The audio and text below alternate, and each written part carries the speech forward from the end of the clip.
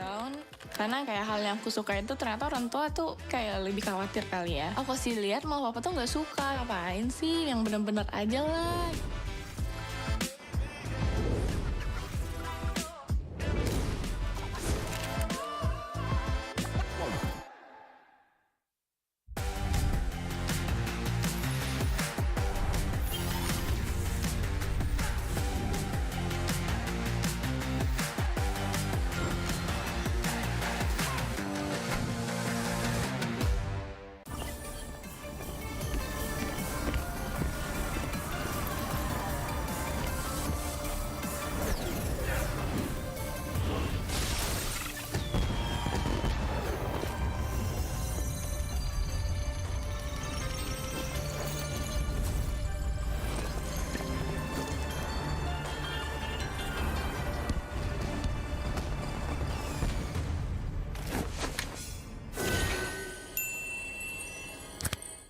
Sosok leader juga ada di dalam tubuh dia, yang mana di background kita susah cari sosok seperti Vin. Ya ini kesempatan yang bagus buat Araki sama gue buat move on lah.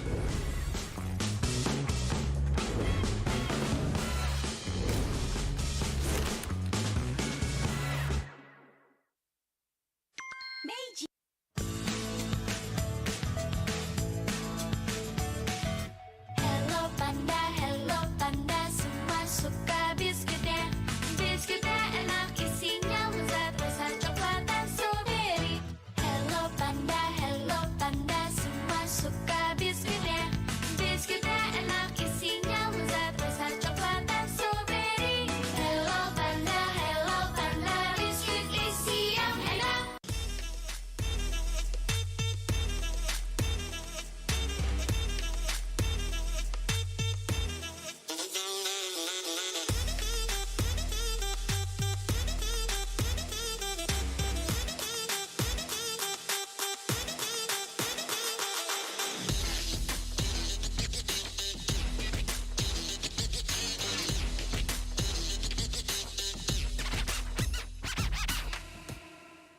Sempet down karena kayak hal yang aku suka itu ternyata orang tua tuh kayak lebih khawatir kali ya. Aku sih lihat malah papa tuh nggak suka, ngapain sih, yang bener-bener aja lah.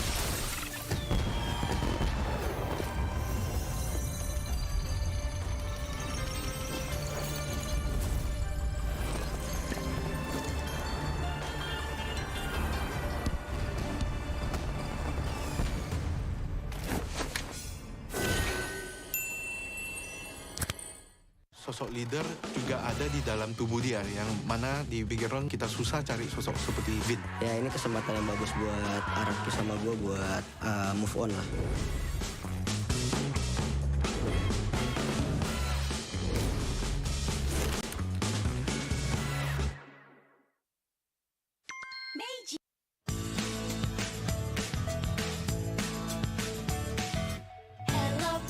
Hello panda, semua suka biskuitnya. Biskuitnya enak, isinya lezat, rasa coklat dan strawberry. Hello panda, semua suka biskuitnya. Biskuitnya enak, isinya lezat, rasa coklat dan strawberry. Hello panda, biskuit isi yang enak.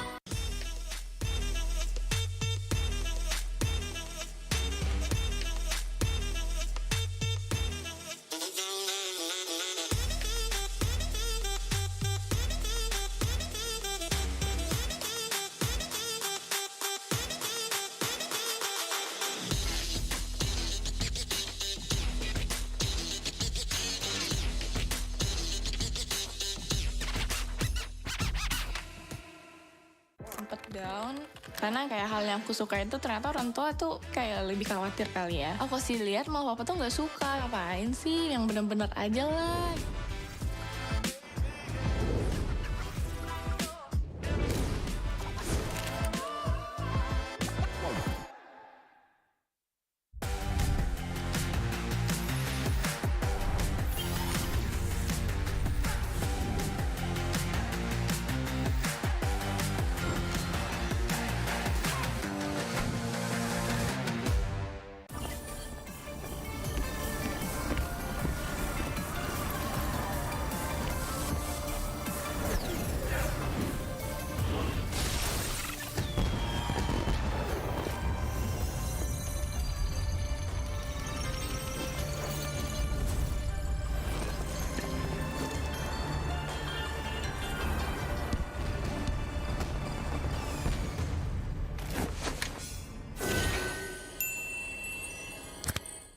Sosok leader juga ada di dalam tubuh dia, yang mana di background kita susah cari sosok seperti Vin. Ya ini kesempatan yang bagus buat Araki sama gue buat move on lah.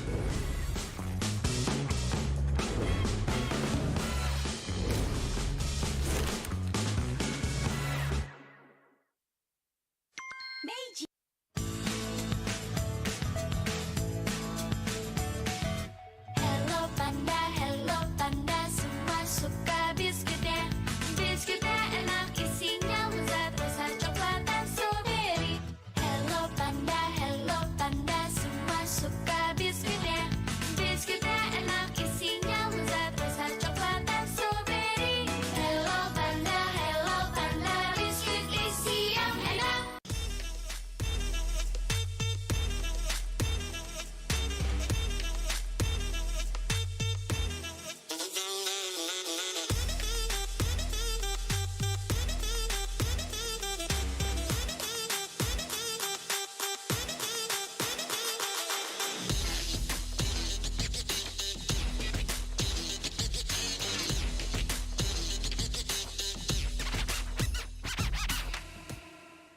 Sempet down karena kayak hal yang aku suka itu ternyata orang tua tuh kayak lebih khawatir kali ya. Aku sih lihat mau papa tuh nggak suka, ngapain sih, yang bener-bener aja lah.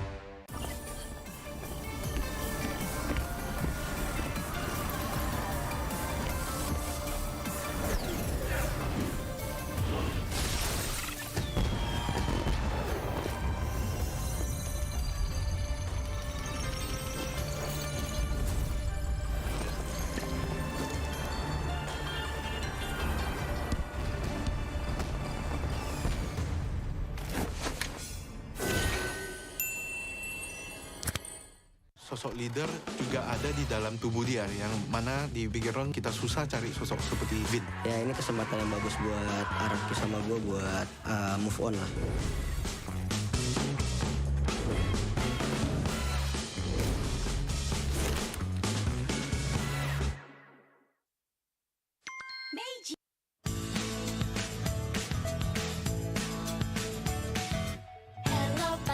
Hello panda, semua suka biskuitnya. Biskuitnya enak, isinya lezat, rasa coklat dan strawberry. Hello panda, semua suka biskuitnya. Biskuitnya enak, isinya lezat, rasa coklat dan strawberry. Hello panda, biskuit isi yang enak.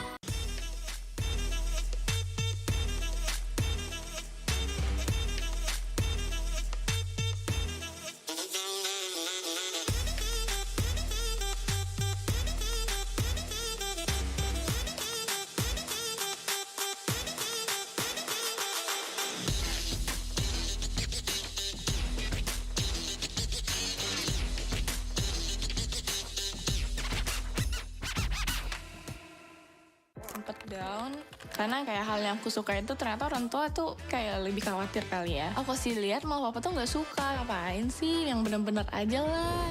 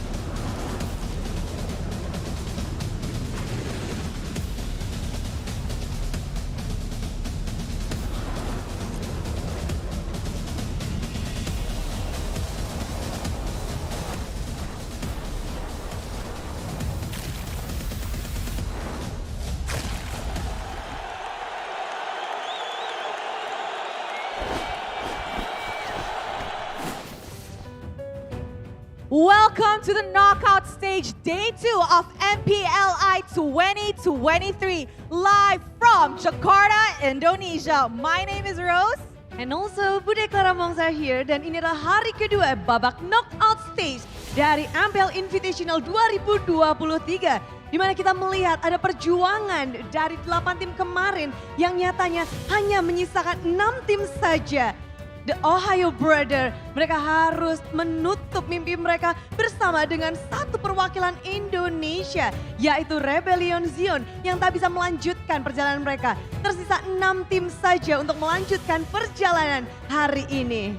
Yesterday, we started off the knockout stage with 8 teams, and 2 of them had to go home. The Ohio Brothers, the representatives of the North Americas, as well as the last final representative of Indonesia, Rebellion, had to end their journey yesterday. However, today, we will be sending another 3 teams home, and we will also be able to know our first grand finalist.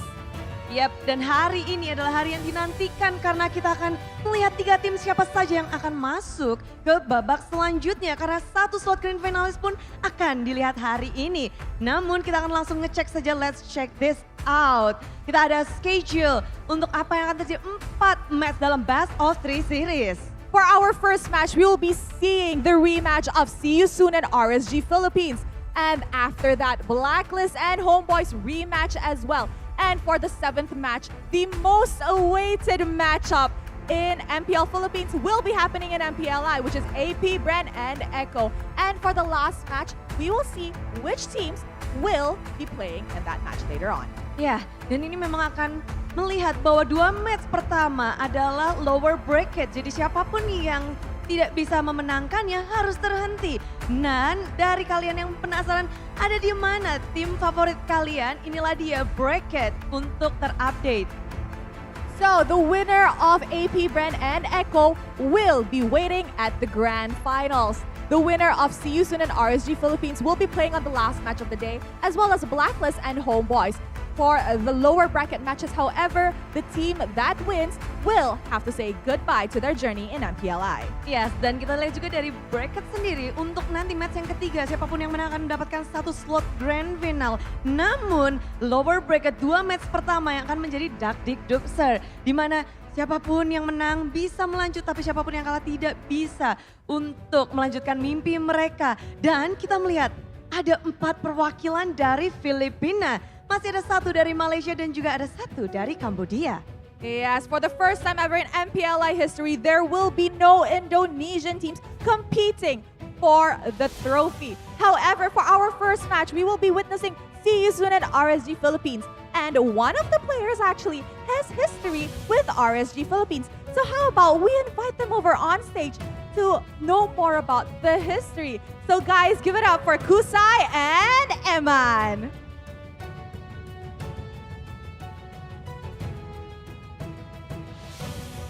The 2 gold winner from both teams, they're here.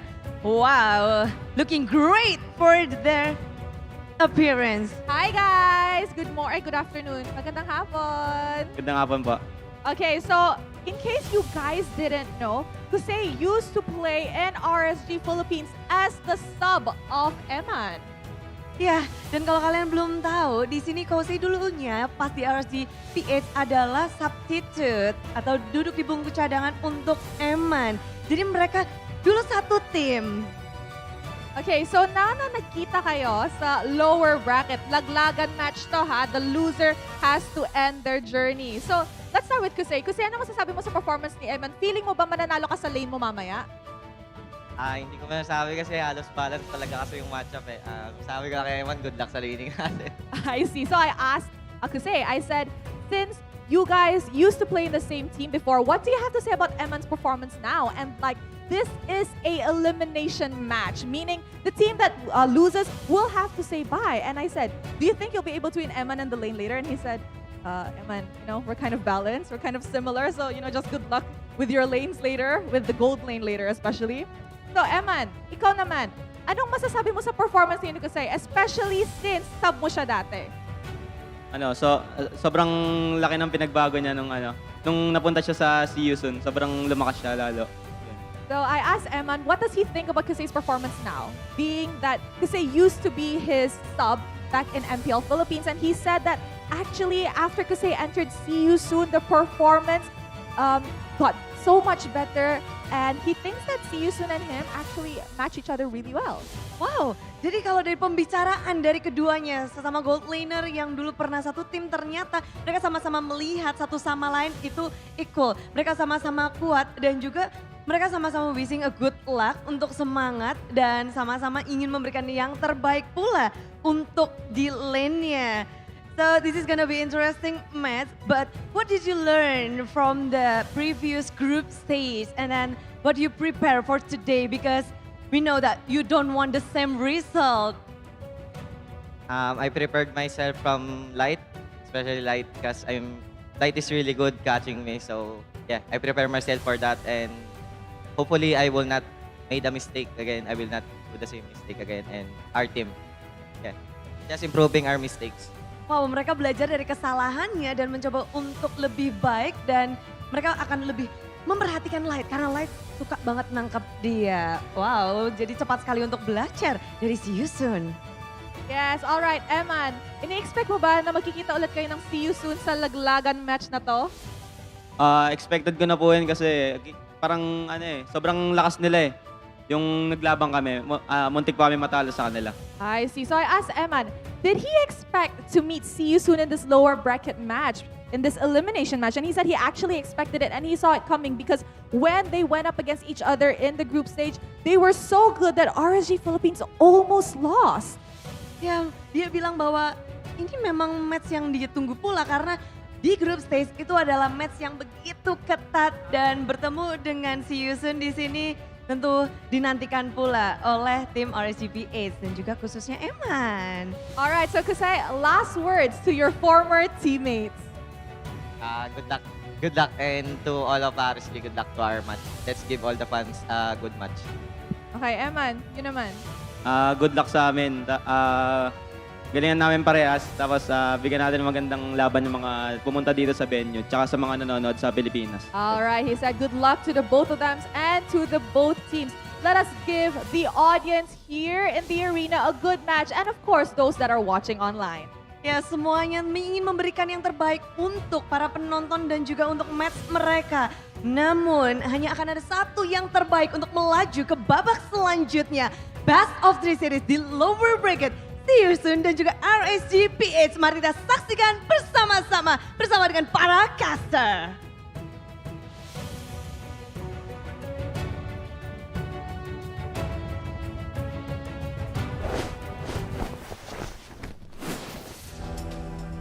The rumbling continues here in MPLI 2023 with 4 Filipino Titans paving their way into the grand finals and only 2 dark horses left. We have a representative from Cambodia in See You Soon and a representative from Malaysia in the HomeBois.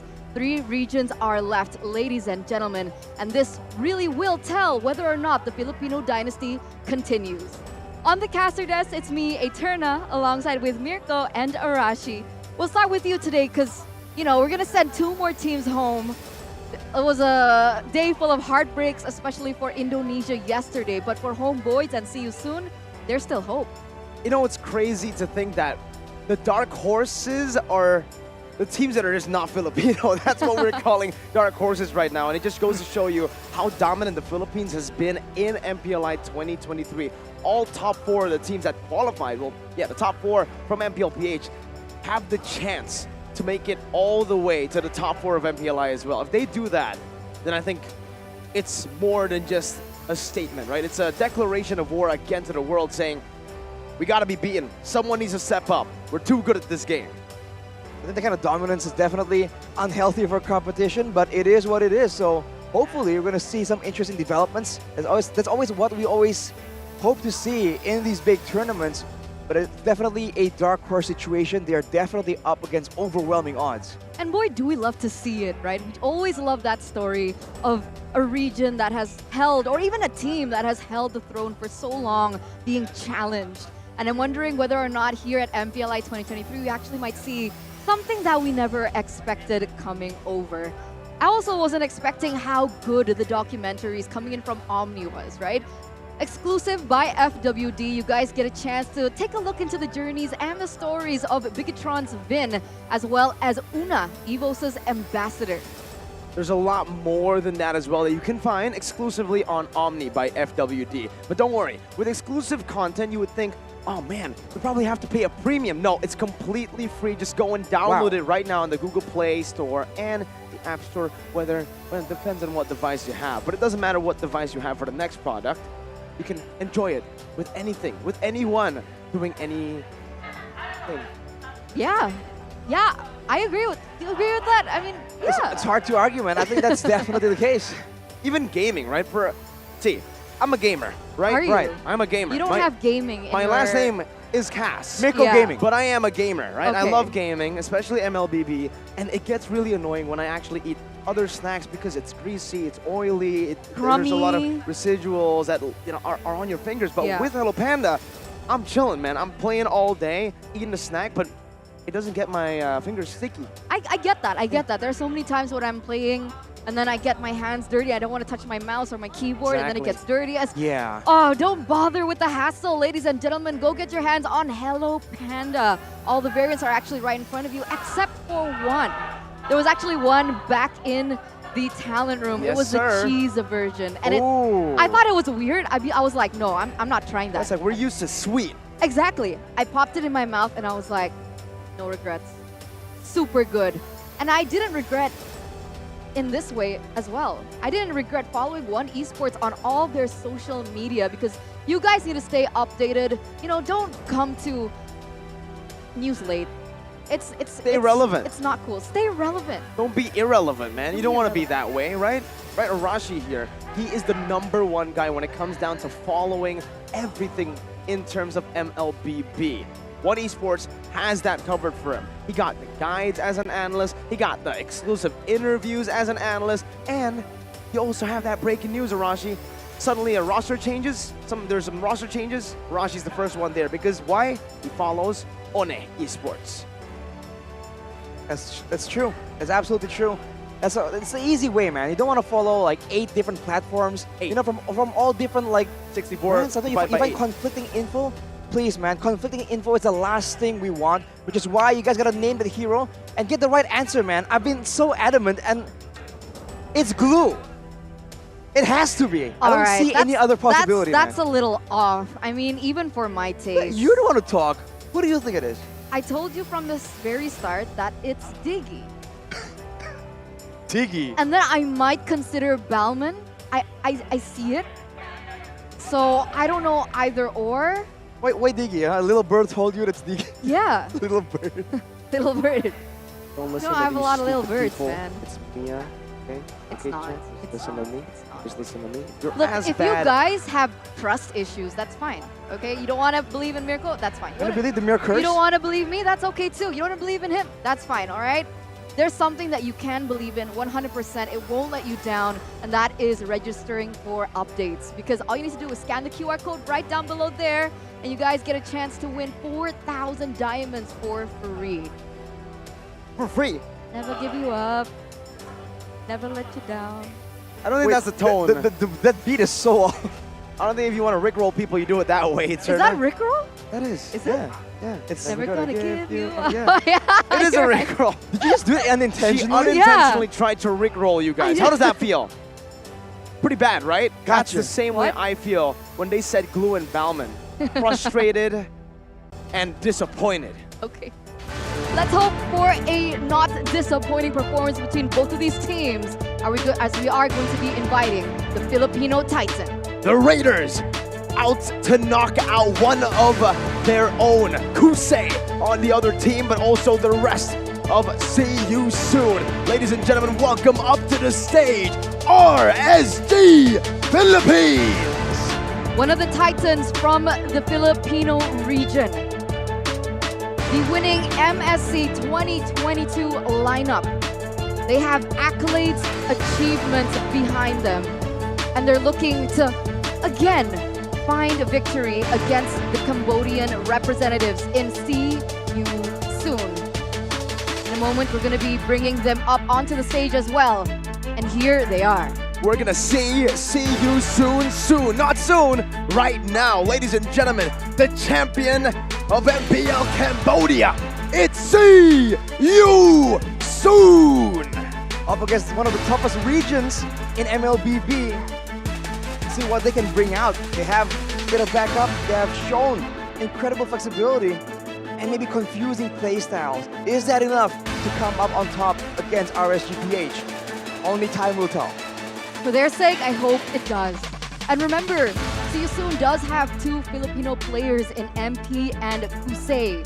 So definitely they are the ones who will be able to shed some light into the play style and hopefully that they can adapt towards the Filipino play style. I mean, we've seen that kind of adaptation coming in from Rebellion Zion yesterday against Blacklist International. So we'll see if we'll get a little taste of that as we do welcome the 2 coaches from both of the teams. We have Coach Theo from RSGPH and Coach Cat God from See You Soon. He's not just a cat, he's a cat god. And we've seen from his draft that he's actually taken a very weird path to drafting. It's something that's very unique compared to all the other teams that we are seeing in MPLI 2023. When a lot of teams go for the first pick, Bruno, secure Paramis even. We've been seeing See You Soon prioritizing the Angela as a first pick and then flexing it all the way to the mid lane. All 3 of their games where we've seen them play the Angela, it's been Angela mid. It worked. Wait, did it work? Because It worked I know twice, it didn't they work lost against once. RSGPH. Yeah, All right, 2-1. 2-1. Well, looking at the stats right here, if it is the Angela, I think that's not just the Angela, but Ra with 11.4 average KDA. That is one of the highest I've seen. Is the highest in It's this the highest MPLI. in the tournament You know why? so far. That is insane. You know why? Why? Rah! Rah! Double A, like the battery. Well, he is definitely going to bring that electrifying style to the mid lane. But along with that, man, MP in the jungle and Felix. See, there's a bit more of a equal distribution here amongst the players of See You Soon. And even the roamer, technically, it's crazy that the roamer has such a low KDA. When we usually see that it's usually the roamer with a lot of assist bumping up those numbers. But it does seem like the playstyle is just that much different. And we've seen that kind of being used several times before. I think once by, who was it yesterday? By Sorn, actually, on the show. A bit of a distractive roamer playstyle. On the other side, though, for ISGPH, very much more equal. No one going above 7. But Demon Kite is definitely the man to be looking for to begin a lot of these fights. But afterwards, when it comes to the follow-up, when it comes to the coordination among all of them, it's so in sync. And I think they do adapt that kind of death ball strategy, which is why everyone except for the EXP lane generally has a quite similar KDAs. The EXP lane does the more lane macro heavy plays. Everyone else, they're going out there for aggression.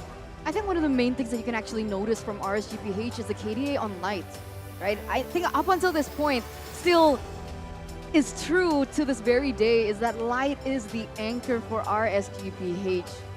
Somehow, some way, either on something like the Cho. I think we've made a lot of jokes about him in the past international tournaments where he's like staring dead straight into us. And he always just doesn't blink. Because there. Exactly. He doesn't blink. He always has his eyes on the opportunities. And whether it's on the Gwyn, Edith, Cho, or even the Florin of all heroes, he's still able to be that anchor in the team. Just follow the light. That's been the name of the game for RSG Philippines for the longest time. And we've seen that in the previous match history here. 1-0 and 2-0. So they've met twice, and RSG Philippines so far have been the dominant ones.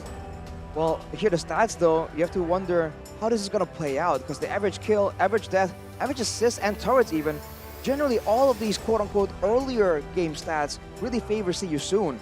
But in the end, it's the late game, it's how you end the game that matters, right? You can have a pretty mediocre start, but if you end strong, that's all that matters. And for RSGPH, 60% Lord rate compared to 20% for See You Soon.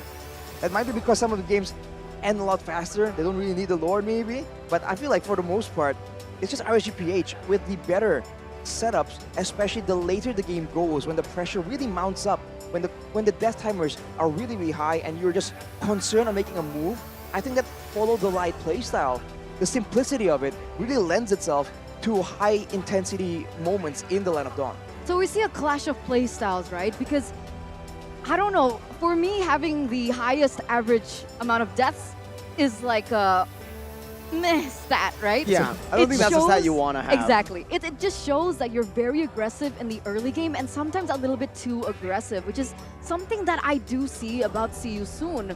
They like to gas it in the early game. Sometimes they overextend. They give some kills over to the enemies. And that's why maybe in the games that they do win, that's because they were able to get that death ball rolling like you mentioned earlier on. But for RSGPH, they can play a completely different playstyle. They can go for aggression in the early game, but if it goes to the late game, I do believe that they have a little bit more to say in terms of discipline, macro plays. And the question is, can See You Soon close it in their comfort time, which is the early game, or can RSGPH just try and prolong it to the late game? Because if they do, then I don't know if See You Soon has the capacity to be able to win it out in that macro battle against RSG. It's cool that you mentioned the death ball, right, for See You Soon. That's the reason they've been able to win a lot of their games. Fun fact, the team they're up against are the team that perfected the death ball strategy at MSC 2022. Remember how they were able to have such a stellar run, 4-0ing a very well-known team, Arashi's team, in the grand finals through that, the death ball. Once they get that death ball rolling, they know better than anyone as to how to end, and that's why I feel See You Soon haven't been able to utilize that death ball entirely against RSGPH. RSGPH knows that gameplay, that's theirs. They know how to counter it for sure. And with the trades, with the macro gameplay, we haven't seen See You Soon's response, but maybe it starts now. That makes sense because the last time they met in the group stage, that game was a 20-minute game. Average for See You Soon was under 15 minutes, but when they met RSGPH, they were able to extend it to 20 minutes, which they won. So we'll see what happens here in their first game. Best of 3 series, remember, ladies and gentlemen, there is time for adaptations for both of these teams. We see that See You Soon going to be banning out that Guinevere and the Baxia, respecting both Light and Demon Kite. From the side of RSGPH, however, there's a Kadita and an Angela ban. So you could say that both of these teams have done their homework. Definitely. In the mid lane becomes so much more important, especially if we're talking about the death ball and countering it. If we can shut down that mid lane, we've seen that teams really fall apart when the mid laner doesn't really get any steamrolling, doesn't really get the security, and more importantly, when the mid lane, not always a she, but when the mid lane hero doesn't really get a chance to move around and roam safely, when she gets ganked on the way, that's where the strategy really loses speed, which is one of the most important things when you're trying to go for this high roam, high aggression death ball strategy. Nolan banned away though. RGPH know better than to let that open against See You Soon, a team that wants to look for a death ball. Nolan probably the best hero at creating that snowball chance. See You Soon with the first pick now with the Angela ban. That's normally what they go for as first pick on the blue side. So what does See You Soon want to go for now? They want to secure a Bruno for Kusei very early on, getting him to have a winning matchup, or maybe securing a Fairness would be pretty good too. We've seen that in the course of the last 2 or 3 days, it's been all Fairness prio, and that's exactly what they go for. A Fairness first pick, RGPH now, a chance to pick up the Bruno. They can go for the Bruno, or they can go for something like a Wan. We saw Blacklist going all in with that Not pick. against the Fairness. The Fairness might be a bit difficult, but they go for this Redrin. And along with that, maybe Arlet. I was thinking a Minotaur might make an appearance with the AoE, but it's going to be that Arlet aggressive style. So now, for See You Soon, they might be losing out on the early game aggression unless they can find something equally aggressive.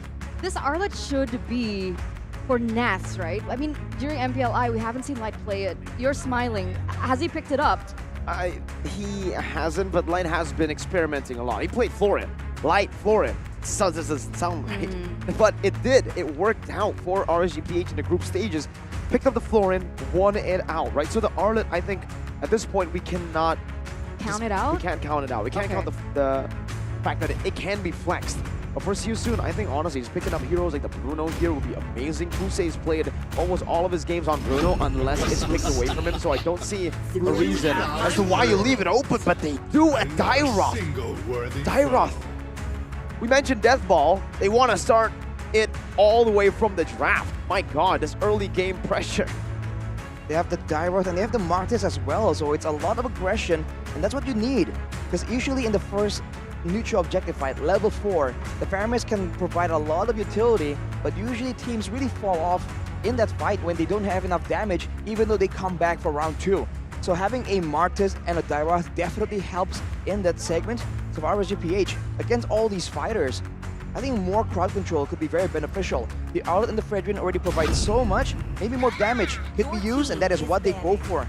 Good wave clear. We saw this Lilia be such a good pick against the Pyramus because you win out in the wave clear department, and in the middle of a big fight, you can just kite back away from the Netherrealm using the energy, and that's usually a lot of damage.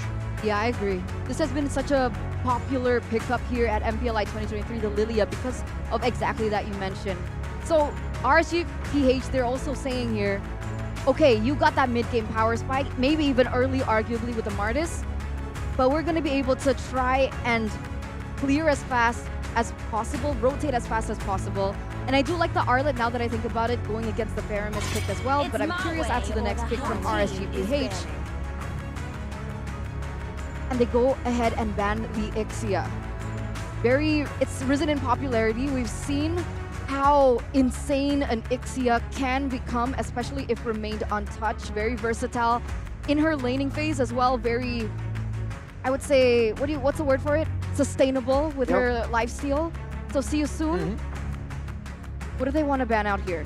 I think now, it's very strange that in the first phase we haven't seen a Bruno pick or ban. It's even stranger that we're getting a Respect Florin ban towards Light, right? Again, something that I do not match with each other usually, the Florin and a Light, but yeah, it's been a good pick that actually has been a problem for See You Soon.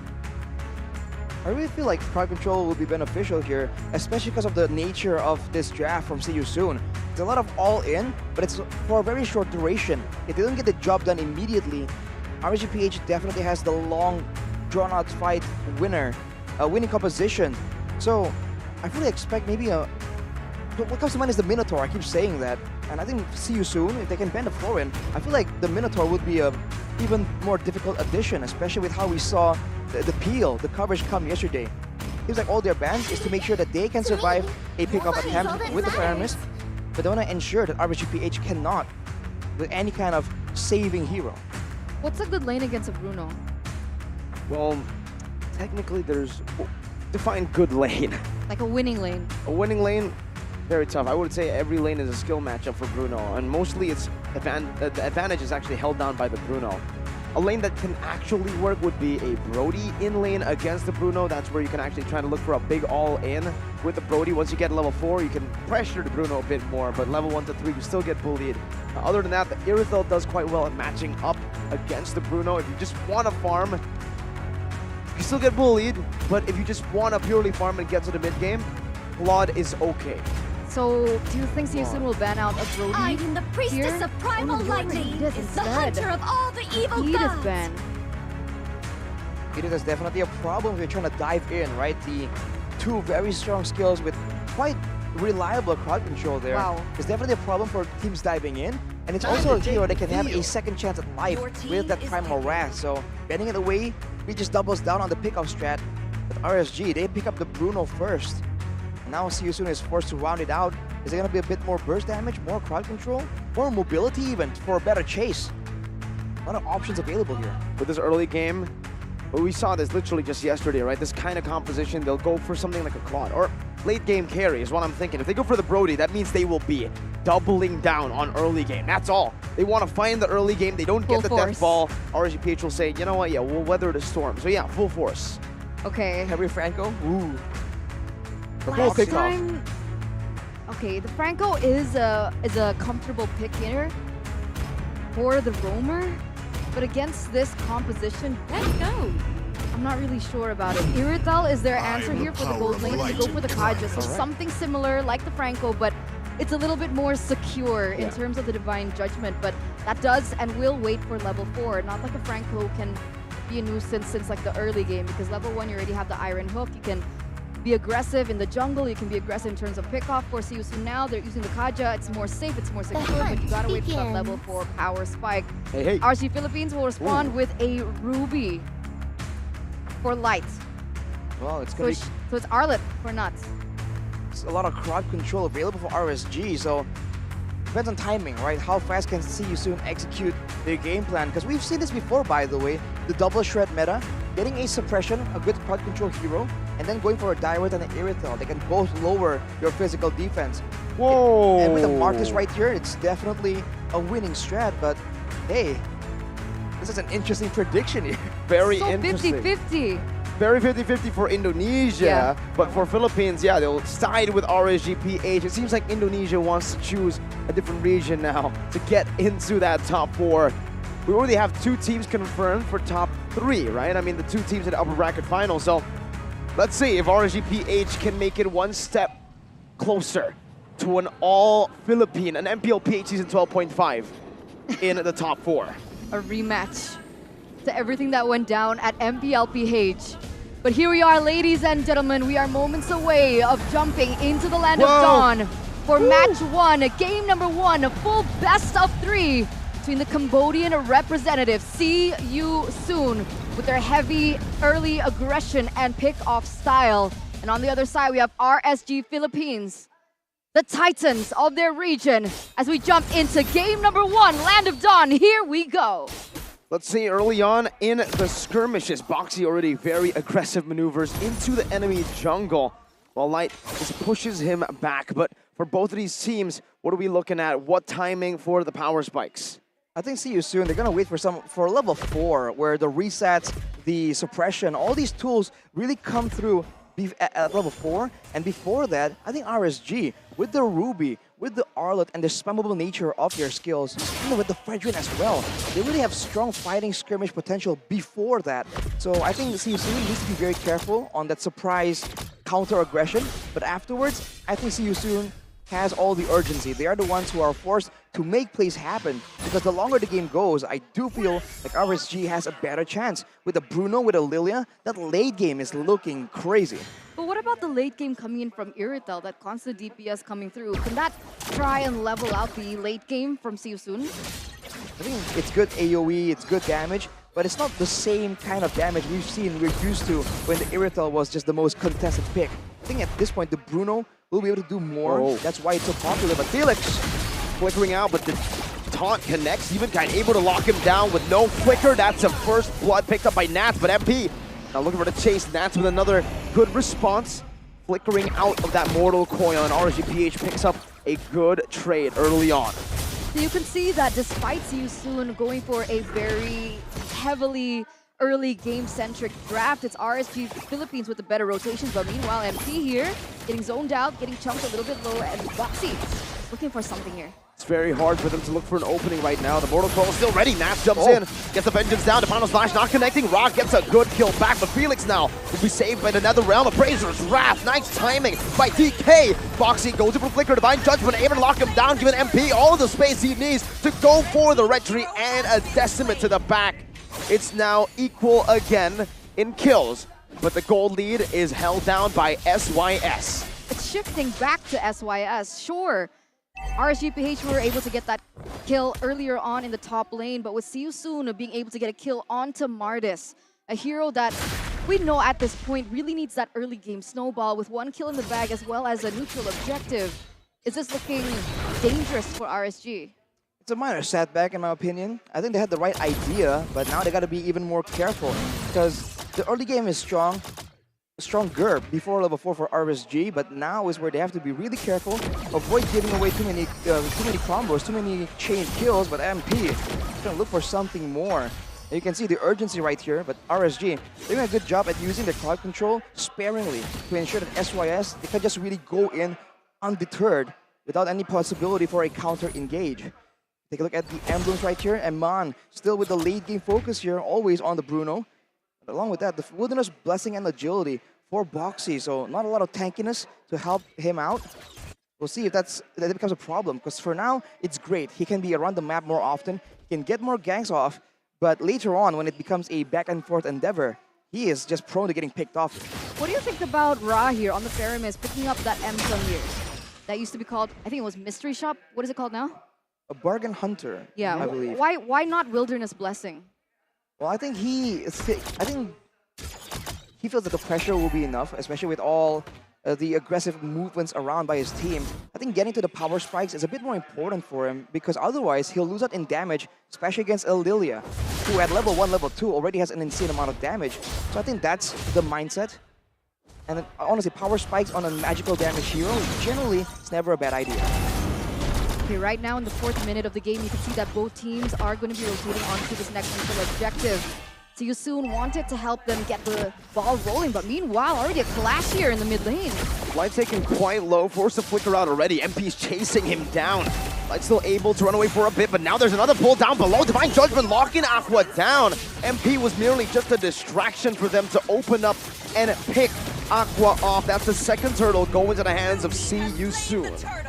Everything going according to plan right here, and that's the issue here. Aqua on the Lilia, having the black shoes, but not going with the Purify. Going up against a Kaja is definitely going to be one of the targets that See You Soon will always have their eyes on. Now with that advantage though, you can expect all the invades possible, but actually no. They're respecting RSG, and they're waiting for something more decisive before they really try and shut down Demon Kite, respecting that brethren power in the jungle.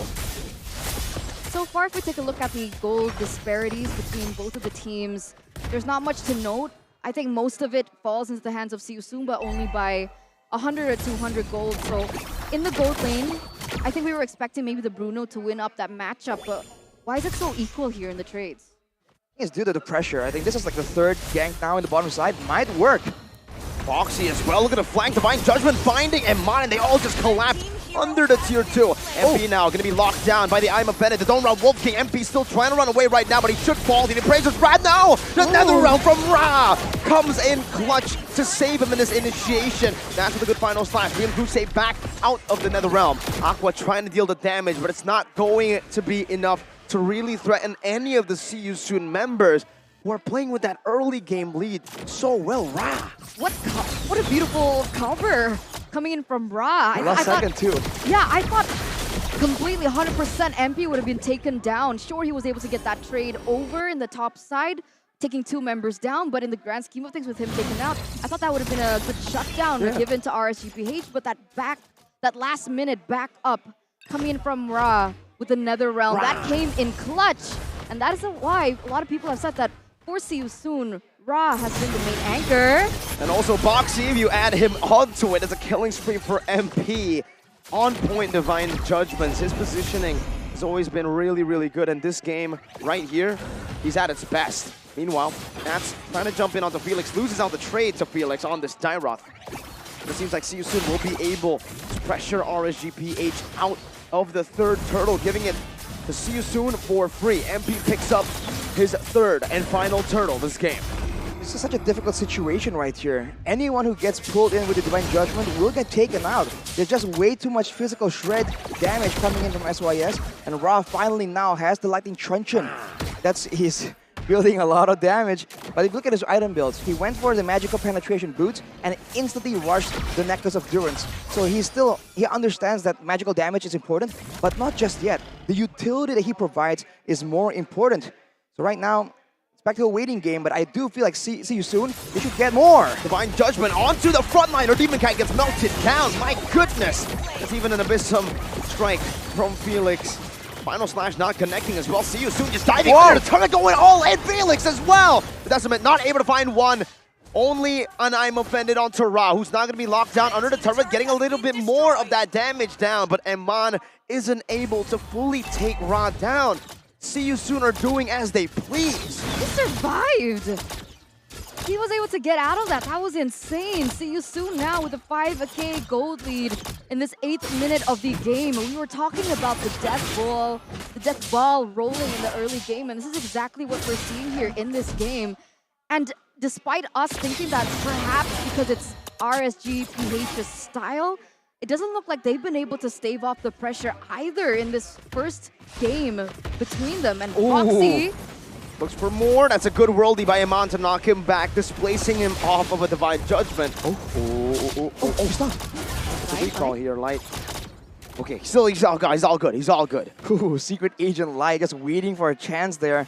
It could have went bad. But this is the problem though for See You Soon, I think. They can get the 1 pickoff, but that's all they get. It's always timed properly for a neutral objective, but RSGPH, despite the situation, they're not being punished continuously. You know, they lose one member, that's always the end of the story. There's never like any follow-up, and MP hasn't been able to get those, those resets on the decimates to really snowball, only 3 kills. So RSGPH are waiting for a chance for a power spike, but for now, especially this early on with the first Lord, I don't think they can even walk into the jungle without the threat of just being completely deleted. They gotta give it over. See you soon. Have so much pressure, a 6,000 gold lead. If RSGPH trying to contest this, it might be bad. It might be an end instantly in the 11th minute. So they'll choose to just try to defend. They have some good wave clear here, still with Aqua on that Lilia and Iman on the Brody. Yeah, I agree. I mean, Demon Kite is what, 2 levels, 3 levels behind MP? There's no way that they can contest as Boxy looks for yet another opening, putting pressure on once again. You were talking about a power spike hitting for RSGPH, but what power spike are we actually waiting for? I think it has to do with the frontliners more than anything. The damage for sure, Aqua will have to have some items first. I think the Lightning Punch will come in as a 3rd or 4th item, but I think the wands is where it matters, right? If he has the Ice Queen's wand, then all these melee heroes or short ranger heroes from See You Soon can get kited away. But more than that, the front line, Demon Kite or Nat, someone needs to be able to take the Divine Judgment and at least buy a bit more time before getting completely deleted, negating any real follow-up. That's a problem. When they're funneling the gold to the carries to get more damage, sometimes the frontliners also end up being a lot more squishy, and that is just a big problem against this composition from See You Soon that relies on being able to just kidnap one of your members. It's the Spectre Step, man. That physical defense penetration, and another Divine Judgment. My goodness, this time it finds Nats in the mid lane. You blink and you miss a pickoff from Boxy. This man is that flashy. He's so fast with it. You know how fast he is? He's fast as heck, boy! So is MP. Everyone is as fast. Mobility, like we said, there are a lot of agility emblems picked up by See You Soon. This is what they want to do. They want to be there before you know it and get out before you even notice. That was Nats, the EXP laner. Usually the tanky member, but look at Felix. Conceal, Spectre Step from Felix as well. Zoning Aman away, the Ghostbursters. Now you really know why it's called the Ghostbursters. Aqua taken down to a quarter of his HP. It's not looking good whatsoever right now for RSGPH. And we're talking about Boxy, and he actually has a 100% KP at this point, right? 008 TP. He's always the one who's been able to get these pickoffs, find those opportunities for his team. So if that's the case, is there a way that RSGPH can take him down before he even has the opportunity to do so? They need to have some control first, some vision. So that comes in later. Maybe through macro play, like we've been talking about, something that the Philippines are very good at doing. But by the way, Boxy, 0, and 8. And that's pretty good, man. Like 16 divided by 2. Shout out Rose. But let's see, man. I think Boxy will have a lot more to do right here because this is the weakness for See You Soon. They don't have a lot of good siege, long-range skills. So when RSG turtle in the base, especially with so much counter-engage, right? The final slash, the I'm offended. There's so many ways they can get punished if they're not careful enough. So breaking the base is the main challenge for See You Soon. If they can do so, or at least use the Lord effectively to aid them in doing so, that will be their win condition. For RSG, that is the moment, the window that they can use to try and do something crazy. They need to do something risky, man, because playing by the book right here might just lead to them slowly but surely losing the game. Super textbook gameplay from RSG at this point, but we kind of need to, right? It's a 10,000 gold lead, still in the 13th minute, so we're still within See You Soon's power window. It hasn't closed just yet, and I don't think it'll be closing in the next 2 minutes either. So RSG are just choosing to buy some time through sacrificing their base. At this point, that's what it is, right? With a three-way push, there has to be a turret taken down here, and RSGPH will have to sacrifice it. As long as they're able to keep the main base intact, they should be able to buy a bit more time. But how long are we waiting for RSG to finally punch back? Do you not think that this is just inevitable? I mean, this is a 10K gold lead we're talking about for See You Soon. And it does make sense. I mean, Kusi said in his interview back with One Esports that he found their mistake and they're going to be able to take their revenge and make it a clean one. And this is exactly what they're doing. This has been so clean from See You Soon. They're janitors, man. They're clean. Ooh. Detergents. Detergent. Well, it's very clean so far. We have to wait till the game ends to really be the judge of that. Now with the wave manipulated in a bit of a weird fashion here. One crash at the same time, especially in the bottom side. So it's the mid and top side. Oh, Boxy Boxy! misses. Well That is played. massive. He didn't miss that. Iman dodged away from it. Good reaction time. My goodness, Iman. Mid lane base two are going to be taken down. The top side as well. This Lord should be able to march down. One charge is all it takes. 3 base turrets taken out by See You Soon and RSGPH's base. And now it's all into the siege, but RSG are dealing with it really well. Like I said, 3 base turrets. They're going to have to sacrifice a few. As long as they keep the main base intact, they can buy a bit more time. Is it enough? That's the real question. I think RSGPH definitely thinks that there is a possibility here, and I agree. There is a reason why See You Soon hasn't just brute force pushed into the base. Like we said, there's combos available for RSG, and now they are catching up. 15 minutes is usually the quote-unquote late game mark, where teams that need the late game get to their power spike. Of course, being 11,000 gold behind, RSGPH will have to wait a bit longer, but now See You Soon, they are the ones feeling the pressure here. They want to try and end it out. The item slots are getting filled up, and there's only a limited amount, man. Of course, you can switch out items, but that is a whole different story. Looking at the item builds, Anti-Cuirass's build by 3 members, no question why, but a Radiant Armor build buff by the Ruby, I feel like that's an interesting choice, because there's not a lot of repetitive magical damage coming in from See You Soon. Is Kaja not repetitive damage? Well, the big Oh, whip Ra? damage. I love that name, man. I really love that name. So fun. But even despite the gold disparity, I would say that Aqua should be ready to deal the damage, right? Already with the Ice Wand, the Divine Glaive, I think either on the way to...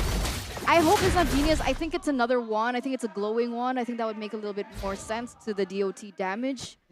Especially against Spider. With that being said, that damage now needs to start being respected by See You Soon. So despite the gold gap that we see, 10k, they still need to be careful when they make these decisions. They can't underestimate the damage output coming in from Aqua now.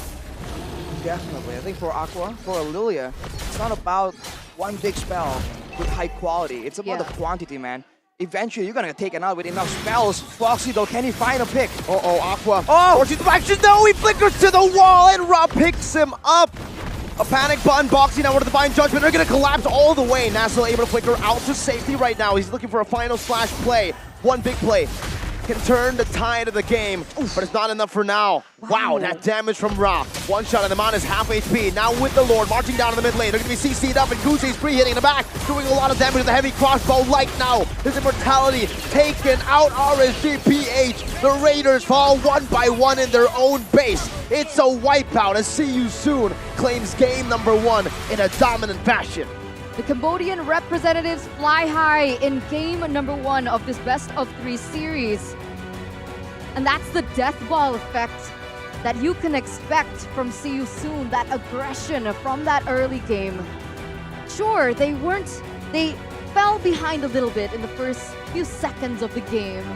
But as soon as they were able to get that pick before that turtle and eventually get that snowballing on for MP, the fact that Boxy hit level 4, was able to completely utilize his pick-off composition, pick-off strat, that's when RSGPH started to fall behind slowly but surely.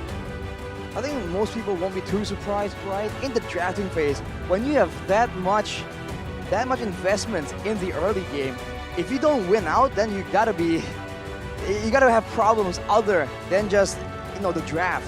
But for RSG, they tried their best, but I think eventually they just kept losing out on stuff. They tried to make risky plays in the mid game where they weren't trying to fight, but they're trying to find pockets of space in the jungle, on the map where they can actually farm and get to the late game.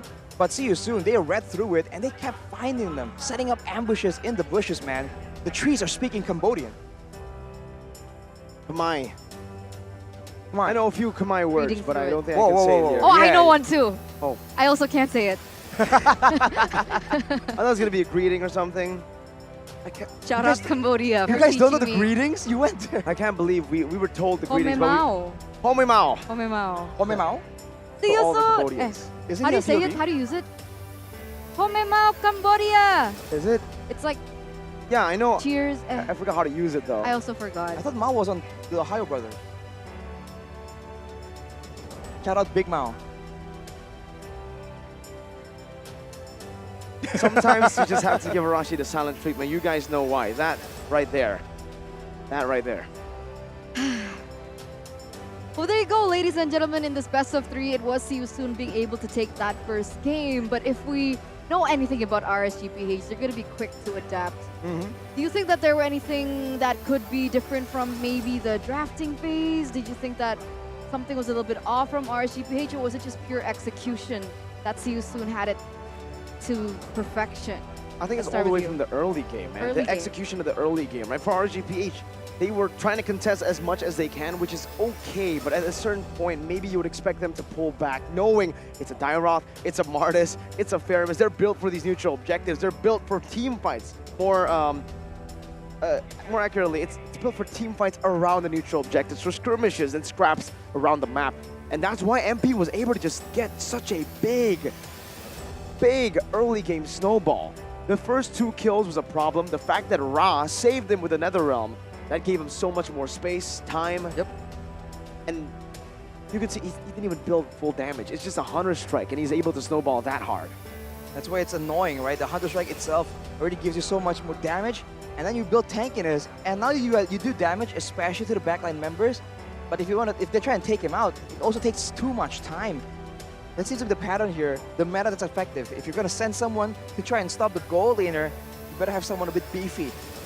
And yes, I do think that RSG were a bit too eager in the early game, because it's not just when they went and picked the fight, it's how they did it as well. I think in the second fight, we might see in the highlights here, Aqua got picked off because they weren't coming in together like a front line. This is the early stage where, with the level advantage, with the proactive gank, they're able to get a man advantage, but then they stay until Felix comes here. And in this fight, you can see the difference in just damage output and how fast members of RSGPH gets taken out. That's the big problem right here. And once that happens, then RSG are forced to back away. But here, look at that. Everyone's not together. Aqua gets picked off when, if RSG are together, man, the combos, we talked about it. The final slash, the ammo pendants. There's so many ways that can really shut down this composition, but not one by one. It has to be together, and that was the play, Mirko, that you're mentioning. That clutch last second Netherrealm was just so good. I think the shred was also really disgusting in these pickoffs, right?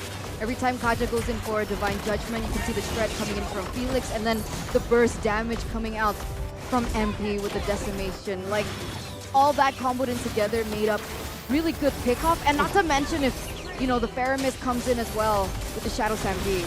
It's one of the best utility in the game, man. The Spectre Step, and to add on to that, the Irithel first kill as well. So it's physical defense shred, stacking another physical defense shred, and that's why just with a Hunter Strike, he's able to shred everyone. Because MP was the executor. The rest of them were just the pokers, right? And MP comes in, rah, decimate. And you know, MP was the only one on their team with crowd control immunity, which begs the question, if RSG maybe baited them into a funnel and then did a combo, they win an AoE as well with the Worldy, with the Angry Glooms. They can really win out in a drawn-out team fight. They just never were given the opportunity to do so. Looking at the stats right here, not a single neutral objective given over. See you soon. They're just, you know, we said they were hungry for victory. They're also hungry for all these resources, man.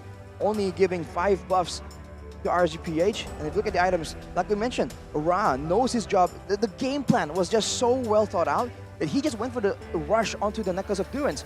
Because, hey, they won't be itemizing for magic defense as the first item. So we go with the NOD, and now the Fredrin, the Arlo that are usually a bit more tanky with a bit more healing, right, self-sustain, they actually become even squishier on top of the physical damage shred. So it just makes so much sense. How much sense does it make, Eterna? Like 10 cents? 1,000,000%. Or 10 cents? Okay. 1,000,000%. See you soon. Let's take a look at the post-game recap aside from that, right? I mean, the Brave Smite from the Kaja as well gave him so much sustainability around playing the map. And also, I want to talk a little bit more about just the way that they have actually made the Irithel work. We've seen that a lot of teams who pick up the Irithel against the Bruno, it actually ends up with the Irithel getting bullied, ends up with Irithel losing the lane, ends up with Irithel even just being a non-factor in these team fights. Yeah, but the fact that they waited all the way to the late game for that power spike to hit and then comboed it together with a Dairoth, this is the technology to make Irithel work. But TBH in the lane, I think it still favored the Bruno. The only reason that the Irithel won it was because of the rotation from Fusun. Exactly. I mean, that's the thing. After the Irithel nerfs, Bruno is probably the best laner in the game right now. Really, really good at just getting that snowball, getting a win in the lane, but doesn't change the fact that Kusei knows how to farm. Wolf said it yesterday. He's a farmer. Ooh, he's a farmer. I think that's true. And with so much space, it's hard to really fail in your farming, in your farming challenge when there's just so much space available, when there's so much security. Because we've seen it again and again right now. The best defense, if you have vulnerable late game carries, instead of sending people to protect him, why not just pressure your opponents and make sure that they cannot strike back? You strike first and you strike hard, and usually you come out on top. That curveball, that entire snowball happening here. You can see it in the... I think that small dip for RSG, was that the first blood that they were able to take? No, the first blood was all the way at the start there. Start. What's that? What's that small dip then? Probably some farm. Probably they were able to get a little bit more farm, and then Fusun were like, nope, that's it. It's all you can get. No more crops. Maybe it's a kill to Boxy. Not Boxy, not even Boxy. It was a Dairoth. Yes, he's the only person.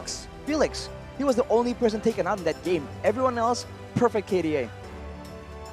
Man, rah. Making sure that his friends don't get taken out since 2021. So Martis ban maybe? Why 2021? Wait, why are we back on It's that a random topic? year. Oh god. I thought there was some story behind that, Like, no, unfortunately, we casters like to just throw it out. Don't put us into it. Don't bring us into that. We casters? No, it's just you, Rashi. What was your question? Ban Martis. I don't think banning Martis is the key here. The Martis could actually be handled in the game as well. I think Faramis on Ra. It's always the utility, whether it's Angela, whether it's Faramis. When you put Ra on something that can save the team, he saves the team. But what better to counter a snowball style than take away the snowballing hero? All right, I'll tell you how to counter it, okay? Download the One Esports app because you get guides as to how to go up against the Martis. You're right, because on this app you get information about the meta, the plays, the builds, and even the storylines here at MPLI, the rivalries that are happening. So many cool interviews that we get to, absorb and enjoy. We're sponges. We're sponges. So don't forget that there are also exclusive interviews with most of the players after their games, and it's actually quite interesting to get a little bit of insight as to how they felt about the match or their next matchup, because that's how we get our information about the rivalries. So with that, don't forget to download it for free on the Google Play and the Samsung Galaxy stores. And remember, the Samsung Galaxy store is only exclusively available on Samsung. Yep, that's why it's called the Samsung Galaxy store. Is it though? Yep, it is. I think so. I didn't know that. But it's okay though, Eterna. If you want to just join, right? Let's say you want to join some tournaments. You want to be as good as Ra on the Faramis, on the Angela. You can find a lot of tournaments, a lot of ways to join the community of One Esports. Why, Mirka? Why do I need to join the community? Well, nerd, here, listen, all right? If you want more ways to win MLBB Diamonds, the community is the hub where you can find fun activities like quizzes, pick'ems, community tournaments, and it's a hub for us nerds, man. Nerd hub. Well, So it's just filled with Arashis. Excuse me? That is out of line, Eterna. Personally, I wouldn't take that kind of disrespect. But yes, we are nerds. It's okay. You can't I'm a argue nerd with that. too. so you'll take that disrespect. No, we have to. Be consistent. You want to take it or not? Nah, man. I gotta like double dip. What? Wait, double dip is like when you dip once and then you dip the same sauce again, right? It's not like that's when you double go dip. back and forth. I mean, two sides. technically, when you double dip, you do go back and forth. No, but you don't go for both of the sides, nerd and not nerd. Yeah, but you just- go up and down. Excuse me? It's like, yeah, so you get like you samba, put it in the right? dip. You dip it. So technically, like samba? the dip is I do. accepting it, and non-dip, like the air, Wait, is Eterna, this is too much technology. dipping. So you go So what's the dip, correlation non-dip, to dip, him saying non-dip. double dipping? But sometimes you when he's a dip nerd it and in he's a 2 non-nerd. sauces and it's referred to as a double dip. That's all I was. That's all I meant, Eterna. We're reading way too deep into it. No, So no, are it you a makes nerd or sense. no? He's double dipping it. He's like, I'm he's a a nerd, nerd? not a nerd. I think I'm a nerd not for a nerd, MLBB, nerd, but that's not a about nerd. it. That's a lie. What? Oh, yo, Oh, hi! All the way from Brazil. Brazil. RRQ Akira in the building. Make an R- abbreviation go. What? Where's your abbreviation?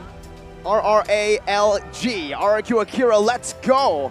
We even have the Nova players still in Indonesia, just joining in, having fun, watching MPLI 2023. They're here for Arashi, man. Why? Oh. Why Maybe not? they're here for Cat God. Or Cat God. It's a cool name. Eterna God. Doesn't work. No, it Miracle doesn't. God. That works. Arashi God. Nah. Eterna God This is doesn't. some biased Miracle. What the heck? Do you How is guys that agree fair? with this opinion from Mirko? Of course, all of them agree. Miracle W. Just like RQ Akira W. Man, that is so cool though. Coming all the way here, just trying to. I wonder if it's just, you know, hey, it's a fun tournament we want to watch, or is it like, hey, this is a chance for us to, you know, gain some data, get some analysis going on. It's almost like their organization is Indonesian. Yeah, wow. Is it? It's RQ. Is RQ Indonesian? It's almost like, you know, maybe they might want a boot camp in Indonesia with RQ Ooh. to prepare for Why? M5. What a revelation. Almost, huh? Almost But shocker. RQ's not in M5. I don't understand. What? Pardon? But RQ's not going to Akira participate is in M5. M5. Akira is. Eterna. Yeah, but why would... You know what? Never mind. They're here for the region. Maybe you should ask Arashi that question. I think he knows a bit more. Hey! Wait. They're enjoying Hello Panda. Even the crowd, the audience here. How come we don't have any more? We do. We have a lot on Where? the desk and on the desk. It's right in I'll front of our steal faces. one. You I'll wanna steal give one. over some Hello Pandas over to RQ Akira? No. We just yeet it over No. on camera, like, yeet. No, they're mine. They're mine. Sorry. But ladies and gentlemen, let's head into the drafting phase for game number 2 in this best of 3 series. See you soon, able to get 1 point. Oh, that means they're at match point. Best of 3, that's how it works. Oh, so it's the final chance for RSG Philippines to stay in the tournament. Their last breath. It can be an equalizer here, 1-1, and then we can see game number 3 where RGPH can maybe possibly build up to a reverse sweep. Whoa, that's an Angela ban from SYS this time against RGPH, who are banning out the Kadira and the Baxia. I guess first pick. I think for both teams, that strategy, the Martis, you know, the Death Ball, if you have the Angela, it just makes it that much more devastating, that much more difficult to deal with. But I think both teams kind of understand that they get each other's perspective. You know, they want to give up the Angela, but then that means the Faramis is still up for grabs. Will RSG just get it? Will SYS feel like it's a bit too expensive to give away and ban out something else, like the Nolan Look, hear me or the out. Matilda? Take away the Martis. Just hear me out here. All right? Force him on a hero that he's not comfortable with. Force MP on something like the Lancelot that he used that he couldn't find success on.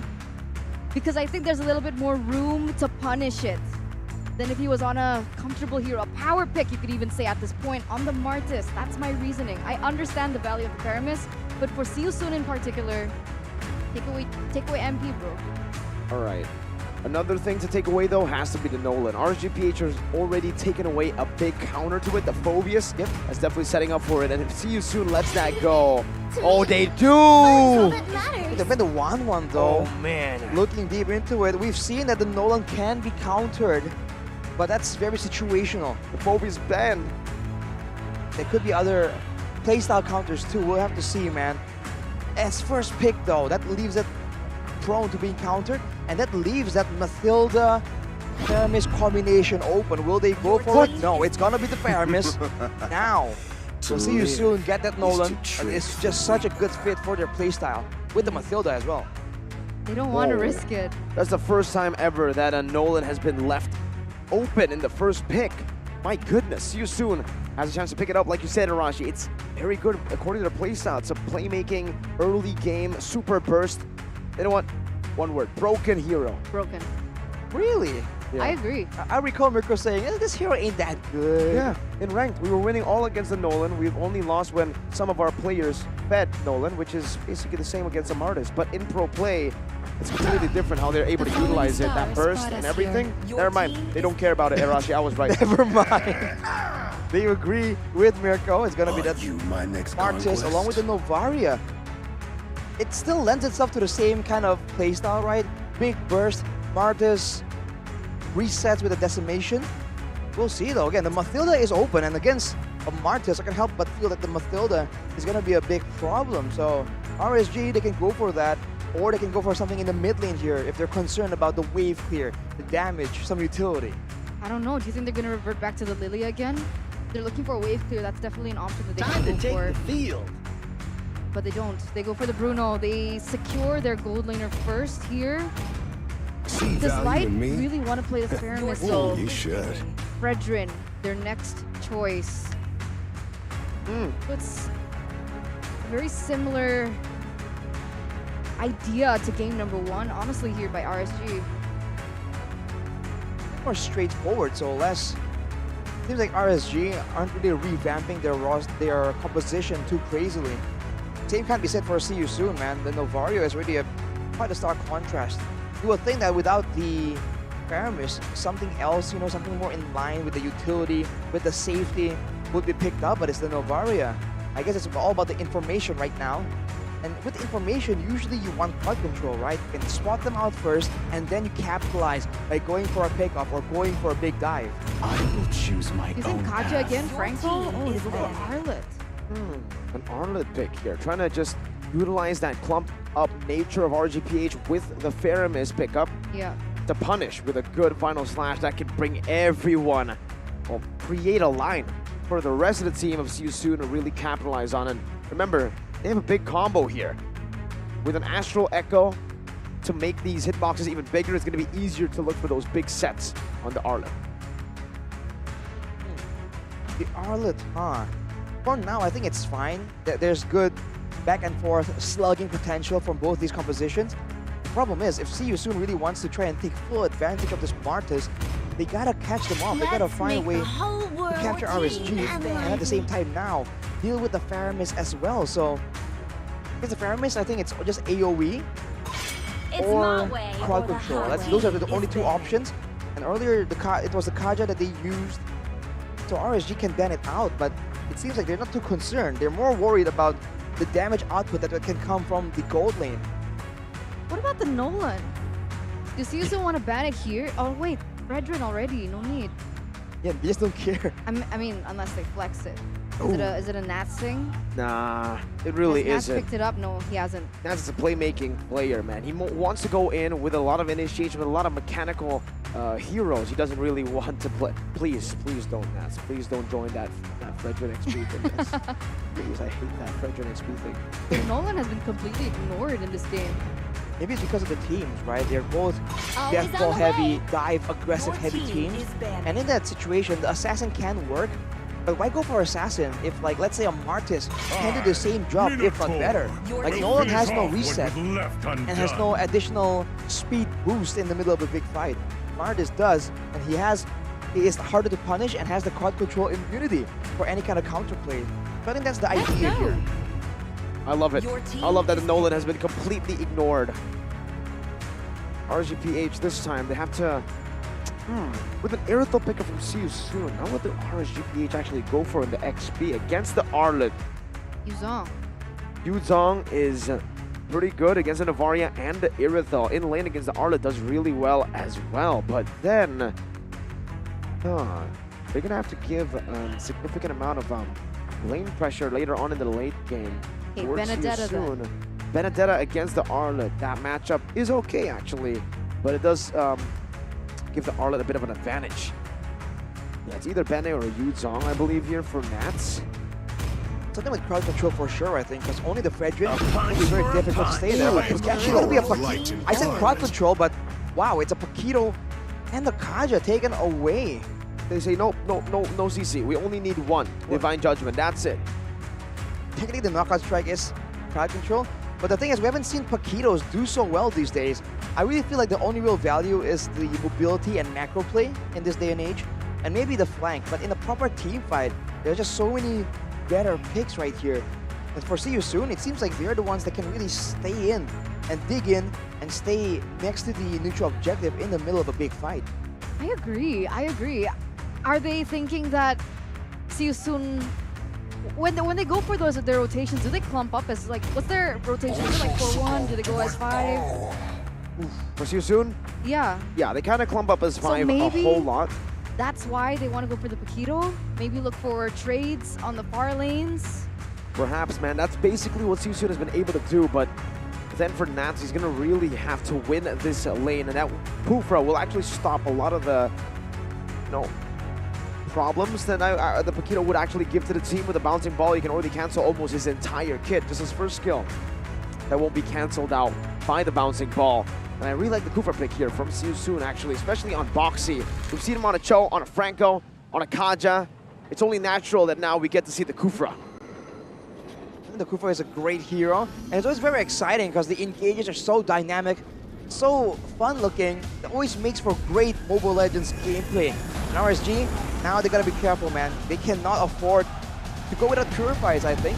I fully assume that's gonna be the case, but the positioning on top of that needs to be on point as well.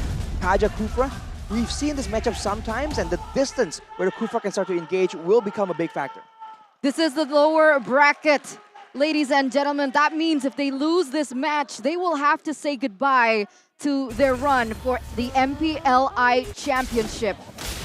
Match points. One more life left for RSG Philippines. Will they be able to reclaim, even if back out with See You Soon to 1-1? Or will this be a clean sweep by the Cambodian representatives? Will definitely be bittersweet, huh? If See You Soon actually knock RSGPH out. Kusei, an ex-RSGPH gold laner, who's going to be the one to do it. Ooh, isn't that not ironic and poetic, though? You're poetic. Thank you. Well, it's the 1v1 slugfest on the top side. And this is the problem for See You Soon, I think. They can engage, but who are they going to engage on? Aqua has the Purify this time. Well, turns out it doesn't matter. They just jump on him regardless. But if they jump on the Kaja, then Aqua can very easily use that Netherrealm and then allow Light to use a Divine Judgment and pull someone away. So on a fully textbook level, without any next level surprising maneuvers from See You Soon, I do feel like RSGPH, this time they have a better, more realistic, I guess, solution for the mid to late game. Okay, I agree. As soon as Light hits at level 4 with the Divine Judgment, I think there's a lot more combos that they can utilize too, and maybe that's one of the factors as to why they picked up the Paquito, right? Instant burst from the punches, but okay, very aggressive here in the EXP lane. But yeah, combo burst, there's burst from Aqua, there's also burst from Nats on the Paquito, and maybe that's the combination that they're looking for. Meanwhile, it doesn't look like anyone wants to go for a pick just yet, but with MP coming to the top lane, is he just getting some EXP? No, he's trying to help clear the wave as fast as possible. The final slash now coming down. Nats, knockout straight to disengage, gets hit, but Natural Spear and the Vengeance takes him down. A good pull back. Oh, he gets out! What a set again by Boxy to save his team. What? How does he keep doing this? Boxy! If it's not, it's Boxy. The protection, that instinct, that final instinct, and that decision-making in the last moments, just making it all that more favorable for See You Soon in these team fights with RSG Philippines unable to get a trade, a proper trade here, again in the early game. It's just so dynamic and so scary for RSG right now. I already seen that it was going to go so-so, quite even, but the individual plays right now are really what's swinging the balance in favor of See You Soon. With the turtle up, I think that another big problem for RSG is actually the main front line. They can take damage, they can just hold the line. It's gonna be Demon Kite.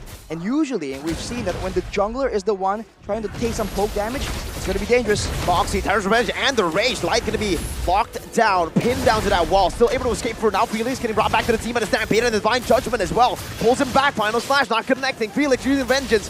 Foxy forced to back away. They're still sustainable in this fight, and they win it out with Ra getting a good Astral Sphere. Meanwhile, solo kill down below. It's Eman this time who strikes Kusei down. Did you see that though? I mean, in that previous team fight, Eman, he's in trouble. MP looking to gun him down, but still able to get away. Whoa, how did Felix survive that? He was already brought in with 2 valuable resources coming from RSGPH, the Divine Judgment, as well as another one, and yet he still was able to survive. By the time sustained back in that team fight, nobody lost, but because of that trade in the gold lane, it is kind of, what do you think, 50-50? Better for who? It's definitely better for See You Soon still, but wait a minute, one more fight. Another rage onto Light, and everyone just collapses. My goodness. Light taken down for the first time this game. Turtle should be advantageous for See You Soon, and that's a regular battle. One out by MP easily. Nats now zoned away to NetherRealm just to disengage for now. Demon Kite stepping back in. Felix still able to sustain quite a bit. Demon Kite appraisers. Brad Felix, gets taken down by the Ghost Bursters. His Boxy's taken low. MP still looking for a way to win this team fight. Nats is stalking them all the way back. I think Ra here plays such a huge role. A lot of the members of See You Soon are doing damage, but the bulk of it, I think, really is secretly coming from Ra, which is why it's just so important for him to stay active in the fights right here. And with the pressure, with the long fight that finally goes in favor of RSG, that gold lane, without the intervention from the rest of the map, you're really seeing this matchup play out just as we expected. The Aerithal getting bullied. What is this? Almost 1,000 gold behind. Both of the Haas claws, but now the turret's falling down. Light going in. Flicker Divine Judgment connecting only onto the Kufra. Boxy Tyrant Rage! Boxy! What a set, and Light still survives somehow. Wow, it's still RSG barely getting out of that skirmish. But yet they were still able to get that trade in. Oh, Ra, almost. That was very, very close, but here comes MP. No way. He doesn't want to let this slide. 1 decimate and all of them die. Well, with the chain of events though, with Ra and Boxy making the play happen, See You Soon, they're going to be able to trade a turret down, but this is what you expect from the Paquito, man. If you're not doing macro things, you're not splitting and abusing your mobility, what are you picking the Paquito for, really? Good point. Good point. Felix now, however, again, Nats. I guess now RSG Philippines, they're looking for a way to win out a lane, right? They're putting more emphasis on Eman. They're trying to support him a little bit more, trying to utilize his resources, but Aqua gets caught. Purifying Divine Judgment. Oh, the pullback all the way. Oh, still the flicker out of conceal as well. Eman, Worldy, just onto MP. Whew. Very close for both teams. But man, I think without the Purify, it's going to be a bit more dangerous for RSG right here. The cooldown's a lot longer than the Tyrant's Rage. Whoa, Felix! Final flash flicker. Eman still able to run away for now. A good disengage by Nats. Punching them back, but MP now. Oh, he failed the third part of the Mortal Coil. Gets hit by the Appraiser's Brad Foxy with another Tyrant's Revenge now connecting onto the back line, but now the Stampede brings them back. NetherRealm grants them enough HP. Nats still trying to chase them down. It should just be Felix taken out by Eman with those footballs. And with that 2-4-0 trade, RSG Philippines control the economy lead in the 7th minute of the game. Something that we were unable to see back in game number 1, but here RSGPH, they're putting up a fight. Finally able to get a neutral objective as well. That's going to be a little bit of a win here for RSGPH with that 2k gold lead as well, and it looks like they want more. They're looking for that turret in the bottom side. They might just get it too. There's a whole cannon minion that can tank it up. Unless Felix can do something about it, seems that they will back away. But this is the problem here right now. They're being forced to split, and the split push is what's forcing the urgency on those fights, man. But when they fight with urgency, that's where the NetherRealm can be valuable. Usually you can just come in, fake it out, and then you're baited to use it, and then now you fight again without the NetherRealm. But when you're dictating, when you know that your opponents need to get that fight, that's where you can get the perfectly timed NetherRealm. That is what's really working for RSG right here. And See You Soon for now. Look at this, they're the ones corralling. They're the ones not sure on what to do, how they can actually manipulate the map in their favor. Yeah, it looks hard for them. As you can see here, they're always rotating as 5. With the constant pressure from the Paquito pushing those side lanes, the rotations from See You Soon they're a little bit distraught. They don't know where to go. They don't know who to commit onto. So here is the commit. This is the decision making that they go for. But RSG Philippines, no problem. They just don't engage. They just don't get baited in. And this is the results that we're getting. A 3K gold lead for RSGPH. 3K, and Aqua now has the lightning truncheon built up. Even more damage, as that's a problem. Now you're forced to deal with both magical and physical, because Iman is not doing bad at all. 3-0 and 1 in the bottom lane. That's why the Bruno pick was so good. Why we've been talking about it again and again. And man, this is just so reminiscent of a few seasons ago, where the fairness just becomes the deciding factor on who actually comes out on top.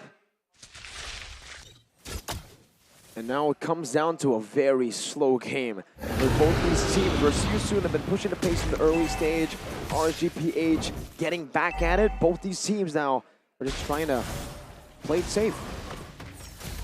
I think one of the only ways that maybe Seosoon can do is either try and get a good team fight around the neutral objective takes, aka Lord at this point, or they can use the defending strat, right? Because they have the composition to do so. They got the high ground, but Light... Flicker Divine Judgment now cancelled out. They're going to be pinning down every single member down there. And MP gets a good decimate. The Netherrealm is a bit late from Aqua. And now Seosoon, oh, it's Boxy Ray! Oh! The backbinding too! Iman gets up for a bit, but Felix collapses down. They're able to kite away for even more. Kusei taunted and now slashed down by Demon Kite as Nats goes for the finishing blow. Iman dashing forward, or sliding forward rather. Nats still looking for the chase on the Felix. That's a time revenge missed away. Knockout strike and the final slash not connecting. RSGPH come out on top. 2-4-0 trade in favor of RSGPH. Despite the fact that they were able to get a few picks on the board here from the side of Seosoon, the problem was the main damage dealer. I would even say Nats does the damage too, but Iman, of all people, was still able to get those balls in, those damage in, and Seosoon were struggling with it. Definitely, they have to try and target the right members, but the issue is they have no liberty to do so. They were just scrambling to get a fight right there, because they got that moment, right? A pick-off without the Netherrealm becoming an issue. It was flowing so well. But unfortunately, Kusei was stuck in the front, and against a Fredrin, of all things, you cannot let him get close.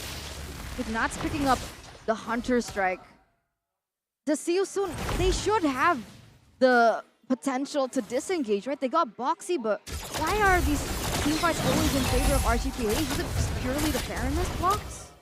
I think when you say disengage, it's kind of a bit different, because if you look at all the heroes from Seosoon, you have an Arlet, you have a Kufra. They can have crowd control, but they can't really push the opponents away. So they can land crowd control to stop the fight, but afterwards, can they get out? With all the chase, with all the Divine Judgments, knockout strikes coming in, the Shadow Stampedes from RSGPH, that is a problem right here. Which is why, by the way, now that they're at the base, now it's a turntables. This is where RSG were earlier on, and you can argue that RSG are in an even better spot. Yeah, they should be able to actually, wow, that's a lot of damage on the base turret up top. Seosoon taking their time clearing that out. RSGPH have done quite a bit up top there, and it will definitely set up to what they can do in the far lane, all the way in the bottom side of the map. Meanwhile, the Lord spawns up top. RSG controlling every part of Seosoon's jungle at this point of the game, and for Seosoon, they're just trapped in their own base. RSG are pushing forward. Foxy, there's revenge. Oh, cancelled that way. Divine Judgment by Light. Beautifully done. Spaces out perfectly. Let's Demon Kite take that shot. Final slash. Bringing him on back into the realm. This time on time by Aqua. And Felix will fall. What a brilliantly timed kill. And utility usage for the side of RSG. Nats is insane. Seosoon takes game one. RSG say we'll take game two, and it's all on the back of these Nats. The Empire strikes back as RSG, the representative from the Philippines, will be able to take game number 2, making it a 1-1. It's best of 3. It's now back to a best of 1. GG WP. No, Eterna, you were talking about banning away the Martis. But maybe the fairness is the problem there. Told you. What a big issue it is in the Land of Dawn. There's so many moments being made by Seosoon, but none of them mattered. When you're trying to go for a combo, a time-sensitive, urgent composition, this Fire Mist just negates everything. And until we can find a composition that can kite back reliably, that it really has no need for long cooldown, big ultimates to win fights, I think the Fire Mist is always gonna be relevant. Okay, fine. Fine. That wasn't targeted towards you, return. Okay, fine, Mirko. It's good to be right. Yeah, okay. And also no Nolan pick. But also, Paquito pick was also a big factor, I think. Fairness bigger. Fairness is I wish almost like... we could prove which was more important. Well, we can. We'll see the MVP very soon. Okay, but what is the MVP? Like, what's the calculation of the MVP? Most impact in the game. Yeah, is it like KDA based? No. I think they choose it based on like... It's been accurate so far in MPLI. Well, that's a very subjective opinion, Mirko, but I would agree. It's been pretty good. Been accurate. There hasn't been a lot of MVPs where we go, huh? There hasn't been any. What? Nah, he's gone. My bad. So is Oh your my team. god, that's so mean. I just got it. Not like his team made it to the playoffs. Man. I wasn't playing there. You're not even in it. Let's zone back into this game. The adaptations coming from RSG. Of course, the Faramis pick was amazing, but on top of that, they also denied the Kaja pick. Ready? You know, MVP? Paquito. Okay, the MVP could be Faramis. it is the Faramis. Aqua. Look, okay, I get it, okay? But the Paquito pick that we questioned so much, that we're like, huh, Paquito? You know, the Paquito was able to, confuse the gameplay. Like, I don't know how to explain it properly. Be more eloquent. You understand what I'm talking about, right? Fairness MVP. In-game equipment. Enchanted Talisman. Nice. Holy Crystal. Some good burst, but also that spell. Arashi, the Purify here, really saved him in a lot of the crazy situations that he got himself in. Absolutely. And Lethal Ignition, my guy. We've seen Impure Rage, actually, for the most part. And now, Aqua's saying, nah, I want to deal damage. Want the damage, man. Lethal Ignition. And that's why he went for the Enchanted Talisman. Sometimes they go for Impure Rage and they skip out on the Talisman. But no, Aqua just wants to get in it. But look at this play, man. There's so many highlight moments we'll see you soon. It's almost ridiculous that they did not come out on top. But this is the world we live in. This is the current meta. And RSG, they just have the better ways to deal with it. Don't necessarily have the more proactive team composition. But once the laning phase technically is over, once everyone is moving S3, S4, there's only one single moment, I think, where the Nether Realm wasn't exactly on point. But even then, look at this. Aman just not under any pressure at all, just waiting right there, juggling. And this is that one play where they're able to get the pick off, and that is a huge moment. But unfortunately, look at Crusade, man. I think it's a bit too overzealous, and he took a lot of damage here. And that's because Nash was corralling him from behind. Yo, get over there. Come over to, the dark side. Get beat down by my teammates. And from there on, it's just a matter of time, man. Even Ra, the guy we've been hyping up in game 1, he couldn't clear the wave alone. Showing again that now it's very much a team thing. It's a composition thing. One single good pick won't win you the game, but everyone working together with the strong pick is what gets it to you. I didn't see that. The what? These Nas going straight into the base. Yeah, and that's why I had to say on the back. That was so crazy. Because literally, he went to the back. So brave. And his name is Nats. Nats. The Nats. Looking at the items though and the post-game stats, it's a 9k gold difference. Not exactly the 10k, but good enough. It's not about the difference, right? It's about who comes out on top and wins the game. Nats, as we were mentioning, has the Hunter Strike going full for defensive, and with the bladed armor, man, I feel like that's also a big problem here.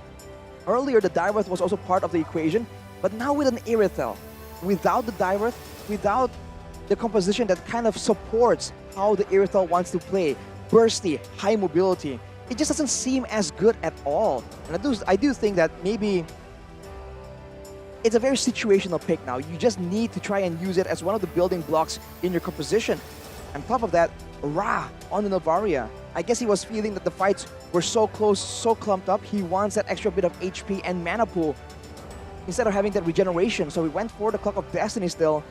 And I think some people would think that that is no longer the way to go.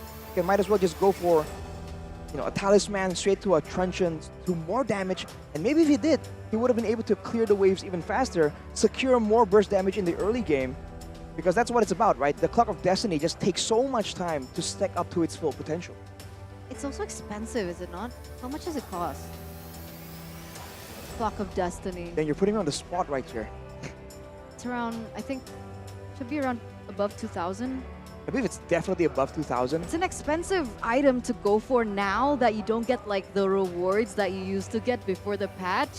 Yeah. So arguably, I could say that I would not go for this build. I think I would go for straight damage or even utility. I don't think Clock of Destiny, it wouldn't be my choice anyway. Wouldn't be mine either. Yeah. And I think the only real value is that you have more HP pool. The mana pool right now is just somewhat irrelevant. Yeah, Because exactly. I don't think there's a hero that can use up your full mana bar in a single fight. I feel like that hasn't really appeared just yet. Maybe Cecilion. Yeah. If you really had to make the argument. Cecilion still does use Clock of Destiny. He has to get the sustain in, but honestly, it's kind of crazy. The fact that Soon, Boxy, was able to find so many big sets this game, but they were still unable to win these fights. Yep. In the fight where Nats just went ham in the mid lane, if you remember, Boxy got a rage onto two members that just got out of the Nether Realm. Yep. Like the whole thing, right? And not enough damage. It didn't.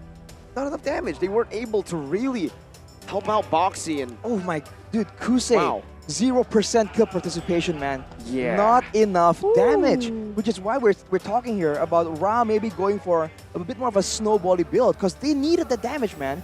If they had a bit more, there were some kills that would really work in their favor. Of course, the carry is still Ra with all the poke damage, but still, I feel like there are better ways to go about it, for sure.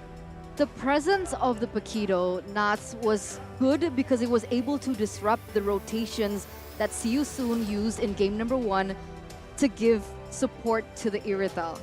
As soon as it was disrupted, you see the instant change in impact, right? Yep. As you saw, like Kusei was just forced to move forwards instead of backwards, or at best sideways, because behind him, that's a scary boxer. And to make things worse, by the way, they went with a lot of movement speed emblems. They also all went for Quantum Charge. Aside from Aqua, everyone had Quantum Charge, so they were hell-bent on just getting where they needed. Either that's backwards kiting or even chasing. So that's what we were talking about earlier, right? What can they do after they crowd control RSGPH? They can't really outrun them either. And for now, RSGPH and Siu Soon, they're 1-1. Looking at the next game, it was very, very dominant, I would say, for RSG. Maybe not as much when it comes down to just, mutual objectives on the board and just objectives, but look at the game time, right? 12 minutes compared to the first match or first game that went 16 minutes.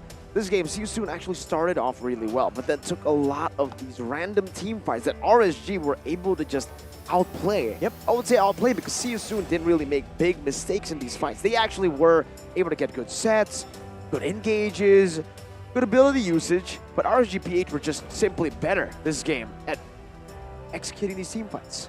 And if you look at the goal difference, right, the curve is a lot steeper than game 1, which shows that... What? It's a mountain. It's nice. It's like a hill, bro. What? It's not a mountain. But yes, it's steeper than game number 1. Nice. Showing... It's nice. I think he just thinks we're short. No, he's just a giant. We're average. Really? He's built different.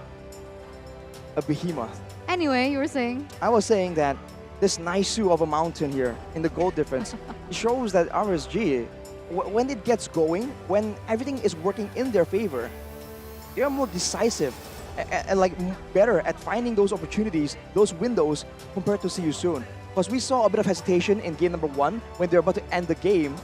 But now with RSG, they just went straight for it and they got it, man. That's true. Man, I love this series. It's so close. 1-1. Because in their group stage, it was quite close too. It wasn't like a one-sided game that we saw. It was 20 minutes. Yeah. It was super close. It was crazy. I mean, again, Boxy had the Franco, I believe, as well.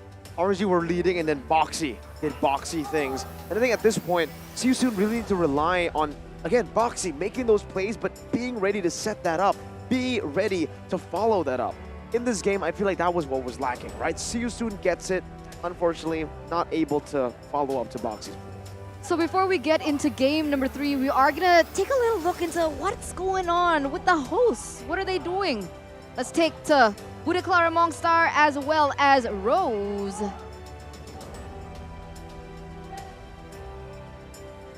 Thank you very much to our wonderful casters. Hello guys, it's me Rose and of course Clara, and with us we have a very special guest. Yes, dan emang di sini ada Rose dan Bude Clara berdua, nggak cuma berdua, nyatanya ada spesial dari jauh sana, King of the King from Brazil. We have RQ Akira here. Hello Luis, hello Takashi. Hello. Okay guys, so here we have Luis and Takashi from RRQ Akira. If you guys didn't watch just now, they were actually being focused on during game number 2, and we were like, we gotta know why they're here. What are they doing in MPLI? Who are they rooting for? We are here to cheer for RSG. We are cheering for RSG in this game. And yeah, we just come to watch Why and learn RSG something. PH? Why RSG Philippines though? Well, for me, I'm a big fan of Nets. I think Louis as well. Yeah, that's so good. And yeah, we are big fans. Oh, jadi mereka di sini untuk match ini untuk mendukung RSGPH karena mereka sama-sama ngefans dengan Nats. Ini menarik, namun nggak mungkin dong mereka kesini cuma buat nonton. It's not possible for you guys come here just to watch. Are you guys here to prepare for the M5 with RRQ in Indonesia? Yeah. We are preparing for M5 and we are very confident. We train a lot and yeah, that's it. When did you guys arrive in Indonesia? I think 26? Oh, 26 October. 26th of October. That's long. Yeah. So you're gonna stay here for a long time. How does it feel like to staying in Indonesia for a long time? It's hard because so panas. It's different from Brazil, very different cultures. Okay. What about the food though? Do you like the food here? Yeah, the food is the main difference between the cultures. Have too much Indonesian pepper. Brazil. Pepper? Spicy. Oh, spicy Yeah, food. You love spicy or not? No. No, we you don't cannot like. spicy. Oke. Jadi kalau buat makanannya emang itu menarik ya di Indonesia. Cuma mereka nggak bisa makan pedas. Banyak orang luar negeri nggak bisa makan pedas. But how does the training goes like for you guys in Indonesia? Is it different with your training in Brazil compared to here in Indonesia? Yeah, it's much different because the cheese in the axis of pH and Indo is so strong. Because this is different. Brazil is okay first. Yeah, it's different because the meta changes like every day. So every day we are learning something.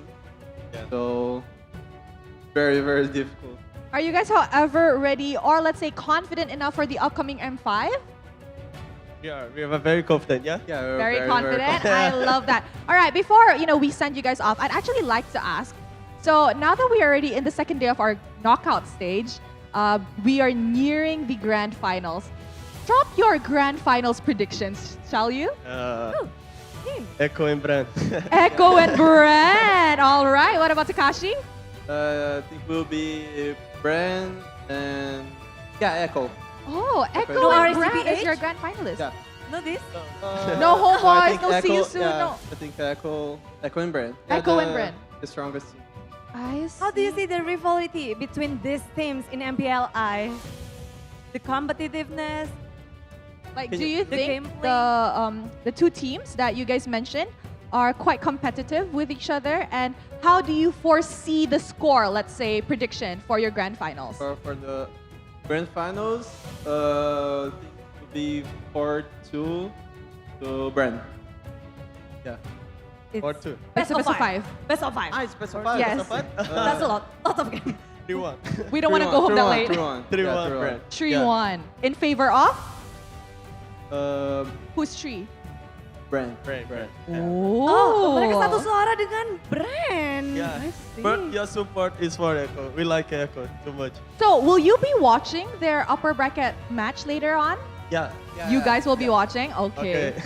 Oke, mereka bakal nonton sampai nanti upper bracket match. Mereka rooting for tim yang mereka pikir akan menang, AP Bren, tapi mereka suka sama Echo. Jadi tim-tim di MPLI masih terus berjuang. Tentu saja dua tim yang sedang bertarung pun punya chance yang besar pula untuk masuk ke babak grand final. Yes, now we are still in our first match, the lower bracket best of 3 match to find out who will be continuing their journey. In between, see you soon and RSG Philippines. So now let's show it over to the casters to start the third game in this best of 3 series. So with that, casters, take it away. Let's go!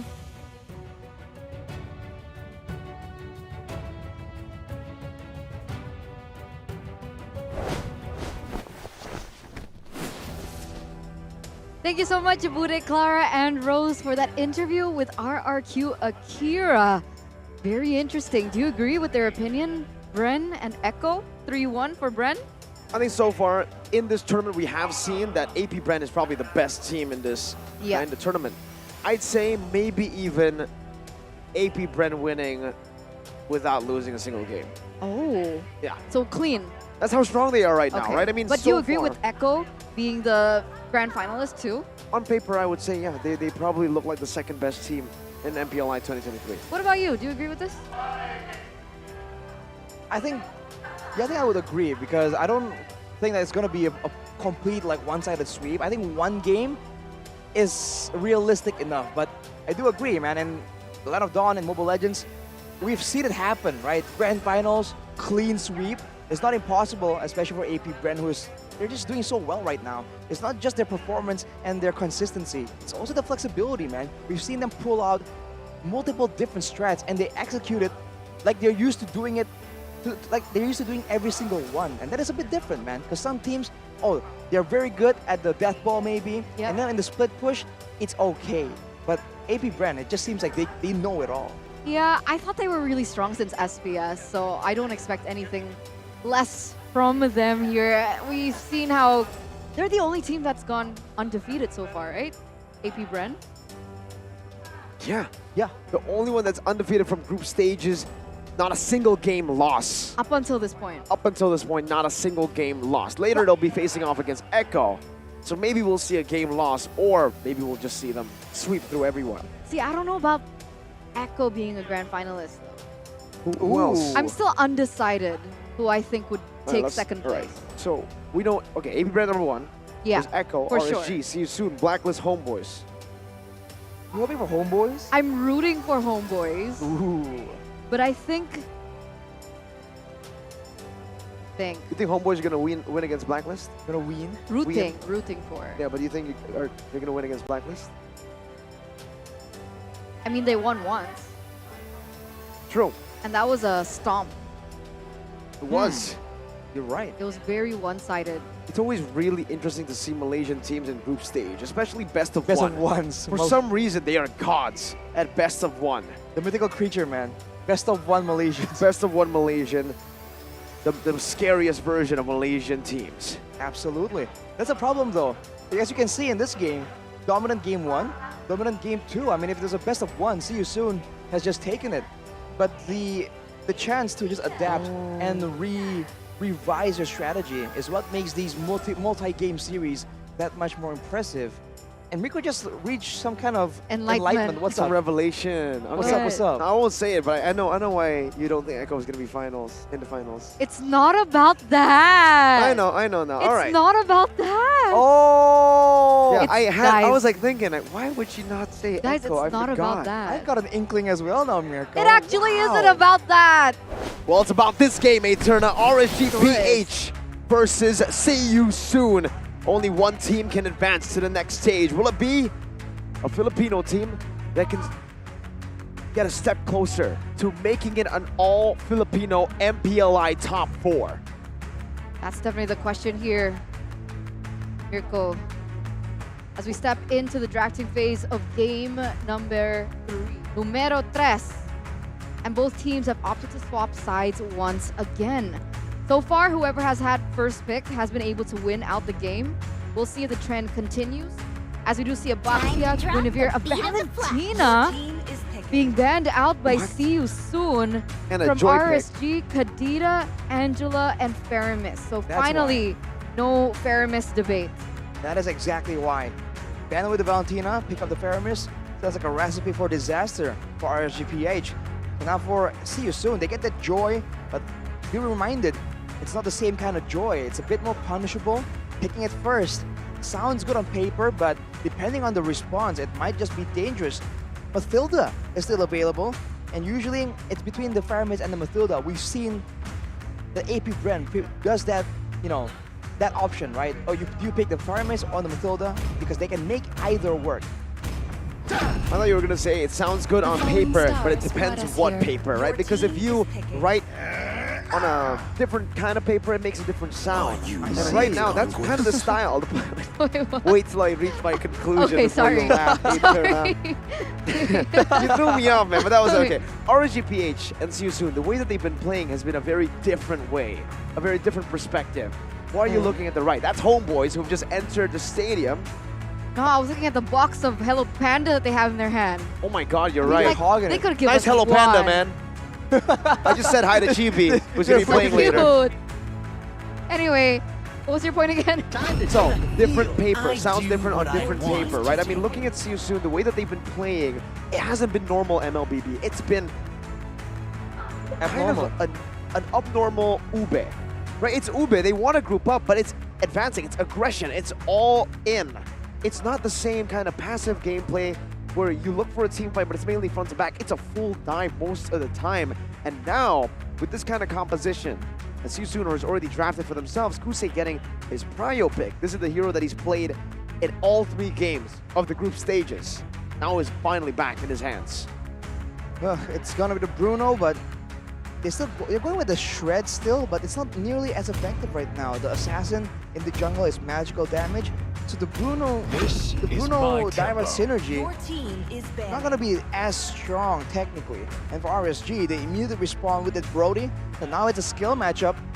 And I think more importantly than the matchup is gonna be the mid and roamer, man. That's why it's being hidden right here. Is it for both teams? Well, I guess Novaria is shown already. But the roaming 3-man is what makes or break the gold lane. We've seen it happening game 1 and game number 2. For RSG, they're banning away all these hard control heroes. They're trying to limit Boxy from suppressing one of them. Yeah, both teams, they're respecting their respective roamers, right? I think for the past 2 games, 3 games, there have always been so many heroes banned out by See You Soon from Light. Earlier, Guinevere, and then we saw the Florin. At some point, we also saw the Minotaur. But for now, with what you mentioned, with the dive composition that See You Soon has brought in, what could be the main halter of that strategy? Now that the Faramis is taken out. Oof, that's tough. What comes to mind with the same effect is maybe an Estes, but it's just not the same thing. It's just not as good. I am the power of We'll see if that's an and option. carve. Because if it's not big sustain like that, Florin comes to mind, just got banned. Then it's got to be big crowd control. Something that can really swing a big fight in your favor. But we haven't seen those heroes, those kind of heroes being meta in a long time. Matilda, though, comes in for RSG. They're going to be trying to play that mobility game. Martis with a guiding wind flying at you. That can be a very dangerous situation for SYS. I was just about to say, now this gets dangerous because now we have the Matilda and the Novaria. Arguably really good clear, really good rotations as well, and movement speed, in addition towards the Martis. So their mid trio is super strong in laning as well as rotations. And this is what See You Soon has been known to strive for, and that's how they were able to win in game number 1. But with RSG holding that control, how will See You Soon answer that back? Wow. Their answer is a Cho in their roaming position. And what's the last pick they're coming through here with? Time to go to the R&D show. Your team Lilia. All right. I was thinking that, hey, if you can't really win in the utility, then you can win in the damage. In a comp team fight, with the marksman being a Brody, the Lilia can do a lot of damage right here. But again, this just makes the Daiwa just that much less effective, less efficient in synergizing with his team. It still can work out though. They have chances to just make solo plays. in the middle of a fight, I think it's going to come to individual skill. It's going to be outplays on top of outplays here to decide who comes out on top. And it's Nats with the Paquito. Signature picks coming out left and right. See you soon with Boxy's Cho. Try to counteract that. I mean, looking at it, Boxy, his Cho has been spectacular so far in MPLI 2023. It's been phenomenal. Against someone like a Brody who cannot go for Purify, you finally understand why he waited all that time to finally show that Cho in the knockout stages, and here it is. What do you think? Quick thoughts. Hey, Turner? It's crazy. It is crazy. It's loco. It's Ra. Z, get it? Ra? Please. Hi. You can't spell crazy without Ra. That is true. That is true. I think RSG with the strong mid trio, we get the point of it. They want to out-rotate See You Soon. They want to play the game better than See You Soon. And ladies and gentlemen, here it is. Go big or go home. Only one team can move forward. Will it be the Filipino Titan in RSG Philippines, or will the Dark Horse come out on top? See you soon from Cambodia. I think a big factor right here is definitely the damage output. For the side of RSG, they win and out in the speed, in the utility. But when it comes to an all-out brawl, the damage coming in from See You Soon, especially 3-4 right now, is going to be very heavily favoring See You Soon. That can be what they use to win this game out. The early game pressure from Lilia definitely is there. But if they lane with Light, I think that would be a little bit of a different story. I mean, it depends, right? I think in the late game, even Martis compared to Joy, there's just a lot more damage on See You Soon, period. So if they're able to catch RSG when they're not ready or when the utility isn't available, I think they definitely come out on top. So it's about timing the guiding winds. It's about timing all these utilities, these ultimates that RSG will be trying to use to really come out on top in the fights. For now, you can already see that Kusei is actually constantly been able to shove these waves in, constantly able to bully Eman. So far, has to wait for level 4 for Eman to really have an answer back. But Demon Kite already level 4 with MP as well. Kusei getting ganked. And Light helps Eman out in this lane, giving Eman a bit more or a lot more pressure to play with. The value of Light is insane, right? The Matilda pick in particular as well. The fact that he's able to make things in the mid lane unequal, make it unfavorable of the Brody in the gold lane as well. And the constant just pressure and the fact that he's able to rotate so quickly. But in top lane, already some flashes happening. Nats! Oh, he gets a turret shot as well. Still able to sustain with that skill 1, that shield, with a jab. See You Soon now. Trying to zone Demon Kite away. Felix doing a good job with the Spectre 7. Light joins into the fray. And Astro's there! Aqua! Steals the turtle from downtown. Now Boxy's caught. Nats jumping in. Knockout strike. Locking him down for a bit. Aqua. Another Astral recall. The snipe. Will he get it? Oh my god, he gets MP. Not. Oh, he did. Wait, he got Boxy, right? Yeah, Boxy gets taken out. I thought I was aiming for the purple buff. What the? Wow. Like, in that turtle fight, you would say, all right, MP has a level ahead of Demon Kite. Now Demon Kite just reached level 5, but previously it was level 4, but meanwhile, Light's very quick. Counterpart memory, 1 HP, my god!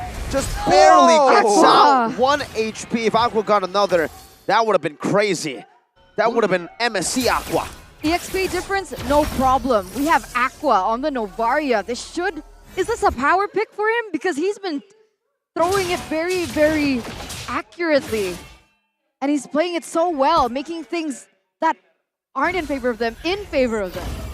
And it just lends itself so well to this early game. Like you mentioned, man, initially this utility is going to be so damaging until See You Soon catches up with several more items. They are the ones on damage control, technically. And as long as MP isn't shut down and he can still scale without being invaded too heavily, it's still gonna be okay. But look at this pressure onto the gold lane, man. They want to punish this Bruno bad. Super fast maneuver, torn apart memory, Boxy taken out, and it's Light who picks up the kill. RSG snowballing in the 3rd game of this series. And it looked like See You Soon wanted to go for a similar engage in the top lane. But unfortunately, Nas, just too strong, just too slick with it, man. Gets untouched and not taken down. Here's the... Oh, hang on. Ooh. Felix is actually going to be pinned down for a bit here by 3 members. Aqua pops in the Astral Meteor, just slows him down for a bit. Forces a flicker out though, big one, right as the turtle spawns in.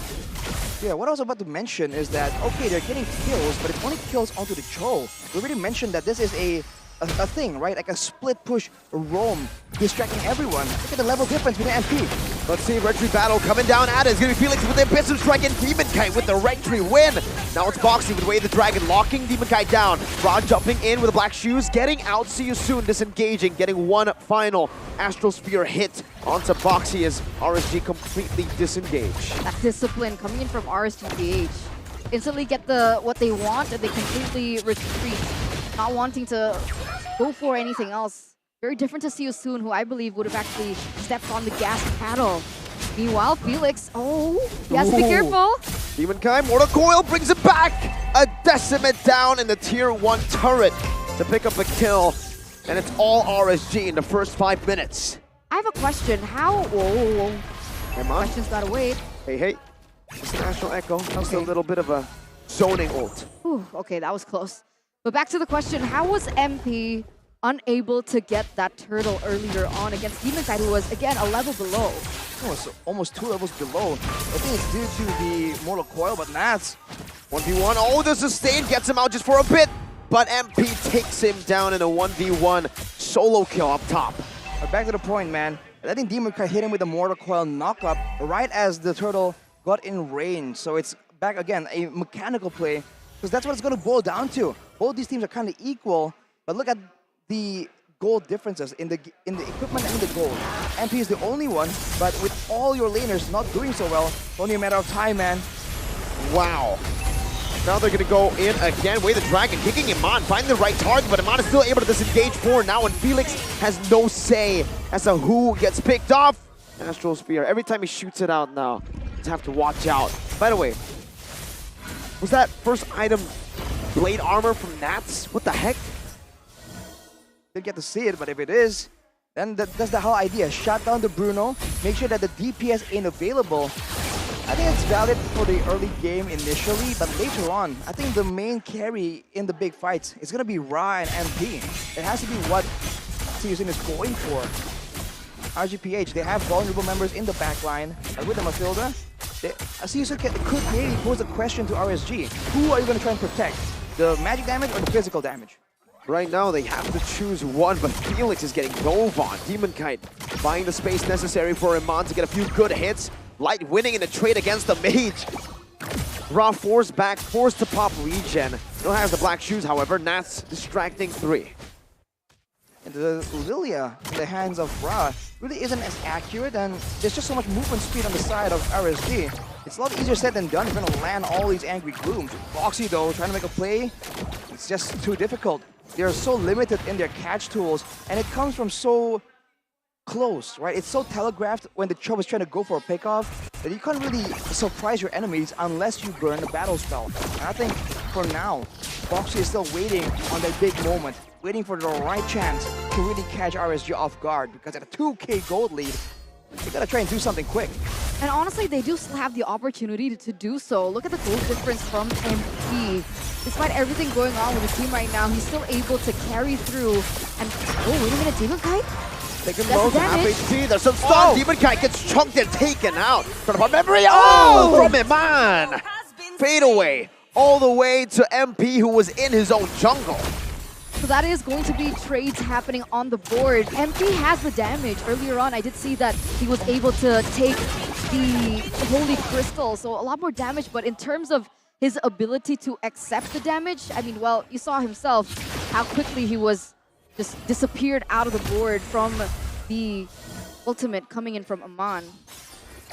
Right now, I think a big issue from See You Soon is they can't really catch anyone. Like you said, the Cho is limited.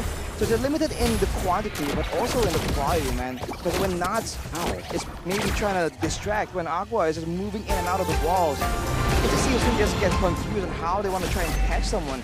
The only time they can really do so is when the Lord is up. But even then, they haven't been really winning in these fights, and Iman is 2 levels ahead of Crusade.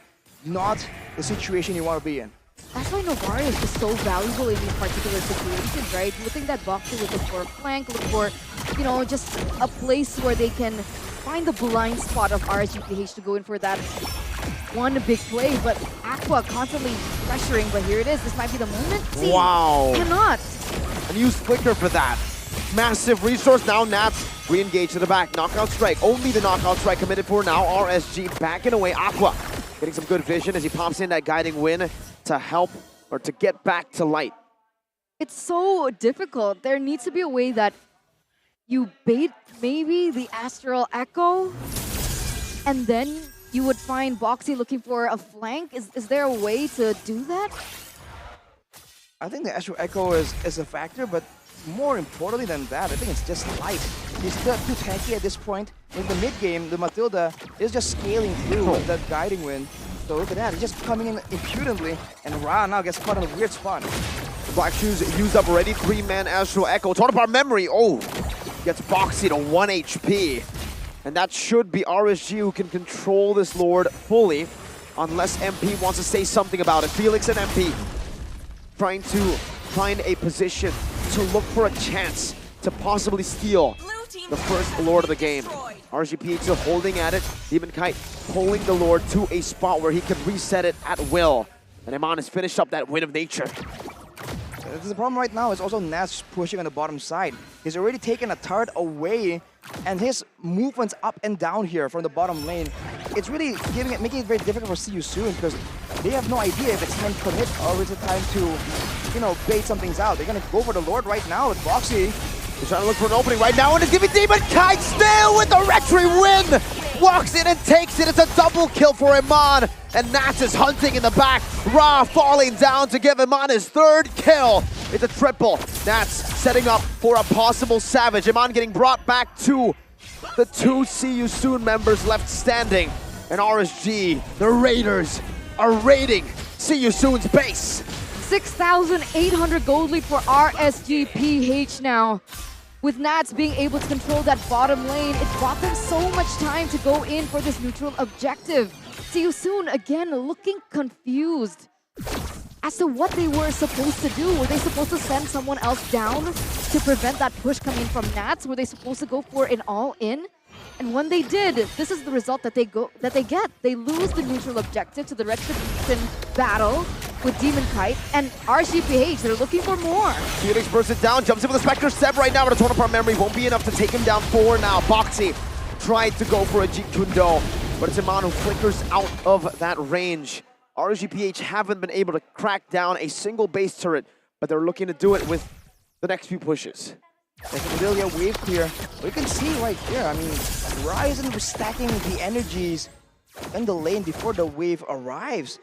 So you do wonder, is this a pick that is forced out of them, or is it something that Rise used to? But it's not, at least, it's not being played to the same level as the other heroes we've seen him perform on. Right now, the Felix on the Dairoth, this is the big problem. You really don't see any real use for this Dairoth, man. It doesn't win in the 1v1, it doesn't win in the split push, it doesn't really have the same impact in a team fight. It's just there. That's the thing, right? I think it might be a bit forced, Eterna. Because we saw the Dairoth comboed with the Irithel in game number 1. Which made more sense. And the Martis, right? So physical damage. Now it's combo with a Bruno, okay, but then a Joy, yeah. And Lilia, that's why we said it earlier, not as much synergy. And in fact, the whole time here, Felix hasn't really moved around together with Crusade, so that synergy really is completely unused by See You Soon. So maybe in this big team fight, it might prove valuable. Maybe a big physical shred into a worlding might do something. For now though, it's just damage control. It's 8k, not uncomebackable, but it's still a big problem, especially against a team like RSGPH. I mean, See You Soon, they're thinking with their tournament lives here, right? You can see them reverting back to plan A, plan B, plan Z now, right? They're pushing MP to clear in that top lane, trying to get those far lanes pushed in. They're looking for any option that they can possibly do to have more control of the map. They're forcing Iman to clear in that top lane, and it does give them a little bit of space here in the bottom lane to open up the vision and maybe looking for a pick here. Boxy already hovering in. But Light's over there. He has to be careful. The stun down, the torn apart memory fadeaway kill as Light picks it up. Nats chasing the footballer down. Kusei forced to back away. MP looking for the re-engage onto Nats right now. Does a lot of damage and Nats should fall unless he's able to dodge away and gets the shield right on time with the help of the guiding wind photo. And Mon in the midst of it all pops into with nature and outplays the situation. Torn apart memory used a bit late. But wow, RSGPH got out of a situation that looked like See You Soon's 100% broke off. No, every time RSG just get out away from death. That's a tilter. That is an absolute tilter, man. Light has built a Holy Crystal as well. He wants even more shielding. And like it's not enough so far. See You Soon now. They're trying to go for it. They're trying to get some compensations. A bit of strike, a desperate attempt at a fight, but the guiding wind just grants that safety! Torn apart memory from Iman. What a shot again! No fairness, no problem. They can find these miscalculations. They can bait these miscalculations from their enemy in different ways. The Matilda guiding wind, the photo coming out, the passive coming through, activating, is all that it takes for See You Soon to make these mistakes. MP taken out, 16 seconds left on the clock, should be able to spawn right in as the Lord does come crashing down in the top lane. But either or, this is a complete dismantle of See You Soon in game number 3 with this 10k gold lead built by the Filipino RSG. The damage dealt, man. Eman, 70,000. Just twice as much as the Joy. It's just such an absurd difference. Now again, Eman attempting to go for a play. Flickers out to safety, gets a stun in. Boxy taken down again. And See You Soon, the rest of them were zoned away by the torn apart memory of Eman. What can they do, man? They're playing the Lord. RSG are actually backing away right here. Not forcing the issue. Waiting for the calculative just pick-outs to the torn apart memory. Now going in, Nats. Again, it's Nats with a knockout strike trying to lock them down as Rod gets taken very low. Kusei as well gets hit by the Astral Spear. Eman, look at the poke, look at the stacks, all on. The base is wide open. RSGPH, the Raiders want to go to top 4. It's Felix with one last chance to look for an opening, but Eman just pops in. The damage, not enough to get the torn apart memory. Down, Rocket sniped from Aqua from downtown. Now one cannon minion cleared away. One more wave coming down mid lane. Boxy taken low. The torn apart memory takes him out, but Felix as well will fall in the mid lane. RSGPH have done it. They've reverse swept See You Soon to knock them out and to advance to the next stage of the knockouts. The rumbling continues, ladies and gentlemen, as it is looking once again like stepping closer to an all-Filipino upper brackets and perhaps even the grand finals.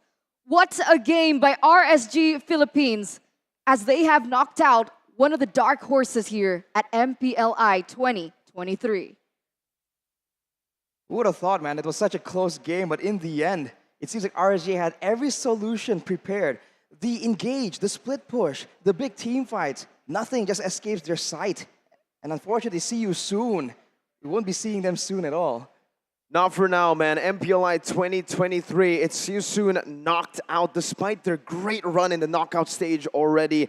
Just yesterday, knocking out the Ohio brothers, but today against RSGPH, despite a good start to the series, they weren't able to fully close it out. And RSG, we know that the Raiders have always been a downloading team. They take their time to download and adapt to their opponents, and this time, again, it's these Nats who comes out on top. Definitely. What a team. Very excited to see what happens in their performance next time around, because like you mentioned, their performance after game number 1, their performance to game number 2, and we saw the instant transition to game number 3, and how it was able to change that quick is insane from this team. Really excited to see what they are able to show us the next time they perform on the stage. But with that, ladies and gentlemen, we are going to throw to our hosts for an interview with the teams.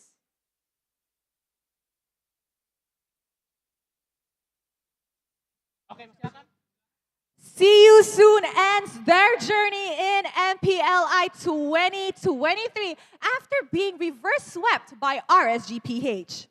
Setelah kita melihat perjalanan mereka, mereka gagal untuk melaju. Inilah dia tim See You Soon dari Kambodia. Mari kita beri waktu untuk satu persembahan terakhir. One last bow from See You Soon, Cambodia. Please give, thank you so much for the fight. Terima kasih sudah berjuang di MPLI. Come back stronger for See You Soon. Thank you very much. We will see you guys again soon. And with that, the winning team that advances further is none other than RSG Philippines. MPLI still has 4 Philippines team and they're coming really strong from the lower bracket. Mereka masih bertahan. 4 tim dari Filipina. RSGPH. Hi guys, kamusta kayo? Masaya. Masaya, okay lang kayo? Okay lang, panalo eh. Panalo. All right, I'm asking, are they okay? And they said they're good, they're happy because they won. Ya, tentu saja mereka baru menang dengan 2-1 setelah game yang mendebarkan. Dan I want to ask about how hard it is for the lower bracket this compared to group stage. Is there any difference between See You Soon in group stage and now in this grand stage? Ang tanong ni Clara is, anong pinagkaiba ng See You Soon sa playoffs at saka sa group stage? Mas malakas ba sila at mas pinahirapan ba kayo kanina? Opo, kasi doon po kasi best of 1 lang eh. Dito po kasi parang lasunan po talaga. Kaya sobrang nahirapan po kami sa See You Soon. So he said in the group stage, it was a best of 1 match. So the potential was there, but you know, they really didn't go all out. However, this is an elimination match, a best of 3 match, and they really felt as if See You Soon gave them a hard time because, as we can see, first game, See You Soon took that game and they managed to do a reverse sweep. However, it wasn't that close of a game as well. So he said See You Soon really did step up this playoffs. Wow, mereka ngerasa kalau See You Soon terlihat lebih mantap dan lebih siap untuk babak playoff ini. Apalagi di babak group stage, mereka baru saja memenangkan 1 game. Kalau di sini mereka membutuhkan 2 game dan itu benar-benar game yang sangat-sangat ketat untuk kedua tim ini. Alright, can you pass the mic to Demon Kite? Okay. Hello. Demon Kite, last season you played in MPL Malaysia and I was there. Now, in case you guys didn't know, in MPL Malaysia, RSG Malaysia had a win streak during the regular season and they only lost 1 game and that was to the hands of HomeBois. So, Demon Kite, I'm going to ask you, later on, after this match, the match will be Blacklist and HomeBois. The team that will win will face you guys in match 4 later on in the evening. In your opinion, do you want to get your revenge on HomeBois ba? Yeah, I really want to meet them again because I didn't have a chance to win against them. What are you looking forward to the most? Sinong gusto mong makalaban talaga? Si Chibi ba? Si Zorn? Si Zorn tsaka si Chibi. Pagsasabayin ko yung dalawa. Oh, wow. All right. So I'm asking, who is he looking forward to meet later? Is it Chibi? Is it Zorn? Who in HomeBois? And he said he wants to meet both of them at the same time. Oh, kepengen ketemu dua-duanya langsung karena memang dari Demon Cat sendiri sempat bermain di Malaysia, namun pada satu win streak-nya gagal dilanjutkan karena adanya HomeBois dan sekarang mereka ingin bertemu HomeBois kembali untuk membalaskan dendam juga. Dan how are you guys preparing for today? Because you guys has 2 matches. This one is the first, the second is you don't know who, but what you guys plan for the next battle? Anong preparation ang ginagawa nyo para sa last match nyo? Kasi today, dalawang magiging laban nyo, di ba? Ito yung una and then the second one will be later on in the evening. So, ano mga preparation na gagawin nyo and anong plano nyo after this match? Kasi you guys will have a 2-match break. So, anong mangyayari? Siguro po, papanoodin po yung magiging laban ng Blacklist tsaka HomeBois. Kasi kung sino manalo doon, makakatapat namin. Tsaka feel namin parehas malakas yung team nila. Alright, so he said they will be watching the match between HomeBois and Blacklist because they will be facing that team later on. So they have to keep their eyes on the opponent, you know?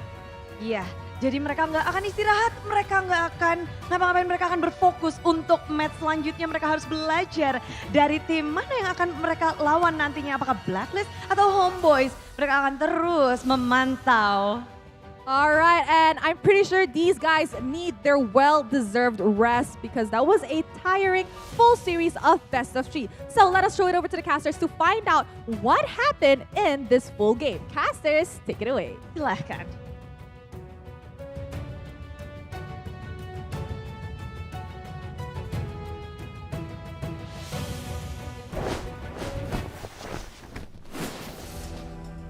Thank you so much. To see you soon.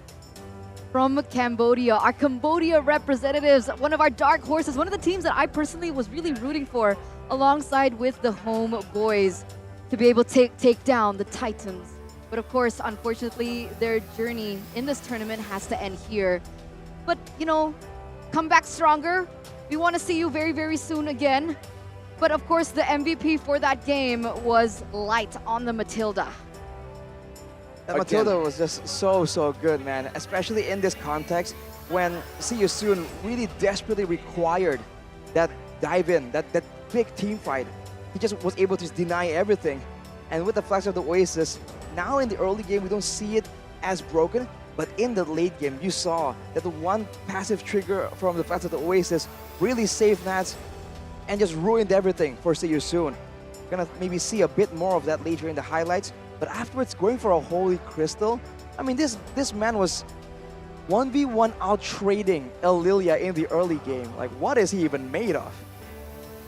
And looking at the way that RSG just stayed so composed was so scary, I would say, right? Because it feels like in game number 1, it was a completely different game that they were playing. We have, you know, at this point, I think, have to normalize the fact that RSG just takes their time in series to get to that hotspot. They have a warm-up game first, and I think game number 1 was truly a warm-up game because the game that we saw earlier, compared to game number 1, it was like it was a completely different team playing. Arashi, Eterna, RSGPH, they're back in game number 3. They performed so well. And it's crazy, even the drafts, it just seemed to get even better and better. Slowly but surely. See You Soon just kept losing out on tools that they should have in their disposal, for their advantage, and everyone was just stepping up too, man. We were talking about Light, but Nats was still doing his thing. Demon Kite was securing the retributions, and look at Iman and Aqua. The amount of damage they're able to output while still being 0 deaths. Like, what is that even about, man? RSG had no urgency at all to try and get the kill. Eventually, they just keep falling to the torn apart memories, to the Astrospheres as well. It's like an outrange kind of situation, and it's just, can't really say much about it, man. It's just absolutely well played. Even here, instead of just greeting for the end, desperately forcing it, they just keep slowly but surely grinding down the members of See You Soon until they can't resist any longer. And that's scary, right? The fact that they're able to do that, what in the world is this team made of? But if we take a look like face value at like the differentiation, it looks so one-sided for RSGPH here in game number 3, 14-2. This time it was a 16-minute game. It wasn't as quick as game number 2, but it was a lot more one-sided in my opinion. Is that wait, that's a 14K goal difference? I can't math. Wait, I can't math either. That's 14. It's actually a 14. I was in disbelief. It's a 14,000 goal difference. No neutral objective given. And man, by the way, just quick mention, of course, to the Novaria, right? No Clock of Destiny. Enchanted Talisman, Truncheon. He went for the glowing one, actually, to try and help with the poking. And then afterwards, immediately for the Blood Wings. And that is a huge amount of damage. Not even going for any penetration, knowing that, you know, there's not a lot of gold available in See You Soon anyways to try and itemize against it. And it worked, right? Because every time we saw, let's say, Boxy looking for an engage, and then he gets sniped in with a meteor from Aqua, and then even if he wanted to still commit, he was already like, what, 3/4 of health? And then it didn't really take much from the rest of his team to follow through on it, and Boxy was severely punished. I mean, take a look at his KDA, 0.51. So different to what we saw in game number 1. Super different, man. Boxy was really not given any space. I would say it's just a Matilda, right? Light was really outclassing this show, not in the way of engages, but in the way of disengaging. He's always at the right time, able to utilize that guiding wind to get the person who gets Jeet Kundo'd up away every single time. Yep. Even with the Jikundo flicker, it's almost like Light knew what he was gonna do. He read him like a book. Every single time, even with the concealed plays, even with the flanks, Boxy was just unable to find the right openings in this game. Well, how was he even supposed to do that, man? When he goes in, there's still the circling eagle that it wasn't used to scout like it usually is. It's just used to immediately stun him up and punish him. And even if he does try and abuse the kit of the Cho, the mobility, the shielding, then the Protopod memory and the Astral Sphere still punish him when he thinks he's out of the danger zone. If you look at it, the only kills in this game for See You Soon is in the hands of MP. That is just not what they were planning for, definitely, man. Ra was still actually the highest damage dealt here, but you look at the curve, not as steep as game number 2, but it's a slow and brutal process that RSG has put in front of See You Soon. It's like when you trip on a hill. Yes. And then like you try your best to stop. stand back up or like to stop it, but the ball just keeps rolling. Yeah, it's not exactly a painful fall, but you just end up so far away from your original point. It's just painful, man.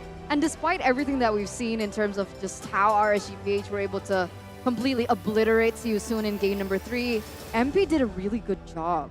He really did, man. I mean, in this game, I think he was really the glimpse of brilliance with the team, the way that he was able to play the game. And I would say it's not just MP, but it's MP and Kusei, right? Because despite the fact that there was so much aggression from RSGPH, so many dive attempts as well, Kusei stayed 0-0-0. Technically, on paper, it's a pretty bad stat, but as a marksman who needs to farm to the late game, he did well. Considering his team was behind, that's what you were supposed to do as a marksman. Farm up, just wait for the moment. Unfortunately, that moment really that chance never gave, never was shown at all in the game because of the complete shutdown that RSG did after getting the first few turtles and then freezing up the waves, halting Kusei's farming capabilities. How does the song go? Hello, Panda. No, Hello. I was thinking of a different song. What song? Like, na, na, na, na, na, na, na. That's basically it, right? Like, the Filipino teams right now are titans, and they're trampling down every region. Completely obliterating, and it continues again. A Blacklist International from the Philippines looking to HomeBois out. The dark horse. You see, Eterna's so hyped for the next match, she can't even really hyped. voice her hype. She has to visualize, give you guys the visualization of the hype. Exactly. And for those of you who are at the venue right now, don't forget that after this, there is going to be a meet and greet session with Team EVOS. So don't forget to... In the hall? In the hall. With EVOS? With EVOS. Legends? Yeah. The one with Doma and Brands? I'm not sure. I want to go there and take a look after this. I think we all have to go out and actually take pictures with EVOS Legends here while they're here in the venue. So with that, ladies and gentlemen, we are going to take a short break before we head into the next match of the day. Don't forget to see EVOS right after this, because it's me, Eterna, alongside with Mirko and Arashi. We'll see you after.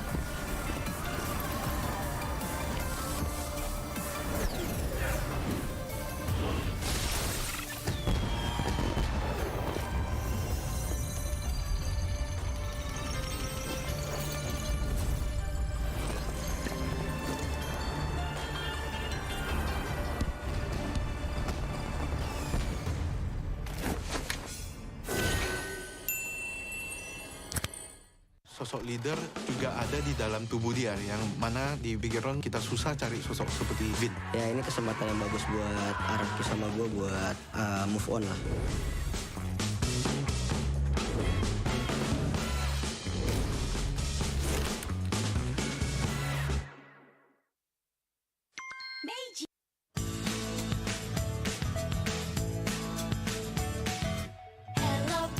Hello panda, semua suka biskuitnya.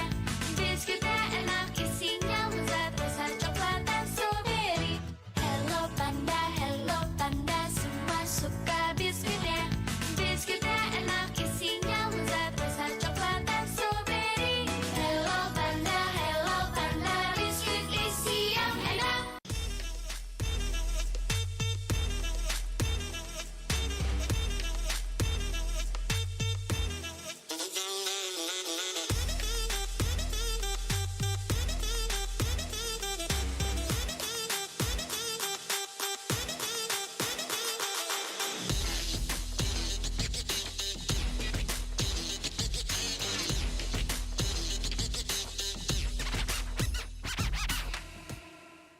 Sempet down karena kayak hal yang aku suka itu ternyata orang tua tuh kayak lebih khawatir kali ya. Aku sih lihat mau papa tuh nggak suka, ngapain sih, yang bener-bener aja lah.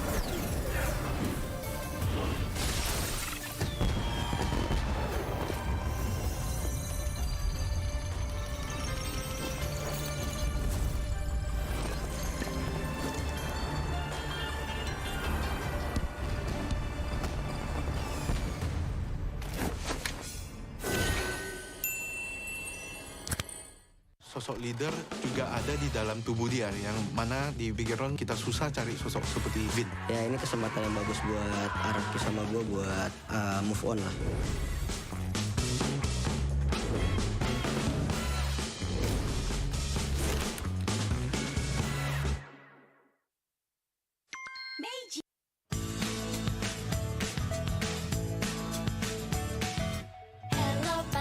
Hello panda, semua suka biskuitnya. Biskuitnya enak, isinya lezat, rasa coklat dan strawberry. Hello panda, semua suka biskuitnya.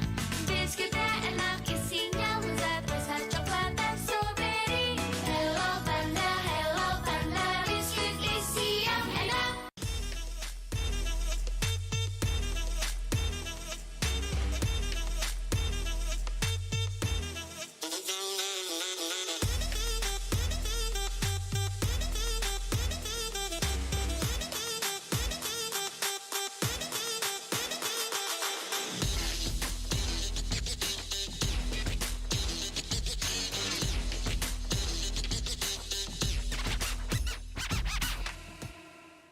Sempet down karena kayak hal yang aku suka itu ternyata orang tua tuh kayak lebih khawatir kali ya. Aku sih lihat mau papa tuh nggak suka, ngapain sih, yang bener-bener aja lah.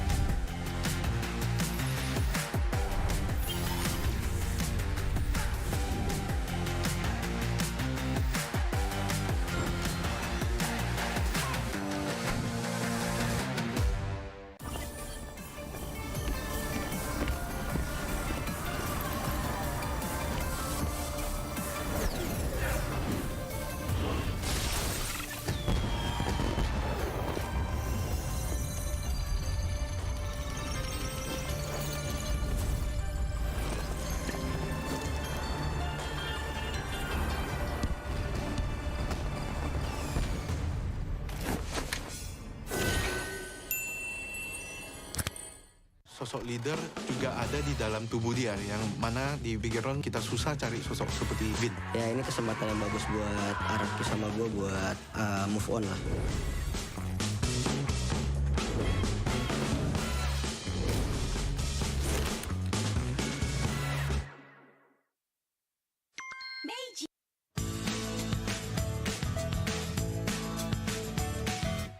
Hello panda, semua suka biskuitnya.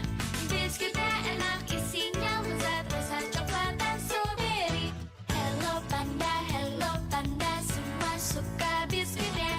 Biskuitnya enak, isinya lezat, rasa coklat dan strawberry. Hello panda, biskuit isi yang enak.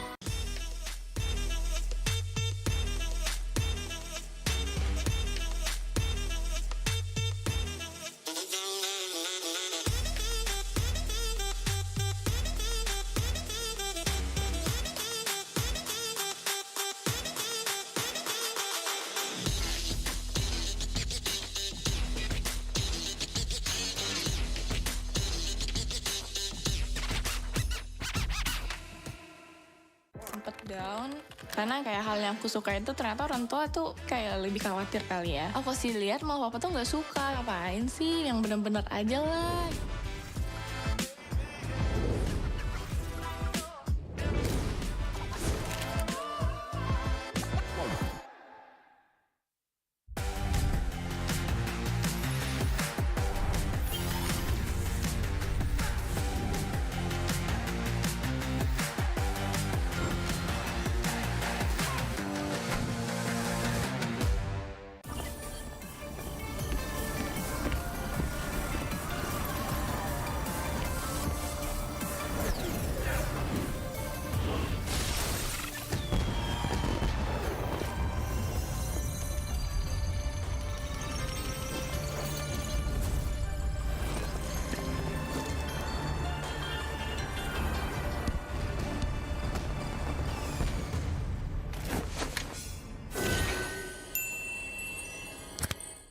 Sosok leader juga ada di dalam tubuh dia, yang mana di pikiran kita susah cari sosok seperti Vin. Ya ini kesempatan yang bagus buat Araki sama gue buat move on lah.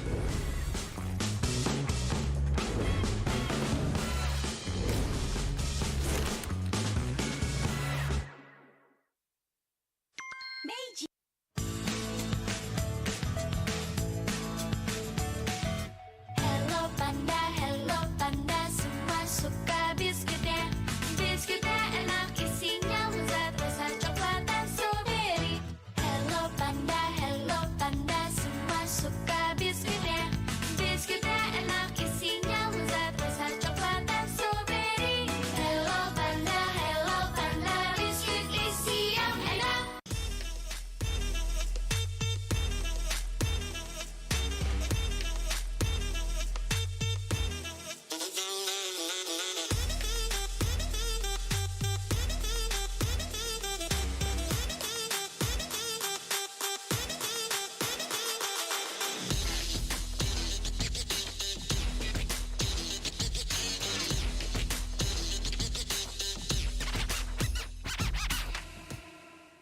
Sempet down karena kayak hal yang aku suka itu ternyata orang tua tuh kayak lebih khawatir kali ya. Aku sih lihat mau papa tuh nggak suka, ngapain sih, yang bener-bener aja lah.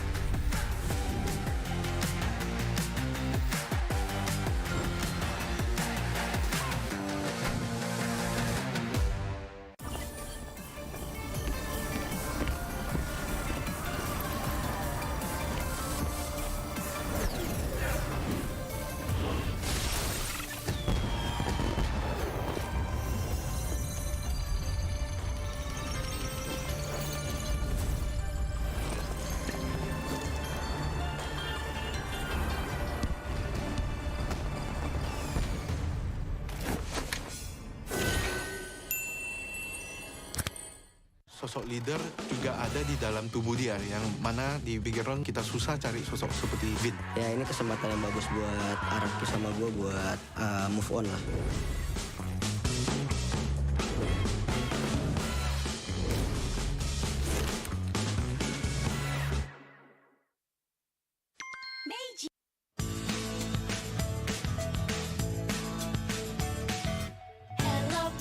Hello panda, semua suka biskuitnya. Biskuitnya enak, isinya lezat, rasa coklat dan strawberry. Hello panda, semua suka biskuitnya. Biskuitnya enak, isinya lezat, rasa coklat dan strawberry. Hello panda, biskuit isi yang enak.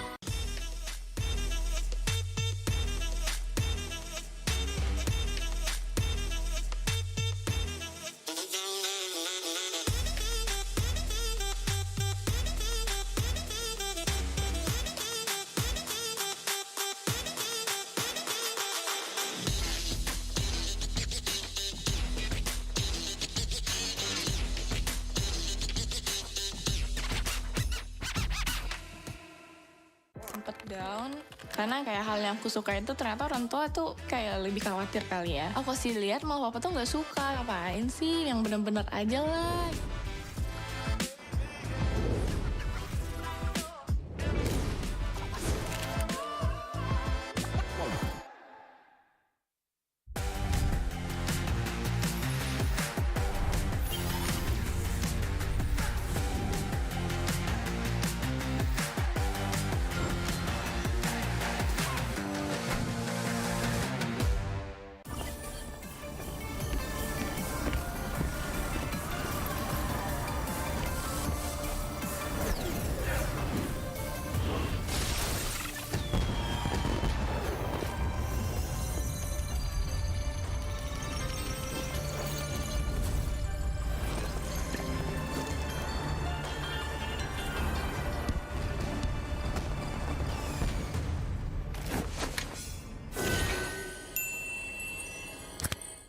Sosok leader juga ada di dalam tubuh dia, yang mana di pikiran kita susah cari sosok seperti Vin. Ya ini kesempatan yang bagus buat Arab sama gue buat move on lah.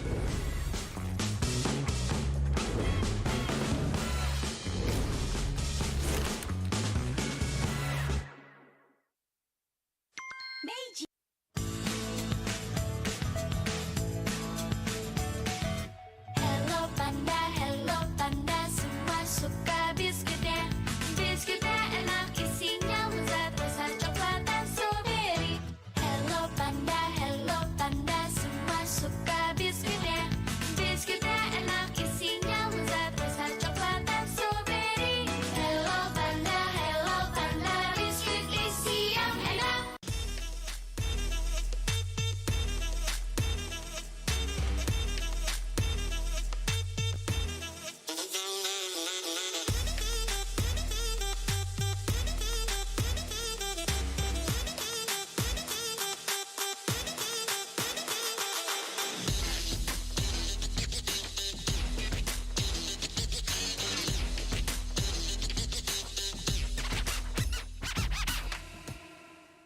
Sempet down karena kayak hal yang aku suka itu ternyata orang tua tuh kayak lebih khawatir kali ya. Aku sih lihat mau papa tuh nggak suka, ngapain sih, yang bener-bener aja lah.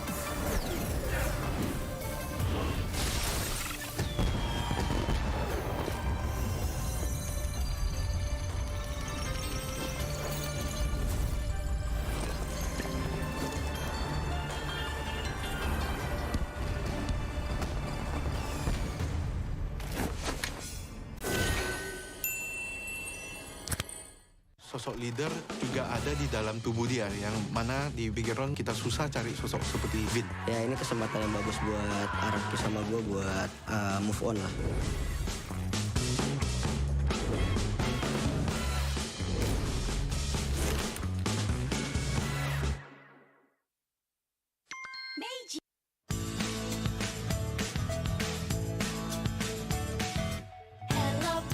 Hello panda, semua suka biskuitnya. Biskuitnya enak, isinya lezat, rasa coklat dan strawberry. Hello panda, semua suka biskuitnya. Biskuitnya enak, isinya lezat, rasa coklat dan strawberry. Hello panda, biskuit isi yang enak.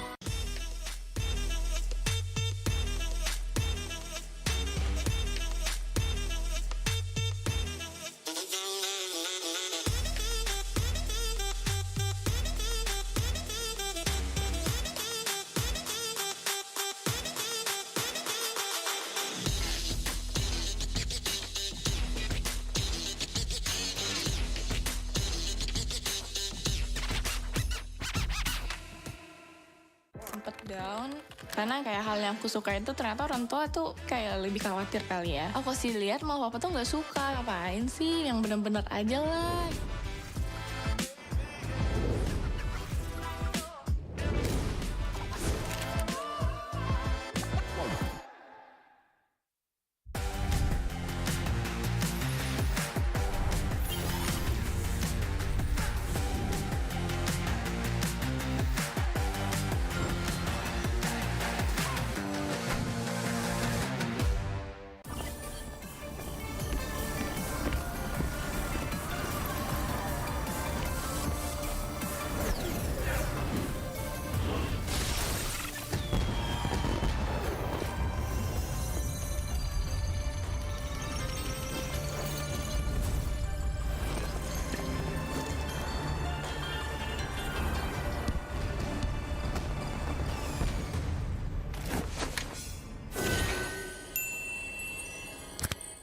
Sosok leader juga ada di dalam tubuh dia, yang mana di pikiran kita susah cari sosok seperti Vin. Ya ini kesempatan yang bagus buat Araki sama gue buat move on lah.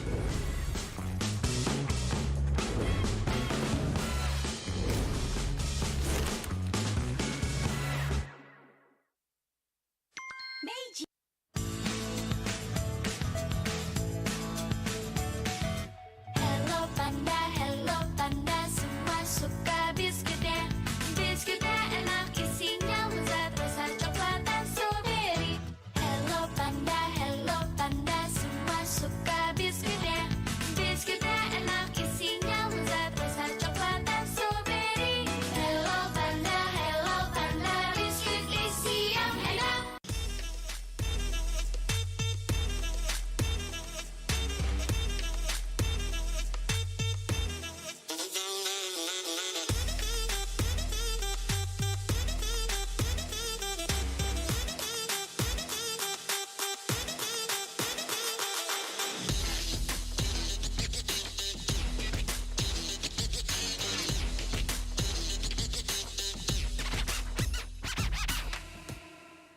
Sempet down karena kayak hal yang aku suka itu ternyata orang tua tuh kayak lebih khawatir kali ya. Aku sih lihat mau papa tuh nggak suka, ngapain sih, yang bener-bener aja lah.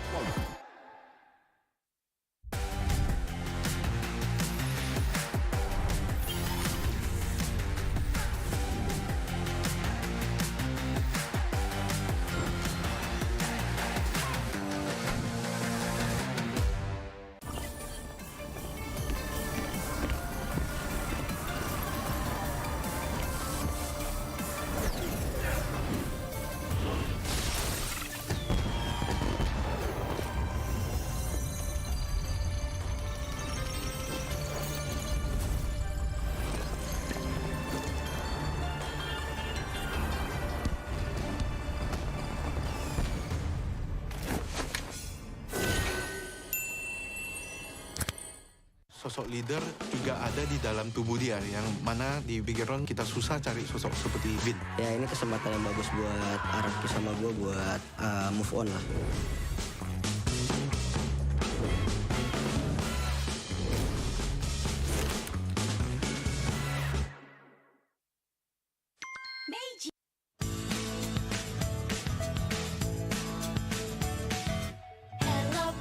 Hello panda, semua suka biskuitnya.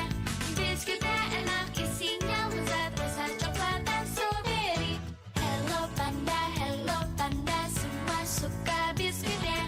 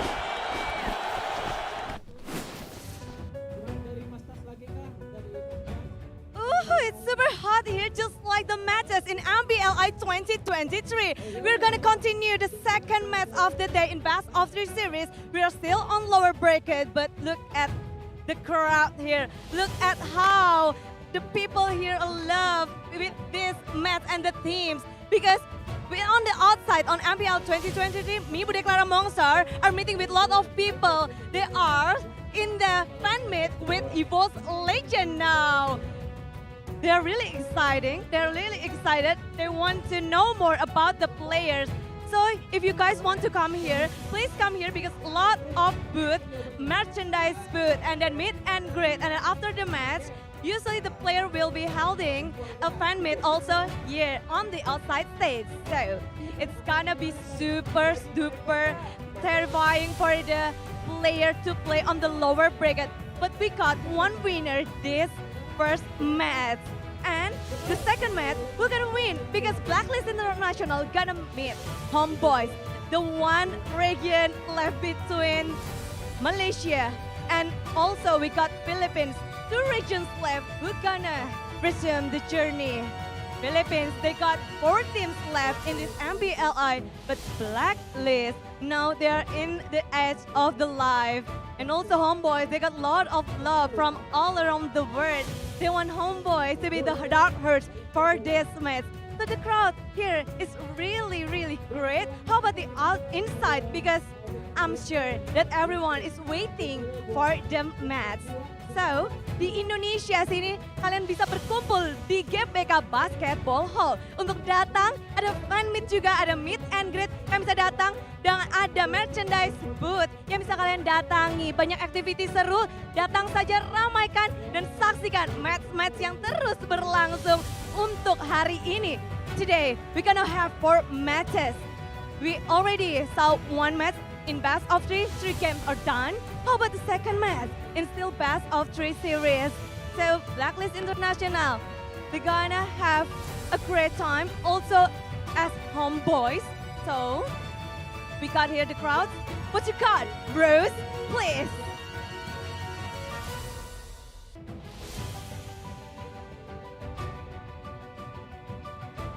Thank you very much to Clara over at the Outside Arena. Hello, everybody. Welcome back to the MPLI main stage. You're still with me, Rose. And right now, I have a player from HomeBois. Hi, Zorn. Hi. Okay, Zorn. So, you know what? Let's cut it down to the chase.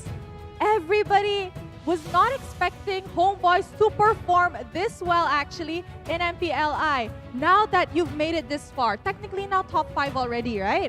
Yeah. Do you guys think Malaysia still has what it takes to continue their journey in MPLI?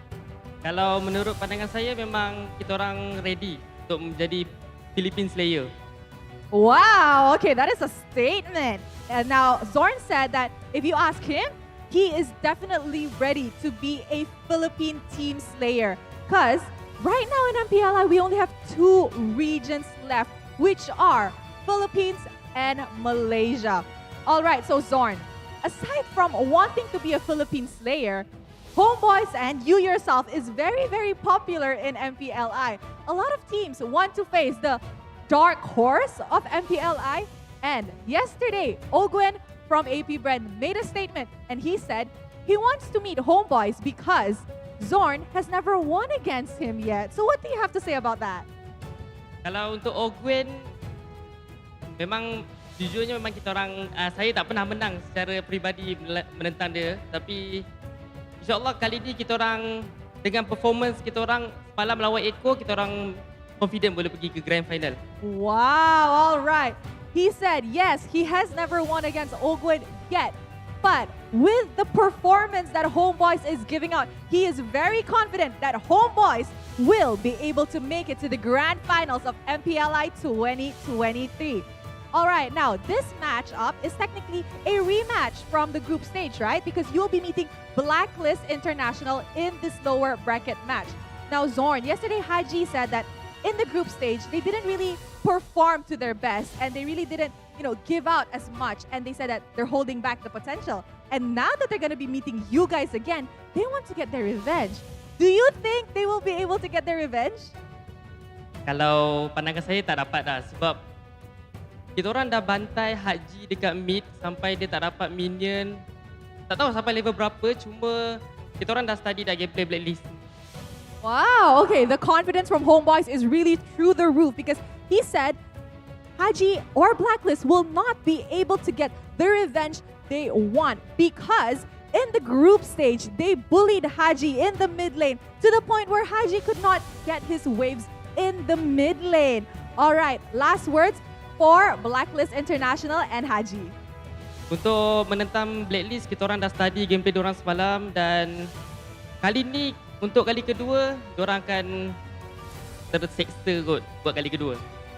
All right, so Zorn said to Blacklist International, we have studied your gameplay last night, so be ready to fall for the second time. All right, so this is going to be a spicy matchup, but I'm pretty sure everybody is ready to watch the second lower bracket match of the day. So with that, let us show it over to our casters to start the match between Blacklist International and HomeBois. Casters, take it away.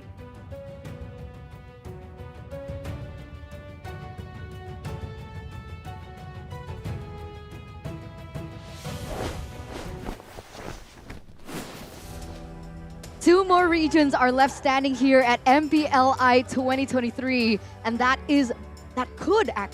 could end here right now. The Malaysian representative and HomeBois are going to try their best to dismantle what it looks like to be the PH era, with Blacklist International as their next and final hurdle to be able to continue on in their MPLI journey.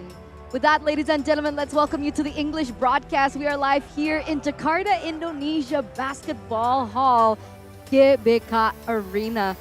It's me, Eterna, alongside with Mirko and Arashi, as we are going to be bringing you the action in the next best of 3 series. Now, Arashi, how are we feeling about this next matchup? I'm feeling excited, man, because someone was asking me earlier, like, who are you rooting for in this matchup? You know, it seems to be kind of Filipino dominated. You think it's gonna be an easy game? And I was thinking, you know what, there's no fun in that. Only one region, so I'm rooting absolutely for HomeBois. HB, is his prediction? I actually predicted the other way, Arashi. I gotta tell you here, man. Oh. Well, you'll see it later. I won't actually reveal who I picked to win in my game prediction. What about you, 8th turn? Do you want to reveal that? They'll see later. See? They'll see later. It's like there's one thing to root for a team, but like sometimes your heart and your head don't fall into sync, and I experienced that you know a lot where my heart is? in MPL ID. If you know, you know, you know. You know where my heart is? No, I don't. Do you even have one? Oh, whoa. I think I do. The shade. I think I do. But as you can see, inside, even though they've been knocked out, it's still red, baby. Bigatron Alpha, and you guys can still catch a glimpse of Bigatron Alpha's captain, Finn, on the mini documentary series on Omni by FWD. Or maybe you're an EVOS fan. Maybe you are an EVOS fan. And if you are an EVOS fan, you guys can take a look at the journey and the real documentary. Mini documentary. See, it's like a mouthful for some reason. Exactly. Mini documentary regarding EVOS Legends' Una, the brand ambassador. And if you guys actually love EVOS Legends, they're actually having a meet and greet right now. Outside. We actually got to meet them before the fans got to meet them because they went through the backstage and I gave Taza fist bump. I gave Doma a pat on the back. Not for the performance, just, you know, because we're friends. I'm friends with Hello Panda. You're more than friends, it seems like. You're very intimate with Hello Panda. Seems like every time we get into the venue, the first thing, she doesn't even say hello to me or Arashi. She just comes in, takes the Hello Panda, grabs for 2, finishes 2, and then she's like, all right, now let's talk. I heard Eterna has this combination in mind. So she'll go grab 2, and she'll eat it at the same time and get that fusion action. That's a lot of That's snacks. a lot of Panda. That is a lot, man. I mean, which one do you take? The double chocolate, the strawberry, the cookies and cream? I like to make a party in my mouth with flavor. Okay. So I go for the strawberry one and the cheese one. Oh. And then it becomes wait a a minute. strawberry cheesecake. That's an interesting combination. I've never tried that before. You should. I've only tried it like one by one, like strawberry first, then the cheese, but We should bring them all here, and then you can do a live testimony. we can just take one. Because, you know, on your live testimony, you can actually put it and display it on the, you know, official social media of One Esports that you guys can also get your hands on. So stay updated, stay tuned with the Stay latest relevant. information, stay relevant because you guys will be able to find memes, roster updates, and basically every information available. If you guys just follow all our social media platforms from, I don't remember, but there were a lot previously. Facebook, YouTube, Wait, Discord, there's 7, right? TikTok, Okay. X, Okay. Instagram, Okay. YouTube. Discord, Twitch. I got this. Oh, Twitch. There you go. There you go. We got it. We don't even need that We got it. bumper up because right now there is a bumper below. And even though it's up there, even though these two clearly can see it, they are so weird. They think that right there is Bauman and Glue. So if you guys want to actually win and you don't want to, waste the chance of getting to win 4,000 diamonds like these two, then go ahead and vote and name that hero. Clearly not Bauman, clearly not Glue. If you guys are as bad as them, though, you can just register for updates. It takes no skill. Just register, and then skill comes in later when you read the guides and then you implement it to your game. It's literally Bellman. Dude, we're done with that. Well, either or. This is why you have 0 diamonds, Eterna. Oof. I actually have 50,000 diamonds in my account. Thank you very much. We're talking about diamonds, not battle points, my guy. I am talking about diamonds. I'm talking My about guy. diamonds, not You skins. wanna- Wait, What? 50,000 skins? I wish I had Me 50,000 too. skins. Are there even 50,000 skins available in the game? I don't think so. That's a lot. Could be at 1,000. But ladies and gentlemen, here it is. The final Dark Horse. Let's welcome them on the stage. The last remaining region that is not the Philippines. It's Malaysia. Welcome, HomeBois. Man, HomeBois, you have to see what they're made of, man. They've tried so many things, and they've shown different looks as well. But most definitely, we are all expecting the hyper HomeBois train, man. It lost out in speed against the Echo Express, but against Blacklist, it's a bit of a a bit of a contrast here. A slow starting team usually against the hyper HomeBois. But you gotta remember, with hyper trains, this is a team that has adapted and refined the ADP strategy. Let's welcome them on the stage. They won't just be looking to break the code of HomeBois. They're looking to break the Zorn. Ladies and gentlemen, Blacklist International. One of the large titans from the Filipino region, Blacklist International, in an interview even said that back then, HomeBois, you won in 13 minutes because it was just the best of 1, all right? Now you're coming into our zone. You're coming into our era, which is a best of 3, where we flourish and we will find our revenge at full potential. I mean, it's hard to argue with that statement, man. We saw earlier, Seyusun was doing pretty okay, but the longer the game goes, the more these Filipino teams, man, they just find the way to read in, to analyze.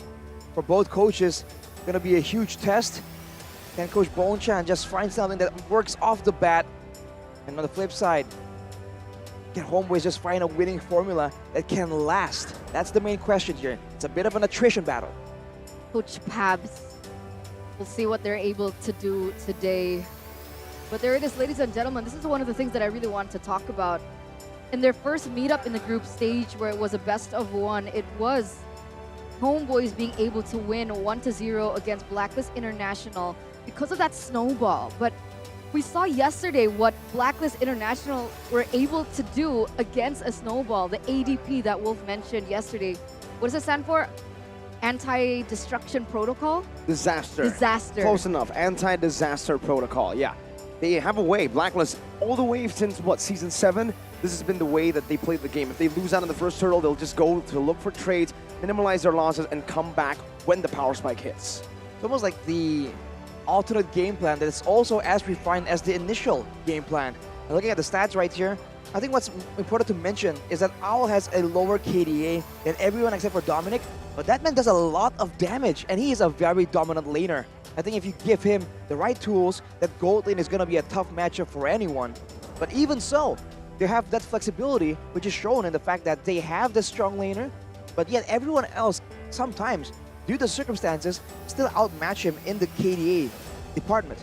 I have another thing to add. Keys to victory for HomeBois. Ooh. They gotta look at Dominic, and they gotta see Soto, not Dominic. I believe his surname is Soto. And the HomeBois, the Malaysians, and even two of the Indonesians, they love Indonesian food. You know Soto? They love Soto. So they gotta try to take him down in the game. Eat him up. Consume him. Consume him. We'll have to see. But for the side of HomeBois, I think Chibi has a lot to do right here. Always the tip of the spear. But hey, when you're too concerned and preoccupied about one player, that's where you misread.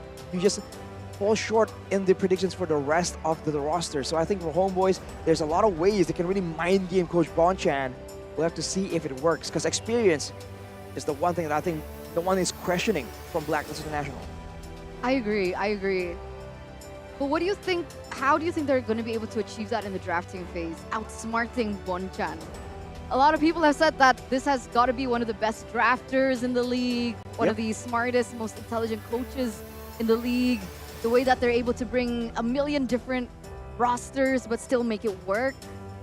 I think it depends. You have to see and try to initially predict what he thinks HomeBois is going to do, which is why I'm saying maybe initially you go for a draft that's not very chibi heavy, and then from there, now you can keep Blacklist guessing. Hey, is it going to be chibi again? Is it going to be that early game strat? Or hey, is it going to be that late game strat maybe, when you can actually rely on the gold laners and the other members in the team? I think that is one way that teams can really try and mind game each other. Aside from that, of course, pay attention to the pocket picks, pocket heroes that can be brought out right here. Because I think flexing heroes is great now, but it's not really as flexible as it used to be in 1 or 2 patches ago. That'll come down to how Bonchan actually utilizes the flex picks, utilizes the prio picks as well, and honestly, what's so scary about Blacklist International is the fact that there you go, the talent prediction organized by One Esports coming out, Mirko, Eterna, and Rash E. Anyways, back to my point. Why I have to go for Blacklist International this time around is because Bonchan has been in this game for so long, a world champion, a SEA Games gold medalist, yet he's still little. He's still Bonchan. Not Bonkun? Not Bonkun, not Bonsama. Bonsan. Bonsan. He's still Bonchan, which means he's still a young prodigy. I see. What's the point with that? Wait, all that build-up, what's the point? I was waiting for it. We've yet to see his prime. His maximum potential. His maximum potential. Well, he'll be going from Bonchan to Bonsan. So him dominating literally like an entire year of Mobile Legends was not his peak. That's Bonchan. Okay. Chan means little, right? Like little? Yes. Yeah. Like but for girls, right? Trust me, I'm fluent in Japanese. Smaller or someone kind of cute, like girls or someone smaller. Like Arashi-chan. All right, let's not go there. I feel like that will gain way too much traction and we can predict. Well, for me, I honestly think with my head, it's going to be a Blacklist match. But I don't know, there's like a small voice in me that really wants to get that Cinderella story going. I know the small voices, but they're two small voices, right? Uh-huh. 2 big reasons as to why you went for HomeBois. Ooh. They have the last 2 Indonesian players in the tournament. Oh, I didn't know that. Unaware. You guys can't see it, but Mirko's face is so deadpan right now. It's not even funny. Is it Rizal? Is Rizal the Indonesian player? Yes. No, it's Zoe. See, I don't know. It's Warlord and Rizal, yeah. Thank you. All right. Well, there you go, ladies and gentlemen. That's definitely not the reason why I'm rooting for HomeBois, because I literally just realized. But let's go into the first drafting phase, game number 1 of this best of 3 series between the last non-PH region HomeBois from Malaysia against Blacklist International. We do see that HomeBois is going to have first pick here with the Matilda and the Valentina being banned out. Blacklist have responded with a Joy and a Nolan. I'm wondering whether or not if Aramis will be left open alongside with maybe even an Angela. Usually it seems like the Aramis, in recent times at least, that just seems to be the problem right here. HomeBois are even banning away the Lilia, what can be used to try and out-damage and just crush that Nether Realm in the middle of a big team fight. Logically, I feel like Blacklist will ban it, But hey, Blacklist is, I feel like it's not it's not weird at all for them to let it go and try and experiment to find a way to shut it down, to turn this Faramis from a surefire win weapon into a bit more of just a possibility. And now looking at the way HomeBois wants to play it, it is still that King of the River playstyle that we've actually seen many times before from HomeBois in MPL Malaysia, even in their wins yesterday. That's how they were able to get the dub in the early game all the way, but they were not able to fully close the game out. That's the only problem for them. It seems like with the Lilia ban, they're trying to take away a lot of mid-control from the machine, Haji. Yeah, he's no longer the Kada machine. No, the machine now. He's just the machine. Just the machine. Oh my is a god. car, and he's out. He's not even here. Well, Sorry. the machine. We'll have to see, man. For HomeBois now, going with that Baxia. It's interesting because, you know, we were talking about the Faramis so much, but it's not even first picked. They want to go for that really fast playstyle. And we've seen what Chibi can do when he's just rolling around, just styling on the haters. I would have imagined maybe even a Martis that HomeBois would like to go for. We saw that Chibi is a very strong jungler when he's given a power hero like a Martis, but he goes for something different like a Baxia. It kind of works the same way. You get really good rotations in. But for Blacklist, they will respond with a Bruno and a Novaria pickup. The Bruno and the Novaria. Faramis completely ignored in the second series. Meanwhile, in the entirety of knockout stages, it's been Faramis, Faramis, Faramis. Ban or pick. Now, it's a 1-1 pickup early on, and then Angela to combo it together. HomeBois want to go in. That's the hyper HomeBois we know. But Mirko, we were talking about earlier that the Faramis is actually quite the legitimate counter for the 1-1. Yes, the Novaria is picked up, but knowing Blacklist, they can very easily flex it around. Have HomeBois just went too fast here. Turns out it should be fine. It's gonna be an Akai picked up first for now. But here you have a fun fact. Window would never trash talk or throw trash at the airport. What a nice guy.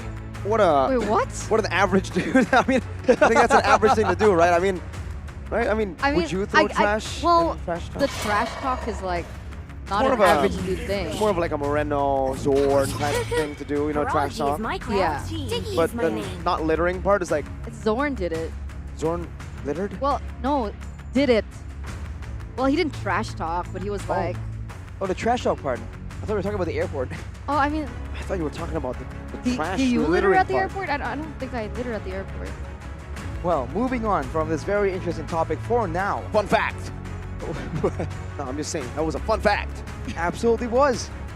We'll see, man. I think the fact that the Faramis is not prioritized right here comes down to the different style that both these teams play as well. It's not exactly a death ball. HomeBois makes plays individually all around the map. They don't always corral together to find safety in numbers. The Blacklist, they're thinking there's still a possibility. They respect it anyways.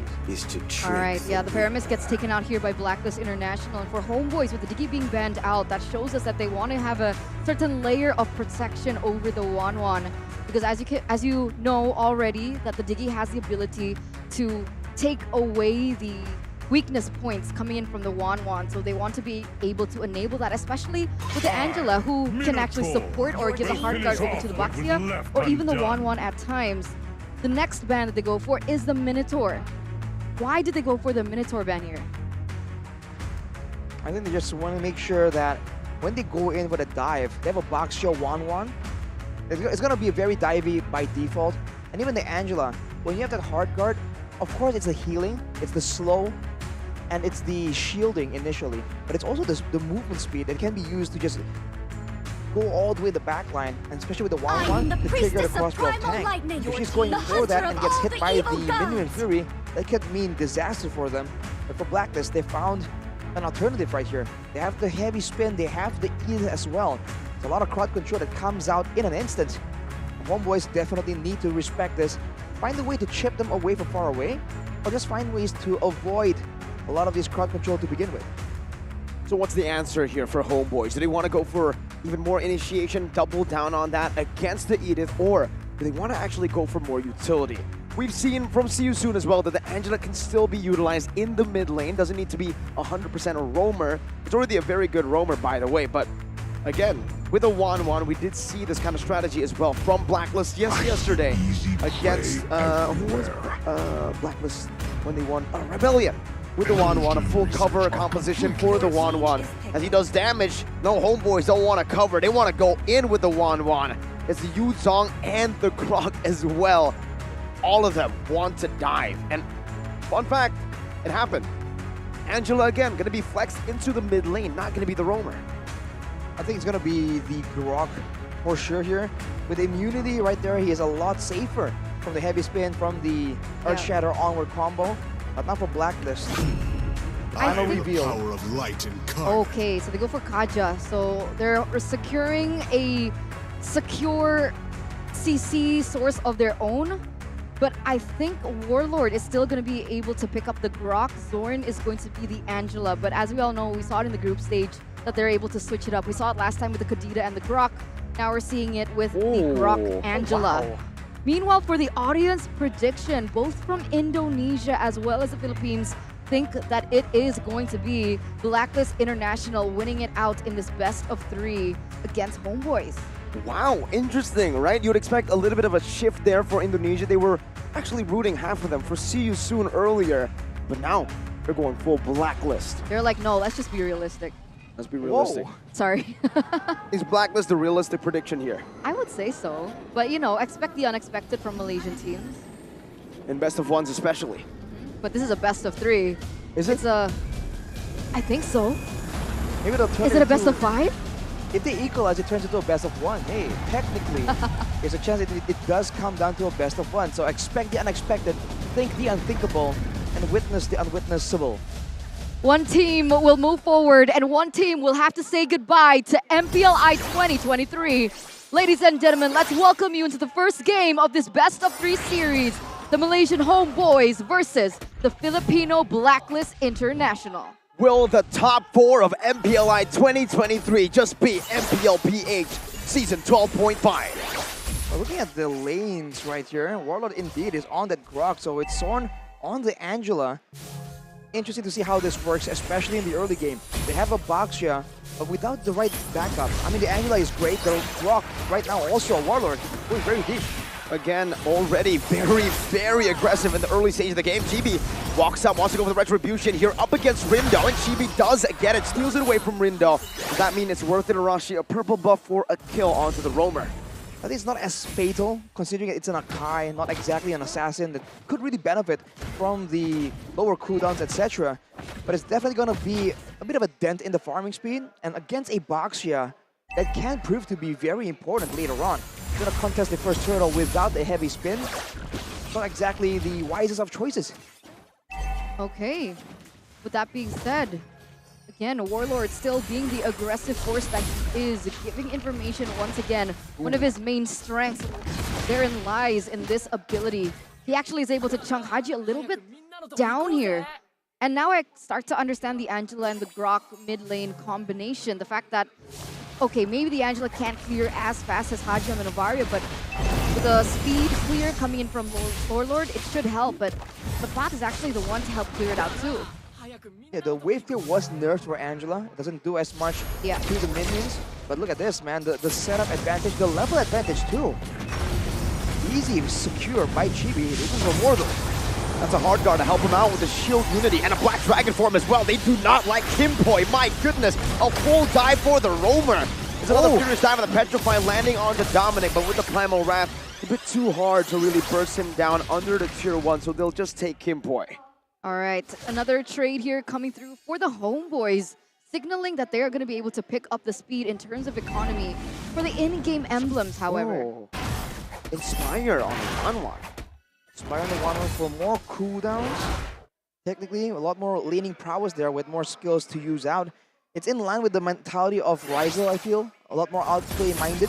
Soren also with the Inspire and the Wilderness Blessing, though. He needs to be around the map as much as possible. Everyone else is going for firmness, so you can see the tanking is coming in. Wild charge onto 2. Kimpoi running away. Rindo not popping heavy spin just yet. Tries to go for the retreat battle here against Chibi, but he wins it out. Chibi taking the second buff stole or steal this game. And he's actually a level ahead of Rindo up until this point. So in terms of neutral objective takes, Warlord gets committed onto, but nobody's able to cut him down just yet. Chibi, Shield Unity again down below. Dominic caught right as he was trying to cut the wave and he would lose his life. It's HomeBois who gets another kill on the board, but somehow, some way, Blacklist are still holding onto the quality of the goal. I mean, look at that. HomeBois only have a 476 gold lead right now. There's a farming difference right here, but you can see that for Blacklist though, whatever they're doing, HomeBois have been able to counter. The wave cut was predicted, the roam top gets cancelled just because there's the Angela hard guard. The fact that 1-1 can outplay, can use a crossbow of Tang, and the hard guard can come in to ensure she survives long enough.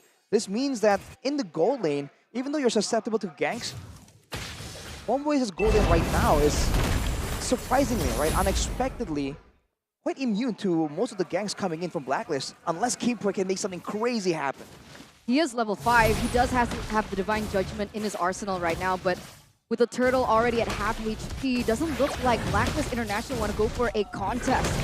It looks like this is a ADP happening here, just a little bit, with them not trying to go for a counter engage on the neutral objective, but instead looking for a counter play down bottom. Not able to find anything just for now. Kimpoy's really holding on to that Divine Judgment for the right time. He needs to find the right target as well, because let's say, right, he finds, let's say even he gets Rizal. If the team can follow that up with more dive, the aggression turns into really good defense and cover for the 1-1. Say the Wild Charge to knock up the rest of the Blacklist members after Divine Judgment connects. That means there will be no follow-up. All right, with everyone grouping together here, expect a fight to break out, but on who? That's the real question. The Angela on the other side of the map, making use of the global presence. But Blacklist, like you mentioned, is in damage control. They know they don't really want to let HomeBois snowball.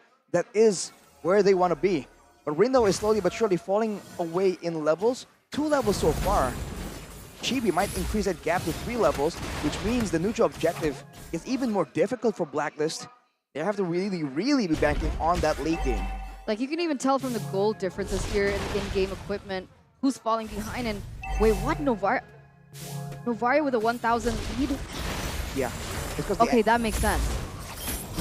Yeah, Warlord is actually swapped to Roamer. This is what we like to see actually when the Angela gets picked up by HomeBois. It's Zorn on the Angela and Warlord actually just shift over to the Roam. Usually it's always on Grok. Chibi though really doesn't like Rindo getting farmed. Going at it again for the third possible invade, and he gets it with the Retribution as the turtle will spawn in 18 seconds. They won't have it available for the turtle fight. That's the big concern, but HomeBois can very easily just go for a fight right now. Owl might not know that Spot is just waiting in the wings. Very aggressive maneuvers by Owl there. The Shield Unity connects, and Owl definitely overextended. I thought he saw Spot up there. Yes, he didn't. And the Warlord now still being a huge pain in Rindo's back. As the turtle gets taken, it might be uncontested. Blacklist just trying to get trades, but look at HomeBois making plays all across the map, not bringing everyone to the same area, trying to dominate the whole of the Line of Dawn at the same time. And it's not a problem because at any time, it's never a 1v1. Thorn can just hop in with the hard guard to make it a good backup from anyone who's being in a certain situation when they're in a bad spot, right? Even in this 1v1 that we see down bot with 1-1 and the Edith, at any time, Thorn can just hop in and help that lane out. And with that being said, HomeBois has been able to get really good control over these neutral objectives, the lanes as well as the matchups. As we take a look at the goal differences, once again, there's a certain distinction there. I think there's also a lot to look at in the EXP lane. It's going to be an important 1v1 situation. Oh, look at that! A full dive with a Wild Charge, a Shield Unity, everything in the kitchen sink, just throwing an Owl. Another Petrify with a Furious Dive as well. My goodness! A lethal dive to the back, and they only lose their Roamer. The timing on that, man. There was no real objective here to contest after the big fight. It's only going to be turrets, so I guess Blacklist just wasn't ready. I was bringing up the fact that Dominic is actually falling away in levels to Sapat, who has 3 kills, but also a lot of farm funnel towards him from the mid lane. So the longer the game goes, if Blacklist wants to play this macro game, Sapat has a lot to say there. in the 1v1 or possibly 1v2 situations when he's contesting the far side of the map. But remember, it's only been 8 minutes. This is something that we saw when Blacklist was in a match against Rebellion Zion, where Rebellion Zion were able to pick up so many things in the early game and completely dominate that early game. But Blacklist International, with their mid and towards the late game power spike, they were able to regain control. With this composition, is it possible? I mean, they have the Novaria that definitely scales in the mid game, but what about the rest of the members on the team? Edith and the Brody, I mean the Bruno, sorry, they actually scale very well into the late game. The real concern is the Kaja perhaps, because like it's going to be very difficult to really find those pickoffs. And even then, you have to deal with the Warlord just standing in your face. And now Blacklist, Rindo tries to find something. Is he going to go for a steal? It's a wild charge. Heavy spin used up by Rindo. Looking for a steal, but I don't think he has enough damage. That's a 1v5. Rindo just walks to his death. Sapat picks him up, and it's a free Lord. It's a nice try by Blacklist. They can only afford to lose one in the sacrifice, but definitely a bit ambitious. Okay, so what was that? What was the plan there? Why did Rindo go all in on that? I guess he's trying to make use of the Akai, right? He is, to be fair... What are the odds that he gets it though? How many levels below is he of Chibi right now? He's 2 levels below of Chibi still. I think earlier it was 2. I don't know, it's between 2 or 3, depending on the time. And now he's even donating his purple buff to Haji. They're relying on the machine right here to try and make something happen. But look at their positioning, man. They might get cut off if they stick too long behind this first tier turret in the mid lane. Definitely weird. Very ambitious play, you know? Because, yeah, I mean, they could still sacrifice Rindo. Technically, he's still a utility jungler, right? Not a carry. They can afford to get him a death. But it was very, very... The odds that you were asking for are very close to impossible. Especially with 5 members and no real follow-up. HomeBois now just utilizing that Lord and the free kill onto Rindo earlier to just capitalize even more, double down on these pushes. It's a 6.5k gold lead. Rindo's holding on to the Lord right there, not letting it crash in. Seems like HomeBois are okay with that though. They do not want to push it all the way anyways. They just want to go for tier 2s and they'll be able to take down the final tier 2 in the mid lane to get themselves a 7,000 gold lead. In 10 minutes. This is looking very similar to what we saw in the group stage. The HomeBois were able to snowball and create a...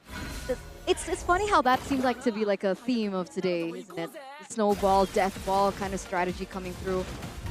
But for Blacklist, the way that we're usually accustomed to seeing is that they don't overstep like that. They stay patient, they look for trades on the other side of the map. They slowly build a support, a push onto these core members like Haji, as well as Owl. But that play from Rindo earlier doesn't seem in connect with that, which is why I thought that Blacklist would be a really good counter towards HomeBois. Maybe their idea is just that they can afford to lose Rindo, might as well try something when they're going to end up stuck in the base anyways. With the heavy spin, it's a possibility, but the red tree difference is where it's at. And I mean, HomeBois did a great job just stopping doing any damage to the Lord and making sure that he gets taken out first.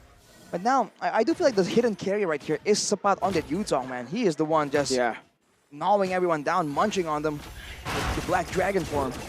Rizel is just waiting in the side, and this is why he doesn't really have to extend. They don't require him to be the main damage dealer, for now at least. So they can just chill, wait it out, and when Keyboy makes the play onto someone else, that means Rizel has full reign in what he wants to do in a team fight. And if there's a marksman you want in that position to be able to be creative, to be crazy in a team fight, it's Rizel, man. We've seen this guy do insane things. He's been flashy on the Ixia. Not something you would actually try to relate together, right? Ixia and flashy plays, just usually a front-to-back type, very safe. But Rizel has been given the hyper carry treatment, both purple and orange given to him. He's the main carry as we transition from the mid stage to the late game, and Chibi just secures a Lord for free. That is the second Lord of the game this time around. It's going to be enhanced. Marching down the mid lane, and HomeBois will try to look for the most out of this. Look at the turret on the top side though, it gets taken out. HomeBois were very respectful of Blacklist's potential to make a big brain play. Sorn was there, but he didn't want to walk up. You can see the respect still by HomeBois. They know Blacklist are no pushover, and at 13 minutes, they don't have a lot of damage to work with, but it is available. They're looking for a big fight. That's why they're not pushing all three waves. Just one in the mid lane with the Lord marching down. And with Chibi brought back to the team, he actually gets a shield unity. And in the back as well, Sipot finds a Furious Dive, loses immortality. Also free hitting, but Ryzo's doing the same thing. Down with the crossbow, time ready. It goes, translates over. It's a double, it's a triple. It's a maniac for Ryzo in game number 1 as they secure match point in a dominant fashion. What the heck? One wave. Control. Complete control by the HomeBois in that first game. Literally, like, complete control. Objectives, rotations, pickoffs, lanes. Team fights? Exactly. Everything just went so well for them. If the base, if the HomeBois fountain did. wasn't there, if the fountain wasn't there, that was a savage. Haji barely made it because of the regeneration. Ryzel just got it done. And that's a strat we've seen popularized. I think initially, the first time we saw it in this tournament, was it a Blacklist? The 1-1? No, the 1-1 cover strat, technically. It was Blacklist, so yesterday. Making a statement kind of here, the Hyper HomeBois. Because it's not the cover 1-1 comp. It's the dive with 1-1 comp. Or dive for 1-1. It's D4W. D4W. Dive for 1-1. As a 1-1 player myself, I approve of both. But dive seems more fun. Dive more fun. They just don't. They didn't even care about the waves. I was like, all right, they're gonna get a base turret here. In my mind, right? Because only one wave, they get a base turret, and then they just dive in the base. And I was just like, all right. Can you check how many minutes was that?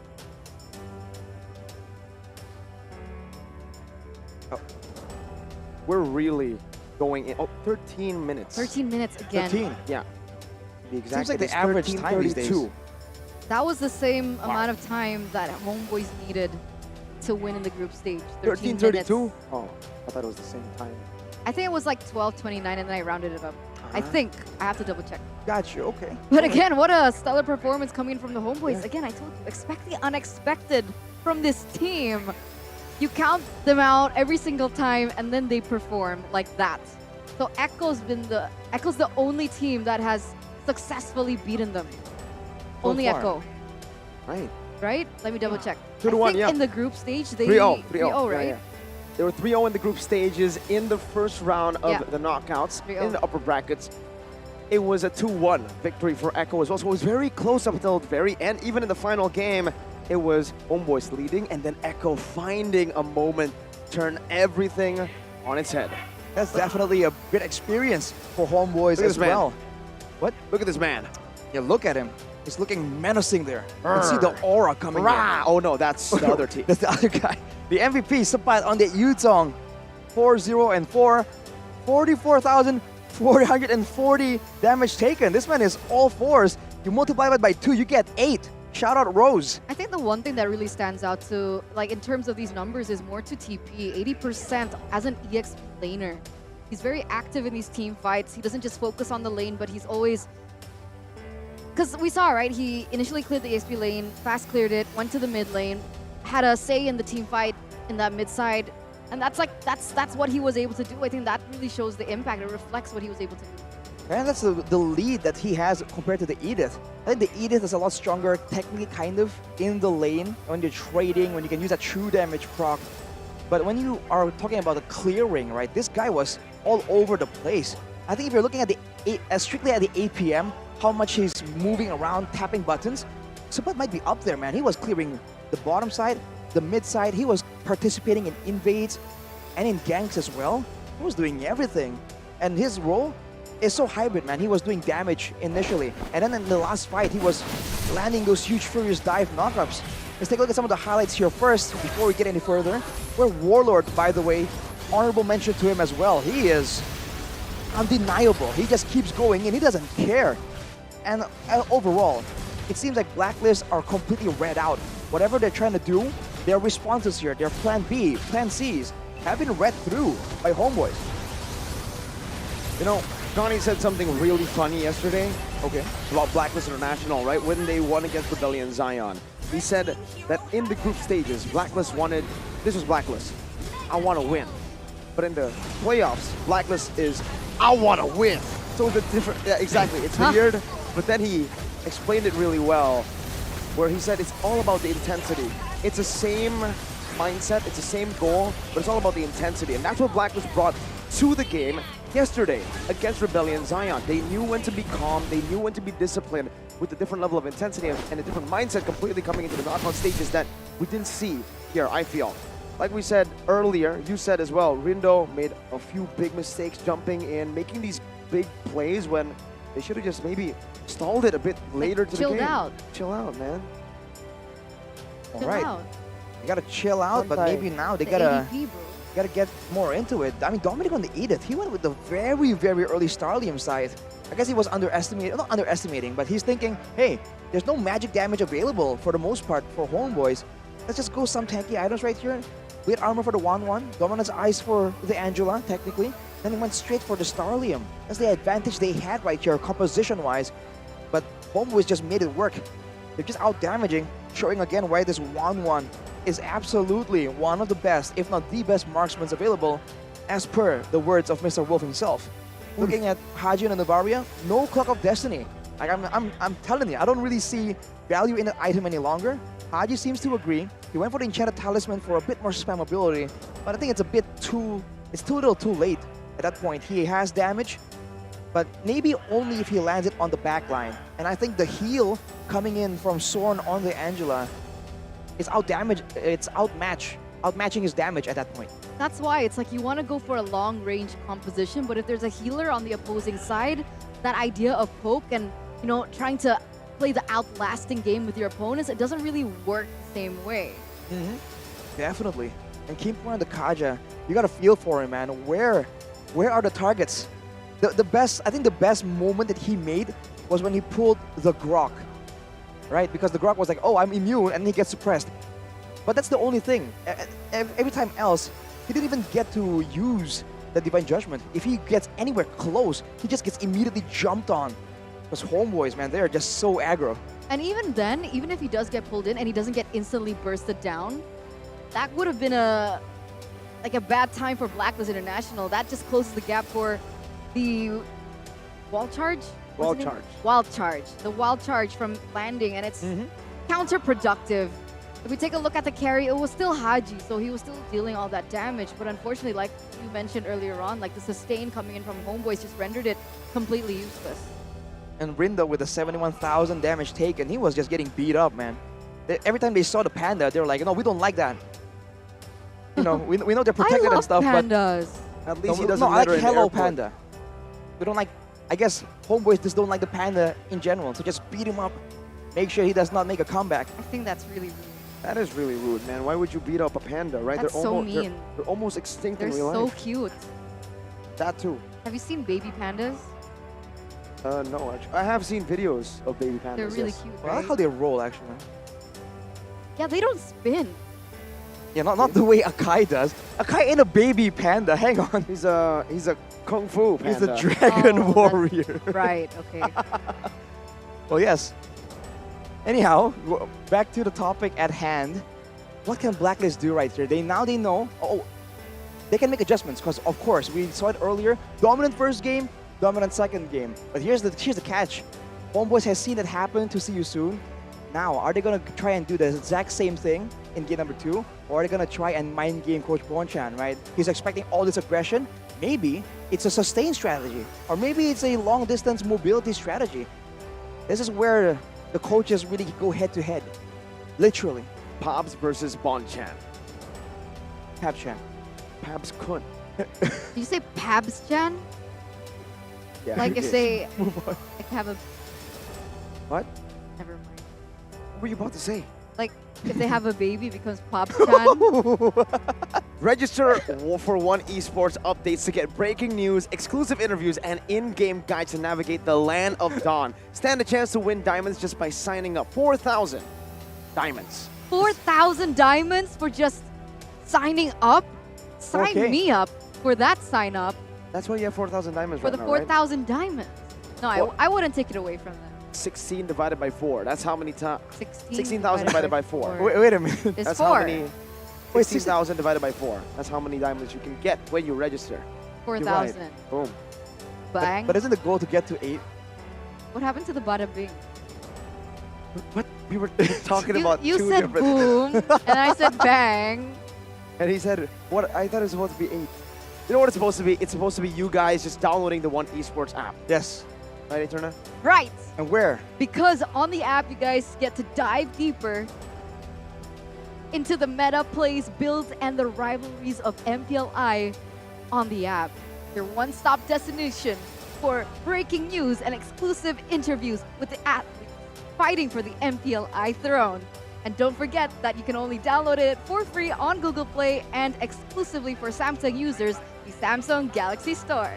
It's so good. Like I can imagine Wolf just exclamating, "Man, it's so good! Penguin Dolphin!" What? Penguin Dolphin? You have to confirm with Wolf to find out what that means. Huh. I think I need to confirm with Wolf as to the benefits of joining the One Esports community, because I think yesterday he said that there was a Discord and you guys can make tournaments and you can even get into the tournaments and win diamonds and stuff. I mean, what else did he say?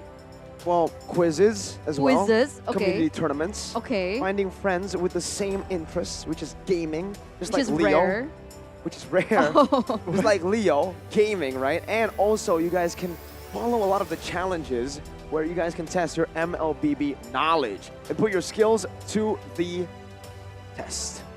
Let's say Eterna, right? Okay. She's not very good at gaming, but she is very. Whoa! I wanted to Excuse just me? say that with a straight face, just But my trying to roast. YouTube is called Eterna Gaming. Wait, really? Yeah. Wow. Like the link You're part is of the gaming. youtube.com/Eterna You're part of the Gaming. gaming clan.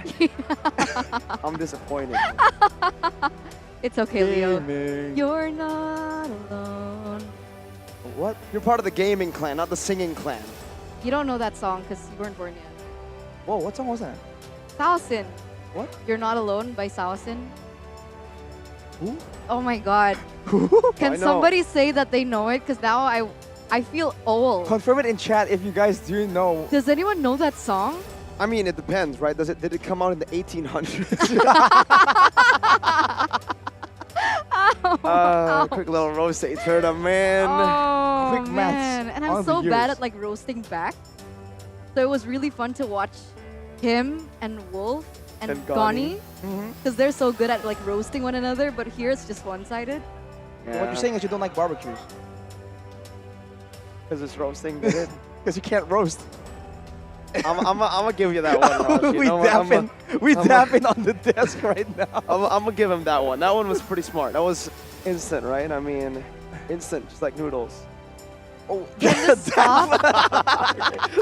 all right. Dude, I wish the camera was on us right now. We had to dab twice there after a big. Jeez. First one was so nice, you gotta do it twice. Okay. Ooh, but let's see if HomeBois can do it twice against Blacklist International. And what was the song earlier? You are alone? Not alone. You are not alone. Well, for HomeBois, they are alone. They're the only team that is not a Filipino team in MPLI 2023. Must be pressure. Well, or maybe no pressure. The opposite, right? Because you know what? It's a Filipino dominant MPLI 2023. Now that we're here, we have no pressure. We're just going to go all out. If we win, great. Malaysia W. If we lose, well, they made it this far. Yeah, we made it this far, and a lot of people count us out already. That's so a good you saw the mindset. prediction, right? The predictions were counting them out completely, man. Like Not HomeBois just completely. refused to math. Not completely. Oh? The town prediction was 2 HomeBois, 1 Blacklist. I also predicted see you soon to... No, never mind. You were saying? But we don't talk about that. No, seriously, what was his prediction earlier on? It was Blacklist. Huh? No, for match 1. Oh, for match RSG. 1? Oh, it was RSG, yes. Mine too, I think. Yeah. Yes, I was the one predicting see you soon. But Why? we'll see you soon, Arashi. Hopefully, I'm not going. I don't plan on leaving anywhere. But Seems yes. Yeah, neither do HomeBois, man. Neither did the crowd, by the way. Hello, everybody. It's great to see the gradual increase, right? As we get closer and closer to the finals. To the finals. Oh, you're right. Yeah. It's pretty good. I didn't realize. You know, a lot of people were concerned, like, man. We were concerned. Exactly. No Indo teams. How will the audience look? The audience looks great. Yeah, especially now that they're munching on Hello Panda. That's why. They're finally energetic now. If you guys don't know, by the way, it's been like this since early today, but maybe just because, you know, it's the first time for them to see a lot of these teams, They weren't energized yet, but now with the Hello Panda, you can finally hear them. Finally! And Finale. finally, we're getting into the drafting phase of game number 2, match point for Blacklist International. They need to outsmart the HomeBois here from the drafting phase in order for them to make it a 1-to-1 and eventually force a game number 3. With that being said, HomeBois and Blacklist have opted to stay on the same sides. No swaps whatsoever. With the Matilda, the Valentina, banned out by HomeBois, still the same. From the side of Blacklist, we have the Joy as well as the Faramis. So already a slight adjustment here from Blacklist. Joy and Faramis. I mean, earlier they banned Joy, And then Nolan. and then the Guinevere. And then they did ban the Faramis eventually, I believe, as a final ban in the second phase. Can they wait that long now? Will HomeBois just pick it out of nowhere here? Knowing that, hey, this could be something that they haven't seen at least. We can use it to catch them off by surprise. They're the ones banning the Nolan. And for the side selection, it hasn't changed. Blacklist have opted to stay on the red side on second pick. Wonder what they want to reveal this game right now as an Angela ban. Good respect over to HomeBois who were able to utilize it. But yeah, Guinevere up for grabs. Technically, win rate hasn't been too good this MPLI 2023, but in the knockout stages, if we just calculate the knockout stages and don't count the groups, it's pretty good. Really pretty good. I mean, the spammable nature of that spatial migration, it works very well against teams that really want to kite in and out of fights. With the spatial migration, you just never know when it's coming, technically. But for HomeBois here, they go for the Glaxia.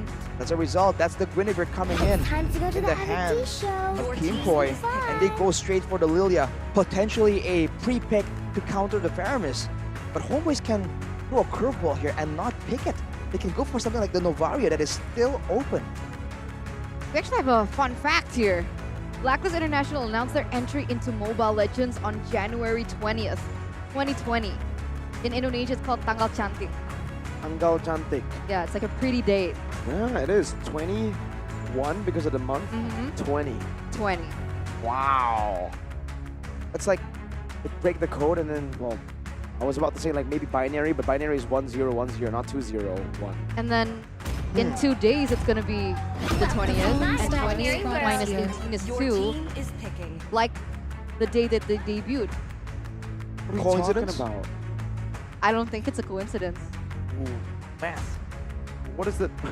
Wait, the finals will be on the 19th, not the 20th. It's our showtime. Yeah, but in 2 days, it's the 20th. Eterna's like rounding it up, like she always does. I'm not rounding it up. That's the date that they debuted into MPL. The 20th. And in 2 days, it's going to be the 20th. It's and close 20 enough, it's what she's saying. 2. She's rounding up the date we're talking in question. You can't, you don't... Moving you on. don't understand, but yes, Eterna is moving operating on a higher level, a higher dimension Yeah, that we can't nobody really understands match. me. Just like Pops and Bonchan. Exactly. Yes. But Lilia, Guinevere, and now the Claude being picked up. They go for a ban onto the Cho. And I would say that this is a lot of... Dive? Exactly. I mean, for HomeBois, I call that the Novaria might make an appearance. Now it's here, but against such dive, I feel like now plot control becomes important. Blacklist has banned away Cho. HomeBois, they're banning the Minotaur away, actually. They want to make sure that they can do the same exact thing. And you have to wonder here for Blacklist, will they ban away the Yuzong that was such a big menace in game number 1? I'll have to say the Claude pick here, I actually personally like it, right? For Blacklist International, they could have gone for a safer pick like a Bruno. But what this Claude guarantees is safety in these team fights, which hasn't really been, which has been a problem, I would say, for Owl in the last game. On the Bruno, he was able to win out in the early stages against the 1-1 in lane, but once it got to the team fight, he really wasn't able to escape, maneuver around these team fights against the dive, right? So with the Claude, it guarantees you mobility in these team fights, even in the lane. Now, not as impressive as a Bruno, you might say. This matchup is more of a just stalemate. We're bros in the lane farming. Well, it's a farm lane, but with a Blaxia, they can make an appearance. We have to see if the impact spills over again. That all depends on the roamer here, though. What's available? Mathilda gone, Angela gone. Will it be another Grok? Are they going for the same kind of strategy? Now, Blacklist are immune to slows technically, so the Novaria already loses a bit of value. Rafaela. Don't forget the corrosion sight and the weakness finder too. But the Baxia does give that anti-regen. So you make up with the mobility, I believe, but the healing should be impacted quite a bit by that. HomeBois don't necessarily need to go for the anti-regen items super early, knowing that the Baxia will be very active around the map. Well, if they go for the Grok though, by the way, then it doesn't matter if you're fast. You can get blocked off by the walls. And honestly, what Grok Yuzong could it possibly be? I feel like that's a bit too straightforward. Blacklist for sure have a plan against it. What about the, oh, they brought out the Minotaur. Zong? Okay, Zong. That'd be the pickup coming from HomeBois, but what will be the Arlet. next one? They'll go for the Arlet instead. Wow. Does the Arlet still hinder the Claude? 10 years. Yeah, it does. If the Final Slash can actually connect, yeah, the Blazing Duet will be stopped there by a big displacement like that. Thing is, it's also dodgeable, right? On the Claude, it's a blink for your second skill. It's not like a dash here, and Arlet can definitely miss a lot of his abilities because of that. Blacklist have the sustain, they can play the longer fights. But HomeBois, if they get a dive in and they lock down the right members, it's boom. I feel like the crowd control they have right now is nowhere near as reliable as a wild charge, as a barrier from the Grok. The Arlet, I think it's a quick fire, fast way to stop the Claude's blazing duet. But I feel like they can't really tunnel only on that because they have to try and find a way to deal with the Lilia as well. I agree, and there's just so much crowd control from Blacklist. Guinevere, spatial migration, you have Rafaela's ultimate, you have Terizla's entirety of the penalty zone, and imagine if these core resources get comboed in with one another. There's just so many tools that Blacklist can utilize, and for HomeBois, there's not a lot of options that they can utilize. So with that, ladies and gentlemen, match points for HomeBois. If they can win another game, they will send Blacklist home. So let's get straight into the Land of Dawn. Go big or go home. Warlord back on a mage, no longer a roamer flex. Meanwhile, down below, wow. Rizal winning a big trade against Owl. Taken down to so low and now zoned away from the minions. Got his regeneration cancelled as well. Looking at the spells though, that's a Purify in the hands of the Novaria. Bit of a rare option here, considering that she's a lot more mobile, a lot safer than other heroes. I wonder which exact. I think it's to counter the Guinevere for the most part, because the Terizla you can kind of deal with a sprint or a flicker. That's where we are right here. I think Warlord seems to think that he's going to be the main target. Considering that Rizal can outplay, can be immune, that is definitely the right assumption. Yeah, I mean, I mentioned it even before we got into the Land of Dawn, right? I was like, Blacklist's draft is disgustingly gross with CC. And the fact that Warlord has chosen to respect it, I think it was a good choice. I mean, you never know when it's coming. I mean, look at this. Rindo already going in Havoc, wreaking Havoc onto Zorn. He's able to kind of get out of that situation, but look at the damage already being dealt onto him. Yeah, he has to respect this damage here. It's going to be Zorn who actually picks up the Cult buff to take it away from Blacklist International. Zorn with the signature recalls, the tas, as Chibi rotates up top as well. Usually we see that HomeBois are able to just utilize this early pressure to help the XP lane get to Prio. But now they focus on the turtle first. The Astral Echo reveals where Rindo is, and Zorn just jumps in with a vengeance. Now knocked out of Spatial Migration and the Violent Requiem. Chain CC'd and taken out. First blood taken away. Blacklist, though, have used a good amount of resources to take Zorn down, and HomeBois will just say, sure, take Zorn, we'll take the turtle. For that 1-for-1 trade, who was it worth it for? I think it's still working for HomeBois. They want to snowball, they want to get resources that are shared among the whole team. And trading Zorn, the roamer here, I don't think it's that big of a deal for them. I'm concerned about how this mid-game is going to play out though, because earlier, it's all about the Yuzong making things happen for them. Now against the Terizla, it's not the same kind of matchup. So there's a chance that Dominic could have a lot more to do in this game. And Zorn misses the stun, but look at Chibi. He's coming in, gives him the reset. Spatial Migration connecting onto Chibi just to disengage for now as Rindo keeps on going. Whoa. Even the Requiem committed in Chibi. Now got the Holy Baptism, a final slash, bringing Haji back, but it doesn't matter. The machine just pops the black shoes as Rindo chases Zorn all the way. What a commitment by Blacklist. I wonder what was the idea there for Chibi, man. He was going in so deep without anything really straightforward available. But now Zorn goes to the bottom side. forces Owl to try and do something here. Yeah, Owl is not having a good lane. I mean, he's getting severely punished along with the gang smash as well. He needs to find a way to able to survive the laning phase and ultimately give the impact that he was meant to.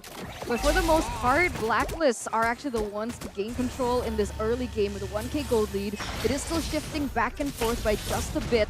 But I guess the idea was, I think just Chibi just flat out disrespected how much damage that a Guinevere could output. Yep. And Rindo is doing really well right here. Earlier, we saw that the Baxia with the follow-up has been able to really shut down the jungle, deny pigs, but look at Chibi! A baptism, a requiem, and everything. Chibi taken out. No hard guard to play with in game number 2. And therefore, Chibi is so much more vulnerable. That's a bit dangerous right here because it's a 1k gold lead for now. And maybe you're thinking, all right, it's the jungle and the roamer. We're still pretty okay. The gold lane, the EXP lane is doing fine. But that's always how it goes initially, right? Later on, it's where that influence really bleeds over into those lanes. If they want to make sure that Ryzel and Supat stays relevant, they got to try and mitigate the damage in the mid lane right here first. And even in the mid lane, they're actually giving over the gold to Claude. They're giving it over to Owl and giving that top side as well to Owl, hoping that despite being a little bit behind in that laning phase, that he could actually equally catch up, and that's dangerous because for HomeBois, I think that's their only saving grace for the moment, Ryzel. But if he gets caught behind Owl, then what do HomeBois play with? Well, remember what we were talking about in game number 1, what Blacklist need to do better. Anti-disaster protocol. That's what they're doing right now. They are just trading on the map. If HomeBois want to go for neutral objectives, they'll go for pickoffs, they'll go for turrets, and they'll avoid fights unless they just commit right here. Penalties connecting only on the GB. Owl forced to use the Purify. Rindo canceled out. No Violent Requiem used up just yet. He has to run away as Ryzel chases him down. Meanwhile, in the bottom lane, Supat is pushing as well. They get a turret in the bottom lane. Rindo gets chunked very, very low, but Blacklist might be able to still look for more. Look at Ryzel. Still in that bush.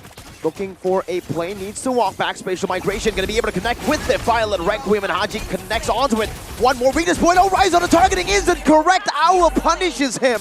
He wasn't able to get the last weakness point, and it is Blacklist International with a big W. It was off a millisecond. That was so close for him to be able to outplay that entire situation, but unfortunately with him getting taken down, Ryzel now with a 0-1-0 KDA, he's actually fallen behind the Claude. And this is what I was really afraid of for HomeBois. 600 gold, but hey, get another play. Chibi buying a lot of time, but I don't think you're going to be able to survive a 1v4 no matter how tanky you are with no hard guard. Blacklist have punished Chibi now for the 3rd time this game. Warlock tries to clear the wave as much as possible. It's a valid strategy, but I feel like now Chibi is starting to fall off. If HomeBois expect to still be able to contest the mutual objectives later on, they gotta try and fix this, man. Chibi is still keeping up in levels due to the superior clear, despite the difference in 3 kills, 3 assists from Rindo. So the turtle can still be contested, but it depends on how this plays out. And Rindo goes in. Spatial Migration, Violent Requiem, Rindo always commits. The penalty zone is going to be used up by Dominic, but it's not going to hit actually. Supat runs away still. Oh, the turtle saves his life, not for long though. Dominic chases forward, finds the kill. And HomeBois secure all 3 of the neutral objectives, but Blacklist comes out with a win. Rindo again, baiting out that second skill of Ryzel. Wow, Rindo is super aggressive this game, but it pays off. He's angry, man, and now Zorn is caught in a very tough position. 3v1, can Zorn make it out alive? Flicker out, Dominic still chasing. It's a lot of damage, but Zorn still will be able to get out with that vengeance to the minion wave in the bottom lane. Just feels like HomeBois, especially Chibi and Zorn, they're committing, well, due to the nature of their heroes, they are forced to commit when there's no one around. And I feel like that could be avoided, you know? They could move together. And then when everyone is piling on all the damage to eventually take Chibi out, then maybe HomeBois can look for something extra. The same can be said about Zorn. But so far, that's not the case, man. When they get in range to even impact the situation, Zorn or Chibi have already been taken out. So it's a bit like what Blacklist was experiencing in Game 1. And the fact is, they're adapting to it really well, right? Blacklist, not completely committing onto the neutral objectives, letting it completely slide over to HomeBois. But on the other hand, they've gotten 7 kills so far. That has actually given them the 2,500, 600 gold lead. And with the enhance in gold, they should have a little bit more to say in this next objective, despite Rindo and Chibi both at level 11. Yeah, the fact that Chibi is keeping up in levels is already quite impressive, but I feel like especially for the next fight right here, Rindo will have a level advantage. And I'm waiting for the time where HomeBois shift their focus from going for the objective, technically trying to sneak it and steal it away from Blacklist, to maybe winning the fight. Because that seems to be what you expect from this aggressive hyper HomeBois team, but it hasn't really been happening. They've been the ones trading. It's like they're the ones in damage control. Blacklist have downloaded the schematics of Game 1 HomeBois and now are basically countering every little mistake they do, making them make mistakes. Chibi, again, this time, same level as Rindo, despite the 3 deaths.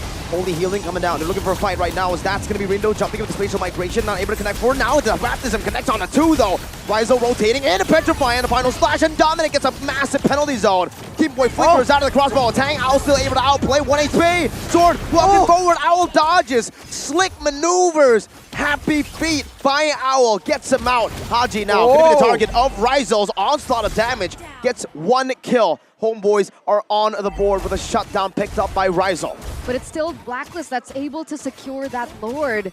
Rizzo's the only one left standing here in a 1v1 with Dominic in the mid lane. It looks like he's going to be able to zone Dominic away and clear that lane, but that's a Lord marching in favor of Blacklist International. It's unfortunate for HomeBois there. There's a bunch of mistakes. Like, let's take a look at instant replay. As we say that earlier, they all go in right here, and it seems like the focus is split between the Lord and Owl. You can see that Sipat and Soren particularly are trying their best to try and shut Soren down. But Rizzo here gets his crossbow of time negated. And then afterwards, I think Soren also missed another stun. It could have really resulted in more kills for them. Oh man, that was so, I don't know if you guys saw that, but that was a Petrified Furious dive that Sipat got on Owl. Soren final slashed Owl out of it. And that's what created a chance for Owl to make an outplay. You make a mistake like that, and Blacklist are the type of team to really just fully commit and punish those big mistakes, or small ones. Jordan getting a few good hits onto Rindo, the penalty zone, and the Valor Requiem is used in unison. Rindo very low, chased down by Rizzo right now. The final slash also connecting to the back with a good shutdown in. The crossbow tank still held down. Meanwhile, on the back, that's another dive attempt from Sapat, who's going to lose his life. 2 for 1. In favor of the HomeBois. The HomeBois slowly but surely getting the trades back into their pockets. Blacklist International initially had a huge gold lead, now driven down to 3K. But with 2 members taken down, what can HomeBois utilize it towards? What can they get in favor of it? There's not a lot of objectives on the board. No towers to push as well. I guess the only thing that they can do is now Rizzo pushing down in the bottom lane, hoping to get a little bit of pressure onto that bottom side turret. The straightforward answer was try and get some more kills. They like to snowball, they can try and do that when the death timers are irregular from Blacklist International. For now though, they're just waiting yet again, waiting for the next objective. And it seems like right now, it's all about how cleanly Blacklist can execute. If they don't get a guaranteed fast winning team fight, then HomeBois, they can just catch up. Again, it's the exact opposite, like in game number 1. Blacklist were the ones that can really chase and catch up. Now HomeBois can really do that as well, especially with Rizzo. There's a lot faster, keeping up with Chibi and Sipat, even though one's rolling and the other one's flying around as a dragon. So how do they go about this, right? Because 14 seconds are left for the next neutral objective to spawn. Here, Rindo and Chibi are at equal level. So obviously both teams want to make things uneven. Does HomeBois want to look for a pick-off first, or do they just want to go straight in, try to utilize the Black Dragon form to zone them out? Now they're going to be fighting another Rizzo. Rindo goes in. Valor Requiem with a spatial migration. Furious dive and a final slash to the back. Game Boy running away. Supply with the Black Dragon form. Now bursted down. Still able to sustain with the passive. Brilliantly done, but now gets locked down in the penalty zone of Dominic and gets taken out by the machine. Haji. 1-4-0. It's Blacklist with a one-man advantage, but HomeBois still with Rizzo with a crossbow of Tang ready. Owl walks up. Pops that BMI. Going back. Dominic trying to zone Rizal away. Zorn going to be chunked down. The baptism connecting as well. That's a lot of damage placed down. Dominic, one more weakness point, but Rizal will not go all into that just for now. Blacklist play the long game with the advantage. Board dance. And they can do that because they have the sustainability coming in. Oh! Ow! Blazing duet, but it's a good snipe down with the Astral Meteor and the Sphere. Chibi will lose his life though. It's a 1-for-1. The goal laner down. The main source of damage gone. Forward aside of Blacklist. Rizal marching forward. One more hit. That's Haji who buys the time. The Requiem comes in and it's Haji, the machine, who secures the Lord for the team. But now they're on the run from Zorn and Rizal. Zorn with a vengeance, walking forward. That's a good stun onto Kim Point with Rizal finally getting the weakness points, but it is not going to be a crossbow of tank. Just a quick kill. HomeBois trying to deal with the Lord wave up top, but there is a wave crashing down to the base turret that will be dealt with by Warlord as well. How close was that, and what an entire chain of events that it led up to. A 2-for-1 trade. Blacklist International lose their important members, especially that first snipe coming in onto Owl to take him away out of the team fight was a golden moment for the HomeBois. But unfortunately, Chibi was taken out, and so Haji was the one to be able to secure the Lord. It was so dangerous. I mean, both teams, of course, Rizal was just late to the fight, man. He was in the fight. He was late because he was clearing the bottom side. He joined, and they cleared the mid lane, and then the fight happened again. So Blacklist are kind of stutter-stepping, making HomeBois think, oh, it's beginning. Oh, it's over. Oh, it's beginning again. And because of that, they're not as coordinated, because you can see in a full-on proper fight, Blacklist do not have an easy solution to deal with Rizal. He has been dangerously aggressive, moving forwards. He has the Wind of Nature right now, but he doesn't really have a magic damage solution. So Haji and Rindo pose a very legitimate threat to his safety. He's basically just like swimming around them, dancing around them at that point, right? And nobody's been able to lock Rizal down, but as soon as they find a answer towards Rizal, that's it for the HomeBois. I think he's the only one that's been able to push through and make HomeBois still relevant up until this point. By the way, Blacklist, the way they're approaching these fights, especially when Rizal is included, they never just jump on him. They always try and get some damage in and back away. In that engagement, Owl was consistently BMIing a bit forward, hitting him with some spells, one basic attack, and then backing away immediately before some damage can be traded back. They're trying to avoid an all-in, knowing that perhaps in a longer duration all-in, without the blazing duet, Owl can't really match up to Rizal in the damage output department. And on top of that, right, in these long-drawn fights, I think we've seen this a lot from compositions with healers, that they can play that. They can play the endurance game because they have what it takes. They have Team Boy on the Rafaela. So even if they do trade it like this, they use their range and they start poking one another, Rafaela will completely negate that particular strategy because of the healing. Well, for now, with 20 seconds to go, both teams just having a lot of attention on the bottom side of the map. The Blacklist are the ones initially trying to make a play right here. 10 seconds before, they're trying to set up the wave with Dominic. Just in case, waiting around to ensure that Owl doesn't get picked off. They don't clear it completely though. They're setting it up for a slow push, but Rizal reads it through. Now with the Lord up, will Blacklist force HomeBois into a big fight where Rizal is once again late? Ooh, won't be available. Rose Gold Meteor built up by Rizal. Rizal's going to be an issue, man, a problem. Blacklist needs to find a solution quick to this Rizal problem that is growing. Now with the Rose Gold Meteor, even their magic damage carries. Oh, it's a full dive by Subpot. For the Black Dragon form, they want to try to burst the Lord as fast as possible. The final smash brings Dominic back right now to a stun. Dominic with penalty zone, connecting on the two. Rizal going to be dealt with. Owl finds the kill, a combo, and the Black Dragon form used up. Rindo finds it. Chibi now in the midst of it all, using the shield unity to run down, but Owl takes another. It's Warlord on top of Rizal. A double kill, a triple for Owl. Absolute disaster for HomeBois, and add Chibi to the mix. He's getting beat up by Rindo. What was that, man? The gold laner done, 3 members down, 4 maybe. It's a single man defense by Subpot. It might be the end. We're going to see a game 3, ladies and gentlemen. Only Chibi left to defend, but look where he's at. All the way to enemy purple buff. 1 cannon minion will be enough. Blacklist International will force this series out to a full 3 games. Are you getting deja vu? Match number 1. See you soon, won game 1, and then a reverse sweep happened from RSG. Is that the deja vu you're talking about? Yeah. Yeah, man. Yeah, man. Yeah, man. Yeah, man. Looks like Especially- Blacklist International from the Philippines looking for that reverse sweep. Ladies and gentlemen, it was so close for HomeBois. It was just that one team fight Yeah, man. that Rizal especially- got picked off. Especially if you consider how the game was going for HomeBois. It has to be such a heartbreaking loss. Everything, they staked everything in that last fight. They could have played it safer, but that is not the HomeBois way. They went for it, it didn't work out. Can they recover? Is this the style they are so used to that they can just shrug off that loss and go back at it? Because, you know, mythical creature, match, best of one Malaysia. It's now a best of one. We're back to a best of one. Yesterday they were in a best of one in the final game against Echo as well, though. So I think that mythical creature has already been, what's it called? Myth busted, yeah? Debunked. Debunked. What? The myth has been busted, my guy. Oh. But we were talking about it just earlier, though. Yeah, true. But right now against Blacklist International, a team that we're in the same groups as them. We'll see if it can happen again, the Malaysian Magic, or if it's the Filipino Malaysian Magic and Filipino Fact, FF. Oh, but Filipino is P. Wait, But it has a Filipino F is sound. Filipino Oh, is Filipino F. is F. My mistake. Oh, I yeah, can't you're spell. right. Spell, man. Oh, magic spell. Oh, sorry, go. Malaysian Magic versus Filipino Fact.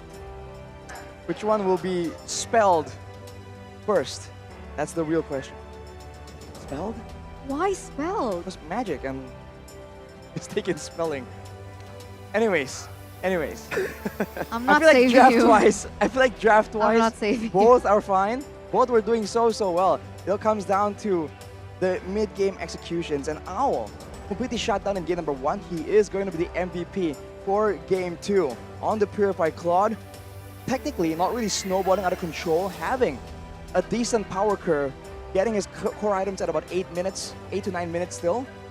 But overall, man, the late game from Blacklist always seems like they're just so calm and calculated, even though it's a very nerve-wracking moment. And maybe that's what makes Rizal, you know, he made several mistakes right there, especially during the important moments. Maybe that's the issue, right? The pressure. Was it a mistake by Rizal or was it just a really good pick from the Turizla?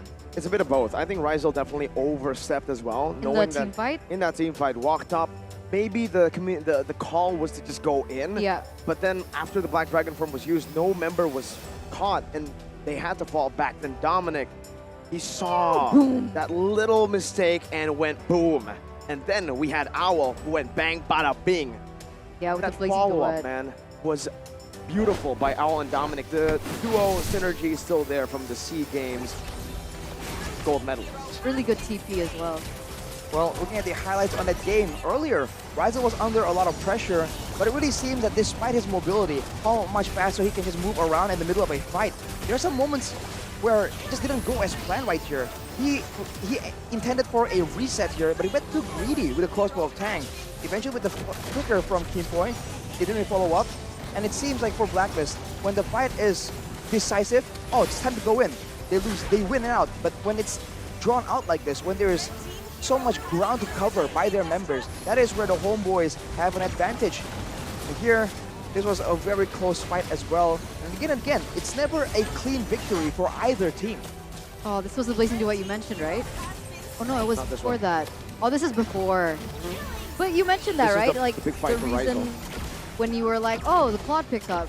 Sure, not the greatest of laners, but it has more reliable damage output because of the way that he's able to weave in, weave out of these team fights, and finally we get to see that shown. Better survivability. Damage output-wise, it should be Bruno, right? In Ooh. these team fights, if he's free hitting. But Yeah. the thing is, in these high-level clashes, you're almost never free hitting. You always need to be dodging first, and then you find like some space to free hit, and that's what the Cloud was able to do, going, bobbing and weaving back and forth, and finding that triple kill in the end. Oh, I saw a stun. Hit Rizal in the middle of that engagement. Of course, the penalty zone started it off, but afterwards he got stunned, man. Was it a divine, not divine judgment, the holy, divine blessing? Yeah, it's the Holy Baptism. The holy baptism. Divine blessing. I don't know. I'm creating new spells, man. He's I making blanked things. out there. Wow. But look at the post-game stats, man. It's Oh, it's such a tough loss for HomeBois to accept too. It really was down to the wire. From all the stats here, I think it's one of the closest games we've seen today. But in the end, in the late game, we talked about this already. The Claude, the Lilia, that just means a lot more DPS. And for HomeBois, the fact that whatever was the reason, the fact that the 1-1 got taken out, that was just the nail in the coffin, man. There's no way they can come back from that.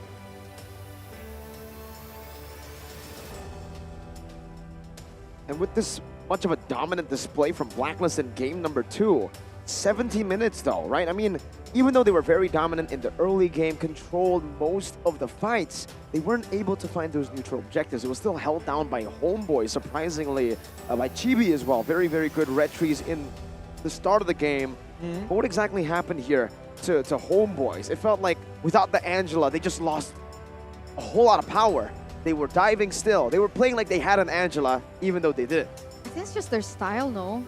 Maybe. They like to... Their aggressive posturing that ultimately Blacklist was able to take advantage of. When it works. Especially if Chibi and Soren can both make plays across the map and both work, that's how they're able to get so much dominance. But in this game, especially early on, Soren and Chibi were constantly picked off. So there wasn't really a winning lane. They were just really banking on the 1-1 to carry the full late game. But their composition isn't even a full protect 1-1. It was a dive 1-1, Mirko. So it was just a bit too dangerous. Sapat, by the way, is not even level 15. So I think if he was the MVP in game 1, right? You have to make a case that in game 2, with him not being able to participate, 0% teamfight participation. Wow.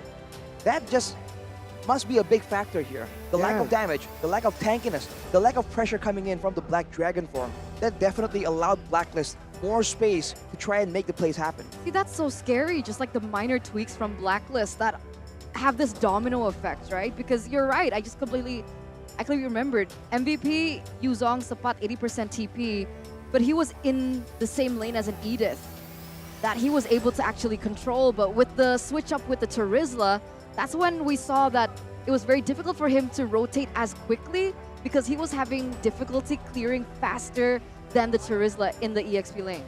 It was really hard for the Yuzong. I think the Terizla last pick was brilliant by Blacklist, right? They picked up the Terizla into the Yuzong. This is a winning lane for the Terizla in trades and even, or maybe all ins. That's where the Yuzong can come out on top. But it's very rarely that we see an all-in purely in the XP lane. Terizla's always in the fights, Yuzong as well. And if the Yuzong just falls behind, that's what we saw in the early game, right? With Dominic dominating in that lane. Dominic dominating in that lane, yeah.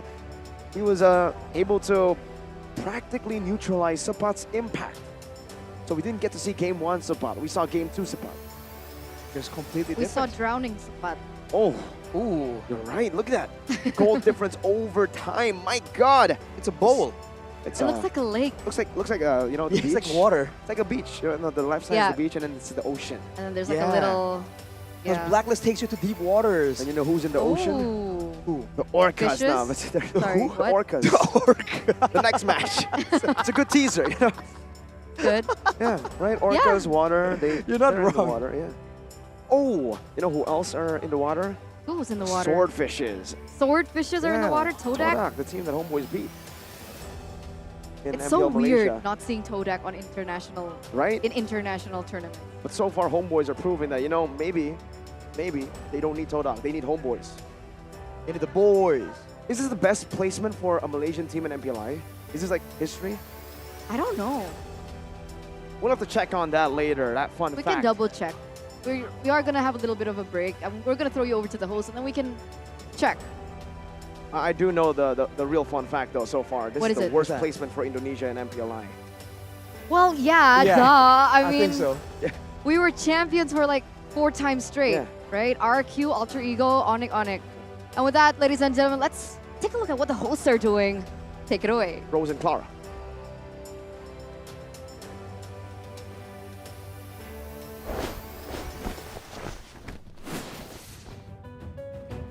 Kasa, what an epic games. 2 game lagi terjadi dan bahkan akan menjadi 3 game untuk selanjutnya. Lower bracket di MPLI semakin memanas. Di sini Bude Clara Monster dan juga Rus akan menemani kalian di saat sela-sela ini.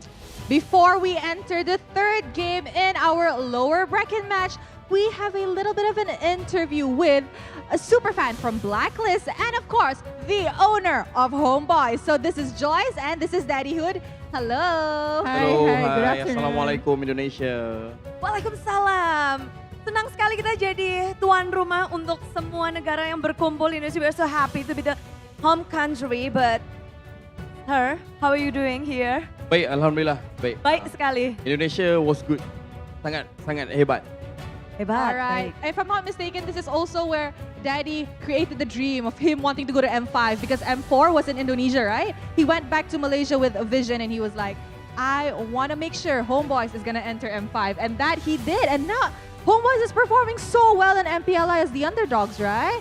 All right, Joyce. So, Joyce, I know you're from Singapore. You flew into Indonesia to watch the games. How's it so far? How is MPLI? And how are you Exceptional, as always.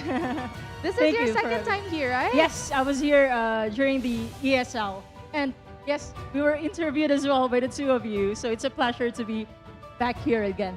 Ya, dan kalian pasti tahu di sini kalau Joyce itu adalah die-hard fans Yeah. for the Philippines team, but right now for the Blacklist International. Yes. Dia die-hard fans terbang dari Filipina, dimanapun Blacklist ada akan ada Joyce di situ. Yes, and not just Blacklist. Okay, so Joyce, I know that you're here technically as a fan of the Filipino teams. Now, Filipinos sent 4 representatives and 4 representatives are still in the game. What is your ideal grand final game? Ideal would be AP Bren and Blacklist. Wow. Yes. Okay. Dua tim Untuk Daddy itu. pula, for Daddy, I'm pretty sure HomeBois is one of your grand finalists. Who do you want HomeBois to meet in the grand finals? Happy Brand sebab kita rapat dengan diorang, kita tahu playstyle diorang. So I think Happy Brand akan bersama kita kat grand final. Wow. Menarik ya. Yeah, so Daddy said that they're close to AP Bren and they know the playstyle of AP Bren. So that's why they really want to meet AP Bren in the grand finals. And I'm pretty sure all of the teams here have their eyes on AP Bren. Yeah, the strong team that hasn't been defeated yet in this tournament. Tapi I want to ask about the HomeBois. You're as the owner. So bagaimana? Adakah kata-kata atau sebelum mulai dari pertandingan ini yang dilakukan oleh Daddy kepada player dan how is the condition about your team today? Untuk hari ini saya tu bilang sama mereka kalau kita tu harus habisnya awal sebab malam kita ada game dengan RSG. So better kita habiskan awal, hantar Blacklist balik awal. Tapi kalau kita yang balik, kita rehat awal. Tapi okey lah. Ini good experience I think for HomeBois, first time di MPLI dan juga M5. And insyaAllah kita akan buat yang terbaik untuk represent Malaysia di pentas yang lebih tinggi. Alright, so Daddy said he told his boys, finish the game early so we can send Blacklist home early because we have a match tonight against RSG. However, if we go home early, then we can rest earlier too. But at the end of the day, they're here representing Malaysia and the only team from Malaysia has made it this far. I could say I'm really proud of this bunch too. Alright, so for Joyce, what do you think Blacklist still has to offer? Do you think they still have the potential to go further against their match against HomeBois? And if they win against HomeBois in this match point, do you think they have what it takes to bring down RSG Philippines in the match later on today? I have full trust, not only to Rindo, but the full Blacklist, especially for Team 2. They didn't have enough exposure, but they're here right now, and I think they can make it. Wow, jadi memang dia ngerasa dia percaya betul sepenuhnya ke Blacklist dan dia percaya nggak cuma ke Rindo karena he was used to be the manager of Rindo on the amateur scene. So now, how you see Rindo now? Is this his full potential or you can think that he can do more? Of course, he can do more, and I'm very, very proud of that guy. We were just talking about it a few years back to see him in a stage and maybe an MPL, but now it's international. So really, really proud. I know he can do much more than that, which he is already doing right now. All right. Okay, Daddy, I see that the HomeBois are seated. Daddy, why not give them a little bit of encouragement before the game starts? Okay, buat Rizal, Zon, Warlord, Chibi dan juga Ipan buat yang terbaik. Apple dan juga Pap, draft elok-elok. Yang berada di belakang pentas, doakan kami. Yang berada di Malaysia also, doakan kami insyaAllah. Andai kata memang rezeki, kita akan go through sampai ke grand final. InsyaAllah. Inshallah. Untuk HomeBois. Any For last Malaysia. word? All right, any last words for Blacklist? Yes, of course. All the agents are cheering for you. Everybody has full trust in you guys. You can do this. Bring it home. Good luck. All right, oh, the goosebumps. Now, guys, this game is a lower bracket matchup. Remember, the losing team ends their journey in MPLI. The winning team continues their journey and making it potentially into the top 3. So, let us now start our third game in this best of 3 series between HomeBois and Blacklist International. Casters, take it away. Let's go, Game 3.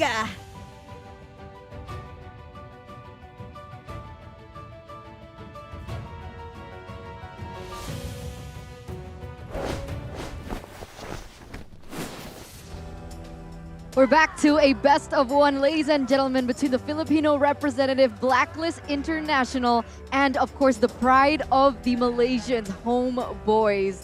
It was a strong game number 1 that was taken by the HomeBois, but it looks like Blacklist International won't back down without a fight, equalizing a 1-1, and now we're back to match point once again. Whoever is going to be able to take this next game will win the series and continue their journey. But the one that loses, we got to say goodbye to. It's an elimination match. That's what it means. You know, one team will be eliminated from MPLI 2023. And like we said earlier, right? There's a chance right now for, if HomeBois loses, an all-Filipino top 4 in MPLI 2023. That's going to be history, man. Showing again the dominance of the Filipinos. If that happens, you can't really argue with it. So we'll see, man. Will history be made? Well, technically, if HomeBois win, it's also kind of history being made, no? Top 4 Malaysian team. You have to recheck that stat, man. We forgot to check it. Yeah, man. There was no time, bro. Arashi, That's true. Arashi.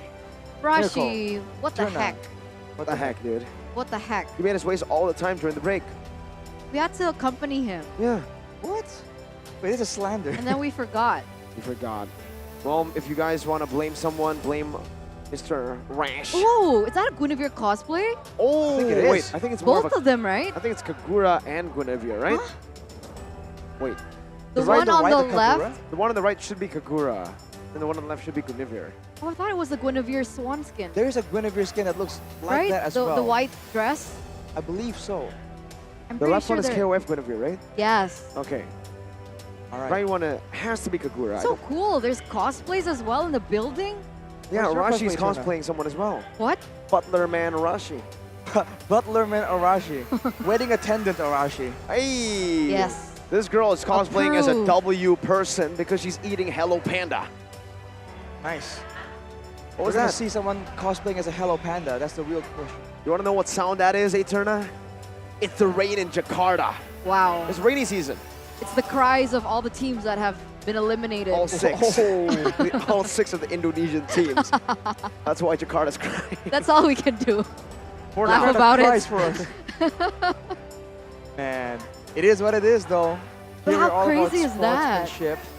Even though the Indonesians are gone, we're still But you looking know, forward to a great there is a match. fun fact though. With 5 Indonesian teams knocked out in the group stages, Uh-huh. that means 5 Indonesian teams are undefeated in the knockout stages.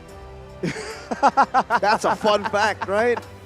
Maybe a sad fact for most Indonesians. I don't know how to feel about that. Huh? Wasn't Rebellion defeated? Exactly, that's right, 5. Oh, 5. Not, okay. So Rebellion is the sacrificial bull, Yep. technically. But now we have a switch, though. First pick. Gonna be Oh. Blacklist.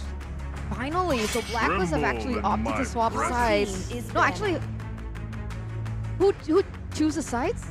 Is it the losing team? Yep. Okay, so HomeBois decided to go for second pick this time around. We see a Joy, we see an Angela, we see a Phobius ban coming in from Blacklist. Hobbs now would have to be forced to perhaps even ban out the Wan here. Or they can pick it. But they've used it before, so it's not foreign to them. If they ban away the Phobias, it also sets up for a Nolan It also sets up for a Benedetta. I mean, there's a lot of things that the Phobius ban can mean. That could be what the ban was for. It's a bit of a mind game. Confuse the members of HomeBois. HomeBois' final ban is the Lilia. The Lilia did give them a lot of troubles as well in game number 2. It wasn't just the Claude. I think mainly in the early game, it had to be the Lilia, no? Stopping the Novaria from getting an advantage through roaming and clearing the way, but with a Phobius ban, that's what they were setting up for. Nolan, up for grabs, picked up instantly now by Rindo. So how do the HomeBois want to respond to this, right? There's still a Wang that's still available. Wang. Huh? Wang. Wang. The Wang still available for the HomeBois to pick up. Alongside with what? Do they want to go for the Baxia again? They've used it the entirety of the series, or do they want to go for a different route? Mardis, perhaps, or maybe leave Chibi's hero for later on for a surprise pick? Well, earlier, it's all about the Baxia. Now they go for the Bruno, though. And they get that Paramis. Considering as an assassin, assassins all quit in a very short time window, so this Paramis pick could come out very critical. What will Blacklist respond with? The usual counter, the damage coming in, usually is the Lilia. The AoE damage can't deal with the Netherrealm. It is no longer available though. I like these adjustments coming in from the HomeBois, right? Because I think in the first and second game that they were drafting for themselves, but now they're taking into consideration of the counter plays that they can utilize by prioritizing the Paramis and the Bruno. Wow, what? That's a signature Haji. Oh. We haven't seen it in a while, man. Haji playing the Eve. It's been nerfed to the ground, but recently just adjusted back to a point where it can actually slow with the abilities again. But still, man, we haven't seen. This is the first Eve pick. Yes, I believe I would remember seeing a Eve debut. I am very fond of this hero. But like you mentioned, the Void Crystals right now, they've increased the slow, so it's actually not negligible any longer in the early stage of the game.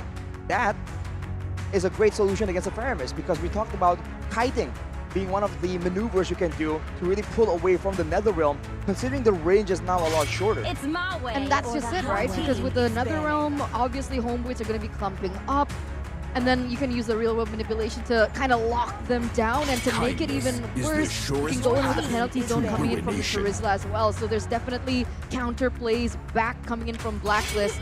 HomeBois in the second phase, they've eliminated the Ixia, they've eliminated the Wan, and Blacklist have taken out the Yuzong. You know, it's so strange because I was happy for the Eve pick. I mean, like, Eve, it's so unnatural, right? Eve is always prio for the last, what, 4 or 5 months of MLBB. The fact that it is out of the meta was a breath of fresh air, but somehow I actually miss seeing this hero. When it was picked up, I was like, oh, so hype. Especially maybe considering it's Haji on the Eve, huh? It's the machine. There's context here that makes it even more exciting. But with that, with the Yves picked up, they ban with the Martyrs, they ban with the Yuzong. They want to make sure that Haji can be a KDA machine, not just a machine. But for HomeBois, the only solution they have is the Cho and the Baxia. And I believe right now, with the real manipulation, it doesn't get stopped with crowd control. It just moves the character sideways or behind. So Ryzel can very well be zoned away by the real manipulation. Oh, wait, what? I've been waiting for Kai so long. Roam carry for Owl. Huh. That's so much CC. It's so much CC, but not spammable though. This is quite dangerous. If HomeBois get a hero with damage, with mobility, it's going to be very difficult to deal with him if he's jumping towards the Yves or the carry. This carry pick is really, really good. I like it. The Lapu pick to finish it off for HomeBois, though. They already have very good cover, by the way, right? I mean, from the Akai, from the Charizla, from the Yves. If they can play a proper front to back, the frontliners of HomeBois won't stand a chance. But if HomeBois can dive onto that carry, get a winning lane in the gold lane, they need to put a whole lot of emphasis in gold lane. They need to try to help Ryzel to bully the carry. If Owl gets out of lane with just a small gold deficit or even, it's Blacklist's game to win. Okay, so the mid lane control is going to be very important. Which has better mid control, Blacklist or HomeBois? I think technically it's even, because if it's only the mid laner, Yves has more than the Paramis, but with the help of the Cho compared to the Akai, I think it evens out, but Cho will have the more dynamic ganks. And like Mirko mentioned, man, the gold lane is super critical right here. HomeBois need to make it work. 5 seconds. Ladies and gentlemen, this is it, the decider. You can hear GBK Basketball Hall go wild.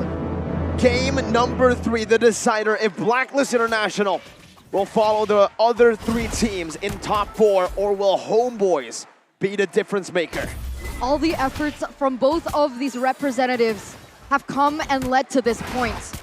So we'll see as Thorn already taken very low, trying to aggress Rindo out of his own jungle. But it looks like Zorn might be taken out here, but he uses that flicker to escape. Dominic is chasing him down. A good stampede to pull him back. Zorn running away. That's a flicker as well from Dominic. Wow. A good dodge. Wow, super aggressive by Dominic there. Super dumb Dominic just trying to get some action early on, but that's a great resource burnt out. That could be very valuable because usually the turtle does spawn on the side of the EXP laners. Might come up before that though. We'll have to see. Seems like for both the roamers, the priority is different. And with some levels, the gold lane I think for a bit will be a lot more favorable towards the carry just due to the pure all-in threat if some assistance comes his way. What about the EXP lane here? I mean, we were talking about Sapat being in a winning lane, what he requires in order to have the impact in the game and to come online. But with the Lapu and the Charizla, does not the Charizla have a better say in the lane, even at level 4? At level 4, Lapu has the more spammable ultimate, and he has range, quote-unquote, to work with the axes. Which is why, by the way, Dominic went with the Wilderness Blessing. He is completely intent on just roaming around and making things happen for his team. Now with 7 seconds to go, we see that Rindo is pathing downwards. Are they trying to trick HomeBois to try and get that gold lane rolling? Subverting our expectations and subverting HomeBois' expectations as well. Trying to go for the purple buff, actually, to steal it away, as they know Chibi will 100% be going for the turtle. The neutral objective on the other side is the anti-disaster protocol for Blacklist International. Flicker from both the Kadam Machine and Sapat. But now the damage coming through. KimBoy forced to flicker out as well. The real world manipulation locks Sapat down with the help of Dominic's penalty zone, and Rindo has rotated back from the purple buff of HomeBois into his own. Getting 1 kill on the board. Achilles and going on to Rindo, not able to connect for now. Dominic pulled back with a Shadow Stampede. Dominic doing some damage. That's some damage as well from Rindo. The fracture takes Zorn out before the Netherrealm can save him. And that's it. Blacklist International trading it on all fronts. It was HomeBois being able to take that first turtle of the game, but Blacklist International instantly claps back with 2 kills on the board. And both kills onto Rindo, someone that you don't want to see snowball. Yep. There's a big problem here, man. There's sustainability because Warlord's on the Faramis, but the damage is just somewhat lacking. They also failed to get that purple buff as well, so even now Chibi is falling ever so slightly behind the Faramis. I think earlier we saw that the Boxia clears a lot faster, but the Nolan isn't too far behind. Clearing and jungle pathing and invasions seem to be the name of the game here in Game 3. Feels a little bit deja vu, no, to game number 2. We'll see how the next few stages of the game progresses, but if HomeBois continue to have this neutral objective control, then Blacklist can play the long game yet again, waiting for Haji to come online, waiting for Owl to come online, but HomeBois, they don't want to waste a single moment and they try to threaten that late game force in Owl. Look at Nolan though, look at the way that they're pathing. KimBoy getting chunked quite low, using the headbutt as a defensive maneuver. Blacklist, the way that HomeBois are rotating towards the bottom side gives Blacklist the opportunity to give Rindo as much gold as possible. He got the entirety of the turret shield up top. That's a lot of gold for an assassin. And with already 2 kills, he can really snowball out of control right here. But to be fair, a lot of crunch control is available on HomeBois to try and stop that. And with a Faramis, you never know what kind of mistakes can come through from a snowballing, overconfident assassin jungler. I think Blacklist, HomeBois were setting up a little bit of a trap here onto Blacklist, waiting for Rindo to pass down, but HomeBois either or have the better setup, and they're looking to The Dragon support from Zorn. That's a heavy spin on the penalty zone as well to lock Zorn down, but he flickers out of the way. The turtle will be reset as Sapat used the Bravest Fighter, trying to go and catch Haji. Meanwhile, take a look at that top side. Once again, the turret gold has already been dealt with earlier by the Nolan. Now the turret will be taken by Owl. In the bottom lane, a bit of a similar rotation by HomeBois. They take the neutral objective and they look towards a structure. Fortunately, they won't be getting that extra bit of gold, but Sapat! That's a fracture from Rindo that takes Sapat out of the land of Dawn for the second time in this game. Good night, Sapat. Bye-bye. Well, good that's on a different team right now. Falcons. That's true. We'll have to see, but look at Owl I just miss stealing away the orange buff. They didn't see it coming, but Chibi, can he get the punish? That's a shield unity connecting away the dragon as well. A Purify very late, but it acts as maybe outplay maneuver. Owl almost getting the kill onto Zorn. KimBoy forced to use the heavy spin. Rizal is the guy who picks up that kill. Meanwhile, in the mid lane, Sapat, bravest fighter again. Rindo just backs up. Yeah, Blacklist International looking for a trade in that mid side, but unfortunately they still weren't able to grasp onto it. Now Rizal needs to be careful. KimBoy's in the bush. Does he know? He knows. That's like a damage. No heavy spin for KimBoy. Chibi knows it, wants to dive in, gets a shield unity down. Say goodbye to KimBoy. That panda taken down up top. Careful, man. They're about to go extinct in real life. Man, good move from HomeBois though. Trading a turret, because in the bottom side, you're seeing Blacklist now do what HomeBois usually do to other teams, man. They're pushing all 3 lanes at the same time, getting a lead, especially in the farming department. But overall, it's only 600, and the bulk of it is in the hands of Rindo. If he gets taken out, if he gets zoned out or locked down in a fight, that means that HomeBois technically are the ones with a gold advantage. But this is still so close. And in terms of neutral objectives, sure, HomeBois has been the ones to be able to get more of a say in it. But now Chibi's a level below Rindo. Do you think maybe Blacklist want to go for the contest over this objective now? I think they have the tools to try and go for it. It depends on the setup. In a full-blown, all-out fight, I think they require Owl to be participating. Aside from that, though, the back and forth, right? The kiting here is what's a concern. Blacklist have the catch with the broad manipulation, though. They go with the penalty zone first. Great penalty zone, even a heavy spin with a flicker gives Rindo all the space necessary to get a free turtle. Blacklist first turtle this game. Chibi wants to go for more, jumps in with the shield unity. Try to go for Rindo. Shadow Stampede connecting, but Warlord might be the one picked off. He pops into the realm. They fall under the real world manipulation in the headbutt. Knocks him up for the damage to come through. That was Chibi who falls as well. Zorn is next on the chopping block. Owl even maneuvering in front. Rizal dealing a lot of damage. Owl needs to be careful, and so he does. Backs away. A big win for Blacklist as they look to siege this turret in the mid lane. Warlord. And damage from Rindo. Another penalty zone. Locks Sapat, bravest fighter. By Sapat, no more follow-up though. So clean by Blacklist International, that in and out movement. All they wanted to do was take the neutral objective, stay disciplined, and retreat. And the way that they did was using the heavy spin coming in from KimBoy to give Rindo a little bit more time in comparison to Chibi, who was unable to land in that retribution on time. But HomeBois a little bit sloppy going in for that counter engage. They want to find a trade because they lost the neutral objective, and because of that, Blacklist International actually were given the benefit, the advantage of that entire situation, now pushing them to what previously was only, a 600 gold lead to now a 2K. For HomeBois, though, a big problem right now is the lack of damage. They're jumping on Haji and Rindo, but no one is getting taken out. They need, they go on the carry, though. Yep, Owl now brought back to the team, a good Purify, and look at the cover from Blacklist, it's perfect! KimBoy baits him in the penalty zone to lock 3. That's a 2-man stun on the bravest fighter. Dominic flickering out to safety. Rindo brought back again, but he's still able to escape. One more shot from Rizal, only onto Haji. How did they cover for Owl that perfectly? Wow!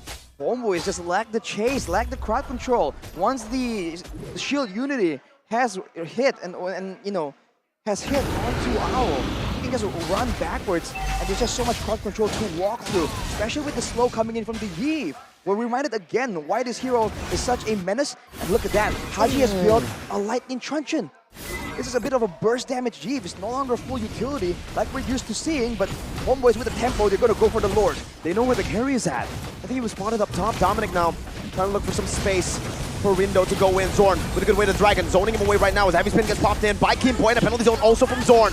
Rindo's looking for an opening right now, and that's gonna be Dominic with a penalty zone onto the front, but another round saves him. Rindo jumps forward, but Chibi finds the retreat. It's a shutdown for Rizal and a double 3-4-0 at the Lord, and it's 4. The massacre of Blacklist International, ladies and gentlemen, in the 9th minute of the game. You'd think that Blacklist with that 2K gold lead would have a little bit more say in how these things turned out, but HomeBois completely just eliminate that entire thing. completely taking back the gold lead. We've got to take a look again as to that team fight. They were able to win the team fight, get the neutral objective. HomeBois won it on all fronts. They're able to just make some urgency felt by Blacklist. And look at that, they're going in, but they're kind of concerned who to go for. The Lord, Zorn. But while that was all happening, you can see the damage coming in from that Bruno, man. That's a lot of damage. You called it earlier, Mirko. If the laning phase doesn't go heavily in favor of Owl on the carry, this might be a done deal. And HomeBois are showing it, man, with this Lord. They have superior team fight. Blacklist can only kite so far. Real world manipulation used up. Zorn gets melted down by Owl. The Nether Realm comes through, but Dominic is able to find a 3-man penalty zone. Owl still free hitting in this fight. Melting every frontliner known to HomeBois. What was that, man? HomeBois, they were trying to make some play happen, push the momentum, the tempo, surprise Blacklist, but they were ready for it. That's why you just can't stand in front of the carry, man. You gotta find ways to enter the fight creatively. The Nether Realm also was used kind of late and wasn't that high impact in that fight. They were just so desperate to try and get something, a base tower to try and help them to beat Blacklist in the macro game.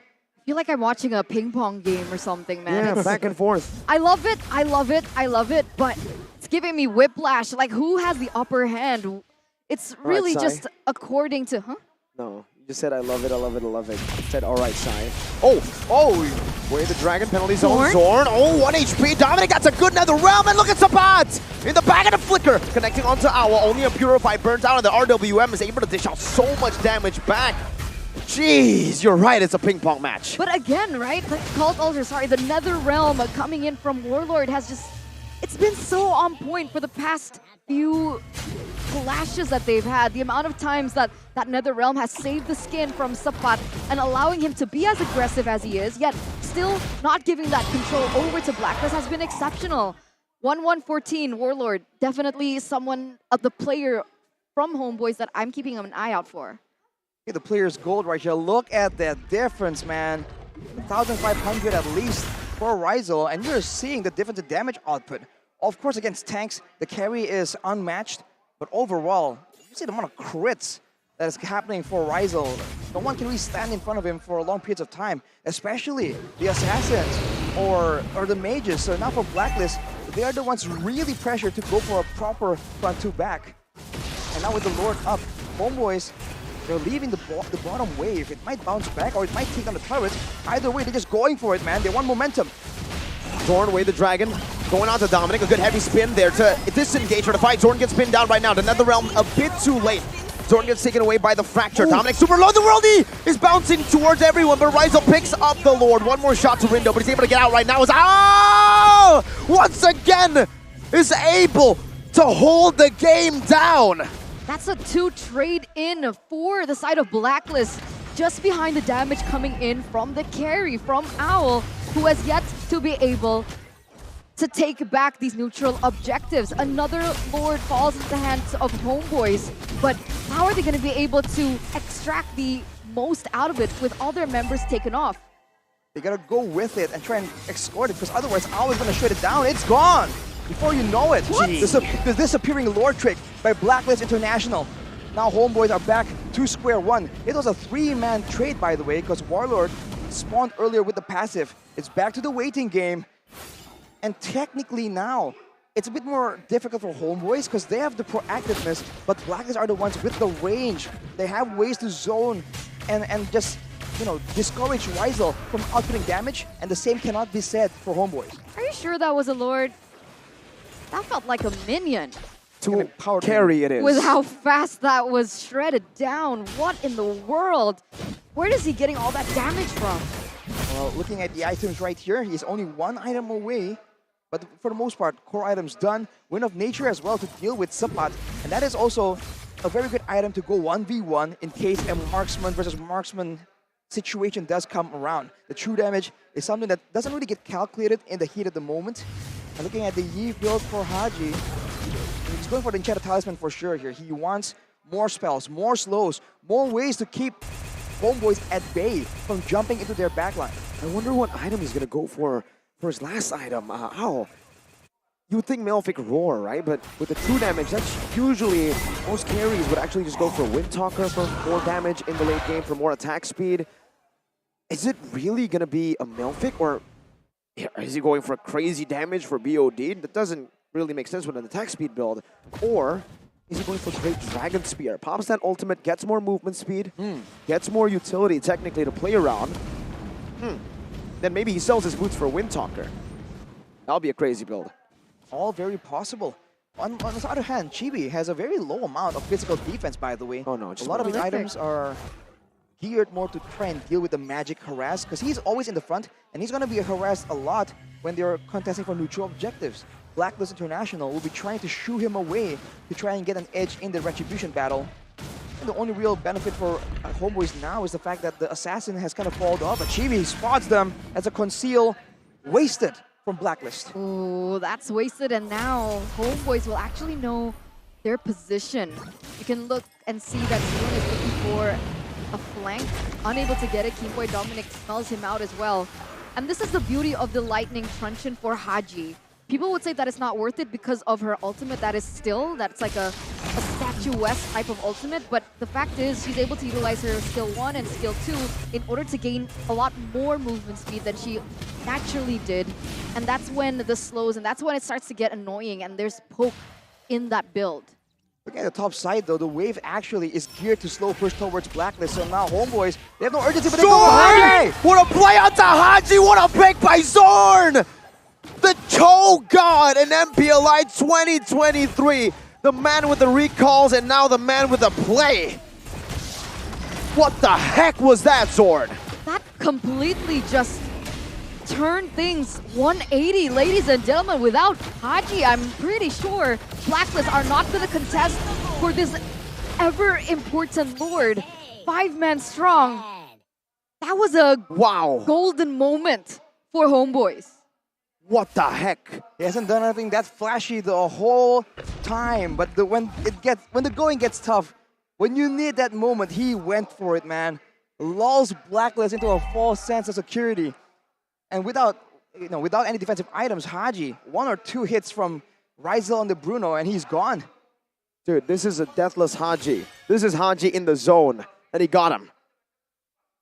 He was the only target available, man. Owl has to purify. And now with the Lord, can they find something? They can force the age-old strategy of going for a crazy all-in with the Faramis, or they can take their time a bit more. To charge in, top side, base turn number 1, taken down. HomeBois playing it slow. Oh my god, it's Zorn again with the way to Dragon, bringing Dominic back, and now the burst comes through. Heavy spin, trying to save Dominic, but he will fall. Another realm helps in. Rindo gets baited in, and the damage comes through from Warlord with a Ghost Bursters. Haji holding it in with a real world manipulation. Now flickering back. Rizel with some damage. Ow, 1 HP, pops in over the nature. A bit too late right now. Space is wide open for HomeBois to take. 1, 2, 3 plays from Zorn, and HomeBois makes it to top 3 in their first MPLI 2023. No way. No way. Against the rumbling that is the Filipino era here at MPLI 2023. One Titan has fallen. Blacklist International forced to say goodbye to MPLI 2023 as our dark horse, HomeBois from the Malaysia, moves forward. Top 3 secured. Zorn with a hero play to save the game, to save the team. HomeBois, what a phenomenal performance to end this best of 3. We knew it could only go one way as it went to a full 3-game series, Arashi. We knew it had to be a big play that wins them the match. And a big play it was. Man, we were waiting for a bit more of a slow build-up.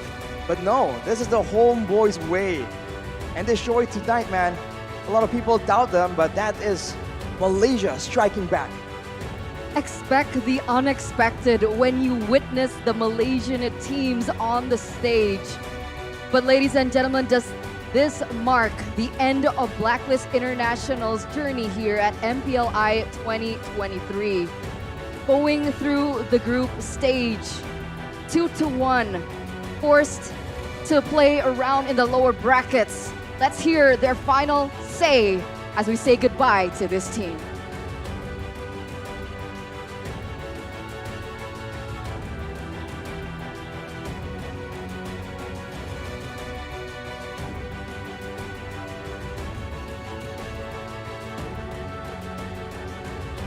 Lower bracket dalam best of 3 series berakhir dengan 2-1 dan memulangkan satu tim Filipina. HomeBois is taking this lower bracket match, sending Blacklist International from the Philippines home. It is now time to give Blacklist International their final bow on the MPLI 2023 stage in 3, 2, 1. This is Blacklist International. They fought well until this match, but we wait for the Blacklist International to come back stronger. Yes, we will see Blacklist International soon. And the winner, the only representative from Malaysia, give it up for HomeBois! Woohoo! HomeBois, the other region that Philippines, this is Malaysia, only 2 regions left and they're still going up. Yes, yes. 2 regions left. They have managed to send a Filipino team home. So now MPLI only has 4 teams and 3 of it is a Filipino team and 1 from Malaysia. Now, in case you guys remember, earlier on before the match even started, I interviewed Zorn and what did he say? His goal this MPLI is to be the Filipino Slayer, sending the Philippine teams home. So Zorn, now that you have managed to successfully send home Blacklist International, moving on further, you will be meeting RSGPH. Are you ready for that matchup? Kita orang semestinya dah ready dengan apa-apa yang kita orang akan hadap sebab kita orang dah memang mindset kita orang nak pergi champion lah MPLI. All right, so according to Zorn, they are ready to meet whoever they will be meeting because in their mind, they really want to claim the MPLI champion trophy. Ya, dan Rose sendiri memang pada saat interview dengan Zorn, tadi ada kata-kata kepengen menjadi Philippines player karena memang tinggal mereka aja dan juga tim Filipina yang tersisa di MPLI dan itu terjadi dan sekarang pun mereka bermain dan mereka hanya bersiap untuk melawan siapapun yang ada di hadapan mereka. Tapi tentu saja nggak saja Malaysia yang bahagia, tapi ada player dari Indonesia, Razel yang bermain dengan sangat apik di HomeBois. Be proud of you. Dan Razel bermain akhirnya di Indonesia setelah lama main nih di Malaysia. Lalu kamu bermain sekarang di Indonesia melawan, sekarang tinggal sisa 1 Malaysia dan 3 Philippines. Gimana Razel? Nah, pertama senang lah Bude balik lagi ke stage Indonesia karena udah lama juga kan. Jadi ya senang aja. Dan seperti kata Son, kita pengen coba lawan semuanya dan kita ready. Dan selalu siap, he's ready to beat everyone and he's so happy that he can come home and play in their hometown. But Razel, how do you see semua lawanmu sekarang ke Filipina? Sisa 3 Filipina ya? Gimana ya? Ya udahlah kita siap aja lah Bude. Gitu. We're just ready. All right, Chibi. Okay, hi Chibi. Hello, hello. Okay, I'm pretty sure a lot of the people, even the casters, have been complimenting Chibi's retry game, right? His retry game is so on point to the point where I think almost every turtle is almost secured for HomeBois. So Chibi, now that you have made it this far in an international tournament, are you feeling extra pressured? Because later on, you will be going up against AP Bren, Echo, and even RSGPH. They have world championship titles. Extra pressure? Personally, tak ada. Sebab kita orang punya mindset, lawan je, tak kisah pun siapa enemy tu.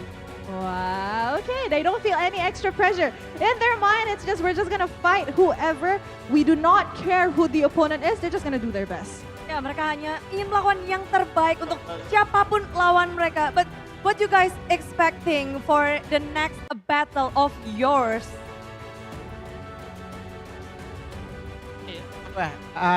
Untuk RSG kan, untuk RSG PH, good lah, have fun lah. Good lah, have fun. And for the Malaysian supporter over here and also all around the world for HomeBois that are watching you, is there anything to say? Okay, untuk semua fan-fan HomeBois kat di mana berada, di home Malaysia ke atau di Indonesia ke, terima kasih banyak-banyak sebab still support kita orang dan still percayakan kita orang. Dan untuk Daddy pula, terima kasih sebab percayakan kita orang dan selalu doakan kita orang. Dan insyaAllah untuk next game kita orang buat yang terbaik lagi pada game inilah, insyaAllah. Alright, thank you very much, HomeBois. We will be sending them off because they need their well-deserved rest. And they, of course, have to discuss on what they're going to pull out for their upcoming match against RSG Philippines. So it's now time to send it back to the casters for them to give us the in-game analysis of what happened in this full best-of-3 series. Casters, take it away.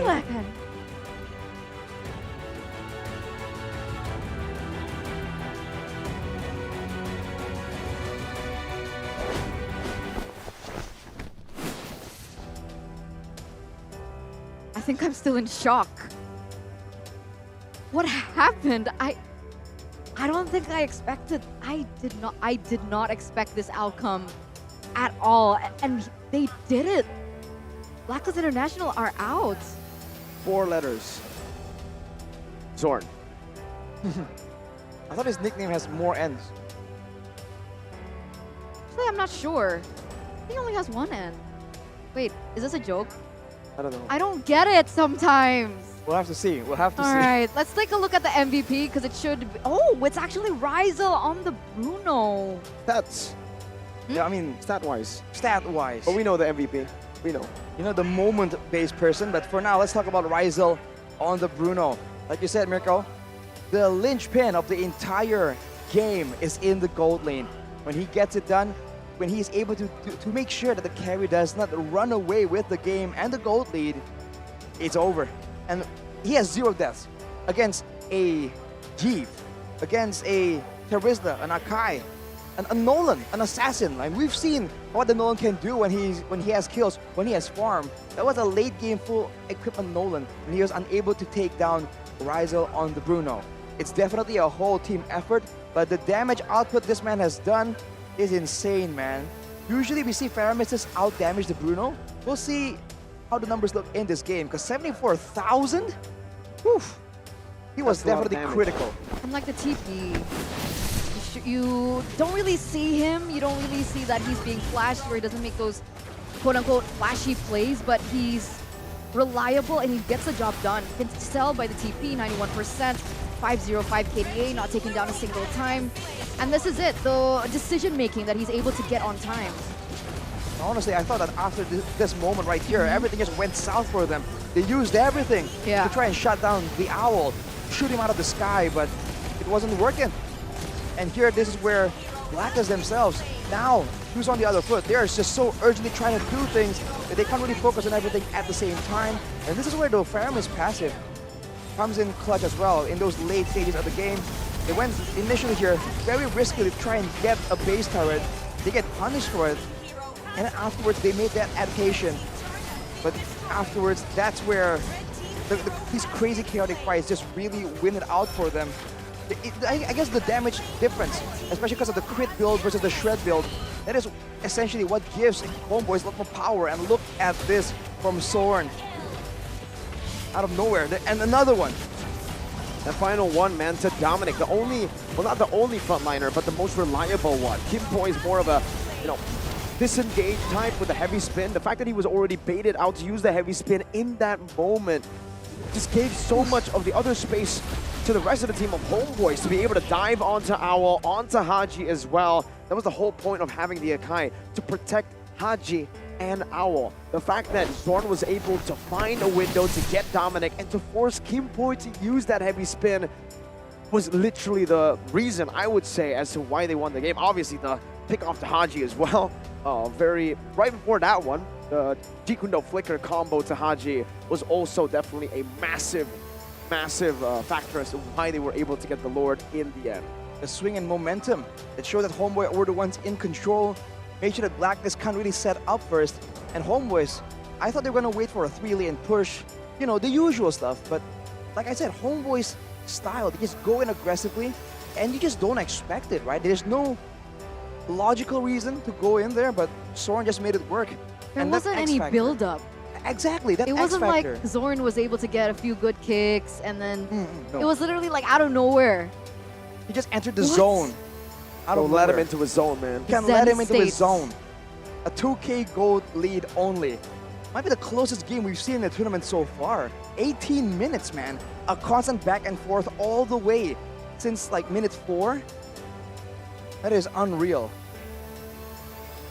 I was trying to get a smart wordplay with Zorn and Zone, but then it ended up Zorn and Yeah, it's just Zorn. yeah. It's Zorn in his zone. It's Zorn. Yeah. Yeah, right? Zorn. But man, really, the way they both played this, Blacklist International had the game for a while. They had the game going to the way that they wanted to play it, right? Nolan getting a lot of gold on the other side of the map still, despite losing in neutral objectives, having the gold lead for a while. But I guess HomeBois, they just made more hero moments happen. For sure. I think Blacklist are just better at that calculative style. But against a team like this, you know, you're being too calculated. They're going to read you out. They're going to wait for the right moment. And they can read, because you play so textbook, it becomes a bit more predictable compared to HomeBois that just go crazy. Here we have an answer for the question of the damage dealt. That is the carry Rizel. A gold laner out damaging the Faramis finally, man. That's the amount of impact he has. Even Dominic on the Terizla, the fact that he's able to be quote-unquote picked off means that that damage is just something that's just too much for him to deal with. And his GPM is quite high, right? As compared, I think, like mostly we see it in the 700s. Yeah. But now we see what 800 something there. 878. That's- Oh, my what? goodness. This just shows you how epic that game was. It was comeback after comeback after comeback. Like you said, ping pong. It was literally a game ping pong for the gold difference. And the fact that the peak gold was still Blacklist, right? I mean, the peak amount of gold lead that was held by a team in this game was still Blacklist International. That was the big moment where... What moment was this, Arashi? The moment where that gold, they dropped all the way down. Which team fight? The Lord. The Lord team fight where I believe they got the Lord, but they lost 3 members in the process. I think that is definitely where it was. But that was the first fight where Blacklist just looked shaky. HomeBois forced it. I think the waves weren't even favoring them, or, you know, textbook gameplay dictates that they should wait a bit more for some pressure, for the waves to, you know, be a consideration for Blacklist. They said, you know what? We don't do that textbook stuff. They just go at it. And Blacklist were like, whoa, whoa, whoa, whoa. They're actually committing. And they go in, and when it's not textbook, that's the result, man. The unpredictability of Zorn. Exactly. That's why we enjoy teams like HomeBois, and I think they're winning over a lot of fans. They must be, with such a performance, with such a storyline they've been able to craft. I mean, Reptar had like a really long Instagram post about how he's on the HomeBois hype train. Oh, the hype boys. Shout out Reptar. So he's a flame boy. He's a flame boy now. Are you guys a flame boy? Wait, you don't know what flame boy is, Arashi? That's what they call their fans. See, HomeBois, flame boys. That's the name of the fans. So if you guys are a flame boy, you guys probably excited after that 2-1 victory. But don't worry, it's not the end of the day just yet. We still have a lot of other teams still fighting for the top 3 position 2 more matches of MPLI 2023. We're going to see the upper bracket finals, and later on, the lower bracket semifinals. And then that's it. We go home. I'm just kidding. We still have the grand finals. Bro, tomorrow, but we do go home. We don't go home. We don't do the grand finals today. That's no. true. That's true. So, are you guys shift 2? No, I'm not, unfortunately. No one shift 2? Gotta give it to Mr. Wolf. All right. Wolf, Sheffin, and Johnny. So I guess it's goodbye then. It's WCG. Oh, Wolf, Sheffin, Gani, WCG. That's weird. WCG? Are they Wolf, going to be Sheffin, as Gani. unhinged as you guys? Gonna be Probably not. Probably not. It could be. I mean, it's Sheffin and Gani, and then Wolf. Wolf will neutralize them. Wolf You- is only Hopefully. weird when Hopefully. I'm there. Oh yeah, Wolf needs the miracle. The mirror curse. The mirror curse. He needs the mirror curse to be activated in the desk, on the desk. Man, it's so weird how Wolf does that, huh? He's normal, he's super smart, intelligent, and then he meets me. He's super smart. Okay, I'm gonna stop. Okay. Okay, with that being said, ladies and gentlemen, we are going to end this particular match. Remember, we have 2 more matches ahead of us. We do have AP Bren and Echo fighting it out in a best of 3 in the upper brackets. both Filipino fighting for their survival, trying to make their way for the first ticket to the grand finals. That's going to be a game to witness. So with that, me, Eterna, Mirko, as well as Arashi, we're going to say goodbye. See you tomorrow.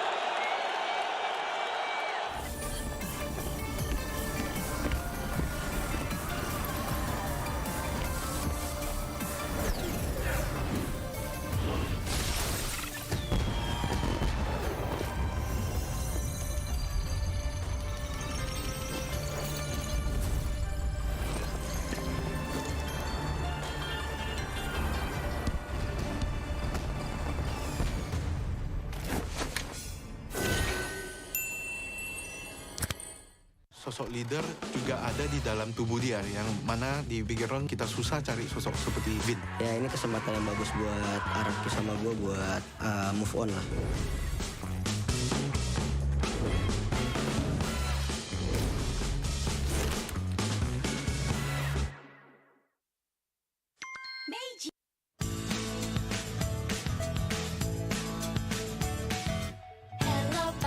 Hello panda, semua suka biskuitnya. Biskuitnya enak, isinya lezat, rasa coklat dan strawberry. Hello panda, semua suka biskuitnya. Biskuitnya enak, isinya lezat, rasa coklat dan strawberry. Hello panda, biskuit isi yang enak.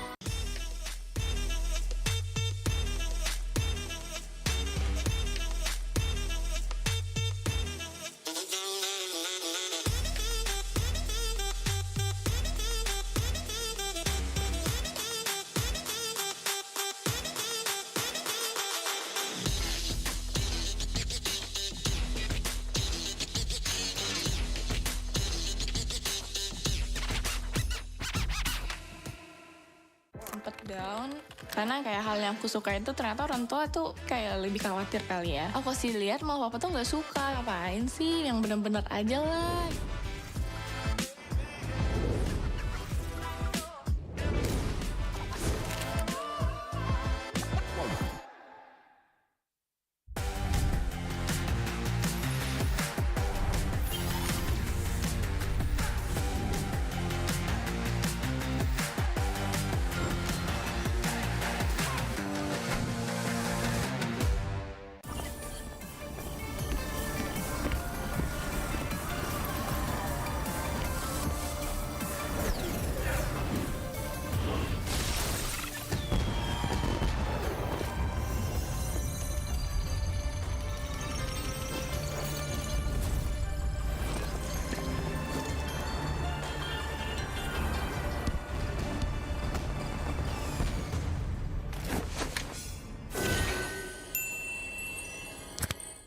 Sosok leader juga ada di dalam tubuh dia, yang mana di background kita susah cari sosok seperti Vin. Ya ini kesempatan yang bagus buat Araki sama gue buat move on lah.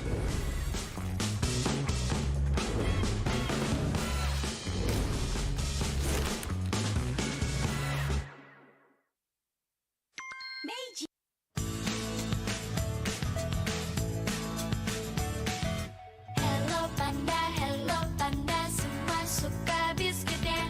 Biskuitnya enak, isinya lezat, rasa coklat dan strawberry. Hello panda, semua suka biskuitnya.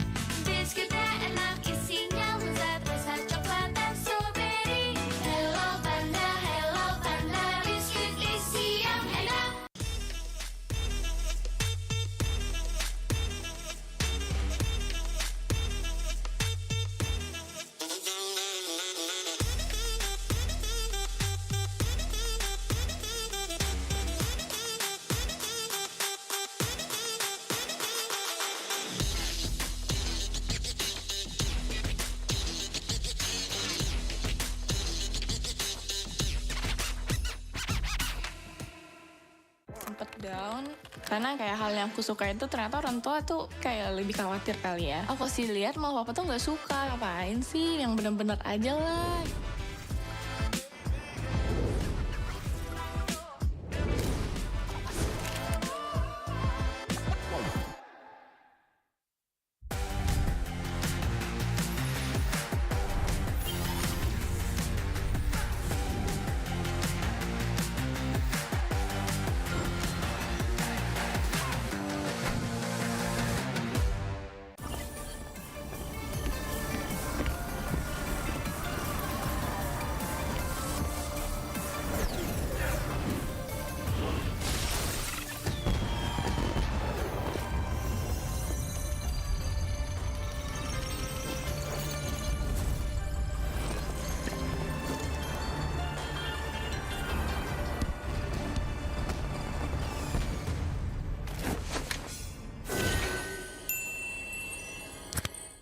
Sosok leader juga ada di dalam tubuh dia, yang mana di bigger round kita susah cari sosok seperti Bin. Ya ini kesempatan yang bagus buat Araki sama gue buat move on lah.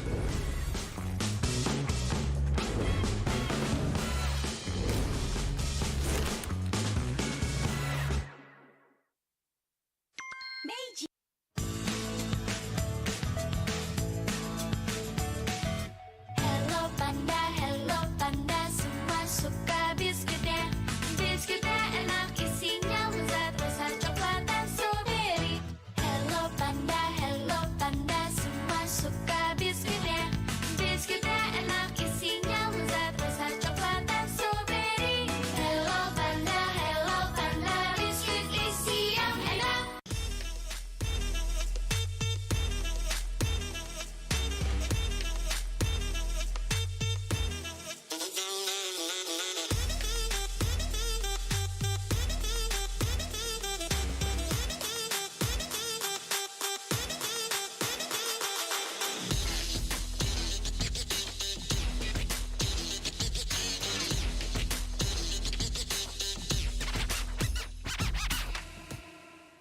Sempet down karena kayak hal yang aku suka itu ternyata orang tua tuh kayak lebih khawatir kali ya. Aku sih lihat malah papa tuh nggak suka, ngapain sih, yang bener-bener aja lah.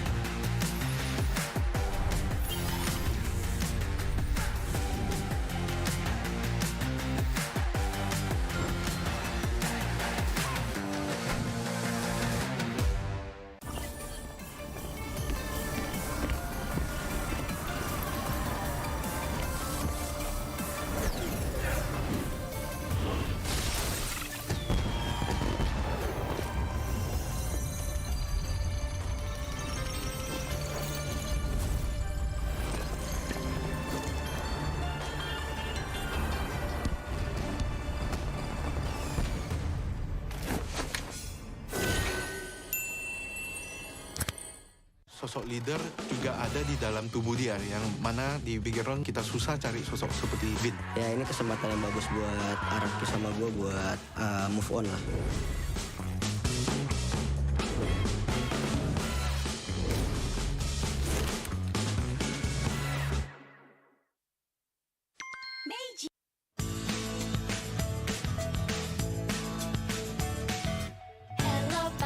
Hello panda, semua suka biskuitnya. Biskuitnya enak, isinya lezat, rasa coklat dan strawberry. Hello panda, semua suka biskuitnya. Biskuitnya enak, isinya lezat, rasa coklat dan strawberry. Hello panda, biskuit isi yang enak.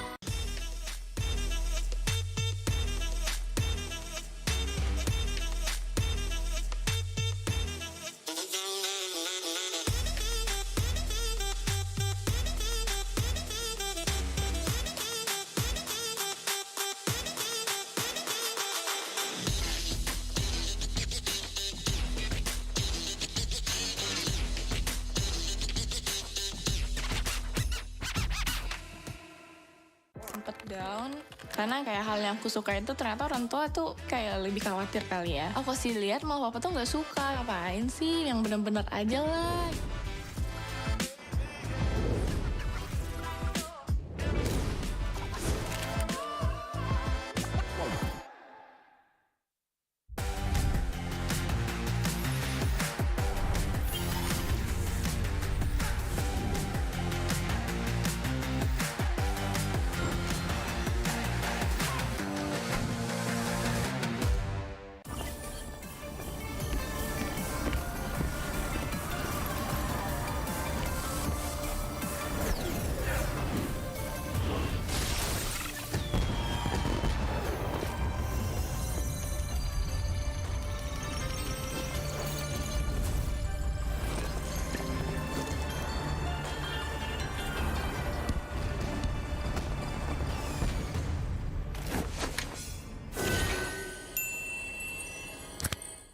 Sosok leader juga ada di dalam tubuh dia, yang mana di bigger round kita susah cari sosok seperti Vin. Ya ini kesempatan yang bagus buat Araki sama gue buat move on lah.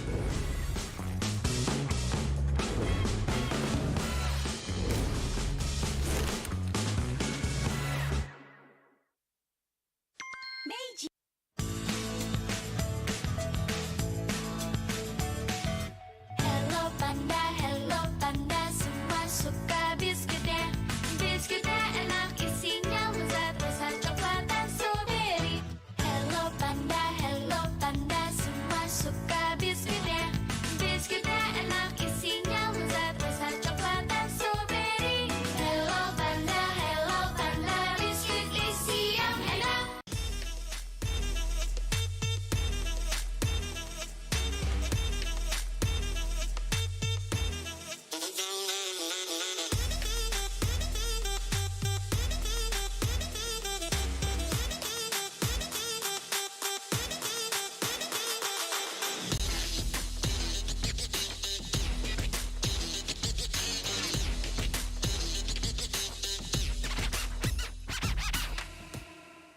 Sempet down.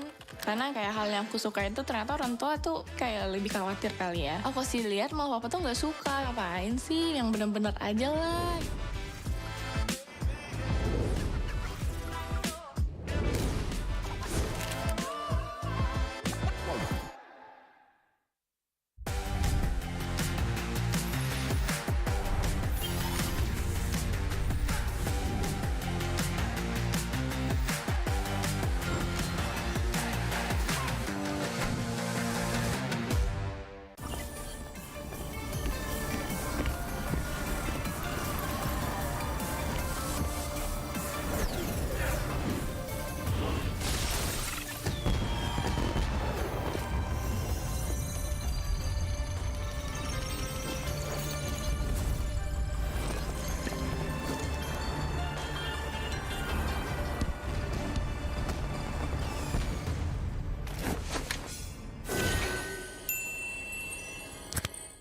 Sosok leader juga ada di dalam tubuh dia, yang mana di bigger round kita susah cari sosok seperti Vin. Ya ini kesempatan yang bagus buat Araki sama gue buat move on lah.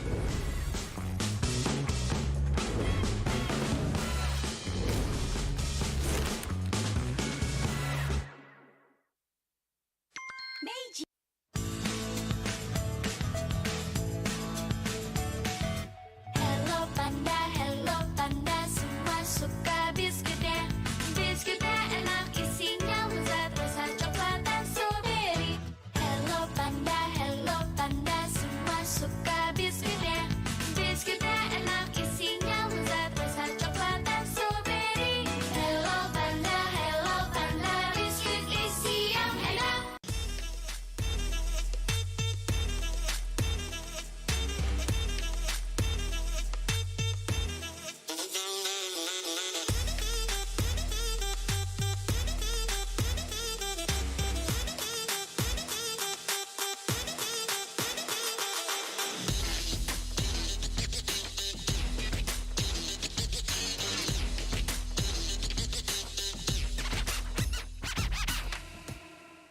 Sempet down. Karena kayak hal yang aku suka itu ternyata orang tua tuh kayak lebih khawatir kali ya. Aku sih lihat malah papa tuh nggak suka. Ngapain sih, yang bener-bener aja lah.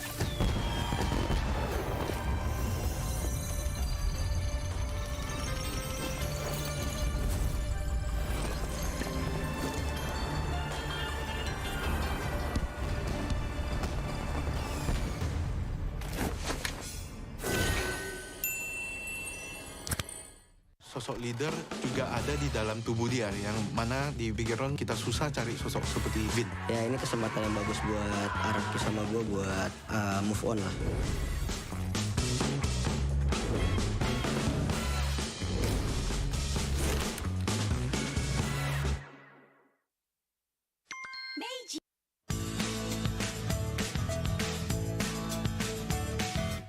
Hello panda, semua suka biskuitnya. Biskuitnya enak, isinya lezat, rasa coklat dan strawberry. Hello panda, semua suka biskuitnya. Biskuitnya enak, isinya lezat, rasa coklat dan strawberry. Hello panda, biskuit isi yang enak.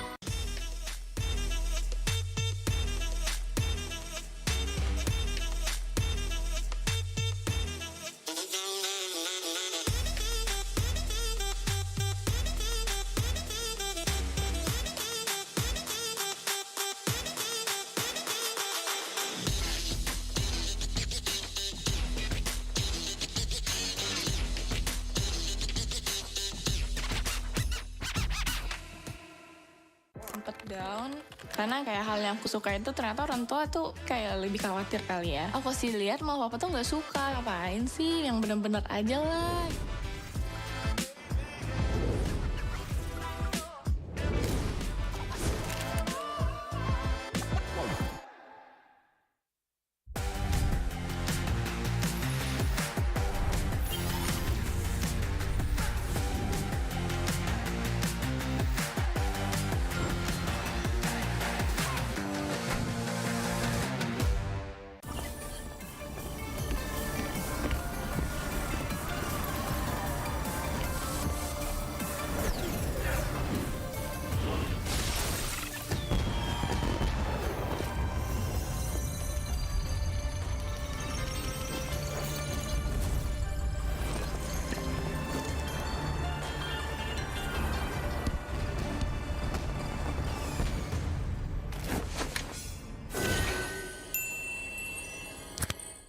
Sosok leader juga ada di dalam tubuh dia, yang mana di bigger round kita susah cari sosok seperti Bin. Ya ini kesempatan yang bagus buat Araki sama gue buat move on lah.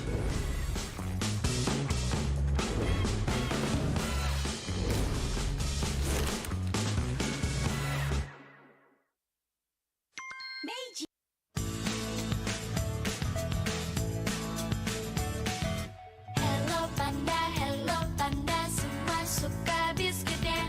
Biskuitnya enak, isinya lezat, rasa coklat dan strawberry. Hello panda, semua suka biskuitnya. Biskuitnya enak, isinya lezat, rasa coklat dan strawberry. Hello panda, biskuit isi yang enak.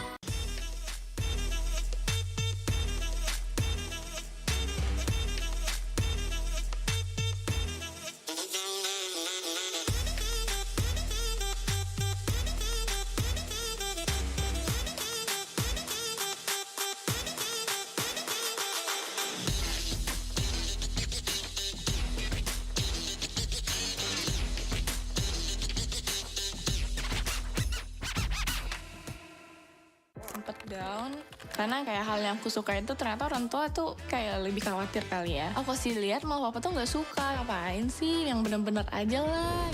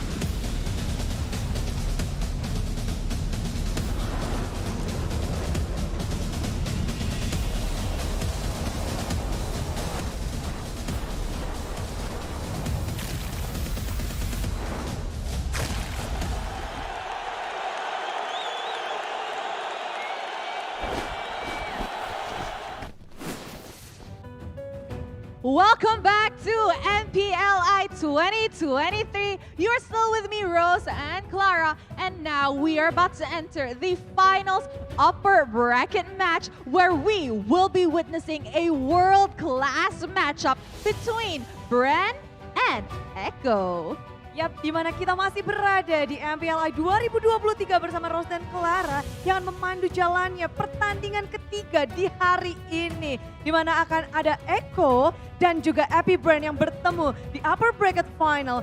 Setelah kita melihat dua match sebelumnya, kita sudah mengucapkan selamat tinggal kepada Blacklist International dan juga see you soon. Namun di match kali ini adalah penentuan siapakah yang akan mendapatkan satu slot grand final dan siapakah yang akan turun ke lower bracket. Yes, Clara, this matchup will decide who will be our first grand finalist for MPLI 2023 and who will be dropping to the lower bracket. That will be happening tomorrow. Now guys, I keep on mentioning that this matchup is one of the most awaited matchup, especially for the Filipinos, because this was a matchup that did not happen in the playoffs. But I'm pretty sure everybody is dying to see the matchup between Bren and Echo. Why? Because, I mean, there's a lot of reasons, but one of it being that Few and Carl TZ used to play in the same team. Ya, ini adalah match yang sangat dinantikan tentunya mungkin untuk fanbase dari Filipina, lalu juga untuk seluruh dunia karena ingin menyaksikan bagaimana kehebatan dari dua tim ini yang belum bertemu saat babak di MPL Philippines. Namun kali ini juga ada satu alasan yang sangat kuat karena sebelumnya Few dan juga Kalsi dia dulu mereka adalah teman, kali ini mereka adalah lawan. Jadi ini adalah pertemuan yang akan sangat mendebarkan. Yeah, so how about let us do a short interview with both Few and Carl TZ to see how the frenemies are going to be playing it out in this finals upper bracket match. Come on over, guys.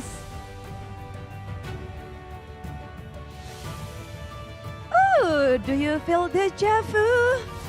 Seeing them together like this. Right. Hi boys, kamusta kayo? Okay naman po. Wow. Even the answer is the same. They synchronized super well. Yeah, they're that synchronized. Okay, so let's start with Few muna, okay? Few, how is it like going up against Carl TZ? Kasi dati, di ba, magka-team kayo, tapos ngayon, magkalaban na kayo. So, excited ka bang makalaban si Carl TZ? Medyo kinakabahan po kasi kalaban ko si The Young Goat.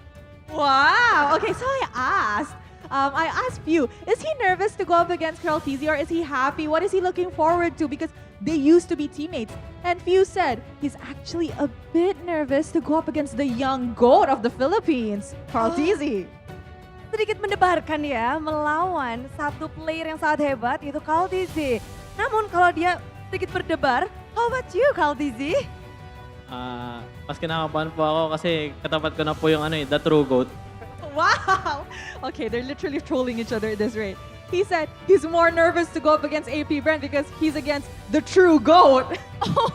The one is young god, this is the true god. Okay, they think it's harder, but being in the same stage, is there any special feelings for you guys in this stage? Now you're enemies and then do you can share something about maybe the previous and then you bring up to this stage?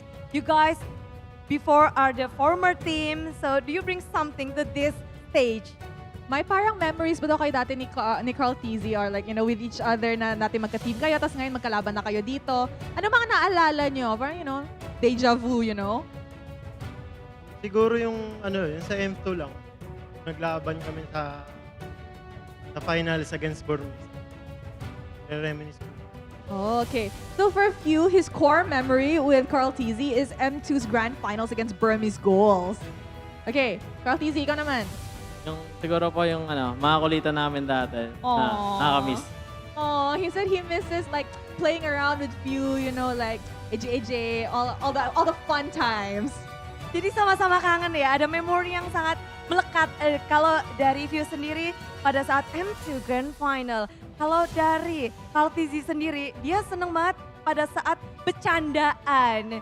Wow, that's interesting memories for both of the players. Yes, I agree. Okay, so Few, a lot of people are saying you're loyal kasi you've been with Bren ever since you entered, right? Tapos sabi nila si Kurt Teasy daw, not that loyal kasi umalis na. Ano masasabi mo sa performance niya sa Echo ngayon? Nakakatawa kasi lakas niya ngayon eh. Parang mas malakas siya ngayon eh. Oh, okay. So I asked Few because a lot of people are saying he's super loyal because he's been in Bren ever since he entered Bren, and then Carl Teasy not that loyal because he left Bren and entered Echo. But for Few, like, did Carl Teasy's performance improve? And he said yes, he's super happy. It's heartwarming to see that Carl Teasy's performance did improve after he joined Echo. Ikaw naman, Carl Teasy, ano masasabi mo sa performance ngayon ni Few and sa performance ng AP Bren overall? Sobrang natutuwa po ako. Tapos nakikita ko po puro champion sila. Masaya din ako para sa kanila. So, good luck na lang mamaya. He's also happy to see Few winning tournaments because now Bren has technically won a lot of tournaments this year especially. So he's really happy for them and the entire team overall. Semuanya sama-sama bahagia untuk perkembangan karir keduanya karena sama-sama ngedapetin banyak sekali gelar juara khususnya untuk AP Bren di tahun ini dan begitu pula untuk Carl Teasy di Echo. But do you have something to say for your best friend here for this match, Pew? And also Carl Teasy, do you have anything to say to each other? Good luck sa atin. Sana tayo sa Grand Finals. Okay, if you said good luck to us, I hope we will meet up in the grand finals. But who gonna get the first slot? Is it you or your friends? Sinong unang makakakuha ng slot sa grand final sa tingin mo? Sino? Sino, it doesn't matter. Sige, Carl Teasy, ano masasabi mo? Last words to AP Bren before we start the match. Bigyan niyo na sa amin to. Sa M5 na lang kayo bumawi. He said, just give it to us. You guys just win M5, you know? You guys made this. Yeah. All right. So I'm pretty sure these bunch are ready to kickstart our upper bracket final match. And I'm pretty sure the people that are watching both at the arena, oh my God, my voice, both at the arena and at home are super duper ready to watch this world-class matchup. So with that, let us throw it over to the caster to start this match against AP Bren and Echo. Casters, take it away. Please.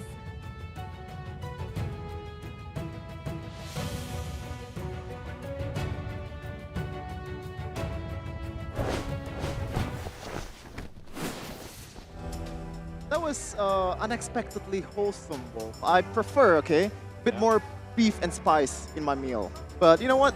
It's okay. They're still friends, and that's a good thing too, right? Rivalries doesn't have to be like, oh my God, I wanna beat you down, you know? You can still be rivals when you're still friends too. But ladies and gentlemen, welcome back. Ako si Shafin with Wolf and Goni, and kita telah tiba the lower bracket finals of MPLI 2023. If you don't know that, like I just spoke Tagalog and Malaysian at the same time. Wow. Mr. Give this guy a raise. Yeah. Exactly. Give this guy. You know what? Did not expect that one. I think I want to bring this up because that image that you just saw with Carl Teasy as well as Few on stage, right? It's just so good to look at because there was a nickname for a Few. He's the idol of the kids. And back in season 2, when Carl Teasy was so young, he was still a kid, like 14 years old, he said that his idol was actually Few. Right, and now they're side by side. They won M2 together. They're now competing, and it's a great sight to see your idol. He's literally standing beside his idol a few years back. I mean, idols with idols, Scotty, right? It's not just Few and Carl Teasy. It's just Carl Teasy also idolized Carl Teasy, I believe. Yes, Carl Teasy idolized Carl Teasy. It's 3 generations. Think about it. That's a lot of generations, man. But yeah, I mean, it's gonna be a matchup that we've been waiting to see. I think a lot of people has been expecting this to go to the grand final, but we have to shout out Omni first. If you want to learn the game, just like Carl and Kyle, or even Few, one of the GOATs of MLBB, like you have to use Omni. It has what it takes to play MLBB at the pro level. And you can also inspire communities through gaming content. You can also watch our mini documentary with Una, EVO's brand ambassador, and also BTR's own Vin. So watch them out now, exclusively on Omni by FWD, free to download on the Google Play and also Apple App Stores. Well, perhaps while you guys watch MPLI or even Omni by FWD, you can snack with Hello Panda. Meiji here, rise above the pang of hunger to unlock the full flavor of MPLI. Gotta say, Connie, like we've been watching MPLI so much, like the song is stuck on my head. I actually dreamt about pandas like last night. And it was surreal. It was Poe, the Dragon Warrior, against that panda from Jujutsu Kaisen. Yeah. And they're fighting for the ultimate Hello Panda. The ultimate snack. That's really actually the Philippines. Everybody right now has the Hello Panda craze, especially with the song, right? Yeah. Hello Panda, Hello Panda. Everybody loves it in the Philippines, and they're really craving Hello Panda. I don't think that I don't know if we have this in the Philippines, but we do have this, and the strawberry flavor is so far the favorites among the Filipinos. Okay. I even saw the banana one before this. Banana? The yellow one, yes. We have it in the. Wow, I room, didn't back in know the that. room. I didn't know that. Need to try that one. I mean, a lot of variety flavor. Just like you can watch a lot of variety of content of MLBB in One Esports. Follow on One Esports to stay updated with all things MLBB. Be sure to follow us on with Discord, TikTok, Instagram, X, Facebook, YouTube, Twitch, whatever you wanna follow, or maybe all of them, because you love MLBB so much. You also love Wolf as the CEO of One Esports. That's not true. The real CEO might be watching right now. Oh yeah, I don't want to lose my job. No, please. Okay. That was a joke. I'm sorry. I mean, they also have a challenge that gives you 4,000 diamonds for free. Or if you want to test your eyesight, is it as good as Leslie? Okay, prove it by identifying these heroes and stand a chance to get 4,000 diamonds. Contest ends at November 19. That's tomorrow. And ladies and gentlemen, that was now that we got all of that out of the way, we can dive more into the teams. Oh man, Wolf, I want to ask you a question. Okay, so AP Bren already qualified for M5. Do you think they're holding back in this match? No. I literally asked all of them, and they're not holding back. They want to take everything on their path, right? And they're not hiding anything this time because they know that they're confident. And there will be a patch anyways, so that's their mindset here. They want to get everything.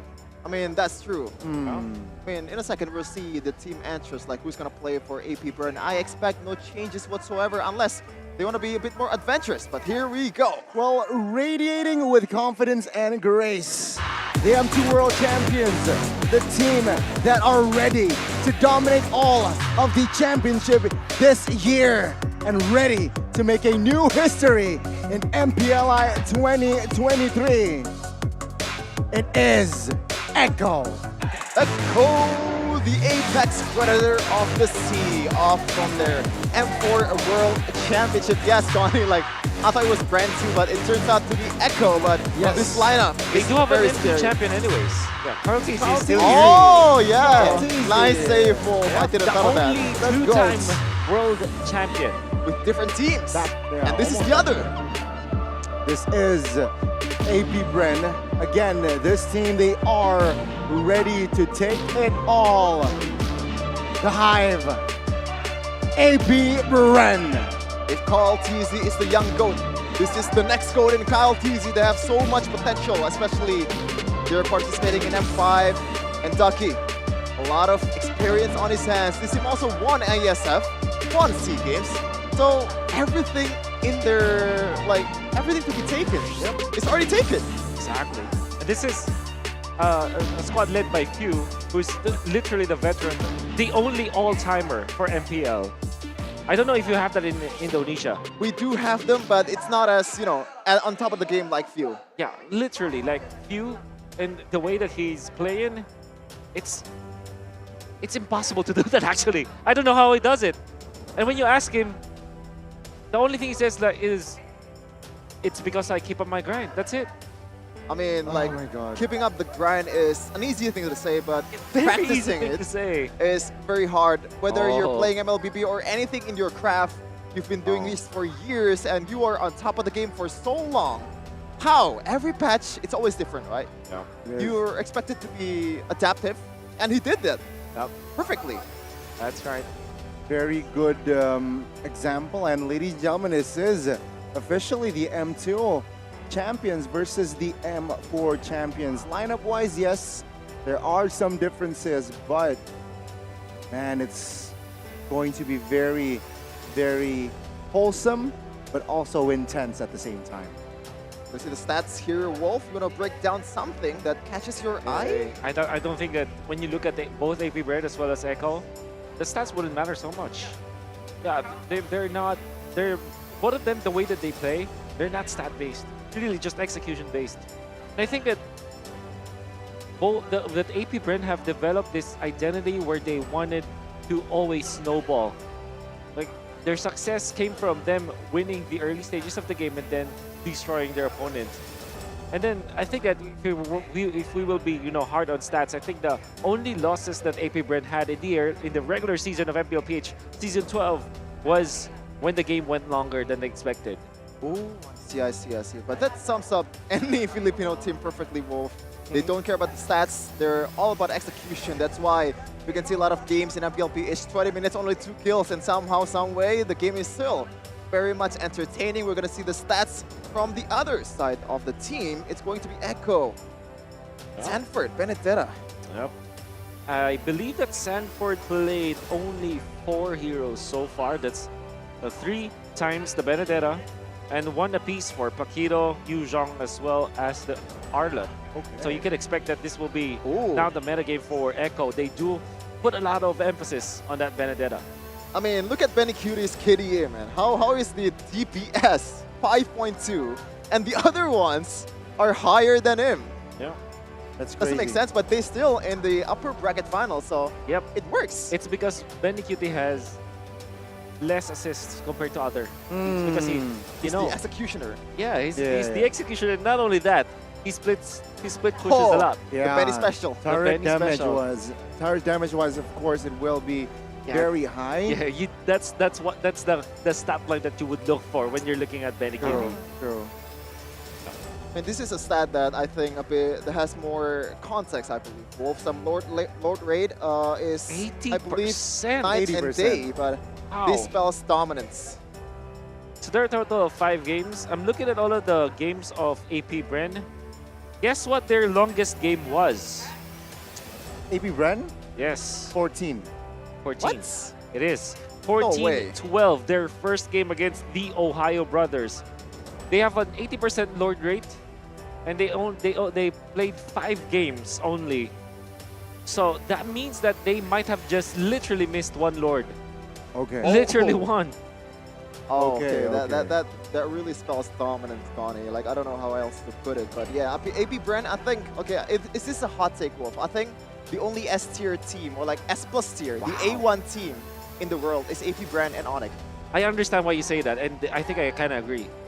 Like, before the MPL playoffs, I would have said that it's only Onyx. Like, there's a different class for Onyx. But with what AP Bren showed us in the playoffs, and now what they're showing, I think it's just natural. And we don't even talk about this. I just literally voted for Bren because I know that they are the stronger team. And by the way, this was the most awaited matchup of MPLPH playoffs of season 12, but it didn't happen. Yeah. And we are about to witness here in MPLI 2023 again. That is Coach Bren. You know this. He coached for BTR back in season. Oh, I actually didn't know that. Season 10. I know there is a Filipino coaching for BTR, the analyst. I think Coach Pao was there. Coach Pao was season 11. Coach Bren. Or Coach V. It was formerly Coach V for TNC. Then Coach Bren, season 10 because for V is more BTR. famous now. Well, true. And also he's in Bren Esports. Oh, Bren. I see. The battle between the purple and gold.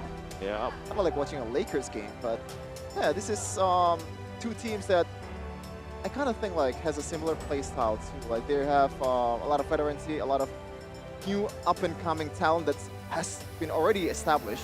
Sanford is still very young. Sanji is still pretty much very young. They still somehow is at least at the very minimal top 3 in their roles. I agree. I think that is the thing with the Echo. They have established themselves as like the best when it comes to like individually the player base. So between these 2 teams, I think like Ogwin is probably the top roamer in the Philippines and might be even in the world entirely. But you can say that perhaps Sanji is the better mid laner compared to Few, like mechanics-wise. But when it comes to shot calling, Few excels in that. And even Super Marco versus Benny Cutie, it's very difficult to kind of compare them and the point where who's better, right? So it's such a good matchup.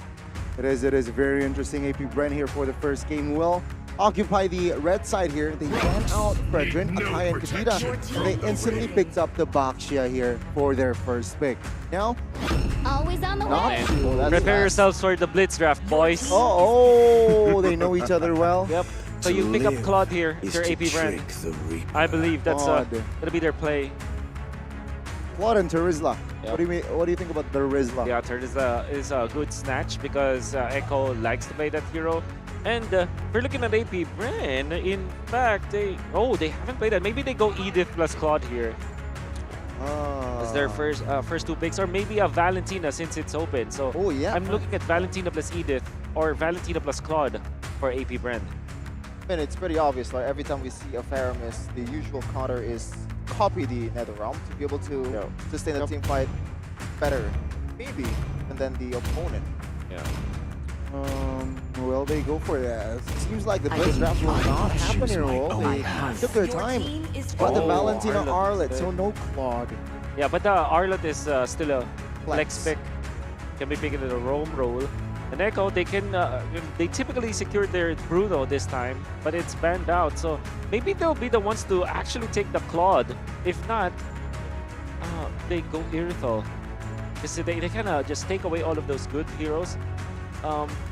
But they might want to look for a Carl TZ hero now.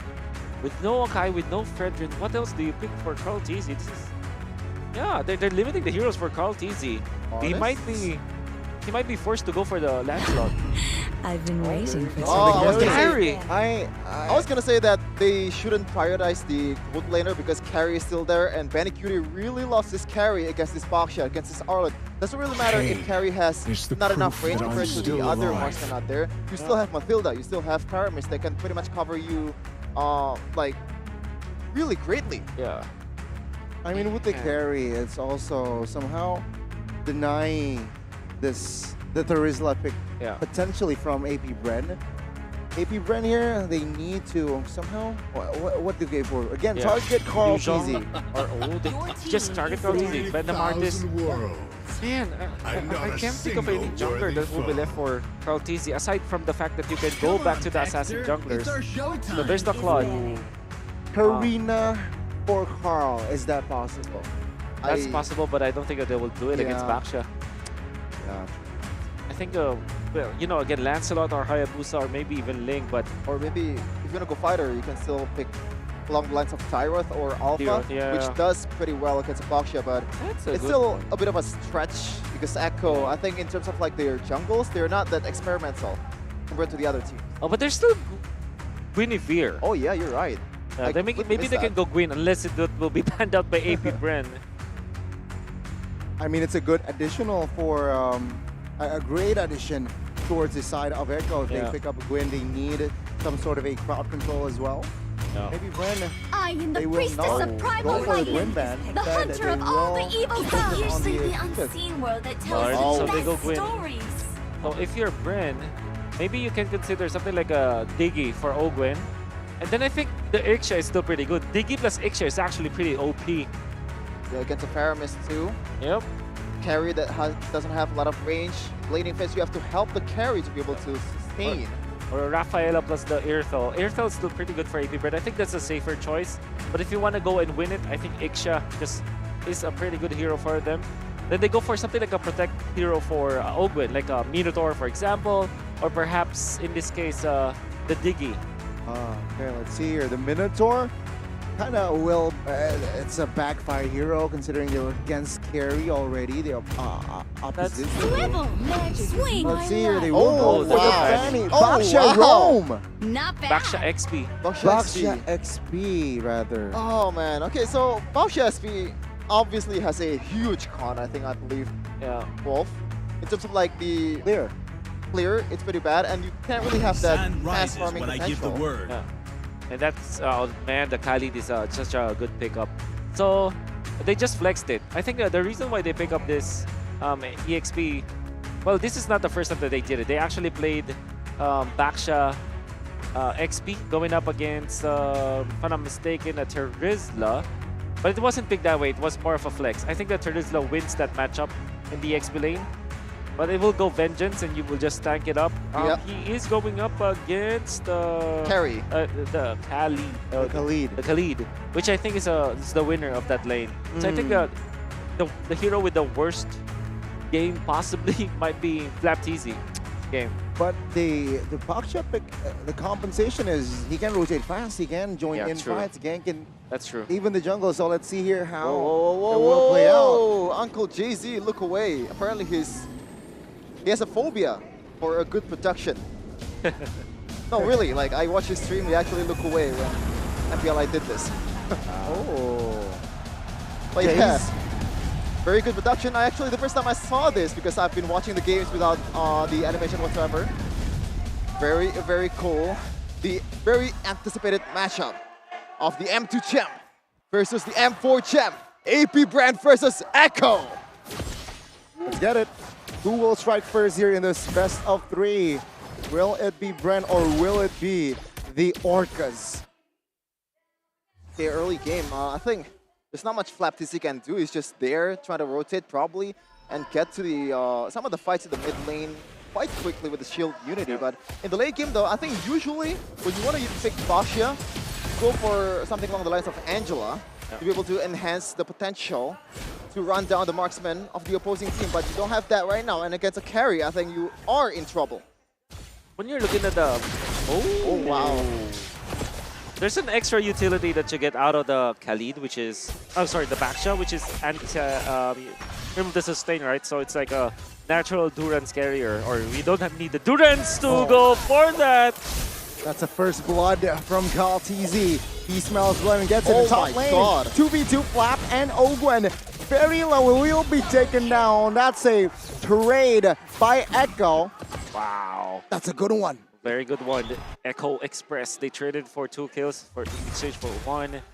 And that meant that they will be very comfortable now. I think that the laning stage now favors Echo. Between Carry versus Harith, obviously it's a 50-50 matchup, but I would say that it's kind of Harith sided in the laning stage. But then again, Benecutie rocks the flicker, so eventually later on, this Harith will not be so much of a problem for him. But in the mid game, AP Bren's lineup is strong. Now we can see here JP giving vision and trying to distract the Kaltizi purple take. Meanwhile, Carl, of course, will secure the turtle comfortably. I mean, play your game. AP Bren knows that Kaltizi is very dependable on his buff, and I don't think he can really contest without risking anything for him. If he loses that turtle fight, even Kaltizi can just go and steal his purple buff. And right now, thank you so much, Team Philippines, AP Bren and Echo, bringing out Indonesian game in MPLI 2023. Very chaotic in the early game. It is action-packed indeed. And seeing how Super Marco and Pew here brings the pure bubble in the mid lane. Kaltizi. Oh my Good God. catch by Kaltizi. The precision that he has, and perhaps they want more here. Echo Express, but no, they will reset. Apparently, you can also snipe with the Guinevere itself. Yep. Thank you so much, Kaltizi, for bringing me some knowledge of how using Zero. Circling Eagle committed, knocking 2 members of AP Bren. Ogwen, though, will force JP to pop his flicker now. Ogwen still hovering around, but no, they will not engage. Business, I might be wrong, as Kaltizi enters the chat. Netherrealm triggered, and that's a win for AP Bren. They forced out so much from Echo, but Echo still has got the lead. The fact that they forced out the flicker, they get out as well as the Netherrealm, that's actually pretty good. But think about it, it's 30 seconds before the turtle, and they found Super Marco. Shaman force in the bottom side of the map there.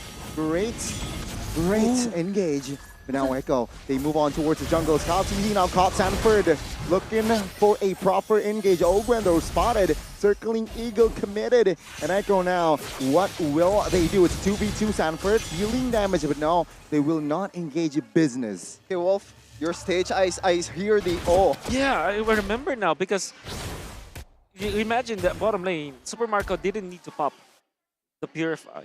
And if you remember, the passive of the Harith, it's literally anti-CC, and there was an age where Guinevere was meta, and the way that they answered it is with the Harith.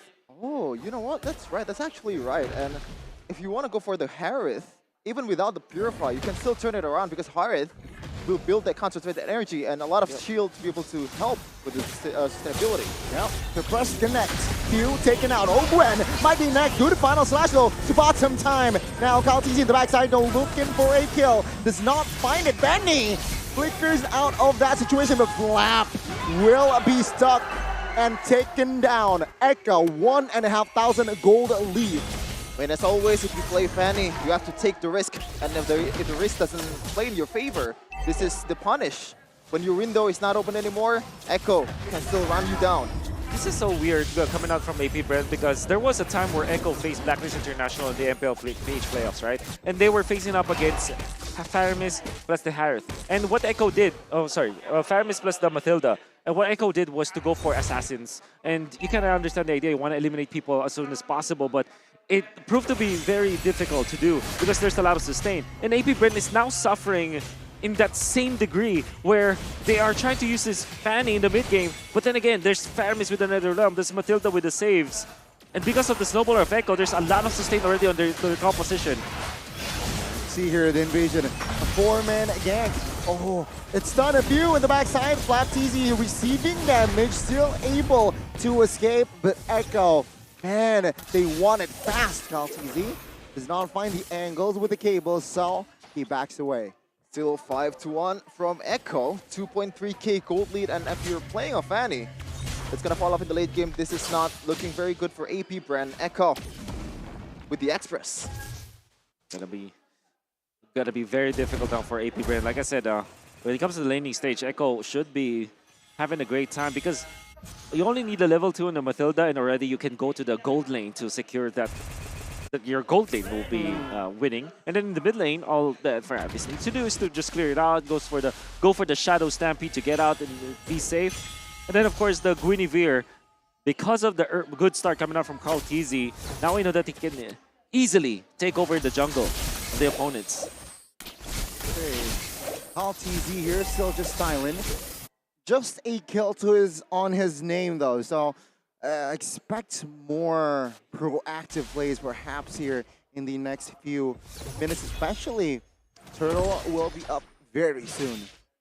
Okay, for a prolonged team fight, I think Echo is for sure gonna win. They have Netherrealm, they have the healing shields, also the Flash of the always one of the items that I really hate because that really deters some of the potential of a hero like Fanny for the burst.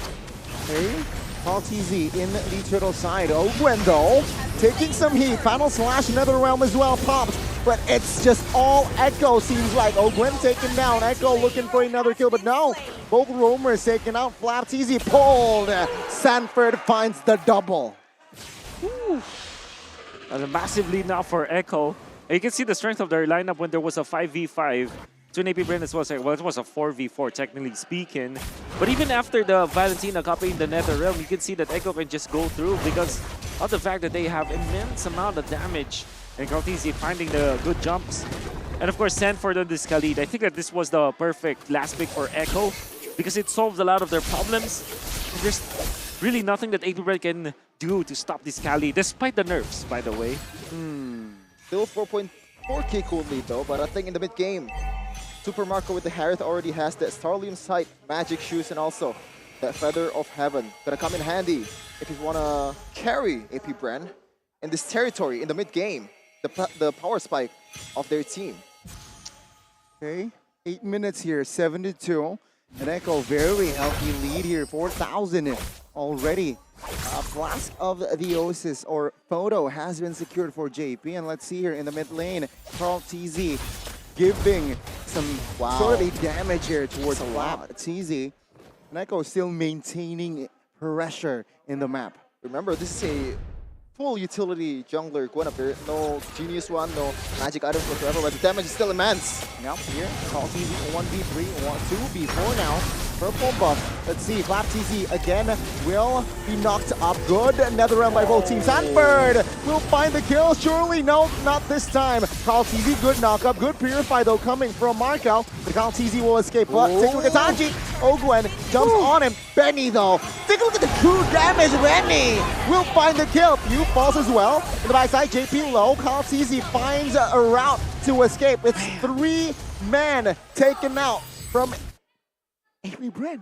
Once again, Benny, damn you, with the killer instinct flickering forward. This is a carry, by the way, and he saw the opportunity right away, just punishing all the members of AP Bren. They're looking to go for more, converting to the first load of the game for Echo. Time for Flapteezy.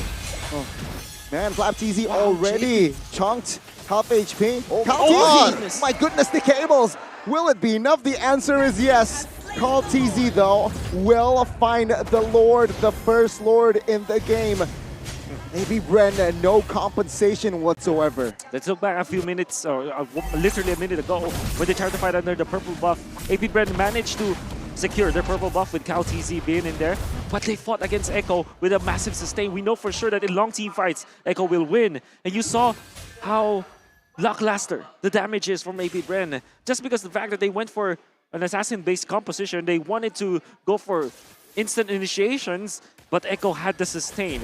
Literally the counter to their draft. Well, good knock-up. All Flapteezy finds Ogwen, though. That's the roamer. Flapteezy here pops the Poissons as well. The mid tier 2 will fall here in the hands of the Lord. Echo, again, all they need is just the inner, and they will move towards the bottom side of the map here.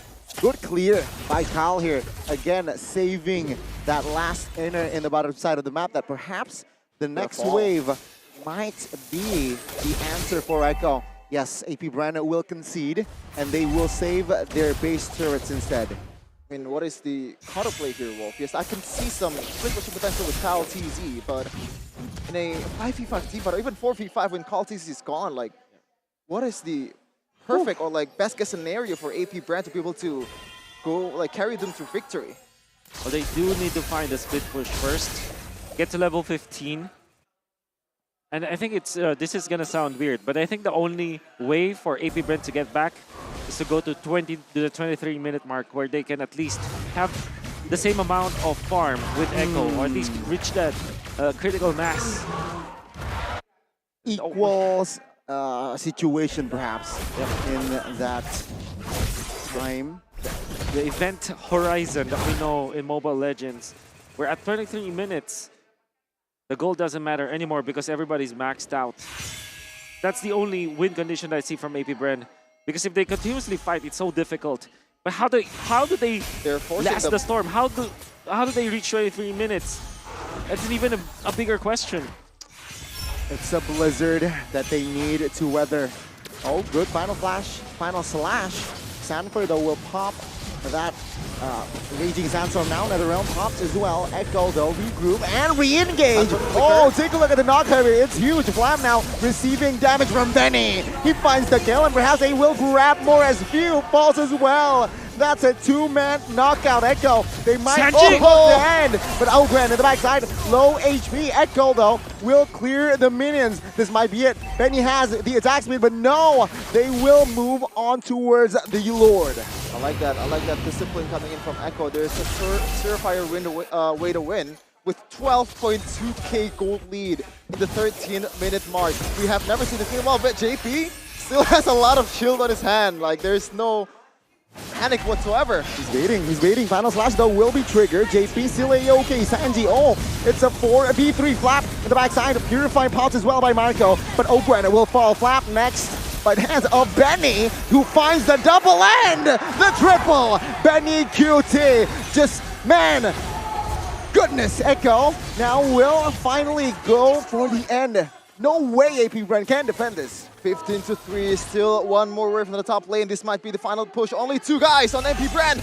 Oh, it seems like Echo, with the man advantage that they have, they will find Marco. Few left standing. What can he do? Echo, this time they will strike first. Statement from Echo.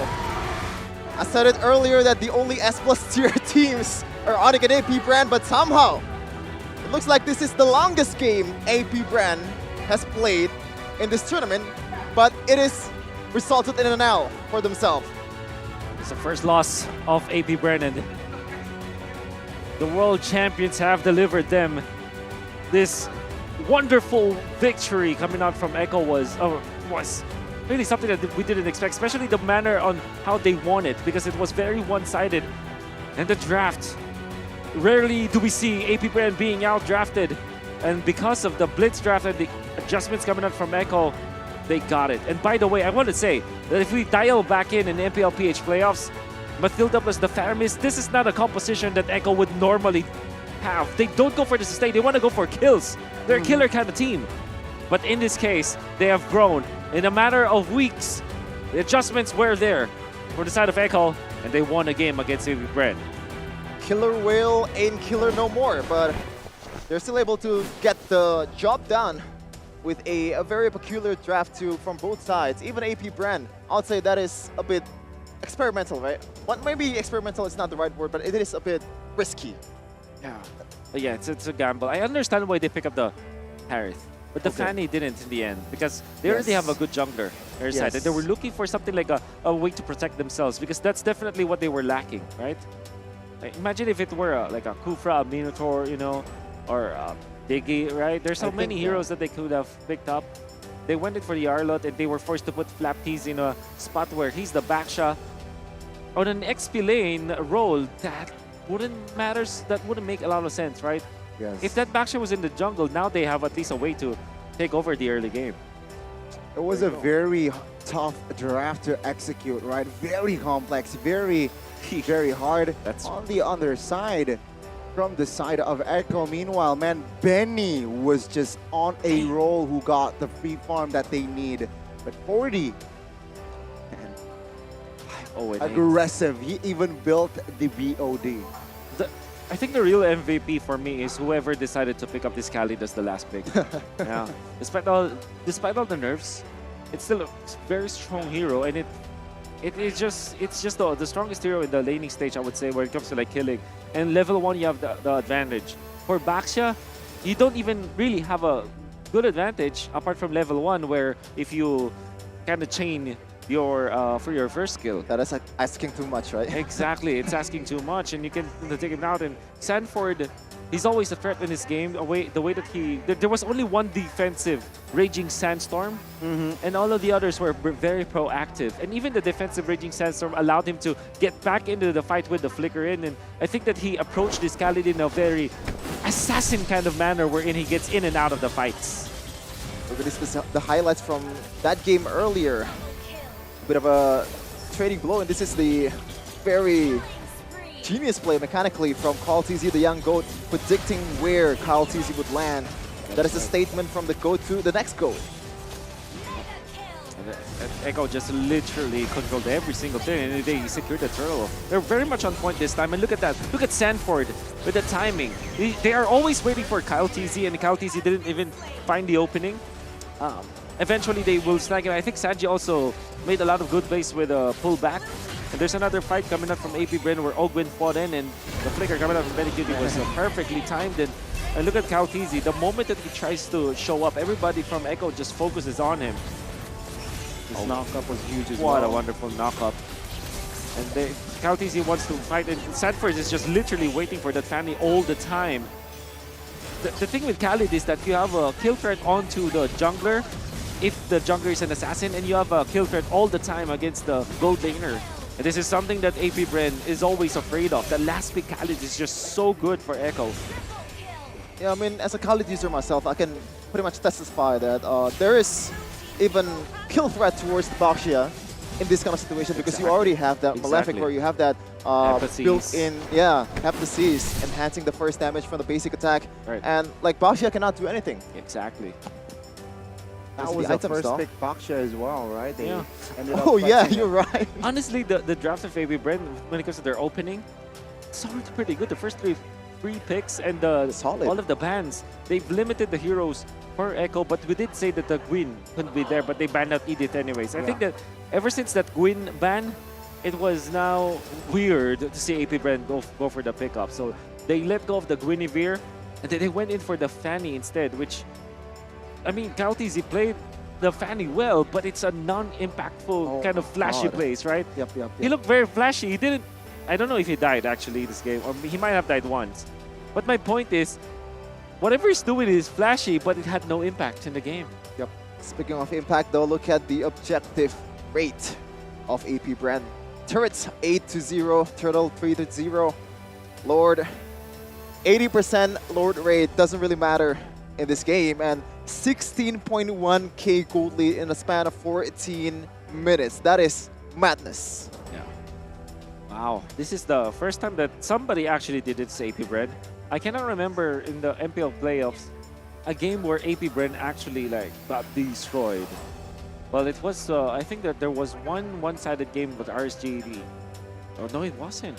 Yeah, nobody ever challenged AP Bren this way, actually. Wow. So actually, this is the first loss in MPLI. Yes. And the first one-sided loss ever. I think, yeah, recent memory. In a while. A very long while, yeah.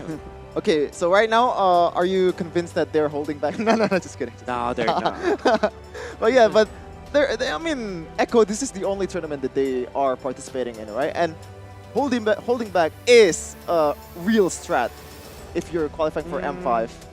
There is still some chance, but I don't think that's the approach from AP Bren, though. Yeah, definitely not. I was able to talk to their management because some of them are good friends of mine.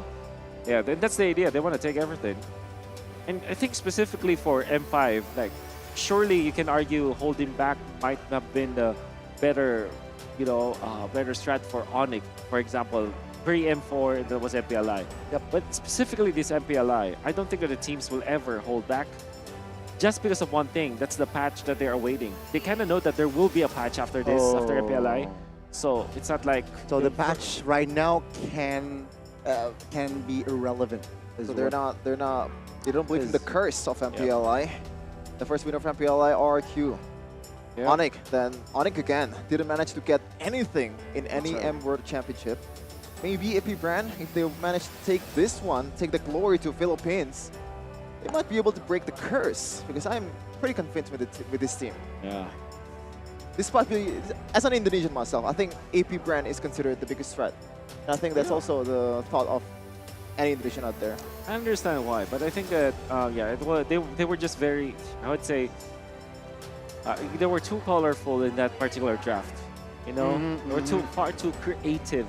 Yeah. Picking up the Fanny. You understand why they get it, but at the same time, when you see it in action, and now you know that there's a lot of sustain. In fact, not even just sustain. It's just anti-assassination because of the Nether Realm, right?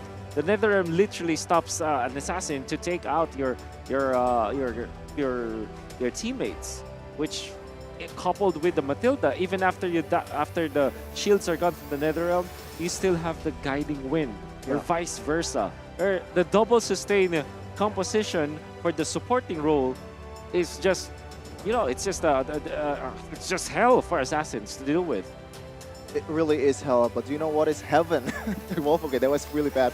You can register at One Esports for more updates, to get breaking news, exclusive interviews, and also in-game guides to be able to play better in the land of Dawn. Stand a chance to win diamonds just by signing up to One Esports. 4,000.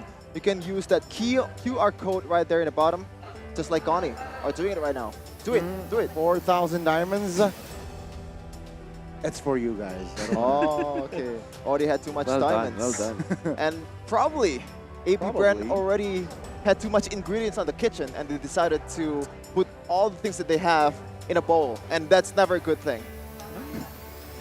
You can maybe that was the case. Yeah, but again, you can also dive deeper into the meta with One Esports 2. Plays, build, rivalries of MPLI with the One Esports app. It's your one-stop destination for breaking news and exclusive interviews too with the athletes that is fighting for MPLI Throw, with hero guides and updates too that will keep you on track on your journey to mythical glory. Download it for free now on the Google Play and also Samsung Galaxy stores, exclusive to Samsung.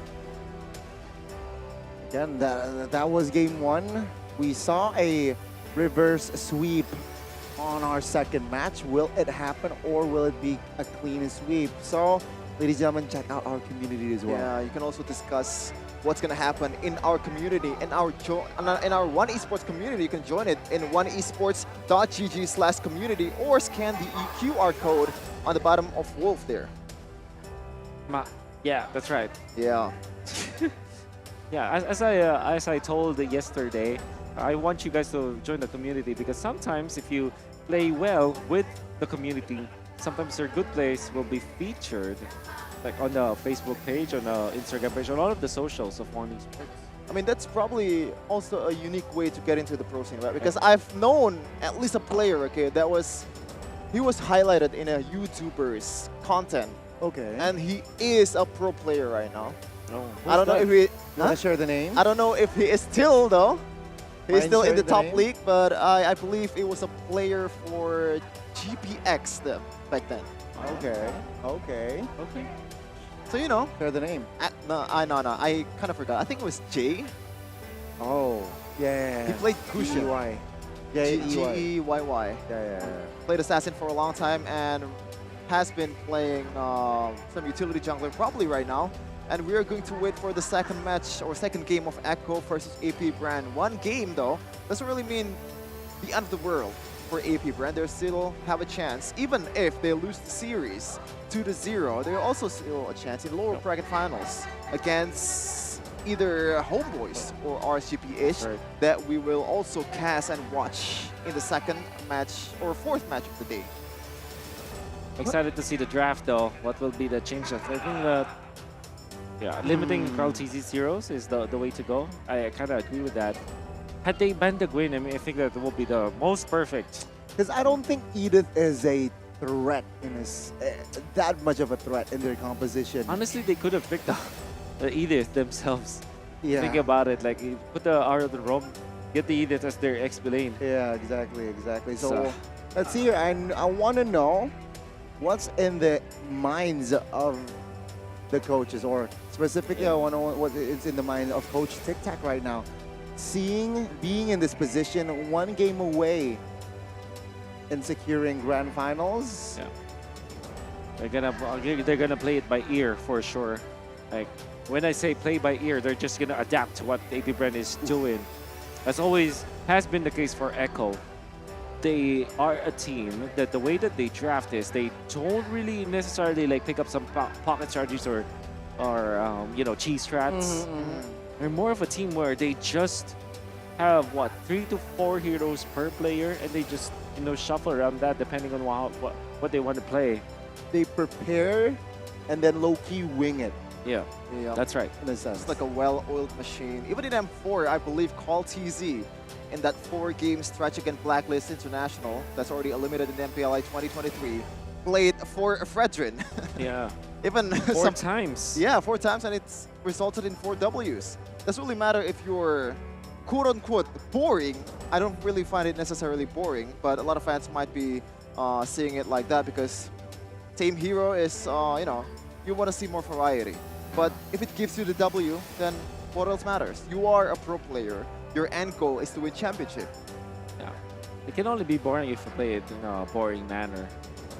Yeah. Sometimes, you know, even the most systematic plays look very boring on surface level, but if you dive deep, if you dive deep, there's a lot of science behind that kind of gameplay. Devils in the details, indeed. And details is, you know, a thing that is Filipino teams mastered. Yeah. Even Coach Bon Chan, I believe, in the recent interview with One Esports said that a lot of ID teams are a lot of times brawling and they're not playing it at the macro level. But we are going to see, though, second game of this match of Echo versus AP Bren, the M2 champ versus the M4 champ. There's some changes already or not, and there you go. The limit to Call TZ's hero. Very on brand on what you said earlier, Wolf. It could be the backshot first pick again for AP Bren. It makes a lot of sense in this particular game, and they don't have to worry about the Matilda anymore, maybe just the Faramis. So now Echo might consider banning out the Baxia instead of like giving away. But then again, he also, they banned the Bruno again. I think they want to go for another Guinevere play. So it's the backshot. I think they want to go Guinevere in this game, in this slot, together with the Faramis. Yeah, let's see. I mean, Faramis is very strong in this match. And is Faramis prio over Valentina? I think in the case, I think it should be the Valentina as the priority, especially without the Matilda. So it could be Valentina plus the Guinevere for Echo. But if you pick Valentina right now for Echo, the value goes down if AP Bren didn't pick that Faramis. So there's still some plays or like some 200 IQ plays that can still for be sure. explored by Coach Tix and also Coach Bren. Whatever is the choice for Echo. Now, I want to ask you a question, Wolf. Is carry a threat or like a thing to really note for AP Bren right now? For sure. It's an Echo special. It's Benecute's most played hero. There's the Arlet instead of the Valentina, which kind of means that AP Bren might be baited into picking that up. You know, the Valentina is decent going up against the Arlet because you have already the final slash. No matter what happens, you have a good ultimate to get. And of course, Few plays that hero so well. And apart from that, I think you go for the Faramis. Very nice choice. Is to trick. I think with the Faramis there, I think carry is less prone to be picked, right? Yeah. Surely, because range is a problem. And you don't really have that cover I anymore am the from priestess Matilda of Faramis that primal is too much lighting, for the Benecutie to hunter of all the evil be gods. used. And it's going to be a flex pick here for Edith. Can still be played by Ogwen and also Flap Easy. Oh, they go Lilia instead. Well, it's the answer to the Faramis when it comes to dealing the damage. I'd say it's a 50-50 between the Faramis and the Lilia in the mid lane. And I mean, Lilia, I think against Edith and Baksha is such an underrated hero, considering the low range that Baksha and Edith has. The slow effects that will be in Lilia as well can hinder their movement. It's so, my way or the highway. okay, second phase, will they just go all marksman ban here, gold laner ban? Yeah. Well, they don't. Both of them, they don't have the marksman, but yeah, AP Bren should consider banning out the carry this time because that's an Echo special, which kind of makes it so that Irithel should be the choice for Echo because that still is available. So it's between carry and Irithel as the bans now for AP Bren. Or maybe they just ban out Irithel. They give up the carry, I think. I think it's harder to play against Irithel than the carry at this point for AP Bren, considering you have Edith, you have Lasha. But then what will AP Bren go for? Seeing the options now. Bruno? They can still go for the Hierarchy. I think I kind of understand what they wanted to do with that hero. But you also still have Sun the rises when I give clip. the word. Oh, nice ban. Very nice ban. So that might force Echo to go for something like a Lapu Lapu or I'm thinking Lapu Lapu more for Echo. But also the Terizla is good. Yeah, I think Terizla, for me, I prefer Terizla because it's easier to land the AoE. Time and tide wait for no man. It's Lapu Lapu. Okay. This It depends on the two picks here because there's also a possibility that Echo pick up a Benedetta if they have very weak backliners. Yeah, true. Oh, also yeah. You're right. Sanford plays and main Benedetta, and I think he hasn't lost on that hero this tournament. Has been using it for a while, and I've cast a lot of it. He is probably the best Benedetta player in the tournament currently. Yeah. Kind of makes me think that maybe AP Bren wants to put this Edith in the roam role and just get something like a Yu Zhong for Mr. Mr. Flap Teasy. And for their marksman choice, I think the Clint looks good. This is a purified carrier. The safest choice definitely is the Faramis though. I will what I see through my scope. Ogwen special! Excuse Moa. It is going to be a Leslie that is going to make its debut on MPLI 2023. Who would have thought? Even Wolf didn't mention it. Whoa, nobody would have thought about this. Yeah. Lolita? They will only make my blade sharper. By so the it's way, a Roam Arlet. It is going to be a Roam Arlet here, but there are a lot of covers here, quote unquote, for Leslie. You have the Minotaur, Faramis, Netherrealm, right? Edith also can stop Benedetta. So he really rests on Sanford's back, right? Because he's the only one probably that can pretty much bypass all of the CCs, all of the covers that's coming in towards the Leslie. This is probably one of the most prone to be picked or like prone to be picked off marksmen currently in the game. Very, very weak in the early game, especially if you don't have that Berserker's Fury just yet. Now, what are they cooking? Are they cooking something tasty or are they cooking something a bit more experimental just like the first game? We'll have to see. Again, ladies and gentlemen, it's a match point for Echo. Though, if AP Bren loses this one or they lost, they will not go home. Oh man. Just yet. This is, yeah, you were talking about like April. Are they holding back? Are they hiding strats? I think their idea is to overload people with information instead of the heroes that they will pick up. Now that is a 300 IQ play from AP Bren, but we are going to see how it will unfold in game number 2 of Echo versus AP Bren. Let's see, spell check. Oh, early Purify popped by Few already here. And also an early sprint already here, and not even a minute into the game. Yeah. I'll use Sandford very aggressive on this Benedetta. Well, in the mid lane, it's going to be Few as well as Ogren. It's all just to protect the Leslie. 4 protect 1 from AP Bren. Okay. What they wanted to do. Gonna wait first. We're gonna suspend the whatchamacallit. No, that's not the right word. We're just gonna wait to like the action, the full action pack. Suspense. Yeah, there you go. That's the right word. I'm not good at Attain the English. suspense. English caster, by the way. We can see Hello Panda in the building. It's not Chefin in the building anymore. Hey! I'm already embracing the meme. Like, you can say whatever you want with Exactly, man. Thank you. Thank you, Chefin, for I wanna like talk about the let's talk about the game, Con. Okay. In terms of like the early objective setups, when Minotaur presumably and Arlott presumably doesn't have that level 4 yet, do you think which team does it favor to? I think that the Faramis plus the Minotaur still is. I can say they are more favored in the first Turtle team fight, like Turtle 1, especially because they have the Baksha instead. You're looking at Arlott plus the Lilia.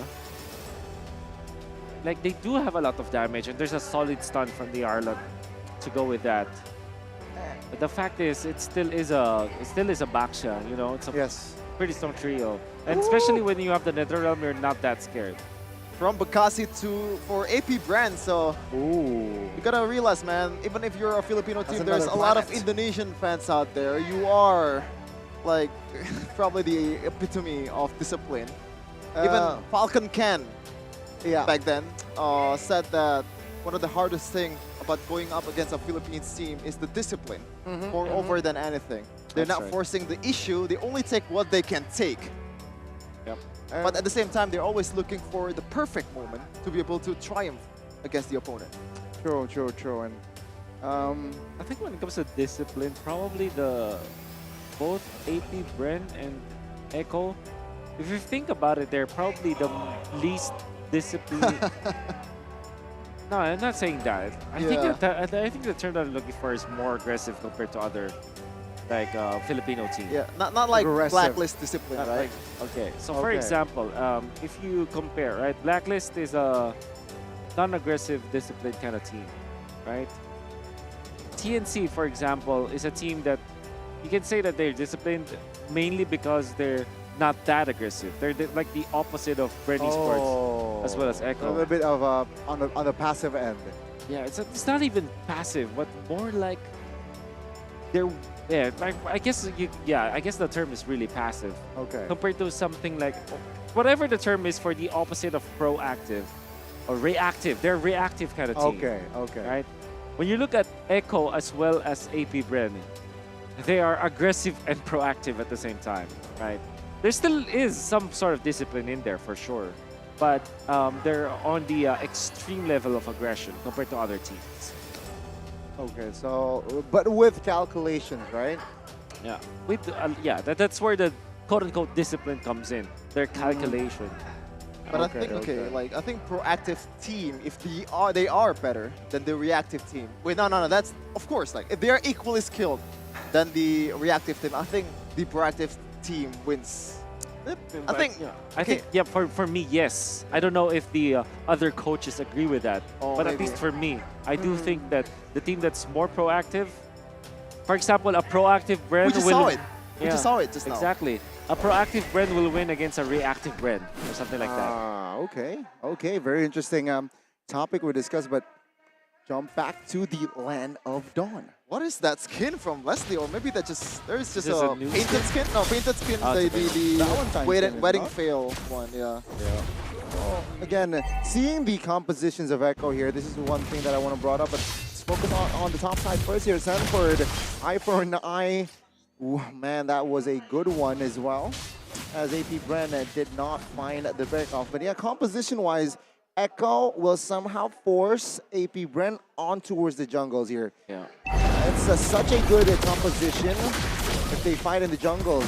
Right, Lilia, Arlet, and AP Bren, they need to not go into the jungles. Carl TZ, though, still able to get out of that. That's the blitz. The turtle, Z-Flap, finding one. Oh, JP Sanford looking to zone. Reggie battle and will fall to Carl. Now Echo will just hit and run this, but AP Bren, will they force a fight? Seems like, no! The re-engage, the setup! Ogwen will fall as well as, you can see here, Echo, they will find the collapse view out of position, falls as well. And it was 0 for 0, and now it's 3 for Echo. Kind of like looking at an orchestra. That is symphony at its finest. My goodness gracious, what a combo. The Violet Requiem combined with the Electro Final Blow from Sanford. This guy plays a mean Benedetta Wolf. And definitely Echo back at their Echo Express ways. This is the Avengers-esque kind of gameplay that we know. Their own superhero landings. Carl TZ goes in with the ultimate, knocks up people, and then goes Sanford with the Petrify. You see Sanji also outplaying AP Bren, and then JP as well. You see Echo. This is them assembling. For sure, like for sure. They're not going all together at the same time. They're doing one after the other, laying it like a cake and making it so cinematic for us. I mean, if you're one of the greatest micro team of all time, you can do whatever you want and still get the W. But if I were to put money on who's going to be the MVP, I think it's going to be Sanford, man. Like, this guy has the potential to make a play in a team fight, also make a play in the foul lane. And Super Marco, very, very vulnerable. Yep, Ogwen now still holding on. He has the flicker and minion curry. Will he invest in that? Let's see, Echo taking their time, repositioning as well. And it is a 5-man Echo earlier on the bottom side of the map. But looking at the rotation, it seems like they will give... Oh no, Benedetta will rotate towards the top side. So now Echo will invest in 4 men in the bottom side of the map. But no, they will have space here to not engage in business. And just look at it, like the vulnerability of a Leslie already showing the very first minutes of the game as to pop up the ultimate to get more vision for the objective take. It's a 4-man versus 3 now. And Carl TZ will secure the Lord Turtle rather, and you can see here the knockup will be enough to find Ogwen with the help of Imbiru, Smash, and Betty though in trouble now. The backside will be taken out. Q also low and out of the game. Marco will be taken out as well as JP now will survive with the covers, and Carl TZ isolated, taken out. Carl with the double under the turret now. Sanford, good! Eye for an eye. Great display of mechanics to Sanford now, though, will fall, and Ogwen finds the shutdown. 5-1-1, Wolf. You could argue that that was a shutdown, right? That should be like a wasted opportunity whatsoever, but that's just onto the 2 supports of AP Bren. They were the ones who got the shutdown gold or shutdown XP as well. And Echo are very happy with that because now what they can do is to eventually be aggressive. They took a lot of time away from the farming cores of AP Bren, and they took so much in the early stages. 2.7k at 5 minutes, and they have the Radiant Armor now on Carl TZ. He's not going to be afraid at all. Carl TZ though, looking for an angle in the backside. Good cover.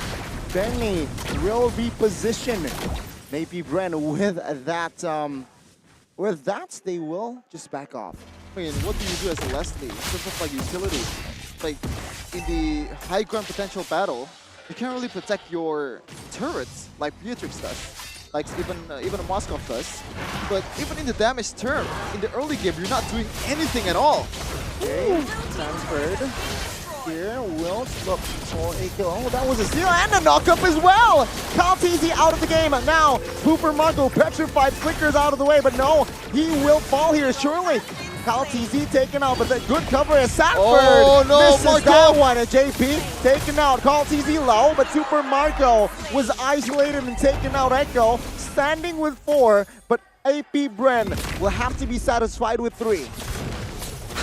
I said it earlier, Wolf, they're bringing the Indonesian game to MPLI. Already 13 kills in 6 minutes. But it is to be expected though, like on how weak the early game of AT Bren with this kind of composition. Oh my goodness. All right, so we already talked about the Radiant Armor, right? So it's going to be great versus Flap versus Few in some way against Kyle TZ. But now JP with the Twilight Armor, the typical counter to the Leslie. Sanford pushing the lane while forcing out Few. That is how you play the Benedetta, so calculated. One-man team. Well, not really. Everybody's performing, but Sanford is doing God's work for Echo. Oh and doing my more! God! Another engagement, another kill. And Echo, this game, also in the first game, man, they are on a roll. Leslie can't even get some farm in the bottom lane without being taken out. Kyle TZ far too aggressive. Definitely punished. Man, that's a little bit too overzealous. That's right. For sure, But for Echo sure. still maintaining pressure on the other side of the map. I mean, so far, Kyle TZ has been smart fella, but that was definitely a fart smeller. And well, now we can see the Echo with the player coming off from Sanford. He literally just pushed in the middle and then for some reason was already able to force out Super Marco. Knowing that Super Marco didn't have the flicker, it means that JP can just commit his own flicker, go for the final slash as well as the vengeance, and then you have the follow-up from Sanford for enough damage to take out this Leslie. The gambits that AP Bren are doing in the past 2 games, it ain't working. I am very curious on what Super Marco already secured in his bag for his items. Does he even have one? I think I'm... At 8 minutes, you probably have one, Yeah, right? probably have one, but I think at this point, rushing a Wind of Nature just to get out of the Sanford's danger zone is a good idea, right? Even though you don't deal a lot of damage, it adds a layer of surprise to Sanford. But you have to think about Kyle TZ too.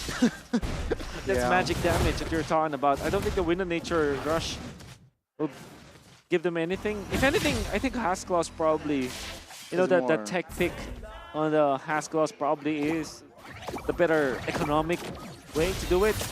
But I think that AP Bren should just focus on just weathering the storm. Just like in game number 1, what they need to do is to get to the 23-minute mark. Oh my goodness, let's see here. That's let's asking see. too much It's once the again. only win condition that I can see now.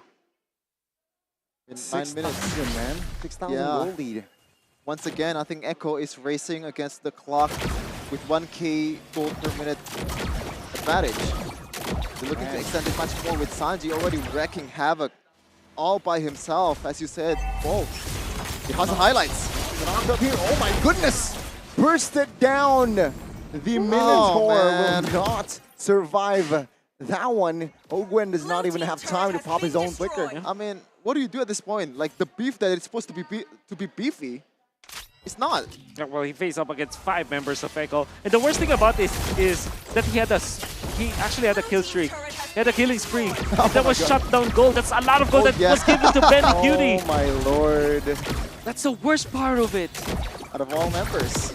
But the oh, Sanford, Super no. Marco No with way. the Petrify as well. You're Final not getting blow, away with and that. Thank goodness Sanford will survive. And Echo will Literally 1 second from the ultimate of Super Marco, and he gets one shot by Benny Cutie. That was, Call TZ now, knocking one, and that's just a free kill. Benny, Nibiru's bashing now, looking for the baser in the mid side. Tanchi quite low though, will not pop the black shoes, as a flap will be the trade. It's a 3-for-1, well, it's a 1-for-1 from the earlier skirmish, but 2 basers, all 3 rather, will fall. I mean, the whole Echo team should be chilled. With all the crimes that have been committed in this game, how are you getting away with an offense as much as that, Sanford? That was a solid, like, I don't know, 4 seconds in the opponent's base, and somehow you're getting away scot-free and getting a kill towards Benny the Sniper. And Benny Cutie is 3.8k gold above man. his opponent. Super Marco, this is the time The only time where he was able to get the Blade of Despair at 11 minutes, and that's the second item only on that Leslie. Yeah, I think I can get the choice of Blade of Despair there. That's more of a Hail Mary item, right? So you're expecting yourself to play the best game possible and evading all the incoming attacks while still doing the damage. But is that going to be enough See the replay. against a team that is You can see the replay. as good as this? Like, I can see. Watch out for... Ooh, it's just literally just them dealing the damage. Yeah. It's just that.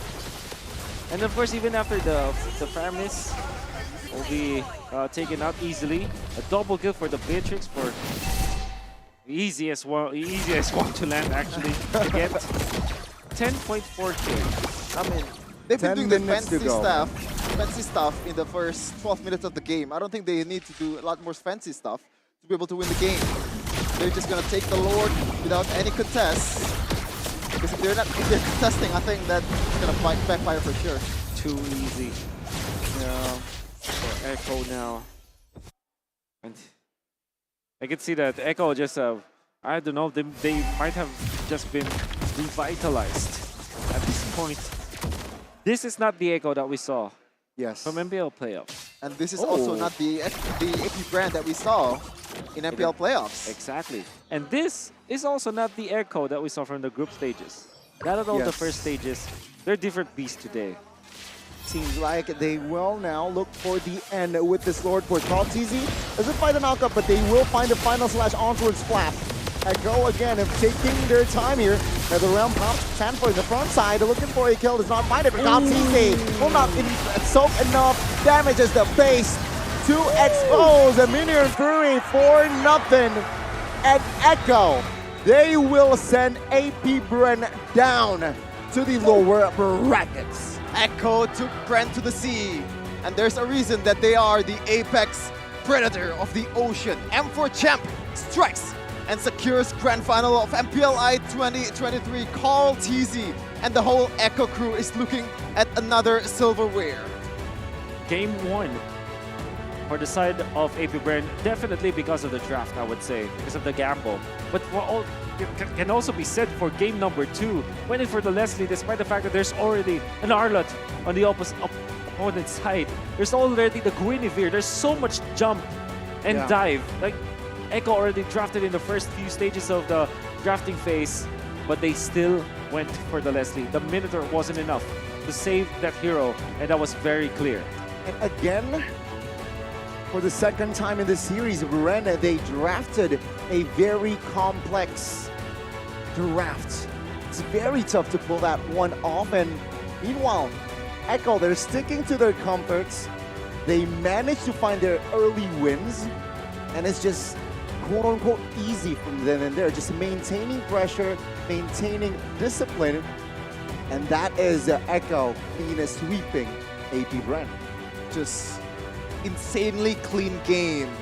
But we are going to see what they have to say with Bude Clara and Rose on the stage. Take it away.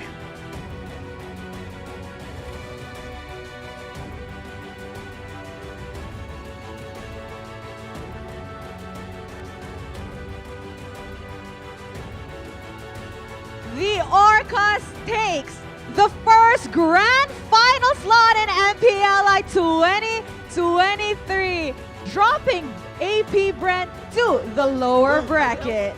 Dan akhirnya sang paus di sini Echo berhasil menurunkan AP Bren, dan mereka mendapatkan satu slot grand final. You guys, congratulations for the slot for the grand final, and you guys break the win streak of AP Bren. How did strength come from? Okay, hi guys. Clara said, since nasira nyo yung win streak ng AP Bren for this MPLI, saan ang galing yung lakas nyo? Sa mga basher daw po, sabi ni Ford. What? Sino ay sabi? Sanford. Oh, sabi ni Sanford. Okay. You asked where they got their strength, right? They said they got the strength from the people that have been bashing them, according to Sanford. That's what Sanford said. Oh gitu, jadi dari orang-orang yang menganggap sebelah mata untuk tim Echo. Kata Sanford Sanford. I mean, I agree though. Sanford was on fire this game. Oh, yes. Everyone is screaming Sanford's name in talent room as well. Yes, Our exactly. friends there. Mirko is hyped up at the backstage and he's like, Sanford, the best EXP laner. That's what Mirko said, right? Okay, guys. So, next up, ngayon na grand finalist na kayo. Okay, you guys will be waiting for one more team na kakalabanin nyo bukas. So, sino? May tatlo pa tayong team na natitira. There is AP Bren still in the game. There's RSG Philippines. And of course, there is HomeBois. So, sino mas gusto nyo makalaban bukas? RSG or Bren po, basta wag lang po HomeBois. Hala, ba't wag? Para page versus page po. So, I asked, there are still 3 teams in the competition that they will be potentially meeting in the grand finals. And it's AP Bren, RSG Philippines, and HomeBois. Who do they want to meet in the grand finals? And Sanford said he's okay with both AP Bren and RSG Philippines. He doesn't want to meet HomeBois. Why? Because he just wants a Philippine versus Philippine grand finals. Pinas lang malangkas. Pinas lang malakas. Jadi mereka emang kalau ditanya mau ketemu siapa, ingin bersama siapa di grand final, mau siapapun asal tim Filipina, it's okay karena Philippines pride. But for this match, for this tournament, MPLI, do you guys any special feeling because probably you guys facing a big teams as well from the Philippines and you guys want to prove something? What is the biggest motivation for you guys until today? Siguro po sobrang nanggigil po kami lalo kasi sobrang dami po nagda-doubt sa amin ngayon. So, shout sa inyo. Dito na naman kami. Wow, okay.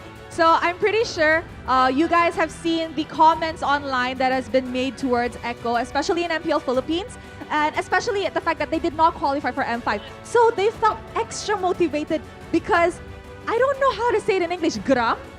They feel extra gram with the people, gigil, okay, is what the Filipinos call it, because people have been doubting them. And they said, we're here again in the grand finals. Yeah, they proved themselves here. Dan kata mereka memang mereka benar-benar ingin membuktikan kepada orang-orang yang ngetik di sosial media yang berkata-kata tentang mereka dan sedikit bertanya tentang kemampuan Echo dan Echo di sini. Mereka benar-benar ingin membuktikan sesuatu dan they did it. Yes, the Orcas did it once again. All right, so I'm pretty sure these guys are tired. It's late, and we also have another match later on to witness. So guys, I'm gonna send you guys off. Thank you so much, and congratulations on your win and in ending AP Bren's win streak this MPLI.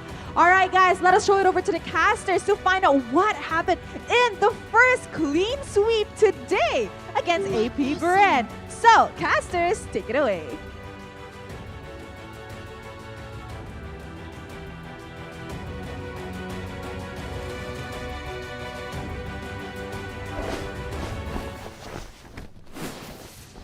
Absolute domination from the Orcas 2-0 without any answer whatsoever from AP Bren, who we thought, the three of us thought that AP Bren would win this match, but it turns out the motivation, the hate comments online was the fuel to the fire for Echo. Yeah, inspired them. Being the Filipino here, I think I have to add more color to what Carl TZ said because just the raw translation might not be enough. And the story here is, Echo has been riddled with so many hateful comments in the past 3 weeks. They didn't even catch a break. Even until, especially when they lost against BTR, everybody was just flaming Echo all the time. That's why the weight of what Carl TZ said in that interview, it has a lot more weight to it. It's very hefty. It's a heavy heart that he is bringing now, and now they're back in the grand finals. That is how important that statement was from Carl TZ. The MVP might be Sanford, but the bombardment from the hate comments was mostly towards JP, right? Call him playoff P, the way he's performing right now. But yeah, Wolf 6-2-5. The KDA doesn't really depict what Sanford has done in this match and game. And interestingly, he went for the Dragons here. I'm not entirely sure if this is a build that he did just because they're snowballing anyway, so he did have the license to go aggressive. But what I do want to take note of is the Radiant Armor as well as the Twilight Armor. There was zero chance that the entirety of Echo gave any chance to Leslie. Ever since it's not a revamp, but more like a rewind or a recall to this unique effect of the Twilight Armor. Ever since then, Leslie has not seen the light of day. There was a very major change for Leslie, especially minor but major. But yeah, I mean, if you talk about the highlights, it's as dominating, if not more dominating than the first game. As the first game. You could have gone a very safe route with an Irithel, right? Maybe it doesn't really deal that much damage in the late game compared to the one first shot of Leslie, but in terms of safety, in terms of like the thing that she offers, I think it's definitely a better pick in this game. But you see the highlights over and over again. Sanford being the nuisance, being the pest from AP Bren.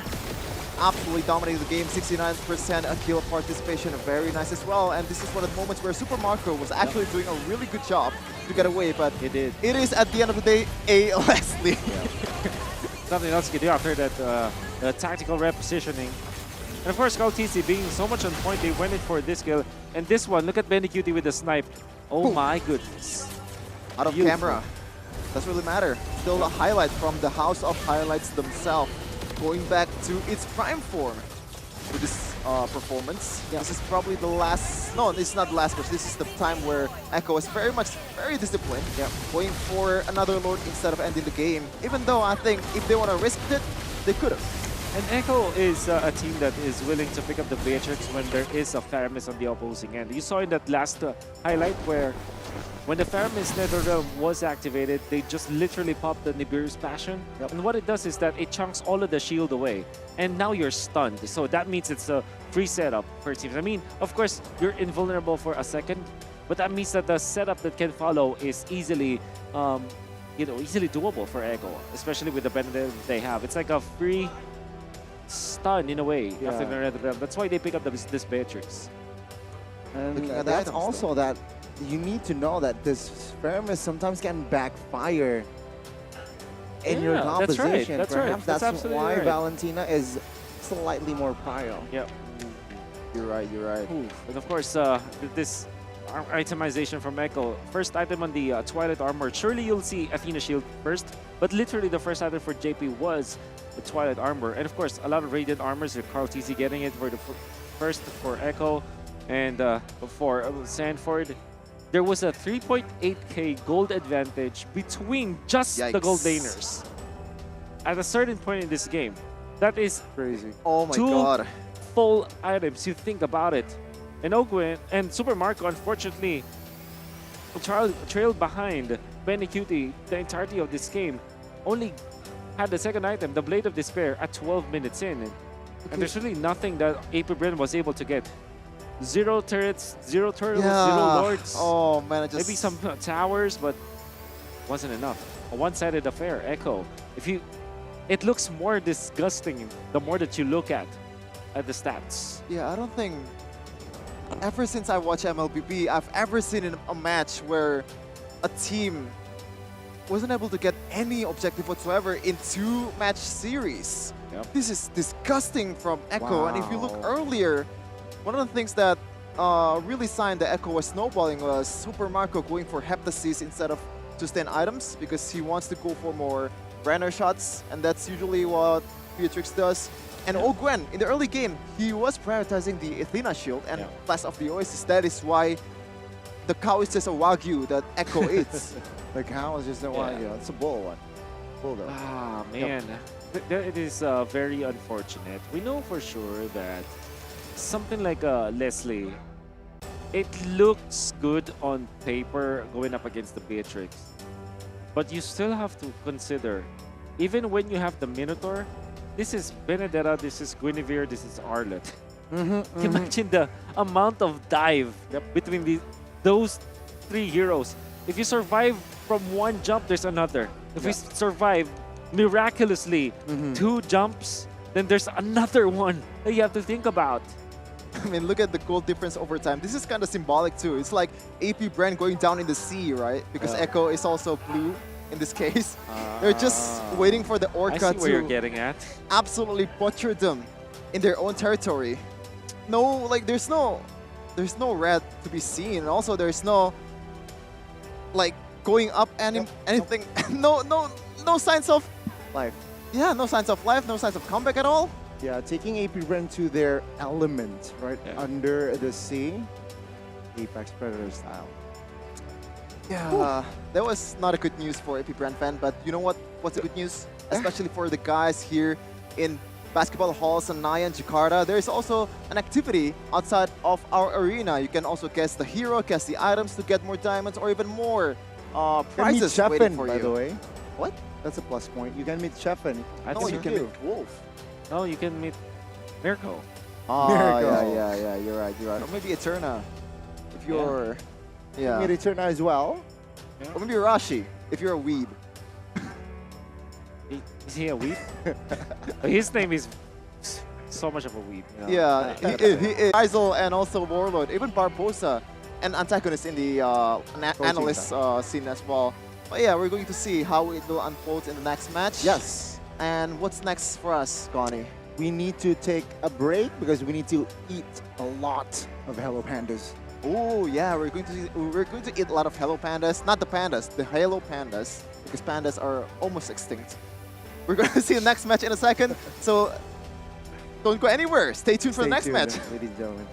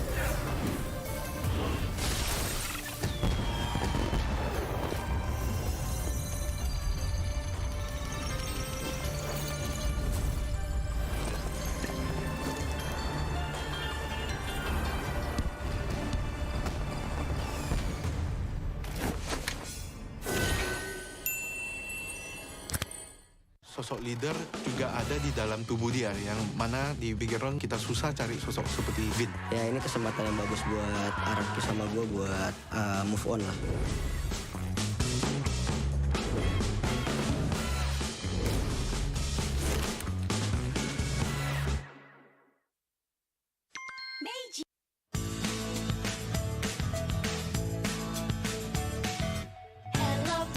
Hello panda, semua suka biskuitnya.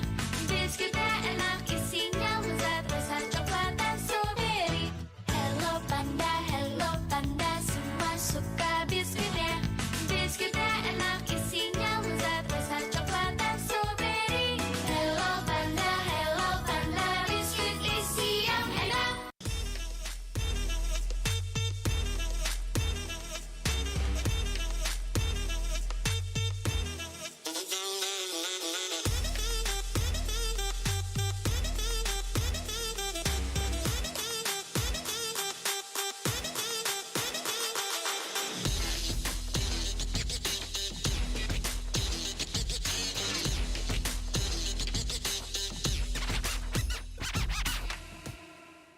Hi, I'm Carl Dizzy. Hi, I'm Zon.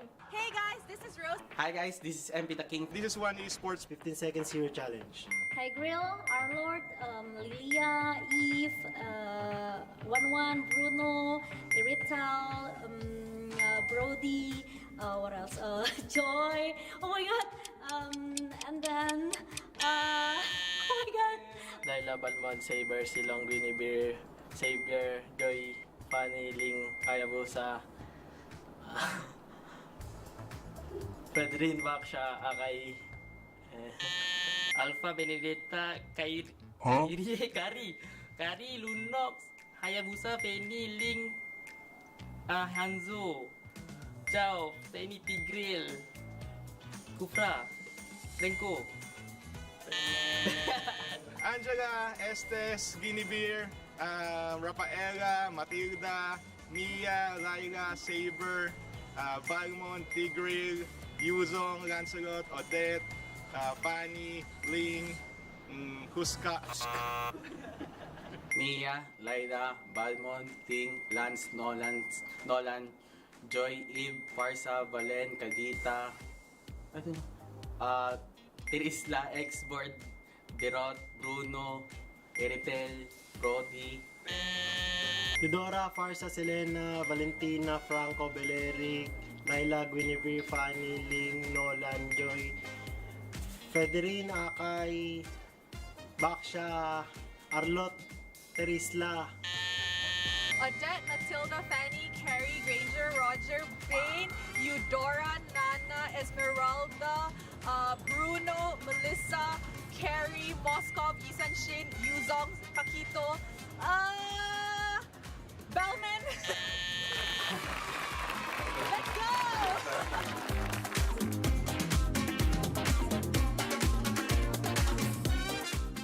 Sempet down karena kayak hal yang aku suka itu ternyata orang tua tuh kayak lebih khawatir kali ya. Aku sih lihat mau papa tuh nggak suka, ngapain sih, yang bener-bener aja lah.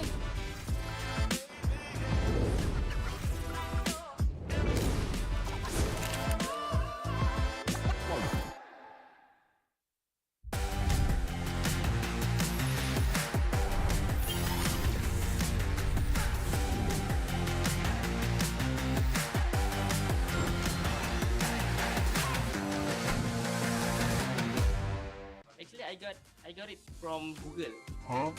My IGN came from my name because my name is Benedict and my nickname is Ben. I just added cutie because I think it's cute. The analyst from my past team, he's a Dota player and I idolize Aki, so he asked me to put TV on my name. I just changed it a little bit so it doesn't look like a copycat. Ken is my name. I just add Super Ken because when I play in MPL, I saw player named Ken also in Myanmar from Falcon. My first name is not just Ran. My first name is Ran. I got the name from some kind of player also, and I like the name. It's too cute, you know. So Ran is cute. But not really cute. Like the famous expression, I just add extra W because when one W, it's not that low. It's not looking good. Actually, there's no meaning because actually I got it from Google. That time I want to find some cool name that people never use. Then I type at Google.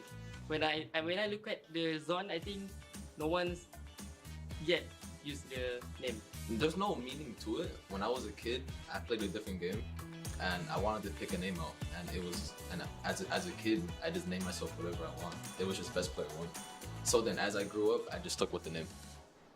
It's because I used to play another game. It's called League of Legends, and then at the time when I was playing, my idol was Faker. So the casters called him like Unkillable Demon King. So the demon I got from him, and then the kite just macro and micro from League of Legends. Just the way players call it, like kiting like that. MP because Michael Pacquiao, because they said they look like Michael Pacquiao, the son of Manny Pacquiao. That's why they call me MP, and I just find it good and just added the king. That's why.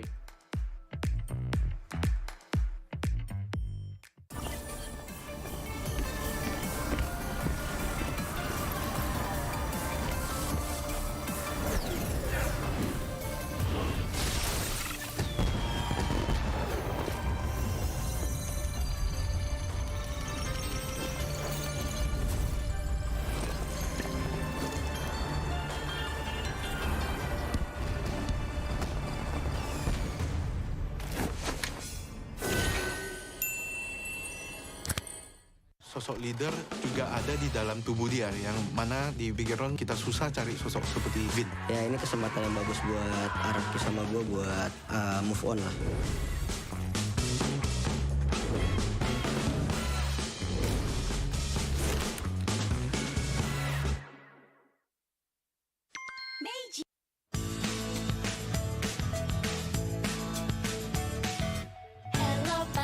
Hello panda, semua suka biskuitnya. Biskuitnya enak, isinya lezat, rasa coklat dan strawberry. Hello panda, semua suka biskuitnya. Biskuitnya enak, isinya lezat, rasa coklat dan strawberry. Hello panda, biskuit isi yang enak.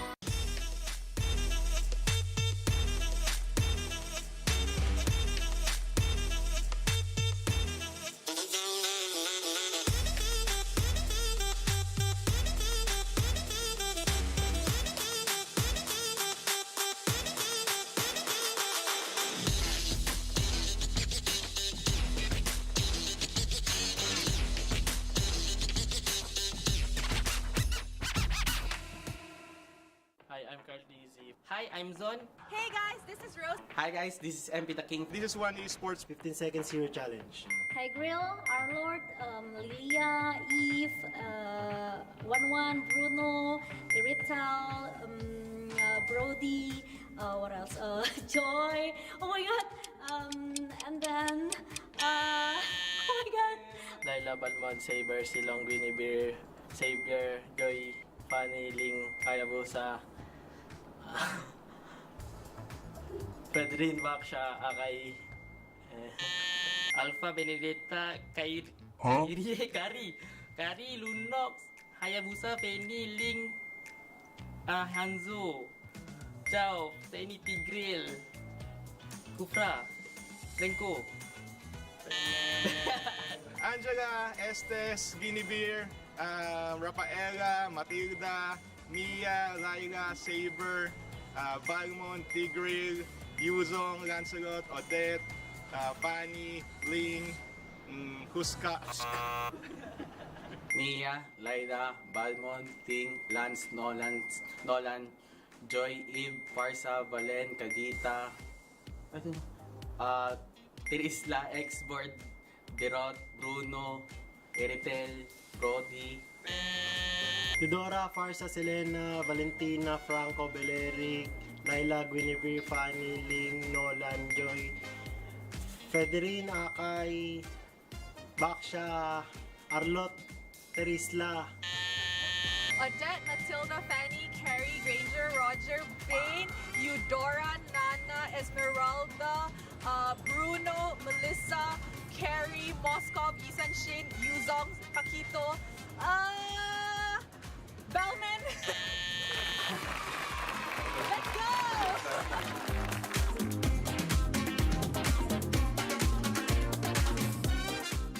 Sempet down karena kayak hal yang aku suka itu ternyata orang tua tuh kayak lebih khawatir kali ya. Aku sih lihat malah papa tuh nggak suka, ngapain sih, yang bener-bener aja lah.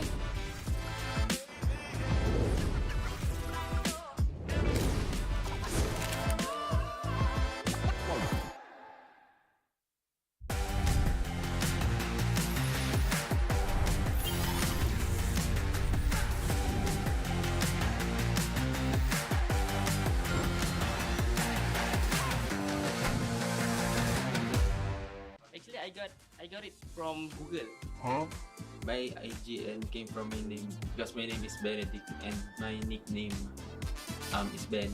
I just added cutie because I think it's cute.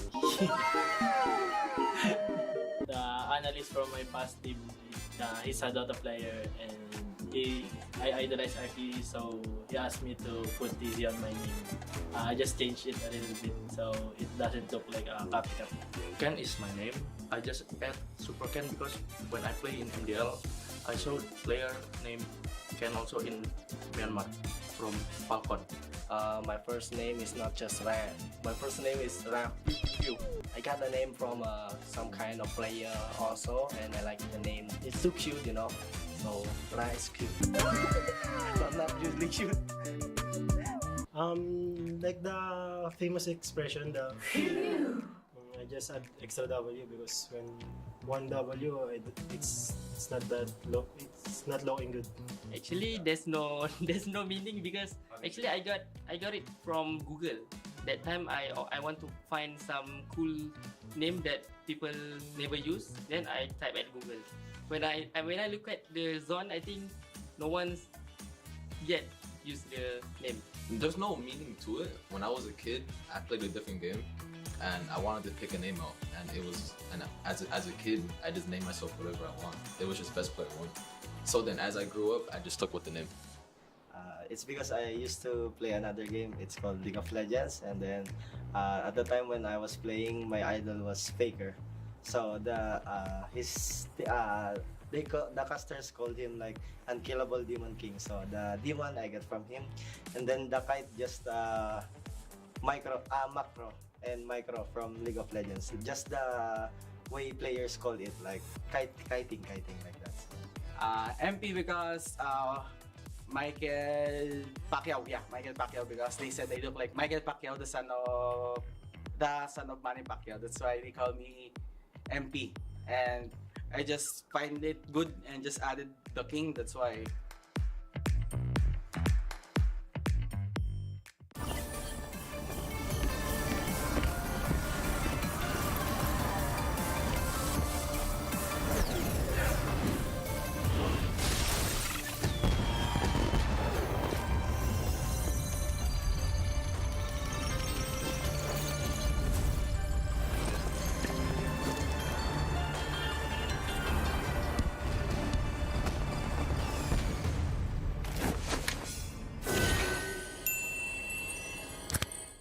Sosok leader juga ada di dalam tubuh dia, yang mana di background kita susah cari sosok seperti Vin. Ya ini kesempatan yang bagus buat Arab sama gue buat move on lah.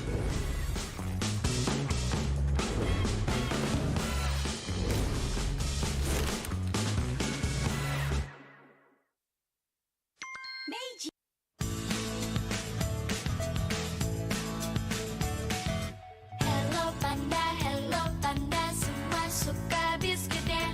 Biskuitnya enak, isinya lezat, rasa coklat dan strawberry. Hello panda, semua suka biskuitnya. Biskuitnya enak, isinya lezat, rasa coklat dan strawberry. Hello panda, biskuit isi yang enak.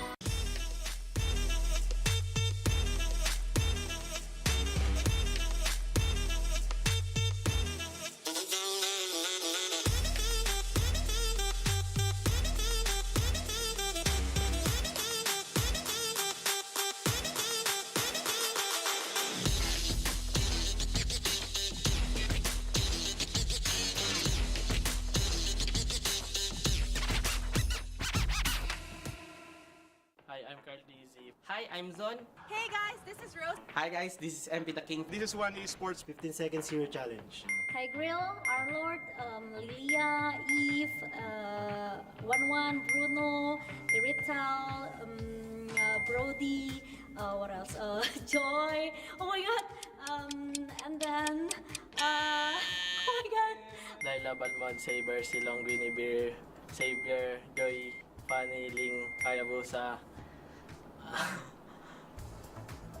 Pedrin, Baksha, Akai, Alpha, Benedetta, Kari, Lunox, Hayabusa, Feni, Ling, Hanzo, Chao, Feni, Tigril, Kufra, Renko. Angela, Estes, Guinevere, Rafaela, Matilda, Mia, Laila, Saber, Balmond, Tigril, Yuzong, Lancelot, Odette, Fanny, Ling, Huska. Mia, Laila, Balmond, Ting, Lance, Nolan, Joy, Eve, Farsa, Valen, Kadita, Tirisla, Xboard, Derot, Bruno, Eripel, Brody, Eudora, Farsa, Selena, Valentina, Franco, Beleric, Laila, Guinevere, Fanny, Ling, Nolan, Joy, Federine, Akay, Baksha, Arlot, Terisla. Odette, Matilda, Fanny, Carrie, Granger, Roger, Bane, Eudora, Nana, Esmeralda, Bruno, Melissa, Carrie, Moskov, Isan Shin, Yuzong, Paquito, Bellman. Let's go!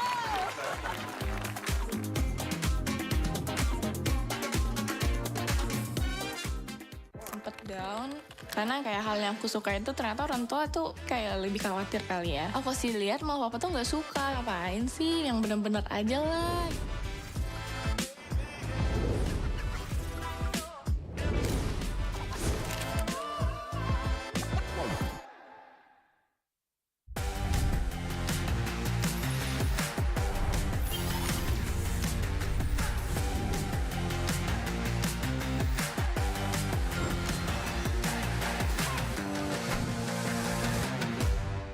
Actually, I got it from Google. By IG and came from my name because my name is Benedict and my nickname is Ben. I just added cutie because I think it's cute. The analyst from my past team, he's a Dota player and I idolize Aki, so he asked me to put TV on my name. I just changed it a little bit so it doesn't look like a copycat. Ken is my name. I just add Super Ken because when I play in MPL, I saw player named Ken also in Myanmar from Falcon. My first name is not just Ran. My first name is Ran. I got the name from some kind of player also, and I like the name. It's too cute, you know. So Ran is cute, but not usually cute.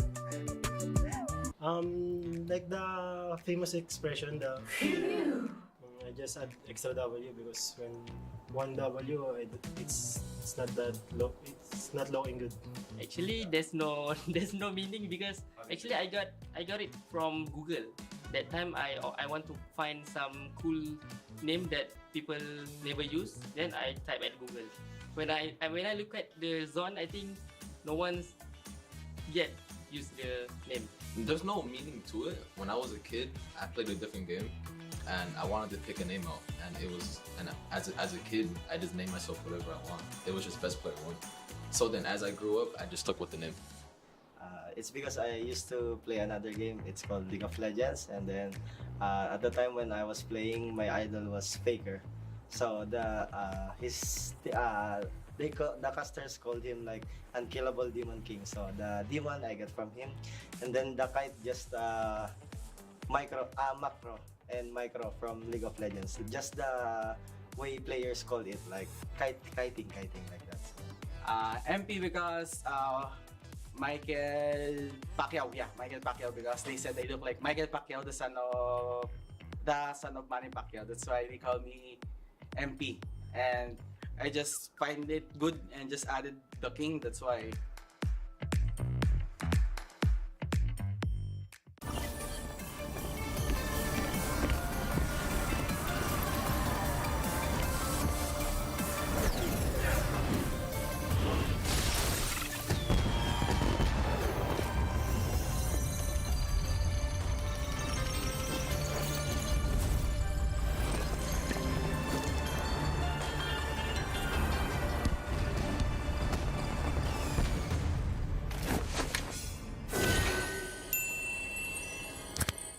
Sosok leader juga ada di dalam tubuh dia, yang mana di background kita susah cari sosok seperti Vin. Ya ini kesempatan yang bagus buat Arab sama gue buat move on lah.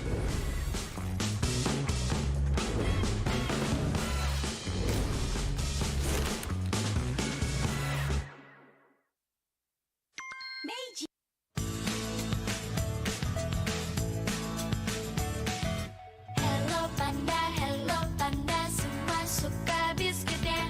Biskuitnya enak, isinya lezat, rasa coklat dan strawberry.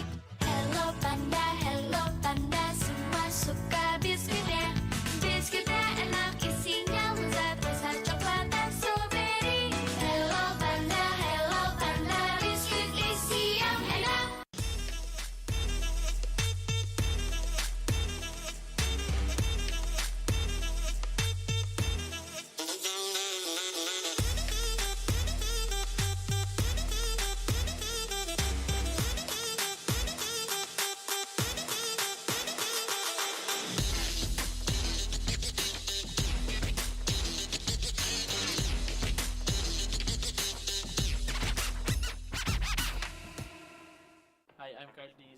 Hi, I'm Zon. Hey guys, this is Rose. Hi guys, this is MP the King. This is One Esports. 15 seconds hero challenge. Hi Grill, Our Lord, Lilia, Eve, 11, Bruno, Irital, Brody, what else?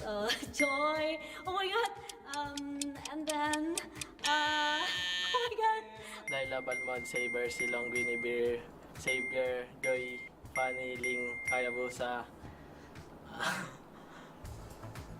Pedrin, Baksha, Akai, Alpha, Benedetta, Kari,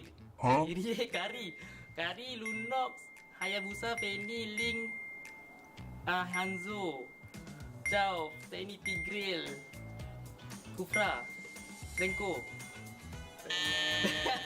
Angela, Estes, Guinevere, Rafaela, Matilda, Mia, Laila, Saber, Balmond, Tigril, Yuzong, Lancelot, Odette, Fanny, Ling, Huska. Mia, Laida, Balmond, Ting, Lance, Nolan, Joy, Eve, Farsa, Valen, Kadita,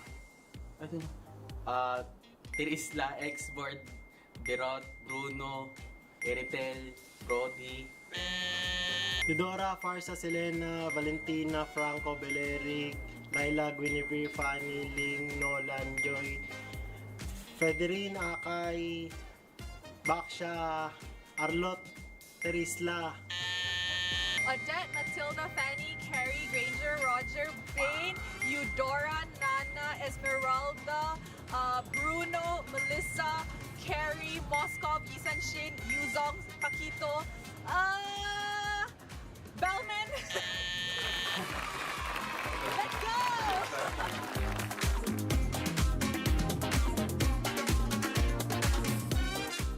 Sempet down karena kayak hal yang aku suka itu ternyata orang tua tuh kayak lebih khawatir kali ya. Aku sih lihat malah papa tuh nggak suka, ngapain sih yang bener-bener aja lah.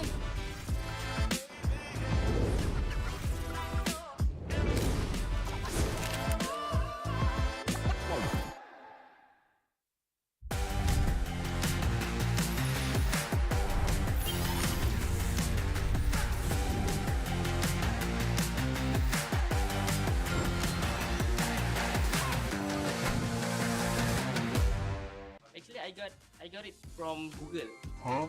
My IGN came from my name because my name is Benedict and my nickname is Ben. I just added cutie because I think it's cute.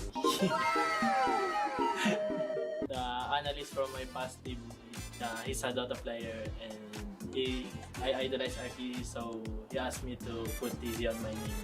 I just changed it a little bit so it doesn't look like a copycat. Ken is my name. I just add Super Ken because when I play in MPL, I saw player named Ken also in Myanmar from Falcon. My first name is not just Ran. My first name is Ran. I got the name from some kind of player also, and I like the name. It's too cute, you know. So Ran is cute, but not usually cute. Like the famous expression, I just add extra W because when one W, it's not that low. It's not looking good. Actually, there's no meaning because actually I got it from Google. That time I want to find some cool name that people never use. Then I type at Google. When I look at the zone, I think no one's yet used the name. There's no meaning to it. When I was a kid, I played a different game, and I wanted to pick a name out. And as a kid, I just named myself whatever I want. It was just best player one. So then, as I grew up, I just stuck with the name. It's because I used to play another game. It's called League of Legends, and then at the time when I was playing, my idol was Faker. So the casters called him like Unkillable Demon King. So the demon I got from him, and then the kite just macro and micro from League of Legends. Just the way players call it, like kiting like that. MP because Michael Pacquiao because they said they look like Michael Pacquiao, the son of Manny Pacquiao. That's why they call me MP. And I just find it good and just added the king. That's why.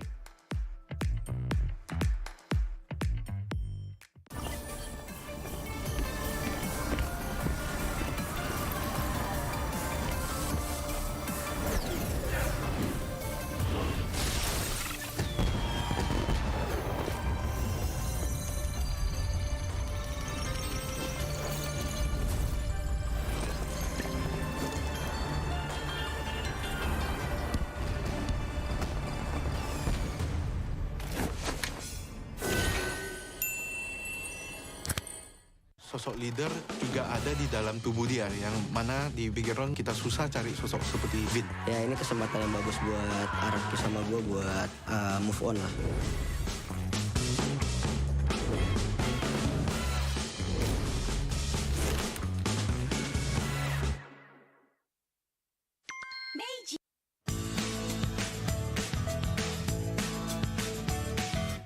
Hello panda, semua suka biskuitnya. Biskuitnya enak, isinya lezat, rasa coklat dan strawberry. Hello panda, semua suka biskuitnya. Biskuitnya enak, isinya lezat, rasa coklat dan strawberry. Hello panda, biskuit isi yang enak.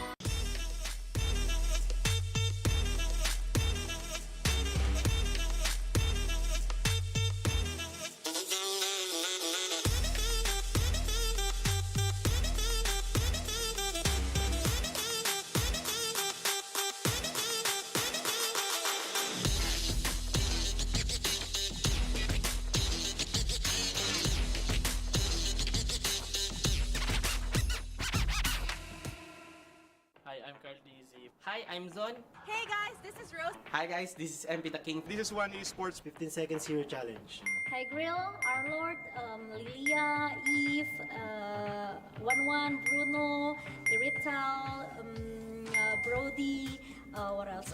Joy. Oh my god. And then, oh my god.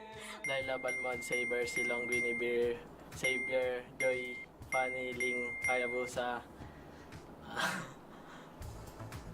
Fredrin, Baksha, Akai, Alpha, Benedetta, Kairi, Kari, Lunox, Hayabusa, Penny, Ling, Hanzo, Chao, Seni, Tigril, Kufra, Renko. Angela, Estes, Guinevere, Rafaela, Matilda, Mia, Laila, Saber, Balmond, Tigril, Yuzong, Lancelot, Odette, Fanny, Ling, Huska. Mia, Laila, Balmond, Ting, Lance, Nolan, Joy, Eve, Farsa, Valen, Kadita, Tirisla, Xboard, Derot, Bruno, Eritel, Brody, Eudora, Farsa, Selena, Valentina, Franco, Beleric, Laila, Guinevere, Fanny, Ling, Nolan, Joy, Federin, Akay, Baksha, Arlot, Terisla, Odette, Matilda, Fanny, Carrie, Granger, Roger, Bane, Eudora, Nana, Esmeralda, Bruno, Melissa, Carrie, Moskov, Yisan Shin, Yuzong, Paquito, Bellman. Let's go!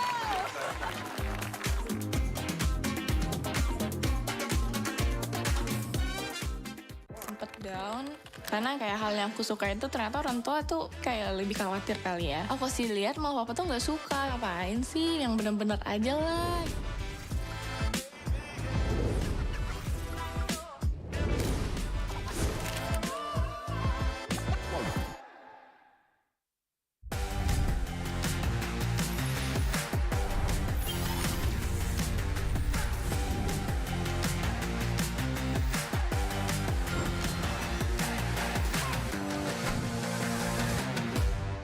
Actually, I got it from Google.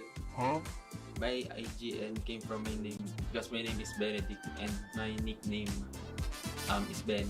I just added cutie because I think it's cute. The analyst analyst from my past team. He's a Dota player and I idolize RP, so he asked me to put TZ on my name.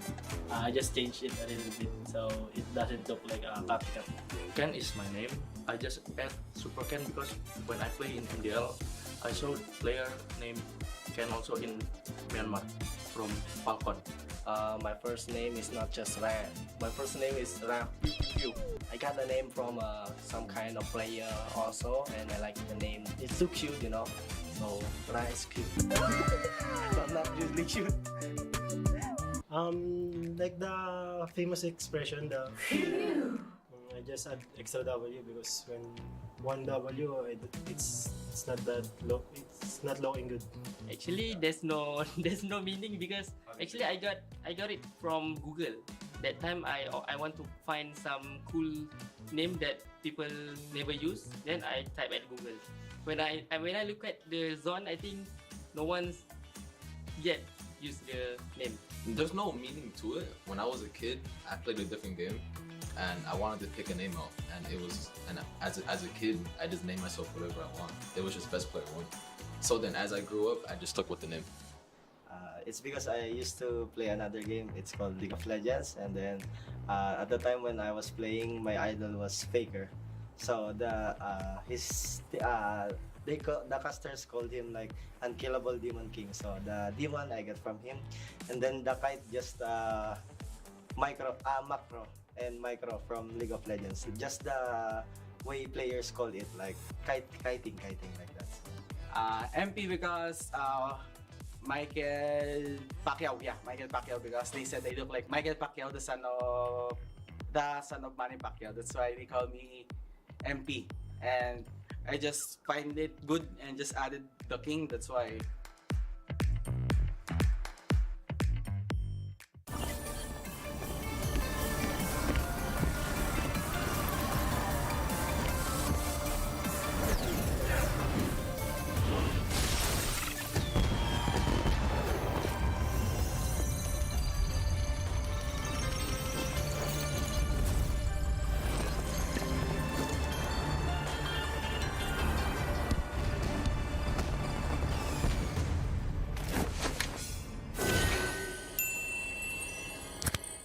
Sosok leader juga ada di dalam tubuh dia, yang mana di background kita susah cari sosok seperti Vin. Ya ini kesempatan yang bagus buat Arab sama gue buat move on lah.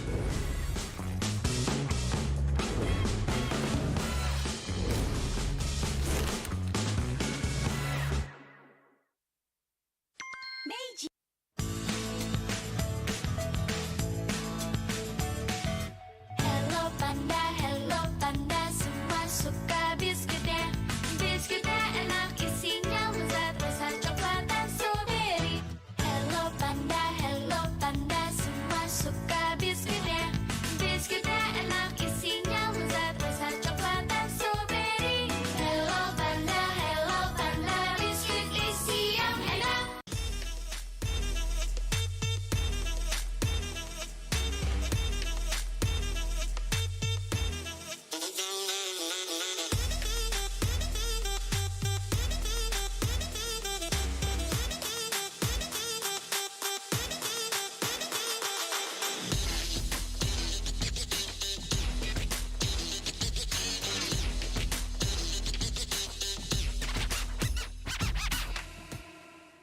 Hi, I'm currently Easy. Hi, I'm Zon.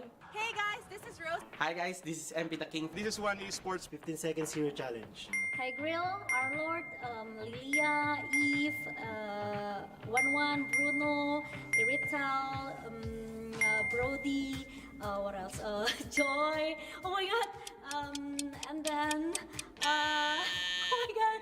Laila, Balmond, Saber, Silong, Guinevere, Savior, Joy, Fanny, Ling, Hayabusa, Pedrin, Baksha, Akai, Alpha, Benedetta, Kari, Lunox, Hayabusa, Feni, Ling, Hanzo, Chao, Feni, Tigril, Kufra, Renko. Angela, Estes, Guinevere, Rafaela, Matilda, Mia, Lyra, Saber, Balmond, Tigreal, Yuzong, Lancelot, Odette, Fanny, Ling, Huska. Mia, Lyra, Balmond, Ting, Lance, Nolan, Joy, Eve, Farsa, Valen, Kagita, Tirisla, Xboard, Derot, Bruno, Eritel, Brody, Eudora, Farsa, Selena, Valentina, Franco, Beleric, Laila, Guinevere, Fanny, Ling, Nolan, Joy, Federine, Akay, Baksha, Arlot, Terisla, Odette, Matilda, Fanny, Carrie, Granger, Roger, Bane, Eudora, Nana, Esmeralda, Bruno, Melissa, Carrie, Moskov, Isan Shin, Yuzong, Pakito, Bellman. Let's go!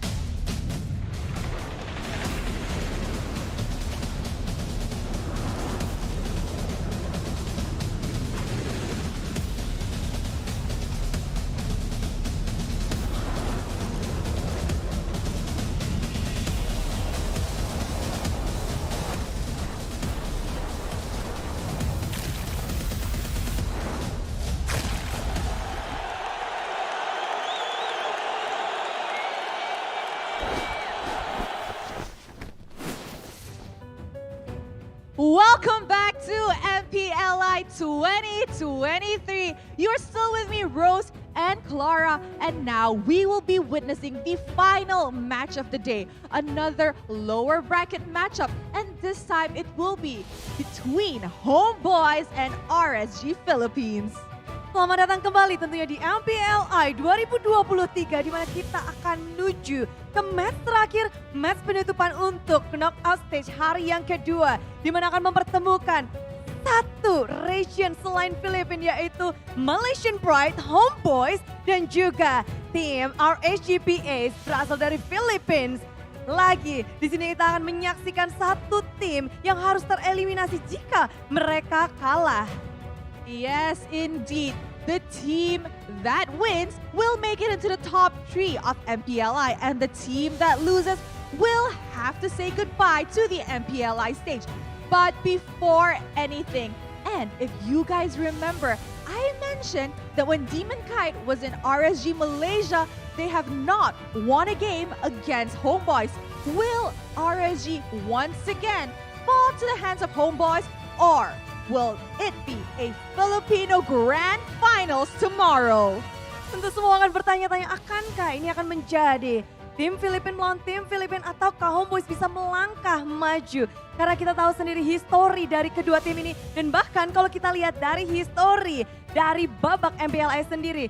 Di babak group stage mereka berhasil menjuarai tiap grupnya, melaju dari upper bracket, namun sayangnya di match pertama, di match pembukaan mereka di babak playoff mereka harus turun ke lower bracket bersamaan. Namun sekarang mereka berhasil memenangkan dengan 2-1 di match pertama dan match kedua, memulangkan See You Soon dan juga Blacklist International. Dan pada akhirnya inilah dia match kedua untuk mereka kembali untuk mendapatkan kesempatan kembali. Yes, as what Clara has said, these two teams had a very similar start in the MPLI because in the group stage, they both started off at the top of their seedings. However, they lost and dropped to the lower bracket in the playoff. They're both now at their final life. It's what I would say in Malaysia, dying without immortality, because the team that dies in this match will bid goodbye and say their farewells to the MPLI stage. So Clara, I'm sure the Malaysians and the Filipinos alike are ready to know who will be making it to the lower bracket finals tomorrow. Yes, not only Malaysian and Filipinos but also all around the world. They want to see, semuanya ingin melihat dan menyaksikan seperti apa pertarungan dari best of 3 series di lower bracket ini untuk menentukan top 3 untuk esok hari. Siapakah yang akan melaju ke lower bracket final esok hari? Akankah menjadi HomeBois ataukah akan menjadi tim RSGPA? Mari kita saksikan bersama-sama. Rose dan juga Bude Clara Romostar bersama kalian semua. Mari saksikan, inilah dia match lower bracket.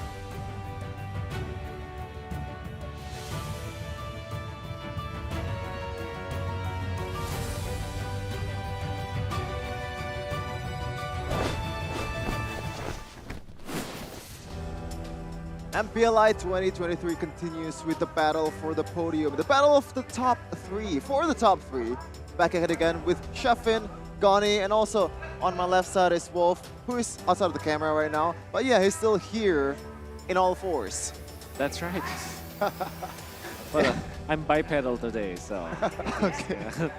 Okay, but this time around, Wolf, Goni, there's a very interesting match. Yes. This is the last hope of the Malaysian. And once again, as I said earlier, by extension, the Indonesians as well, because there's a lot of Indonesians on HomeBois as well. It's definitely a big achievement already for the Malaysians, but they're not going to stop here. They want to go full all out, especially after Sorn said that he's going to be the next Filipino Slayer. We saw the last guy who said he's going to be the Filipino Slayer in another tournament, who is Moreno. It turned out he was the Filipino Slayer at that time, okay? Maybe not so much as the time goes on, but his words were true. Let's see if Sorn was able to replicate that. Well, let's see. I mean, they're definitely not satisfied. Let's see, can they walk the talk, right? And with that, ladies and gentlemen, Sheffin has an important message that he wants to deliver. You know, the secret of the pro players to be able to play at this level. It is Omni. If you want to learn what it takes to play MLBB at the pro level and also inspire communities through gaming content, get inspired by the process. We have a lot of mini documentary, for example, Una, the brand ambassador of EVOS, and also BTR Event, the journey of them to the esports scene. You can watch them exclusively on Omni by FWD, free to download on the Google Play app and also Apple App Stores. And while you watch that, while you also watch Chefin in MPLI 2023, you can grab a product by Meiji. Thank you, Meiji, for making Hello Panda. And this is their product. Apparently it's not banana. It's cream cheese. But it is yellow. I thought it was banana. So there's more. Yeah, there was more variety than this. But this 5 is already like, this is the Avengers. Okay, I think cream cheese is like the cream on the top. Yeah, it's not really my cup of tea, but this is like the sweets one, the sweet ones. I think like this very cream much. cheese is probably one of the newest ones, right? Yeah. Because I remember growing up without that flavor. And yeah, but now we know that, yeah, for any kind of taste you have, there's a Hello Panda for you. Hello Panda. And also for any kind of MLBB information that you want to have, you can also follow One Esports on this social media that we have. We have Discord, TikTok, Instagram, X, Facebook, YouTube, and also Twitch. Yes, every social media platform there is One Esports. So follow that, stay relevant, like Chefin. I think Wolf is more relevant than us combined. That's not true at all. Everybody's relevant. Yeah, but by the way, One Esports also has a challenge that gonna get you 4,000 diamonds. Of course, 4,000 diamonds can get you like 13 Starlight. Yes. You know, that is a 13-month, a whole year of free Starlight from Wolf himself. If you want to taste your eyesight, if it's as good as Leslie's or even Farsa's, prove it by identifying these heroes and stand a chance to win 4,000 diamonds. Contest ends at November 19. Did you say like Farsa? Yeah, no, like seriously, Farsa is blindfolded, right? Okay. And she can still use the feathered airstrike very accurately. So like even after the handicap, her eyesight is just still way better. Okay, sure, fine. for sure. All right, sure. That's a good. Good save. Good save. Yeah. Good save. No, I meant that. I really meant that. It's not a save. That was my intention. Just like the intention of Zoran to be able to replicate his words or like replicate what Moreno did in another tournament. It is RSGPH. Demon Kite, of course, has some beef that, you know, still waiting to be cooked. Since MPL MY, we're going to see both teams going into the stage. The only rep from Malaysia, and they are ready to be the PH Slayer, ready to break the dominance of the PH and also window. Let's welcome HomeBois! I think the Indo part was unnecessary, but you know what? It's alright. As the Malaysians would say, Malaysia boleh. It means Malaysia can. I think we should never leave out that nugget of I like it. The shush. And yeah, I mean, we should not leave out the fact that they have Indonesians, because I still feel that HomeBois had a best decision to when it comes to like getting imports. It's instead of going for Filipinos, for example, they went in for Indonesians. That kind of destroys that language barrier. I think it's genius, in fact. And on the other side, will they join their PH brethrens in the top 3? They're ready, and they are ready to challenge anyone who opposes them. Let's welcome RSG Philippines. In their blue jerseys as well, looking to drown HomeBois in their water. Literally, there's a guy named Anko in the team. But yeah, in terms of like the playstyle of both of these teams, it's kind of similar, right? Light sword, it's like the same pick-off kind of rover. You can also put Yaoi there, you can also put Keyboy there. These guys really like to play the Chow, really like to play the Kaja and Franco. But let's see. As we said earlier, good proactive teams wins against good reactive teams any day of the week. For us, okay? Maybe other coaches would disagree. Probably Bonchan would disagree. Probably.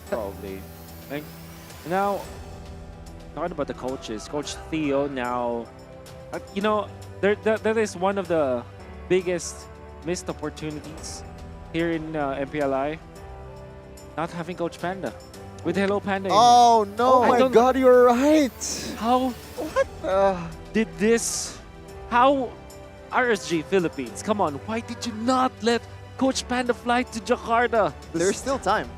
That's true. But this is okay. If they do survive, maybe they can rush going tomorrow. Wait. I'm gonna talk about the. Okay, we're on right. Coach Panda is on its way. Okay, I already Okay. called some people. Good job. And by people, I mean Wolf. Wolf. You're going to see the stats though. Low or backwards if you. Yeah, that's right. Low. That's not the best KDA, not the best skill participation also, but you know, as we said earlier, stats don't matter as long as you win games. Yeah, you can see that even Nats, for example, average KDA 2.9. That looks lackluster, but if you think about the way that he plays for the team, I think the rather bad stat, if you're gonna be looking at it, don't look at the average KDA, but the fact that Nats teamfight participation is only 44.7, it kind of looks like it's bad, right? It's pretty low. It's below average or below 50%. But if you think about it, the way that he plays, he goes for the long lane play now, or the far lane, right? That you're talking about.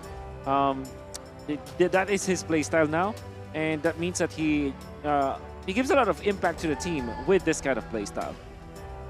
Indeed. And on the other side, though, it's similar. Again, Nats still, I still want to talk about Nats a little. He still has that influence in game. Doesn't really show on the stat. It doesn't really show it too much. And one player that you have to talk about is Zorn, not only because of the, I gotta say though, as a representative of the Filipino community, right? People are now talking about Zorn, right? That's a euphemism. Define talking. Yeah, talking. Let's just leave it at that. People are talking relentlessly about Zorn, especially today. So, and now he's in at least for the Filipinos, right? He's in deep waters, but I'm sure that the Malaysians adore him now. Oh, right? for sure. It's always, You it's can't a bit please of a, everybody. Yeah.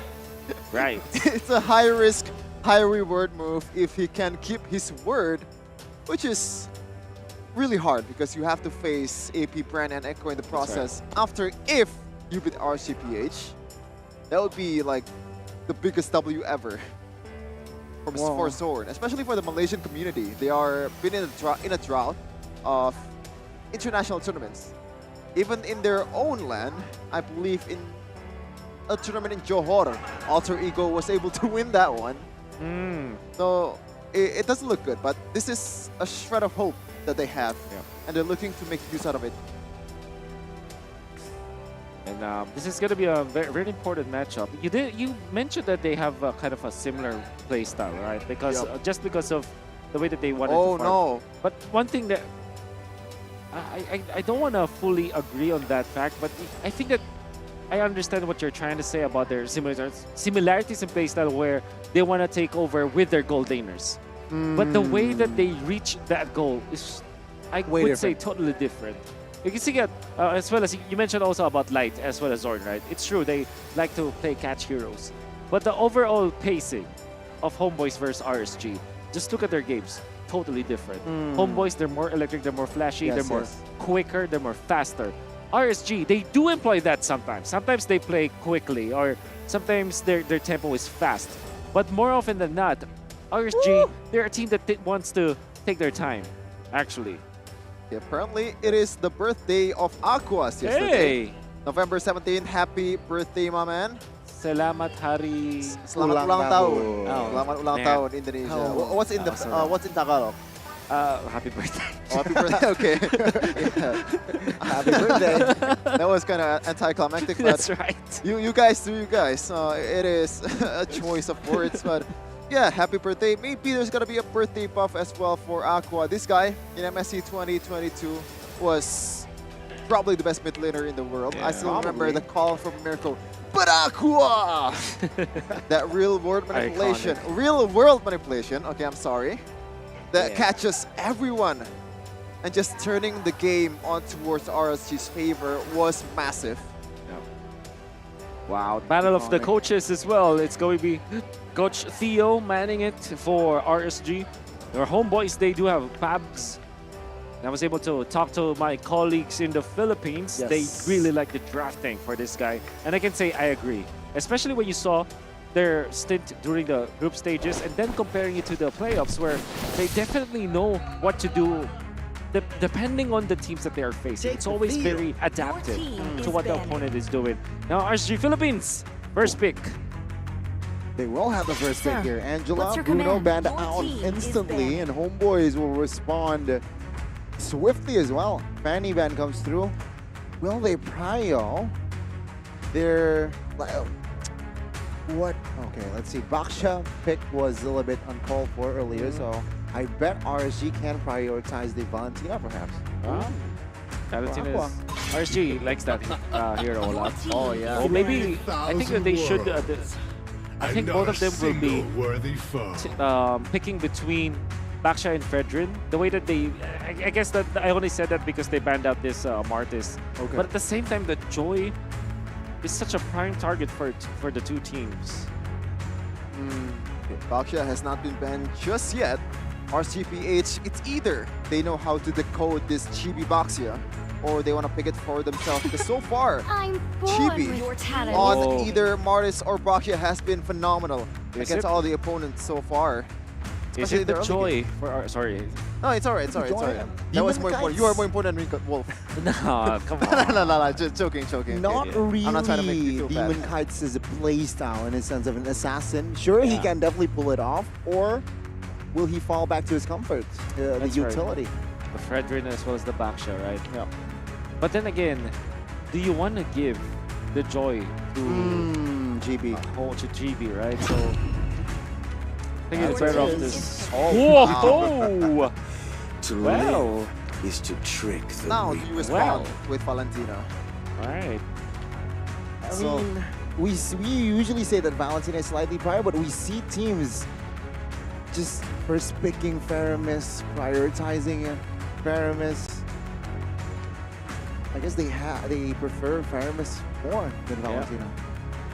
Wow, I mean, interesting. But then again, there still is the Fredrin, the Baksha. I think the Baksha just makes a lot of sense for HomeBois in general because Chibi is great at it. You might want to reconsider the Joy again for HomeBois. But then again, Light is a player that will be willing Time to to play the drop the Franco, beat for of the example.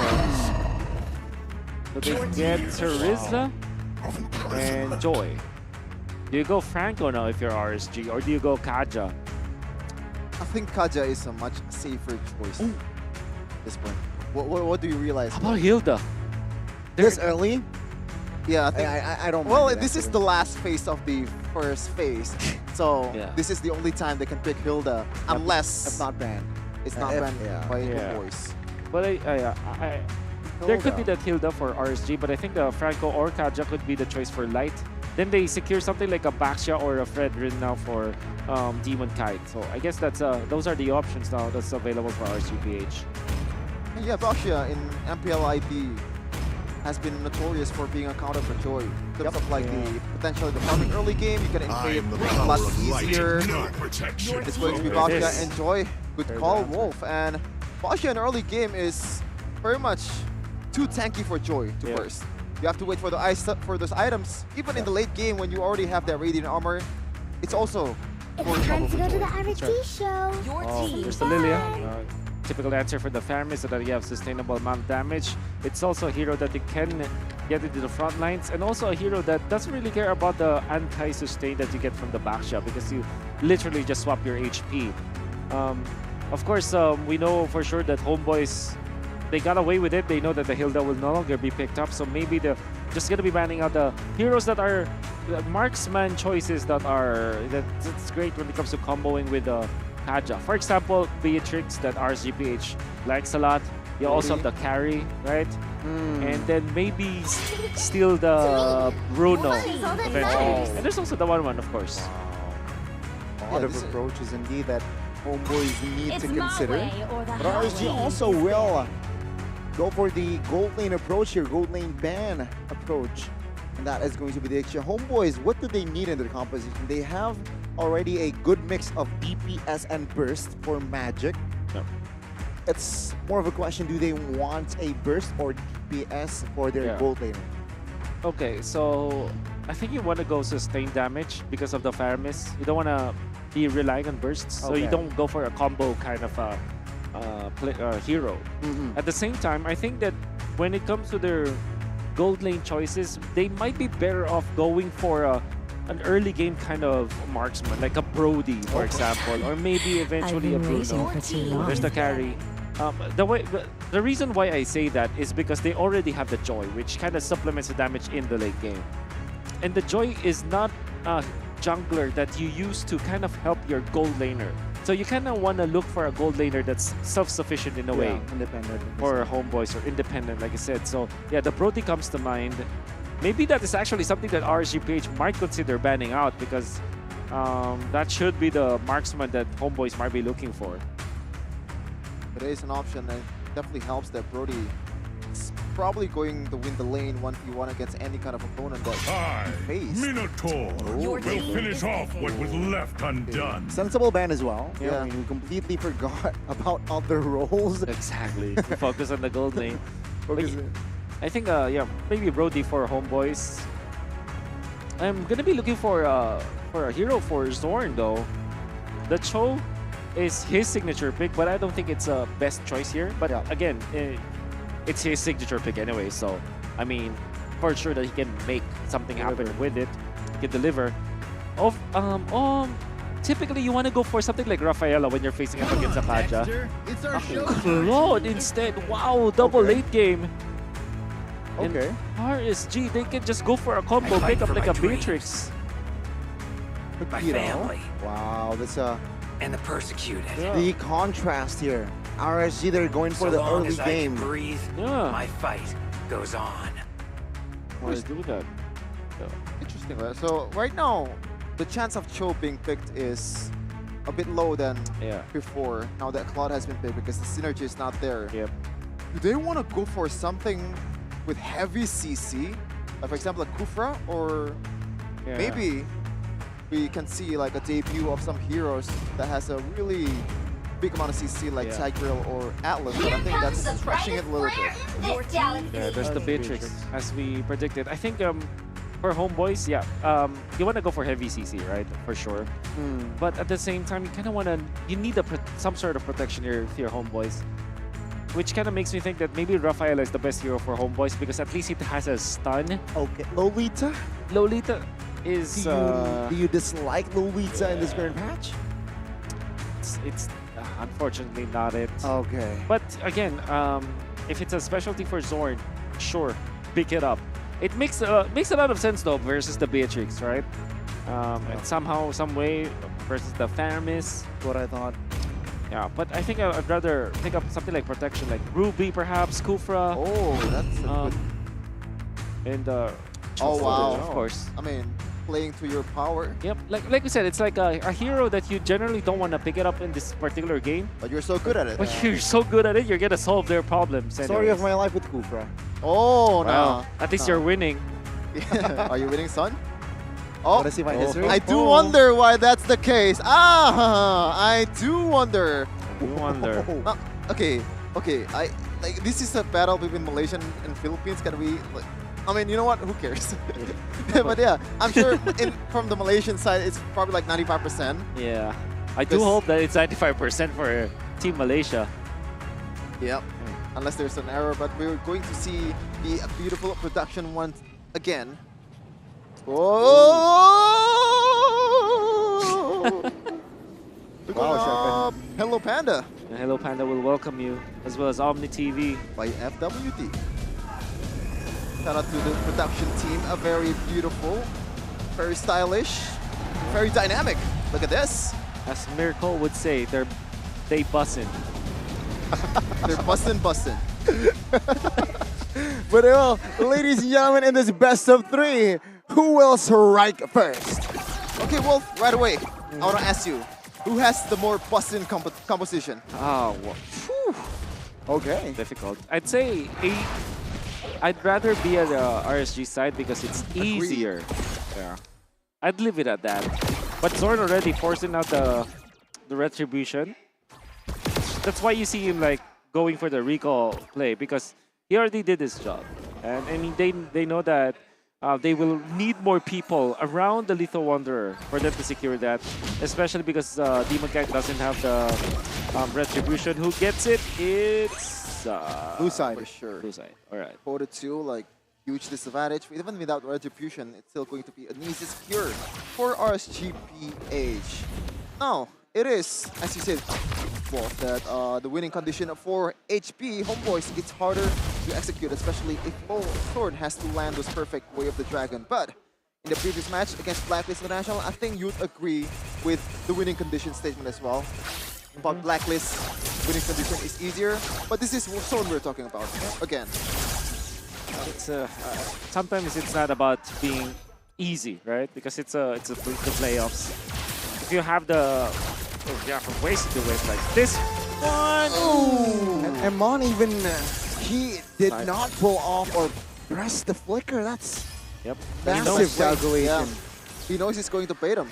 Now let's see here, Soren though, in a 3-man gang, taking some punches and as well as shields from that Baksha.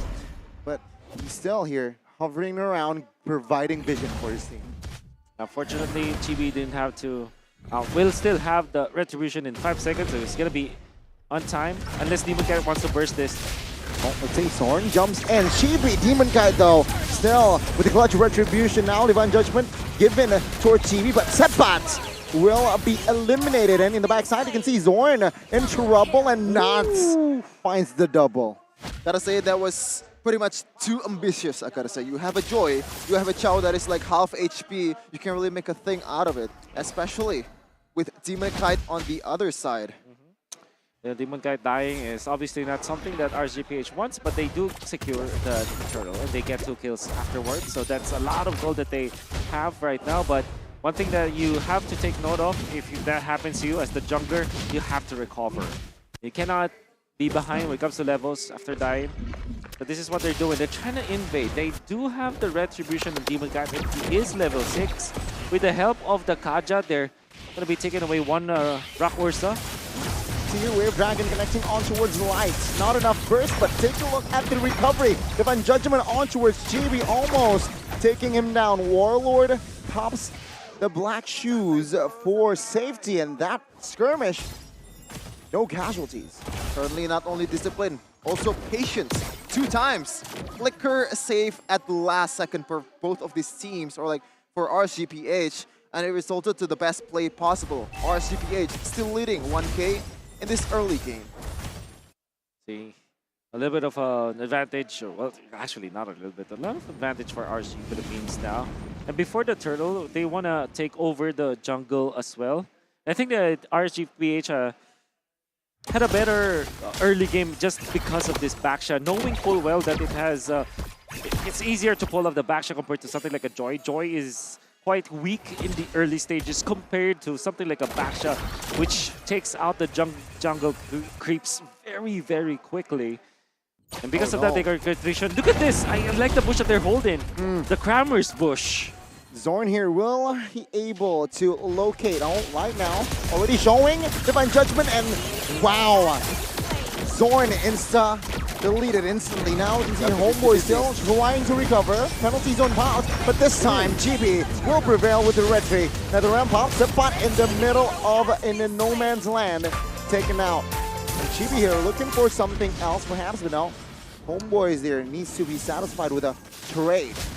That's the idea coming up from RSGPH. Utilize the Beatrix Renner's Apathy in combination with the Retribution, but they mistimed it.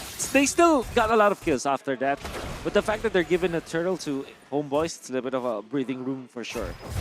Okay, now Frizel's gonna play the far lane, considering that he has not have those items necessary to be able to pop up in the team fight, and he's gonna use his maybe Blazing Duet, or maybe he's gonna get killed in the bottom lane. No, still safe. I like this idea though, because Terizla is obviously the more useful member in the team fight. Meanwhile, Light. Oh, Wave Dragon, Divine Judgment now. Jeez! What the heck? The damage from Amon. He flickers out of that. And Sampat there failed to find the trade, but what Zorn now on his quote-unquote power pick or comfort pick, 0-3-0. Yeah, great fight coming out from RSG, and that's what you always have to think about when you already see the Kaja. We did say that, right? It should be like the Beatrix was the carry ban, but this time, GB will somehow take revenge, but Demonkai now jumps into the fray as well. Soaking damage from the Sapat, and Man is just free hitting the backside now. GB in trouble. Warlord from another angle does not find the burst just yet, but it saved GB's life. Now Warlord is going to be the main target because he has no black shoes. But GB, great spot. Finds the outplay. Come here and let me shotgun you in the face. Meanwhile, not to the bottom lane. 2v1, still looking for the outplay. Rizal. Blazing duet to save the day. Zorn assisted. And there you go. It's all very, it's very action-packed. 6 minutes in. Well done coming out from Eman, his signature hero from MSC. Shotgun of Eman, that was the rap battle that was written back in the Philippines, and you saw that he utilized all of the weaponry coming out from the Beatrix to be able to take out Chibi and bait him out. Well done, and big brain play coming out from Eman on this Beatrix. And we might see another shotgun play later in the future, considering that Kaja is on the team for RCPH. An early BZ another round. Warlord will find the turtle. Demon Guy now with the Puissance looking for a target with the shield Unity. But no, HomeBois, they will disengage. Zapato here, bottom side of the map with Sword showing. The RSG side will back away. And look at Sword, man. This is giving me M2 Leo Murphy vibes. Just deeping in the face, and as Calvi said, very annoying.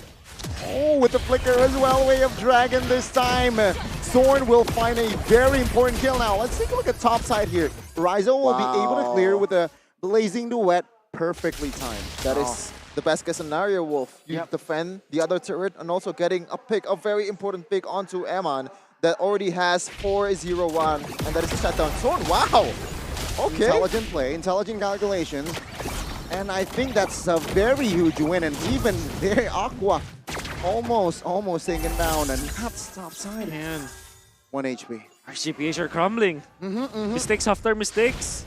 And now HomeBois are actually leading. They might get more. They need to be very careful here. I think that mid-turret take was very, very important now. Suppot. He is stunned a little bit. Oh, the suppression comes in too. Light with the kill, but that was HomeBois overextending. Yeah, so far, Connie, as you said, HomeBois, almost all the kills from RCPH was from HomeBois' mistake. It looks like they want to make another. Oh, see, it's a 4-man rotation now. Rizal. Wow, the damage from Eman is just incalculable. Now RSG, almost here with they found the turnaround, but can they equalize structure-wise? Let's find out. Eman making full work, well, full value out of this grenade launcher. Again. Oh my god. RGPH is just rotating for a 4-man rotation now, with Nats being elsewhere. Okay, I think you can clarify for me, Wolf, that Eman doesn't do that very often. Not that often. He's just he knows what the stakes. Oh, nice touch! That's a big blunder. Being resource wasted, and Safat will be punished. Oh no! Backside though, Warlord will pop the black shoes in a RSG. Exactly, it's 4-men from the side of RSG will take the punish. It's 2 kills now for RSG. That was interesting decision from HomeBois. Just 1 by 1, making blunder over another, and that is another kill, another gold secured for RCPH plus the Lord. And I gotta say, well, Chow might not be the greatest target in the world for RCPH to pull, but when you already exhaust all of the gold away or like the potential away from the Chow, that makes like kind of a psychological effect Sword, and also making him a bit more vulnerable. And not only that, it's part of the combo of HomeBois. They needed a stun. That's the only source of their stun. Apart from, of course, the penalty zone, which is not actually a stun. But yeah, Zorn is the main damage, main CC for their team. PZ popped low in the backside. Take a look at Chibi. Nether Realm Light though will fall first. And Man now in trouble. Chibi with an important kill. Rizal also blazing duet now. Matt and Demon Guy trying to survive, but this time it's not taken out. That's a good response from the Malaysian rep. Wow, I was gonna say that the first hit from Demon Kite was actually massive towards Sapat, but somehow there was not the best fight in the world for HG, but somehow they can win it, Wolf. What happened? That's GB just trying to save this game, even after the jump coming out from Emma to get away because of the lack of flicker. Oh no! Able to take him out. Quite in trouble. Oh! It's out barely. But yeah, I mean, you can see that Chibi, because of his timing, he was able to take out Emma, the main damage dealer from RGPH. Now you're thinking, if you're the Beatrix, should I go for the rush, for the Rose Gold Meteor? Should I go for Athena Shield, just so that will not be a problem at all? Or you can see through the replay what happened. You know. We'll play in a second, but so far Sapat 0-6-5, but has been making some sets that gave HP some golds. Once again, GB just targeting Eman over and over again. This has been the plan for GB all along, but some, you know, before this, it's always been covered by Aqua beautifully. This one too, but in this case though, a bit too much overextension from Eman himself. Okay, 12 minutes in, and it's dead equal. Sure, structure-wise, oh, even the structure, they're the same. Yeah, but I think I prefer inner turret more than outer, even though it's mid. Gonna be a difficult late game for RSG Philippines. Can imagine that HomeBois are just very happy right now at 12 minutes in, where they were able to recover. Look at the golden Rizal, gonna be able to lift the team later on when it comes to the damage department. But for Eman specifically, they need to combo their ultimates, especially with this Kaja.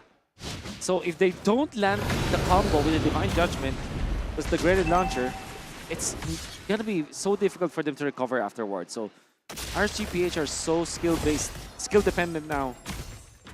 And they need to really make good use of their ultimates. Oh no! Rizal almost a solo kill there.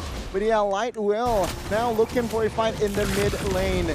Sabat holding on, but yes, Light now has the flicker, so I expect Light here again. Yeah, just face checking, looking for opportunities, using the flicker Divine Judgment.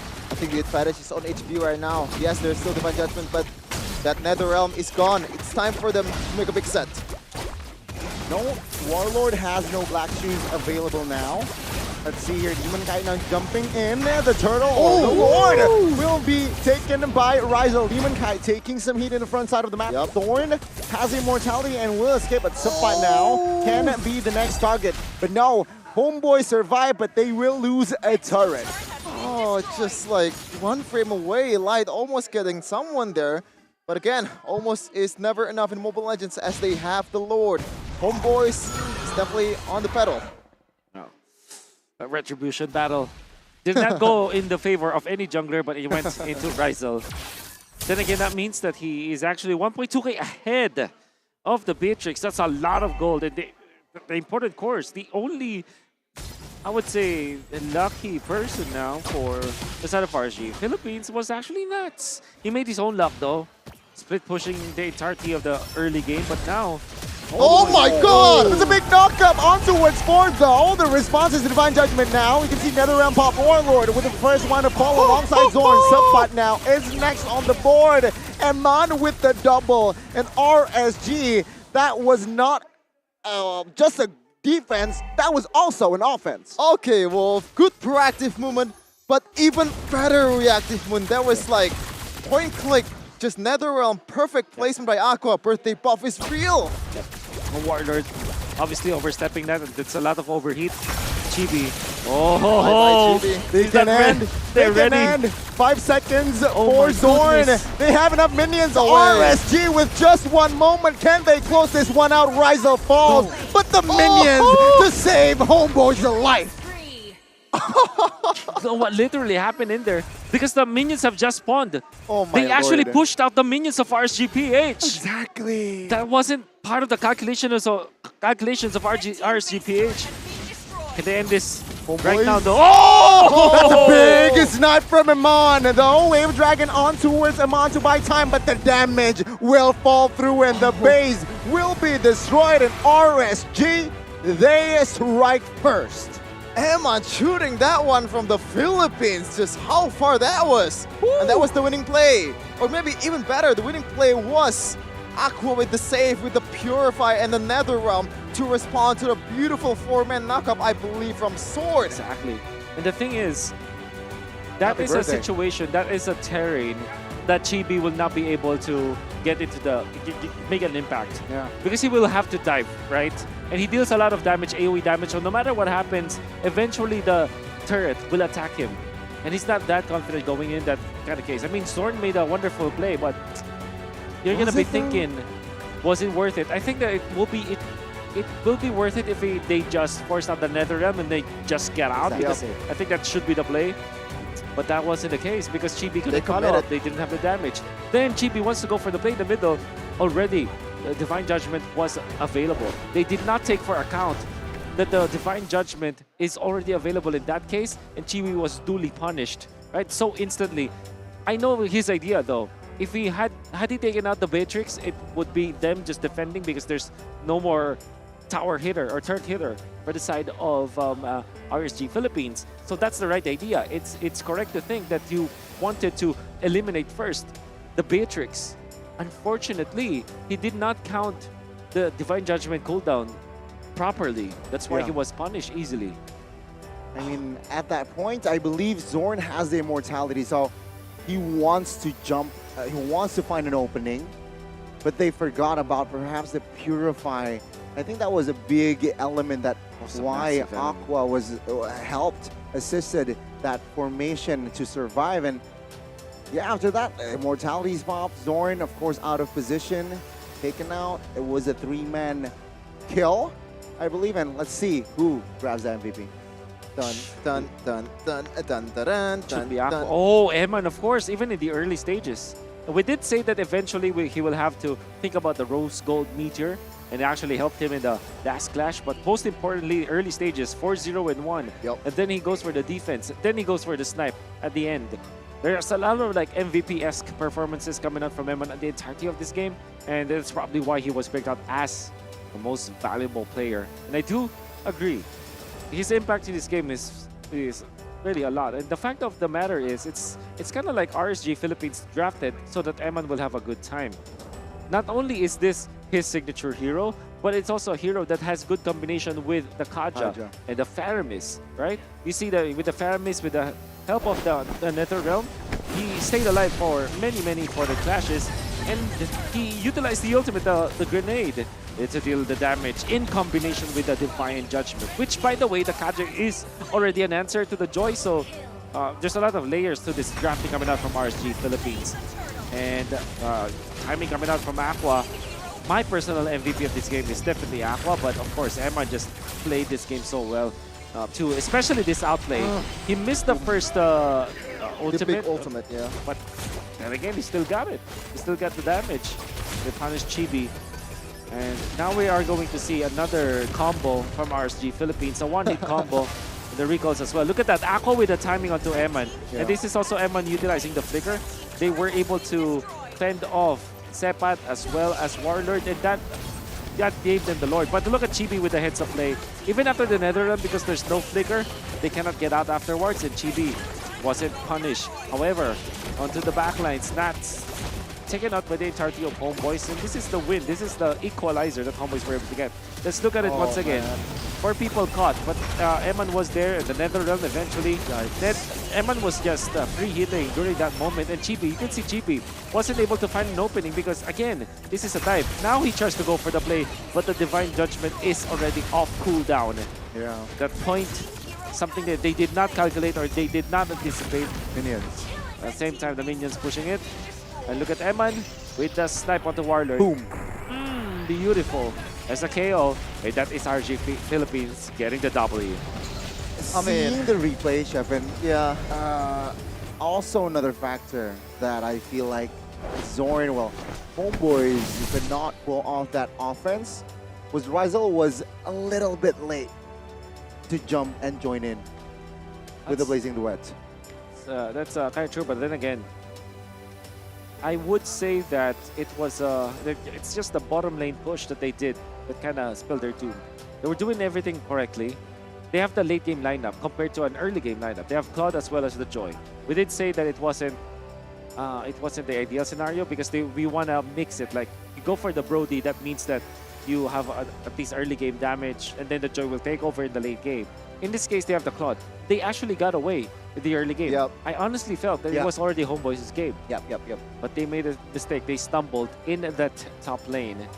And even if you try to analyze that game in and out, if you put it upside down, you know for sure that that is not the call. And then it was followed up by Chibi, trying to go for the mid lane, heroic kind of play. So it's back-to-back ill decisions or ill-advised decisions from HomeBois that they should not have done, and they still have the advantage even if the game prolongs, right? Even if they don't score the push, there still is the third Lord that they can get easily. Yep, I was gonna say that it's even more unfortunate that they have the Lord, and that Lord was pretty much hard fought. Rizal was the one who got it instead of two junglers that has full retribution on their hand. But man, oh man, when Zorn was knocking up 4 in the end, I was like having a flashback to Yaoi's play in M4, like knocking 4 Onyx members in the air, and I thought I was gonna see another one, but unfortunately the response was just immaculate. And I think that's also a mismanagement of like the spell time or like the like managing the worst case scenario that's gonna happen to them if they make the wrong choice. As we're going to see the stats even deeper, Aqua is everywhere in the team, but so does Eman. And of course, Demon Kite 154 damage taken. That's quite a lot. Out of 205 in total. In HomeBois, 400 rather.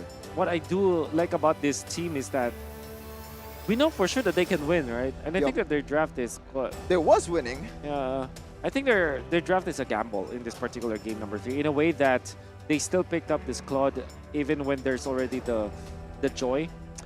Maybe they made a lot of like bad calls in the late game, but at the same time in the early game, the fact that they have equalized, in fact they got the lead. In fact, before the last minute of the game, they have it already. Imagine if they waited for the 18-minute Lord. Wait, they have the Joy, they have a Claude, and they even have a Lilia that is very strong in that part, and then Sepat with the Terizla with the immortality, things would be totally different. But RSG Philippines, they were the more disciplined team in this case. I agree. But what's done, it's done. The rice is now a porridge. Unless you have a time-traveling microwave, there's nothing that can be done.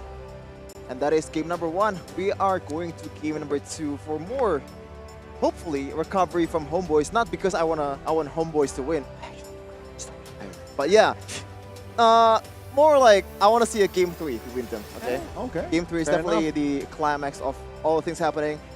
They make mistakes. They know what to do, and all the things, all the information that they have is going to be very crucial on that game. But before we are going there, we have to register for something, Connie, and that is why do I have to register? There's a lot of benefits. First of all, you have a lot of information of MLBB. You have a lot of information of Wolf's daily life, which is pretty much top secret, you know. Wolf has been doing some secret job behind the scenes on all fours. And also, you can also get diamonds as well, 4,000. There you go. Register for updates, 4,000 diamonds. That is the QR codes. As simple as that. No labor, no money. You get all the diamonds you can get. Exactly. And again, why? 4,000 diamonds is just one reason, one good reason why you need to register, of course. And ladies and gentlemen, check out also One Esports app. Dive deeper into the meta. Place a builds and rivalries of MPLI with the One Esports app. It's your one-stop destination for breaking news and exclusive interviews with the athletes fighting for the MPLI throne. You can get it in Samsung Galaxy Store and also Google Play Store. It's as easy as that. So easy, so simple. Again, you will gain a lot of things, information if you install and download this. And with that in mind also, why not join the community? I mean, you gotta connect with people, right? Unless you wanna end up like a weep, like a Rashi. Like you don't wanna do that. You have to have friends online or in real life. You can also get those friends in one esports community. It's not only limited to Indonesia. We have also a community outside of Indonesia globally, because this is a global game. Esports for everyone. That's true. And again, if you're part of one esports community, there is a chance for your good plays, because there's a lot of like party queues actually. For many games, in fact, not only Mobile Legends, but Mobile Legends more specifically. There's a big community out there, and if you play well, sometimes you play good enough to be featured in your podcast, the socials. And also, like but you can also watch my podcast. Okay, I believe I already joined one esports community, and I've seen that they've held some tournaments. Yeah, that's right. That actually has some prize money. That's right. So if you want to hustle with Mobile Legends, just go for it. One esports is there for you to get diamonds, to get money, and to get opportunities in the pro scene. For you to be able to be like these guys. RSGPH versus HomeBois, two different countries representing their culture. But so far, the Filipinos had the laugh in the first game. And I believe, I can say for sure that the Filipinos is having a field day in the comments in Facebook or in everywhere about Zorn. I'm actually looking at them right now, especially because it's a much awaited match. They're wondering like if he can walk the talk. But generally speaking, when you talk smack like that, gotta prove it. And I gotta say, Zorn, he's tried his best. Yeah. He went 0-3, but he was able to find good openings afterwards. Like, I just want to remind you guys that this kind of behavior does not come from like, you know, a place from toxicity or like malice. You just want to win. First of all, there is some psychological damage that he wants to, you know, give to the other teams, whether it worked or not. Like, I don't know. Yes. Because it is, like he tried, right? Yes. As Wolf would say. So don't be too hard on Zorn if he actually didn't qualify for the next stage. Also, we need more players like this, man. We need more spicier environment, but of course, not, you know, not getting to that toxicity area. Not too toxic. I think they should just keep the heat, the spice within the Land of Dawn as well, right? Outside of the Land of Dawn, just let's be friends. And by the way, HomeBois with a great merch. I like the jacket. Hang on. Yeah, the varsity is fire. It's actually fire. It's fire. Oh, this is not what I'm talking about, but this is also fire. It's I like this. pretty good, actually. I like the flames on the arm there. Yep. I don't know what the I think I assume that's Japanese would say. I think Arashi would know. I'm sorry, Arashi. I've been trash talking you so much. I love you, bro. Arashi's like that's just a joke. Okay. My God, Sheffield. But I mean, shout out to the merge team. To be quite honest with you, not my cup of tea, but I can see why. What? How dare you? Blasphemy! Look at the jerseys, man. The jerseys. I think black and gold can never go wrong. Black and gold. Okay, the jersey I like, but the outer. Yeah. Not my cup of tea. Wolf, you wanna bite for me? I'm sure you have some spare changes that I could use. Let's talk about it after the broadcast. Okay, he gave me a chance. He gave me a chance, guys. I'm gonna ask him later. But we're here to talk about the game. Now, what is the fix? Like, what is the next step for HomeBois for you, Wolf? I think that's a good Because I think they nail the ingredient. They have all the right tools available, but they overcooked a little bit. bit. The finishing touch, though, right? It's just like them overheating. Because I think, okay, now that I think about it more, it's maybe because they found a good opening. Because they're on a win streak, for example. It's like a momentum. Like they feel very confident, especially when they're facing up against a team like RSG. They found a great start at the early stages, and then they're finding good openings with Zorn, for example. add all of that all together, you gain this 3,000 confidence worlds. where, okay, And maybe not a we can actually single worthy go fight. for Make it all those the way. risky plays. So those make it all the way. So yeah, I think they overheat. Just the finishing touch, I think, Yeah. was lacking in that particular Born game. with talent. But okay, they will the same, I not believe. switch side there. Instead, RSGPH will still have the blue. Let's see, will it be a Faramis. repeat draft lead? I mean, after playing a Faramis like that, you want to go Yeah. for the Faramis again. I mean, it's his birthday, so yeah, you can Told you, man. Birthday buff, 0 death, whatever and he wants. a lot of good covers. And I do agree with you, Wolf, that I think Aqua should have got the MVP. Not because he's playing the best. I think he should be getting MVP just because he has the birthday. Yeah, like he's on his birthday. Just for the vibes, okay? Prioritize the backsha instead. Yep. Now, HomeBois, I think they should deny the Faramis pick here. Pick it up for themselves. Might go for the Terizla again though. So it should be like Terizla plus the maybe a Valentina instead if You they like- don't want to get the Faramis. Do you like the 1-1 early pick? Maybe third pick. Okay. Kind of want to look if RSGPH are ready for that because then you can take, especially if you already know the mid laner of Okay. your opponents, then you can go for the 1-1 because the far side is still a counter. Oh Wow. no! You wanna go Phobius here? This is like Phobius. easy, It's like easy Christmas. Phobius, man. You're just giving like food to them. Yep. Let's see though. Okay, still Faramis because it's great versus the 1-1. There is is some to like trick option the left though. Like you can pick off hero along the lines of Kaja too, but I think Phobius is the safer pick here. You can easily pick that up. I am the power of No! light. Wow, Kaja! Alright. Still the first three picks as before. Yep. Different order, but yeah, same. Yeah. Three picks. Oh yeah, you know what? I do agree that Kaja does bring some value, especially denying the Kaja away from HomeBois because we know that 1-1 can have a field day with Kaja on the lineup. Easy crossbow tank, easy chain kills, and easy snowball for Rizal.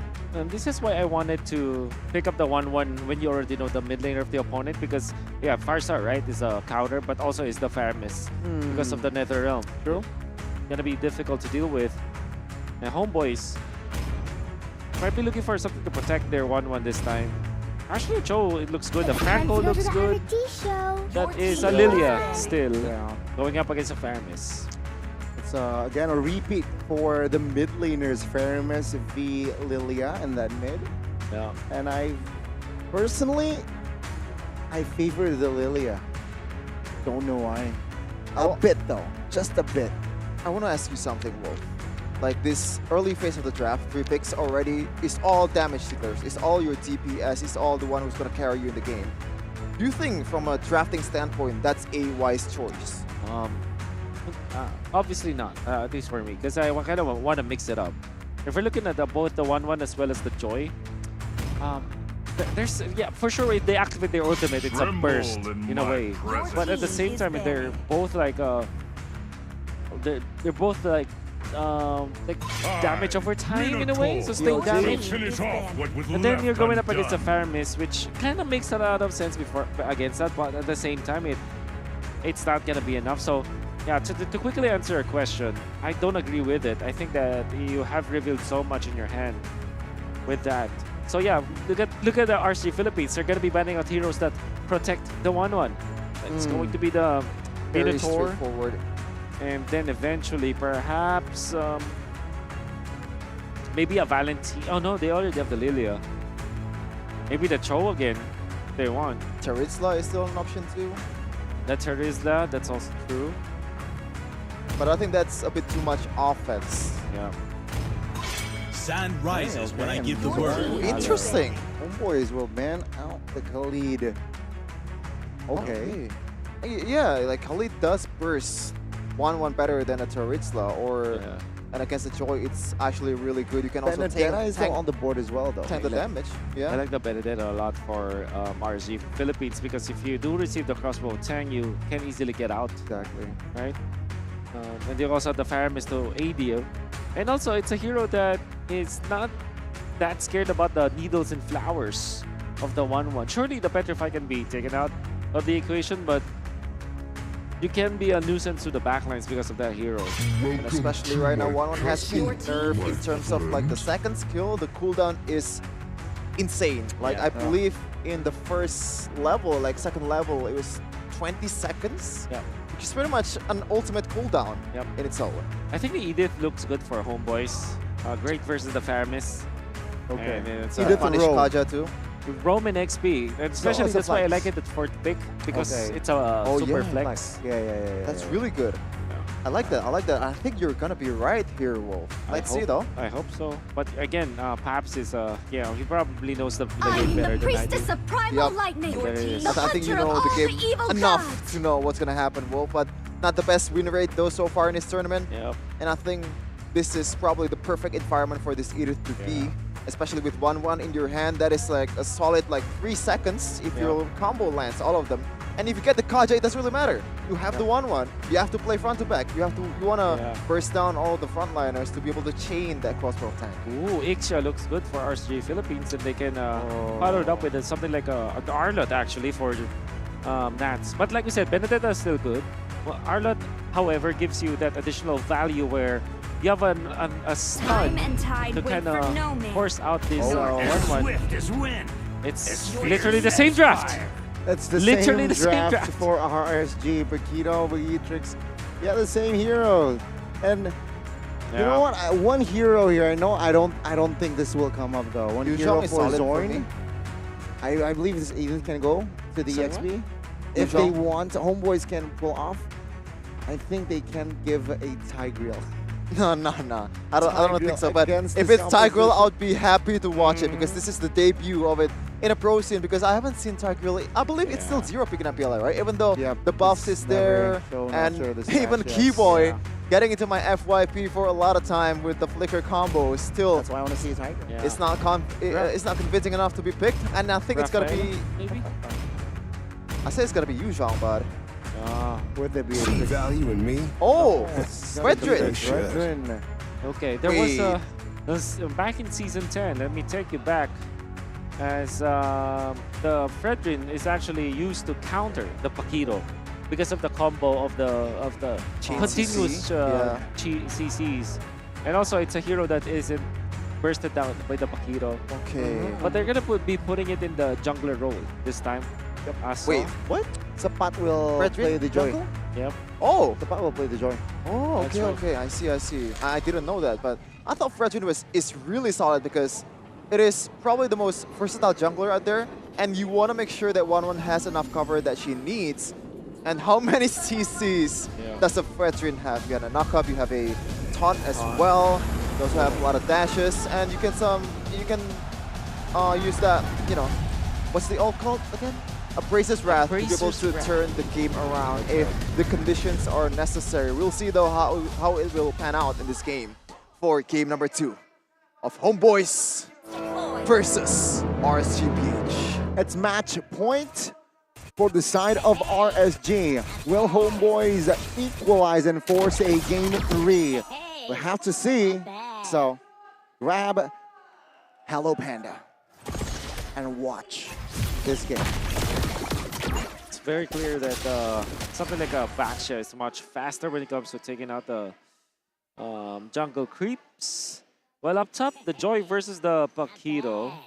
Not entirely sure about the matchup, but I think I'm gonna put my money onto the Paquito, I would say, because of the fact that you have the second skill 2 of the Paquito, which helps him easily take out the minion wave much faster than a Joy would.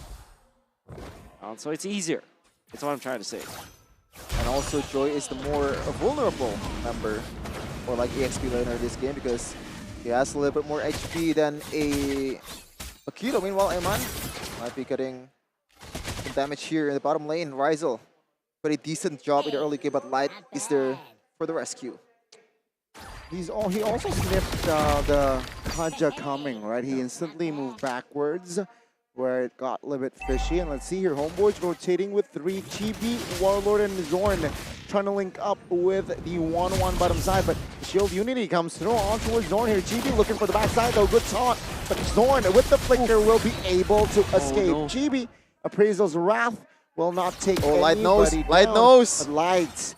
He smells blood There with you the go. flicker as well, and the first blood will fall to Light. That's pretty bad for HomeBois actually. At least when it comes to the first turtle fight, they already expended so much. And I don't know if they don't have the Appraiser's Wrath anymore for GB. Bounce here again, taking some heat, repositioning here, looking for another angle. Perhaps the Demon Kite is there.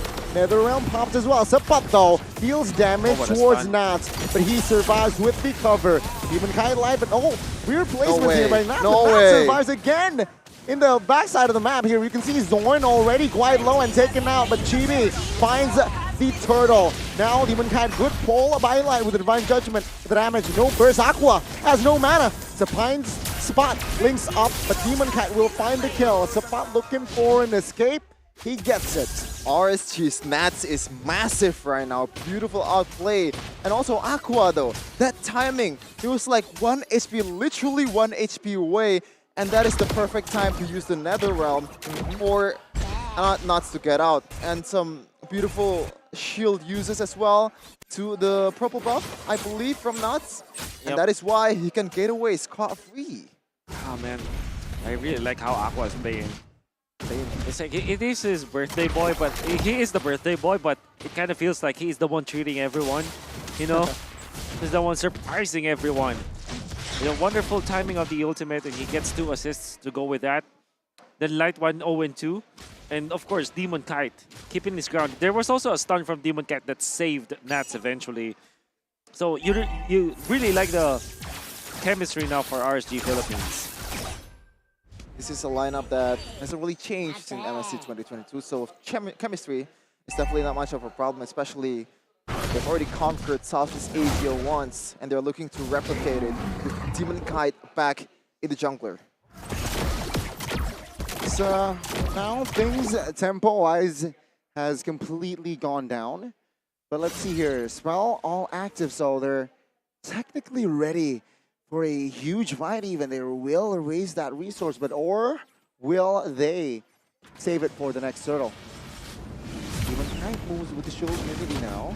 Looking perhaps for a crack, but now HomeBois will disengage. Oh, Flicker Divine Judgment on towards Rizel there. Good spots. And with that, that's already man advantage for RG for the setup.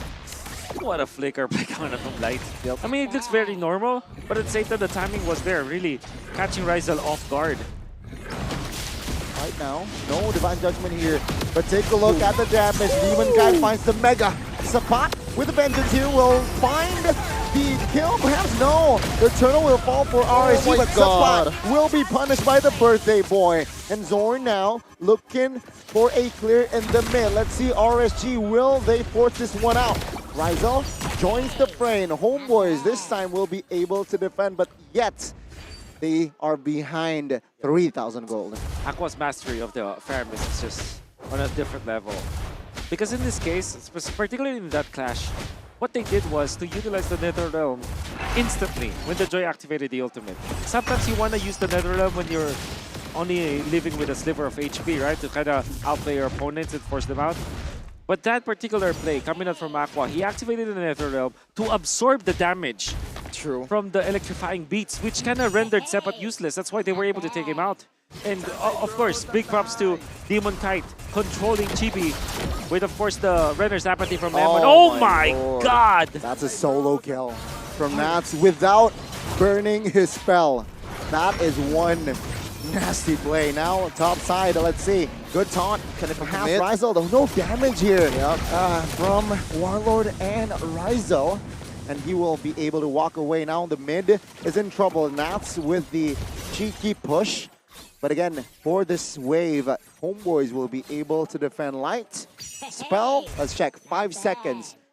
Keep that in mind. I mean, with this kind of lead, I don't think Light has to be picky about the target that he has. Even Zorn doesn't really matter.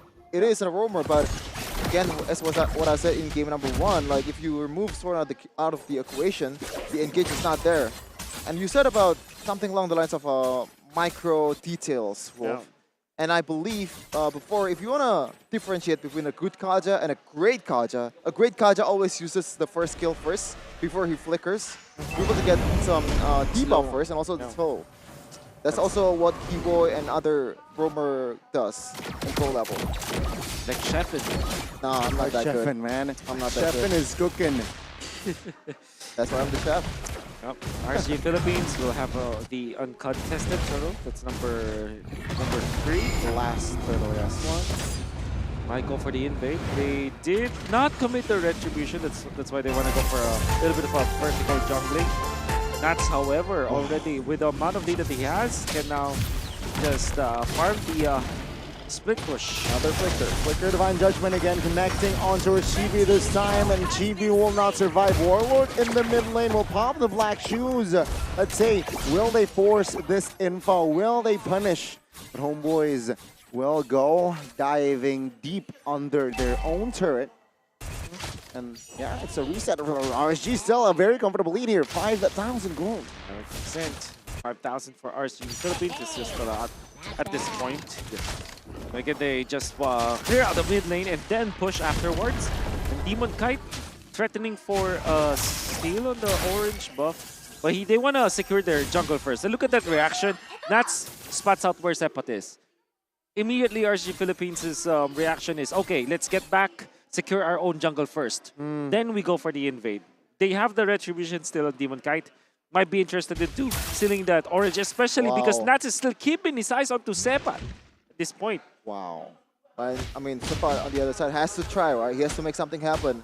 If he can't really deal the damage in a team fight, he has to find the gold first, but not. Oh, okay. I thought he knows.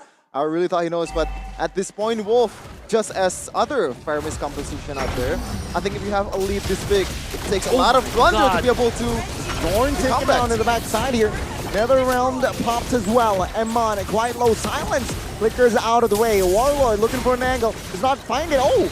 Peculiar resource there, but Demon Kite will find the kill. Demon Kite survives the crossbow attack as well as RSG. They're re-engaging, and that's a dive. Aqua with the double. It's Catcher Curse, Wolf. I said finally. That was my last word. I thought finally Rizal was able to get a good, like a decent crossbow attack, but it turns out, no, not at all. What a perfect fight for RSG Philippines. They read HomeBois like a book. Literally, that happened. When Zorn wanted to go for the flicker play, immediately there was Light utilizing the ultimate, Divine Judgment. He shut him down. God. They're not looking for the big targets. They're looking for the good targets. For the right targets, in fact. Then after Sepat went in for the play, once again NetherRealm was available for that play. Then they get out, they flicker out. Eman, instead of attacking Warlord after the conceal play that his teammate did to save him, he went for changing the weapons. He went for the runner, and then he lands it onto Warlord, which then allowed Demon Kite to take down Warlord. And then Demon Kite just held his own ground, defeating HomeBois, and then Nuts for the pinch. That was a perfect team fight. Again, just like game 1, the flicker, Divine Judgment from Light will be exploited. Zorn, it was 0-3 in that first game for a time. Now it's 0-4. Sepat on the bottom side of the map. That's a solo from Nats. 14-0. 14-0. They're keeping the scoreline here. Oh man, as RSG so one-sided. I thought Rizal was gonna die, but I think he has some skill necklace. Well, that's a good stun, but it really doesn't matter. Really doesn't matter. Still has the NetherRealm, still has a lot of stuff to go out from that turret aggro. But Wolf, at this point, man, I think the victory depends on RCBH more than HomeBois. It takes a massive, insanely bad blunder for RCBH to fumble this one. Yep. They are looking for a whiff on the NetherRealm. Rizal utilizing his ultimate onto 4 members of RSG, except Demon Kite. That alone is a difficult thing to do. Yeah. Like, maneuver your crossbow of tank so that it hits the squishy members after the NetherRealm or without the NetherRealm. And so many... Again, I think that it's clear. It's a miracle it will take a miracle for HomeBois to win. Let's see, good knockup here by Zorn. Another round pop, and Sapat jumps in towards the back. Let's see though, but Sapat jumps in for RSG to take his life. It's a 5v3 now, as Zorn and Sapat still here, lying down. No! Okay, he's still alive, RSG. What will they do now? Will they regroup? The answer is yes. Even when you thought that Nas was handing a kill towards Rizal, he still survives. 16-0 in 12 minutes. Like, difficult, as you said, Wolf is an understatement, I think. We need a miracle for HomeBois. Look at the player's gold. Oh, top. Oh, bottom lane. Bottom lane. Nats is ready. See, Nats is ready. Looking for a solo. Hazel. Oh my god. As if this is tennis, we call it 17 love. Warlord now, again, Divine Judgment, Aqua finds the Mega. They look and move onwards. Finally, Zorn looking for a kill here. Finally. Another round. Oh, Zorn loses immortality. Demon Kind still died. Oh, Eman finds the snipe to secure the kill. Oh my god. 19-0. Like, I'm sorry, but I feel like we're looking at the inevitable here. I think this is the biggest lead that I've ever seen. Monster kill. Secured. It's 20-0. Rizal House of Wind of Nature. Let's see here. What will RSG do? Dodge from Eman with the dodge as well.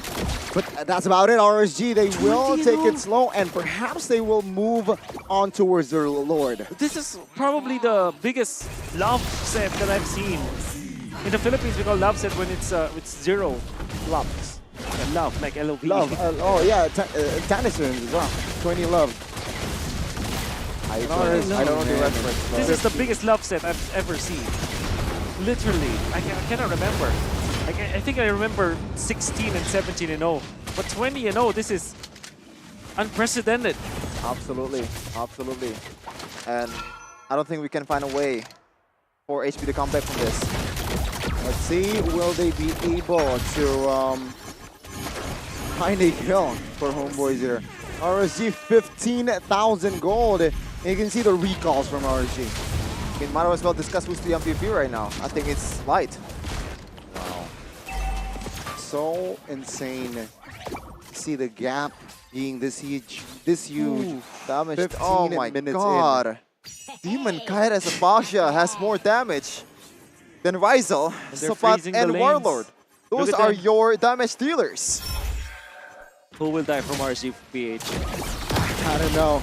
Okay, a knock-up Zorn finding the right target as well. Another round though will save his life as Zorn will be eliminated. Now to 5v4, Sapat will fall as well. It's a 5v3 now plus the Lord. HomeBois, can they defend for Malaysia? RSG will find the Godlike and the base wide open. They will find the members first before ending the base. That's a wipeout and RSG clean sweeps HomeBois. I'm out of words. This is like, there's no way you get cleaner as this. This is as clean as it gets. Like when you buy a hand soap or like something that tells you 99% bacteria is gone, this is 100%. There's no stains left. Wow. Oh, Zord is gonna have a lot of nightmares. Oh my god, I just realized that. Oh, please, please. Okay, guys, once again, we need more players like those in this scene, okay? Don't be too hard on Zorn, okay?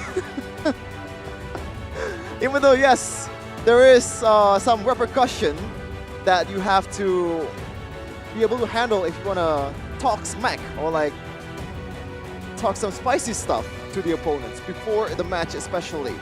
2-0 from HomeBois, and that was an insanely clean display from RSG BH. Still though, at the end of the day, yes, sportsmanship has been shown, the fist bumps, no hard feelings. It is the competitive scene. They'll probably face again in the future. But let's see though. What do they say at this point? And man, with that, it is also official that we will have a top 3 from one region. As usual, as per usual, to be honest. But yeah. Usually top 2. Oh yeah, but because there's only 2. But we're gonna take it away to Rose and Clara for Into the View.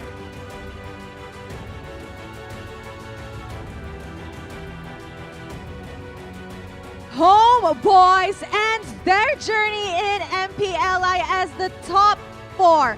However, they are still the second last region to go home. Mereka adalah region kedua terakhir yang pulang. Dan dengan demikian, Filipina top 3 semua tim. Namun mereka membawa nama besar Malaysia dan sampai pada titik ini dengan sangat luar biasa. Inilah dia, tim HomeBois dari Malaysia. And with that, let us give HomeBois the final bow on the MPLI 2023 stage. Boys, in 3, 2, 1. Thank you very much. We all know you guys did your best. And you know, Malaysia did really, really well. And if I'm not mistaken, this is the highest achievement Malaysia ever had in MPLI. Iya, dan kita semua tahu betul bahwa mereka sudah memberikan yang terbaik. Dan ini adalah achievement terbaik mereka sepanjang MPLI. Jadi kita melihat bahwa mereka step up. Namun ada tim yang begitu menggelora, begitu luar biasa. Dan mereka menggemparkan panggung di lower bracket ini dengan 2-0. A clean sweep. Not only a 2-0 clean sweep, that last game was a what, 24-0 if I'm not mistaken? Or possibly even more.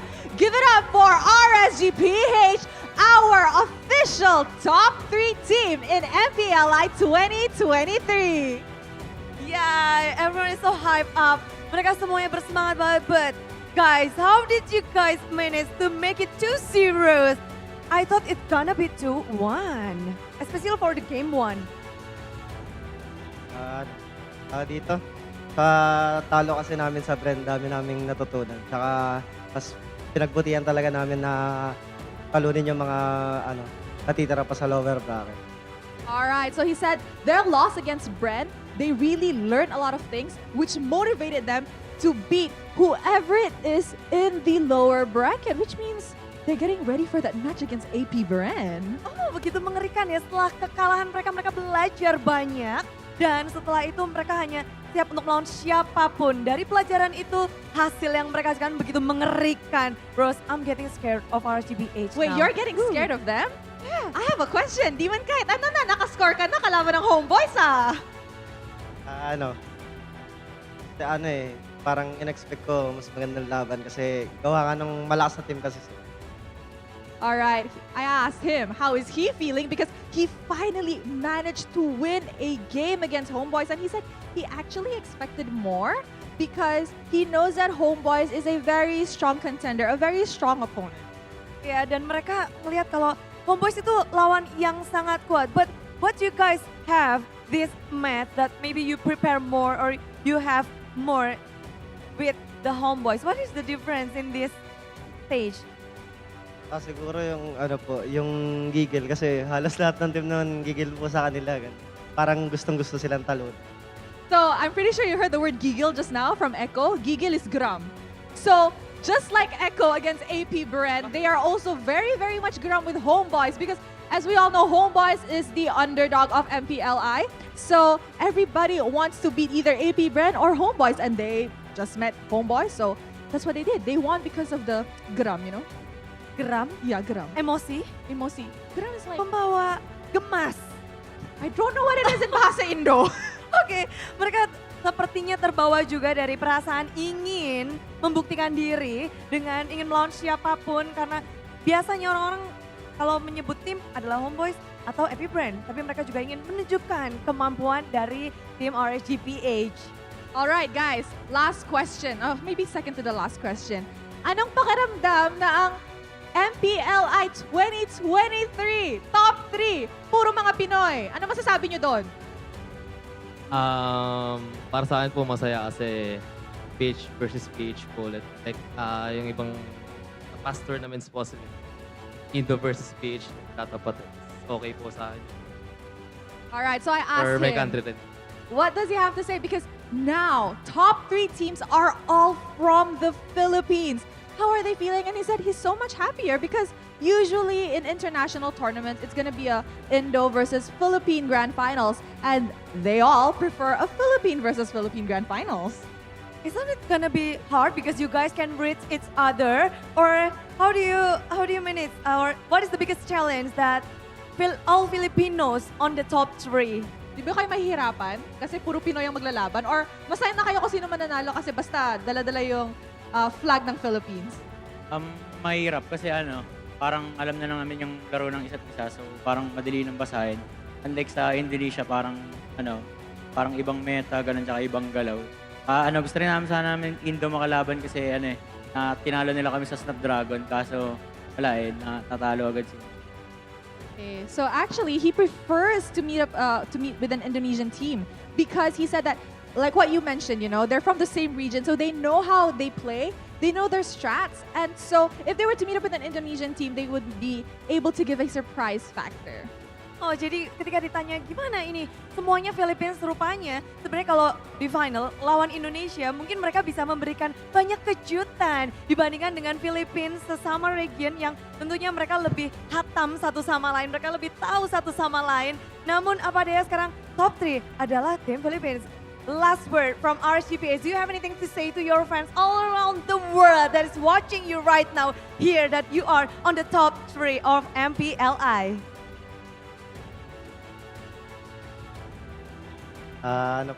Maraming salamat po sa lahat ng sumuporta sa amin, tsaka dito. Good luck sa lahat ng natitirang, lahat ng team na maglalaro sa semifinals and grand final. All right, he said good luck to all the teams that will be playing in the semifinals and in the grand finals, as well as thank you to everybody who has been supporting their journey here in MPLI. Terima kasih untuk semuanya yang sudah mendukung mereka sampai titik ini. Perjalanan mereka tentu masih berlanjut dan tentu saja mereka menginginkan yang terbaik untuk semuanya esok hari. Lower bracket final and grand final. Alright, it's been a long day. So, with this 2-0 match, let us show it over to the casters to find out what RSGPH did right to secure that 2-0 game. Casters, take it away.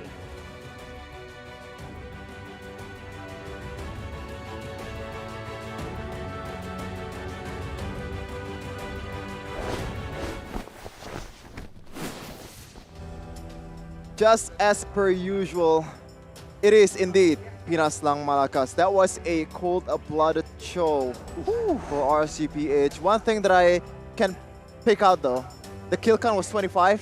They should have stopped at 24 just to, Kobe, RIP, one of my favorite basketball player of all time, and the one who made me play basketball. So yeah, that's my bit. So we're going to see the MVP, as I said earlier. In the mid-game, if I were to pick an MVP, it's going to be Light because he's been feeding RCPH even mouth-to-mouth. Wow. I would say everybody from... It's cliche, right? To say that everybody's the MVP. Because surely there are so many highlights for Light. Yes. Lights, right? You can spell highlights without Light. Especially because of how he understood the movements and also calculate all of the pixel... calculate the 1-1's movement down to the pixel and of course down to the millisecond. Especially that play in the bottom lane where he was able to flicker in. He knows that the Tiger Press is already over, the positioning is already there, there's no flicker that you cannot react to, and then of course the play take does. And of course Light up top, when there was already a big 5v5 that you can see Team HomeBois already poising to actually win the fight, with Zornia initiating with the flicker and might have caught many members of RSG. He utilized his ultimate so quickly on a target that is unlikely to be good, but at the same time, it's a roamer that would have changed the tides of the game, of the skirmish. This is so MVP, that was the play. Yeah. That was the early play, yes. It is actually an MVP highlight. A beautiful play. Then when Sepat comes in, they activate the Nether Realm early, so that they will tank through all of the damage coming out from Sepat, then punish him afterwards. Of course, finding Chibi at this point, how does that even happen? Zorn shut down. You can see how they were able to save Eman this time. You go for the flicker out, and then I believe there will be a conceal play. Look at that. Look at Look at the symphony of skills. Man. And then Demon Kite survives. Nat's already wrapping up. He goes for the pinch instead of going for the play first, right? He knows where they will be going. That was a perfect clash. Yeah, I think the worst part is just rinse and repeat for Light. There's no, like, it's not anything. It is special showing, but it's just flicker, Divine Judgment, and there's nothing HomeBois can do about that. Yeah. Like, what you can do at this point? Really nothing. Really nothing at this point, actually. And the rest of the highlights is just RCPH finishing the job. Exactly. I mean, like, we're just literally watching this time, and of course it's very brutal. Rizal activating his Wind of Nature for essentially nothing, and then they take out members of HomeBois one after the other. They take out Chibi, and RSG Philippines have officially showed us the biggest love set of all time when it comes to Mobile Legends professionally. The biggest lead as well, and the biggest lead, kill lead. Okay, let's see. These stats will give more context as to like how dominant, how brutal RCPH was. I mean, look at the items. Sapat, he's not even there. He's already going back home. I'm sorry. No. Like, what I mean is like, nah, you know what? I'm gonna take. Yeah, I'm sorry. That was my bad. I'm sorry, Sapat. Whew. Yeah, like the graphic is not there. That's just how it is. Holy Crystal on his way to, I believe, Bloodwings. Doesn't really matter if you have Vengeance when the opponent can still outdamage you. But Demon Kite though, like this is proper respect. Yeah. He already lead by God knows how many 1,000 golds out there. Still has Dominance Eyes. Yeah. What? I think that's a bit too much respect. I also want to say, I think Light was able to get the fleeting time first, so it looks. I think this is not the actual order of what items Light was able to get, but I do want to take note that early pick up the fleeting time that allowed him to cycle through all of his ultimate cooldowns, so that he's able to provide RCPH with almost a near perfect game, or actually it was definitely a perfect game. 7-0 and 14 for Demon Kite. That's 21 out of the 25. And yeah, all over the place, they're just destroying HomeBois. You can even remember Nats with a solo kill down the bottom lane. He knows that his items will be enough even after the needles and flowers, that he will be able to take out the 1-1 in the bottom lane. Rizal was so desperate to get farm. He gets out of his base, easily destroyed. I don't want to spell damage it. to turrets. No, I don't want to spell it out, man. Like, this is sad. Like, this is. Oh my god. Okay, they got one turtle. Please. Okay, that's so they did better than AP Bren. No, just kidding. But yeah, like this is probably the D-Day, the day of domination. That's right. For 2 matches. In the first match, it was like 0 objective whatsoever for AP Bren. This time around, the second game was somehow even brutal. Yeah. Like, this should imagine the highest GPM being Nats. This shouldn't be allowed on YouTube or to be streamed. I know. Yeah. I'm out of words, actually. Gonny, like, we're out of words. Do you want to take over or like say something about this? I'm posting the scoreline. Oh, okay. Yep. Okay, that's something you can do, but but obviously, if you're a Malaysian fan, the journey is not over. HomeBois, especially Sorn, I think he has probably one of the biggest mental fortitude out of all the players in Mobile Legends. He hasn't like shown any kind of like, how do I say it, like mental breakdown, like mental. Wow. Like let's just say that he's very strong mentally. So I think in terms of like recovery, I don't think that's gonna affect him that much. This is just another game. Yeah, that's actually very true. And they still have the biggest tournament out there, M5 in Philippines.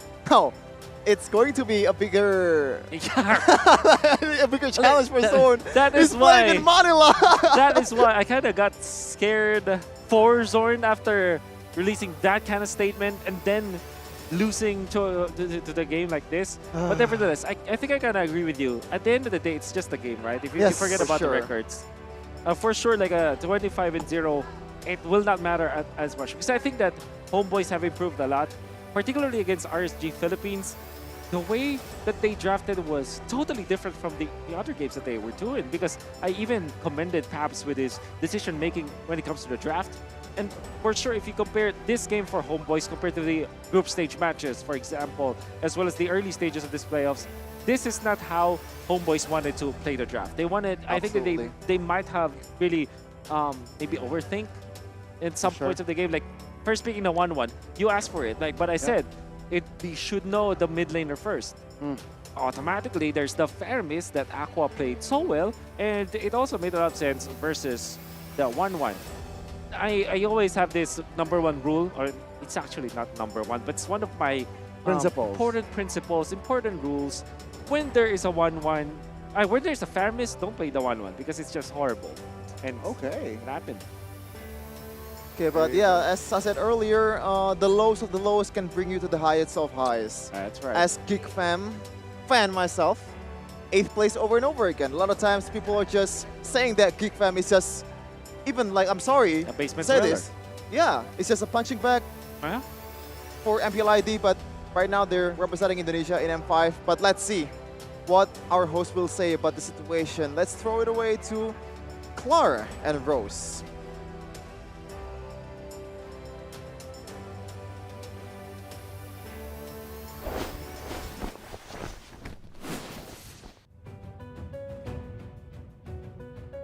Hari ini, di hari yang kedua, kita sudah melihat semua tim berjuang dari 6 tim menjadi 3 tim saja. We end our playoffs technically, second day of our playoffs from 16 teams in this MPLI, and we are down to the final 3, and they are all from the same region, which is the Philippines. Lah palangkas. Pinas lang talagang malakas. I can definitely say that they have dominated this MPLI, and guys, the top 3 teams, super duper unexpected for it to all be Philippines. Yes, ini semuanya juga pasti tidak menyangka bahwa 3 tim yang benar-benar super power dari Philippines. Kita punya Bren, Echo, dan juga RSGP Ace. Dan buat kalian yang penasaran seperti apa perjalanan dari tim-tim yang sudah berjuang, let's check out how the bracket is going, Rose. Yes, all right.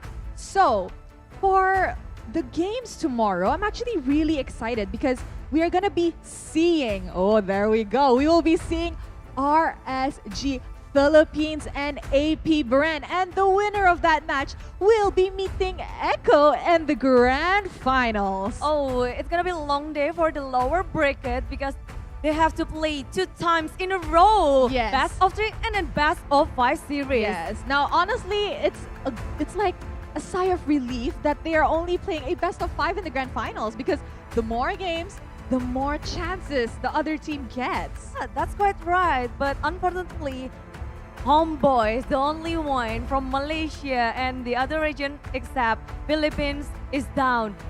Sayang sekali dari Malaysia harus tertunduk dengan 2-0. Banyak sekali yang tentu saja lagi bersedih nih kayaknya ya di kolom komentar. Yes, I agree. So, for the first match of our lower bracket finals tomorrow, RSG Philippines will be going up against AP Bren at 3 p.m. Indonesia time, which means they will be live on 4 p.m. in Malaysia, Philippines, and Singapore. And our grand finals will start at 6:30 Indonesia time, which means 7:30 p.m. in Malaysia, Singapore, and the Philippines. Ya, jadi catat jamnya, pasang di alarm kalian, jam 3 akan dimulai dari lower bracket final dan dilanjutkan dengan jam 6:30 untuk grand final. Jadi Bunda Clara Monster juga Rose akan mengundang kalian semua langsung kemari, tentu saja di Basketball Hall GBK. Kita akan menyaksikan siapakah yang akan mengangkat piala dari MPLI 2023. This MPLI has been breaking history after histories. For the first time ever, there will be no Indonesian teams in contend for the trophy. But for the first time ever as well, 3 Filipino teams will be fighting for that grand champion title. Yes, they're so powerhouse, mereka sangat kuat, dan mari kita menjadi saksi bersama-sama akan seperti apa perjalanan untuk final day esok hari.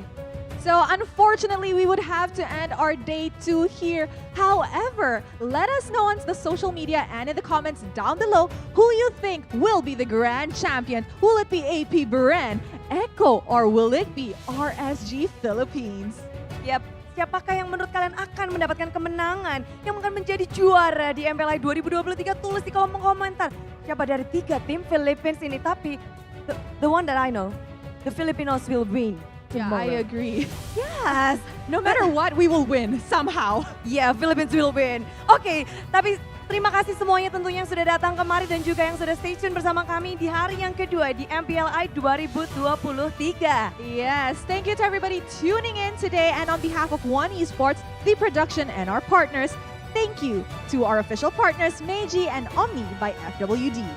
Supporting partner, Samsung, PBSI, Wonderful Indonesia, and MRT Jakarta. Supporting radio partners, Prambors, and the support of Moonton Games.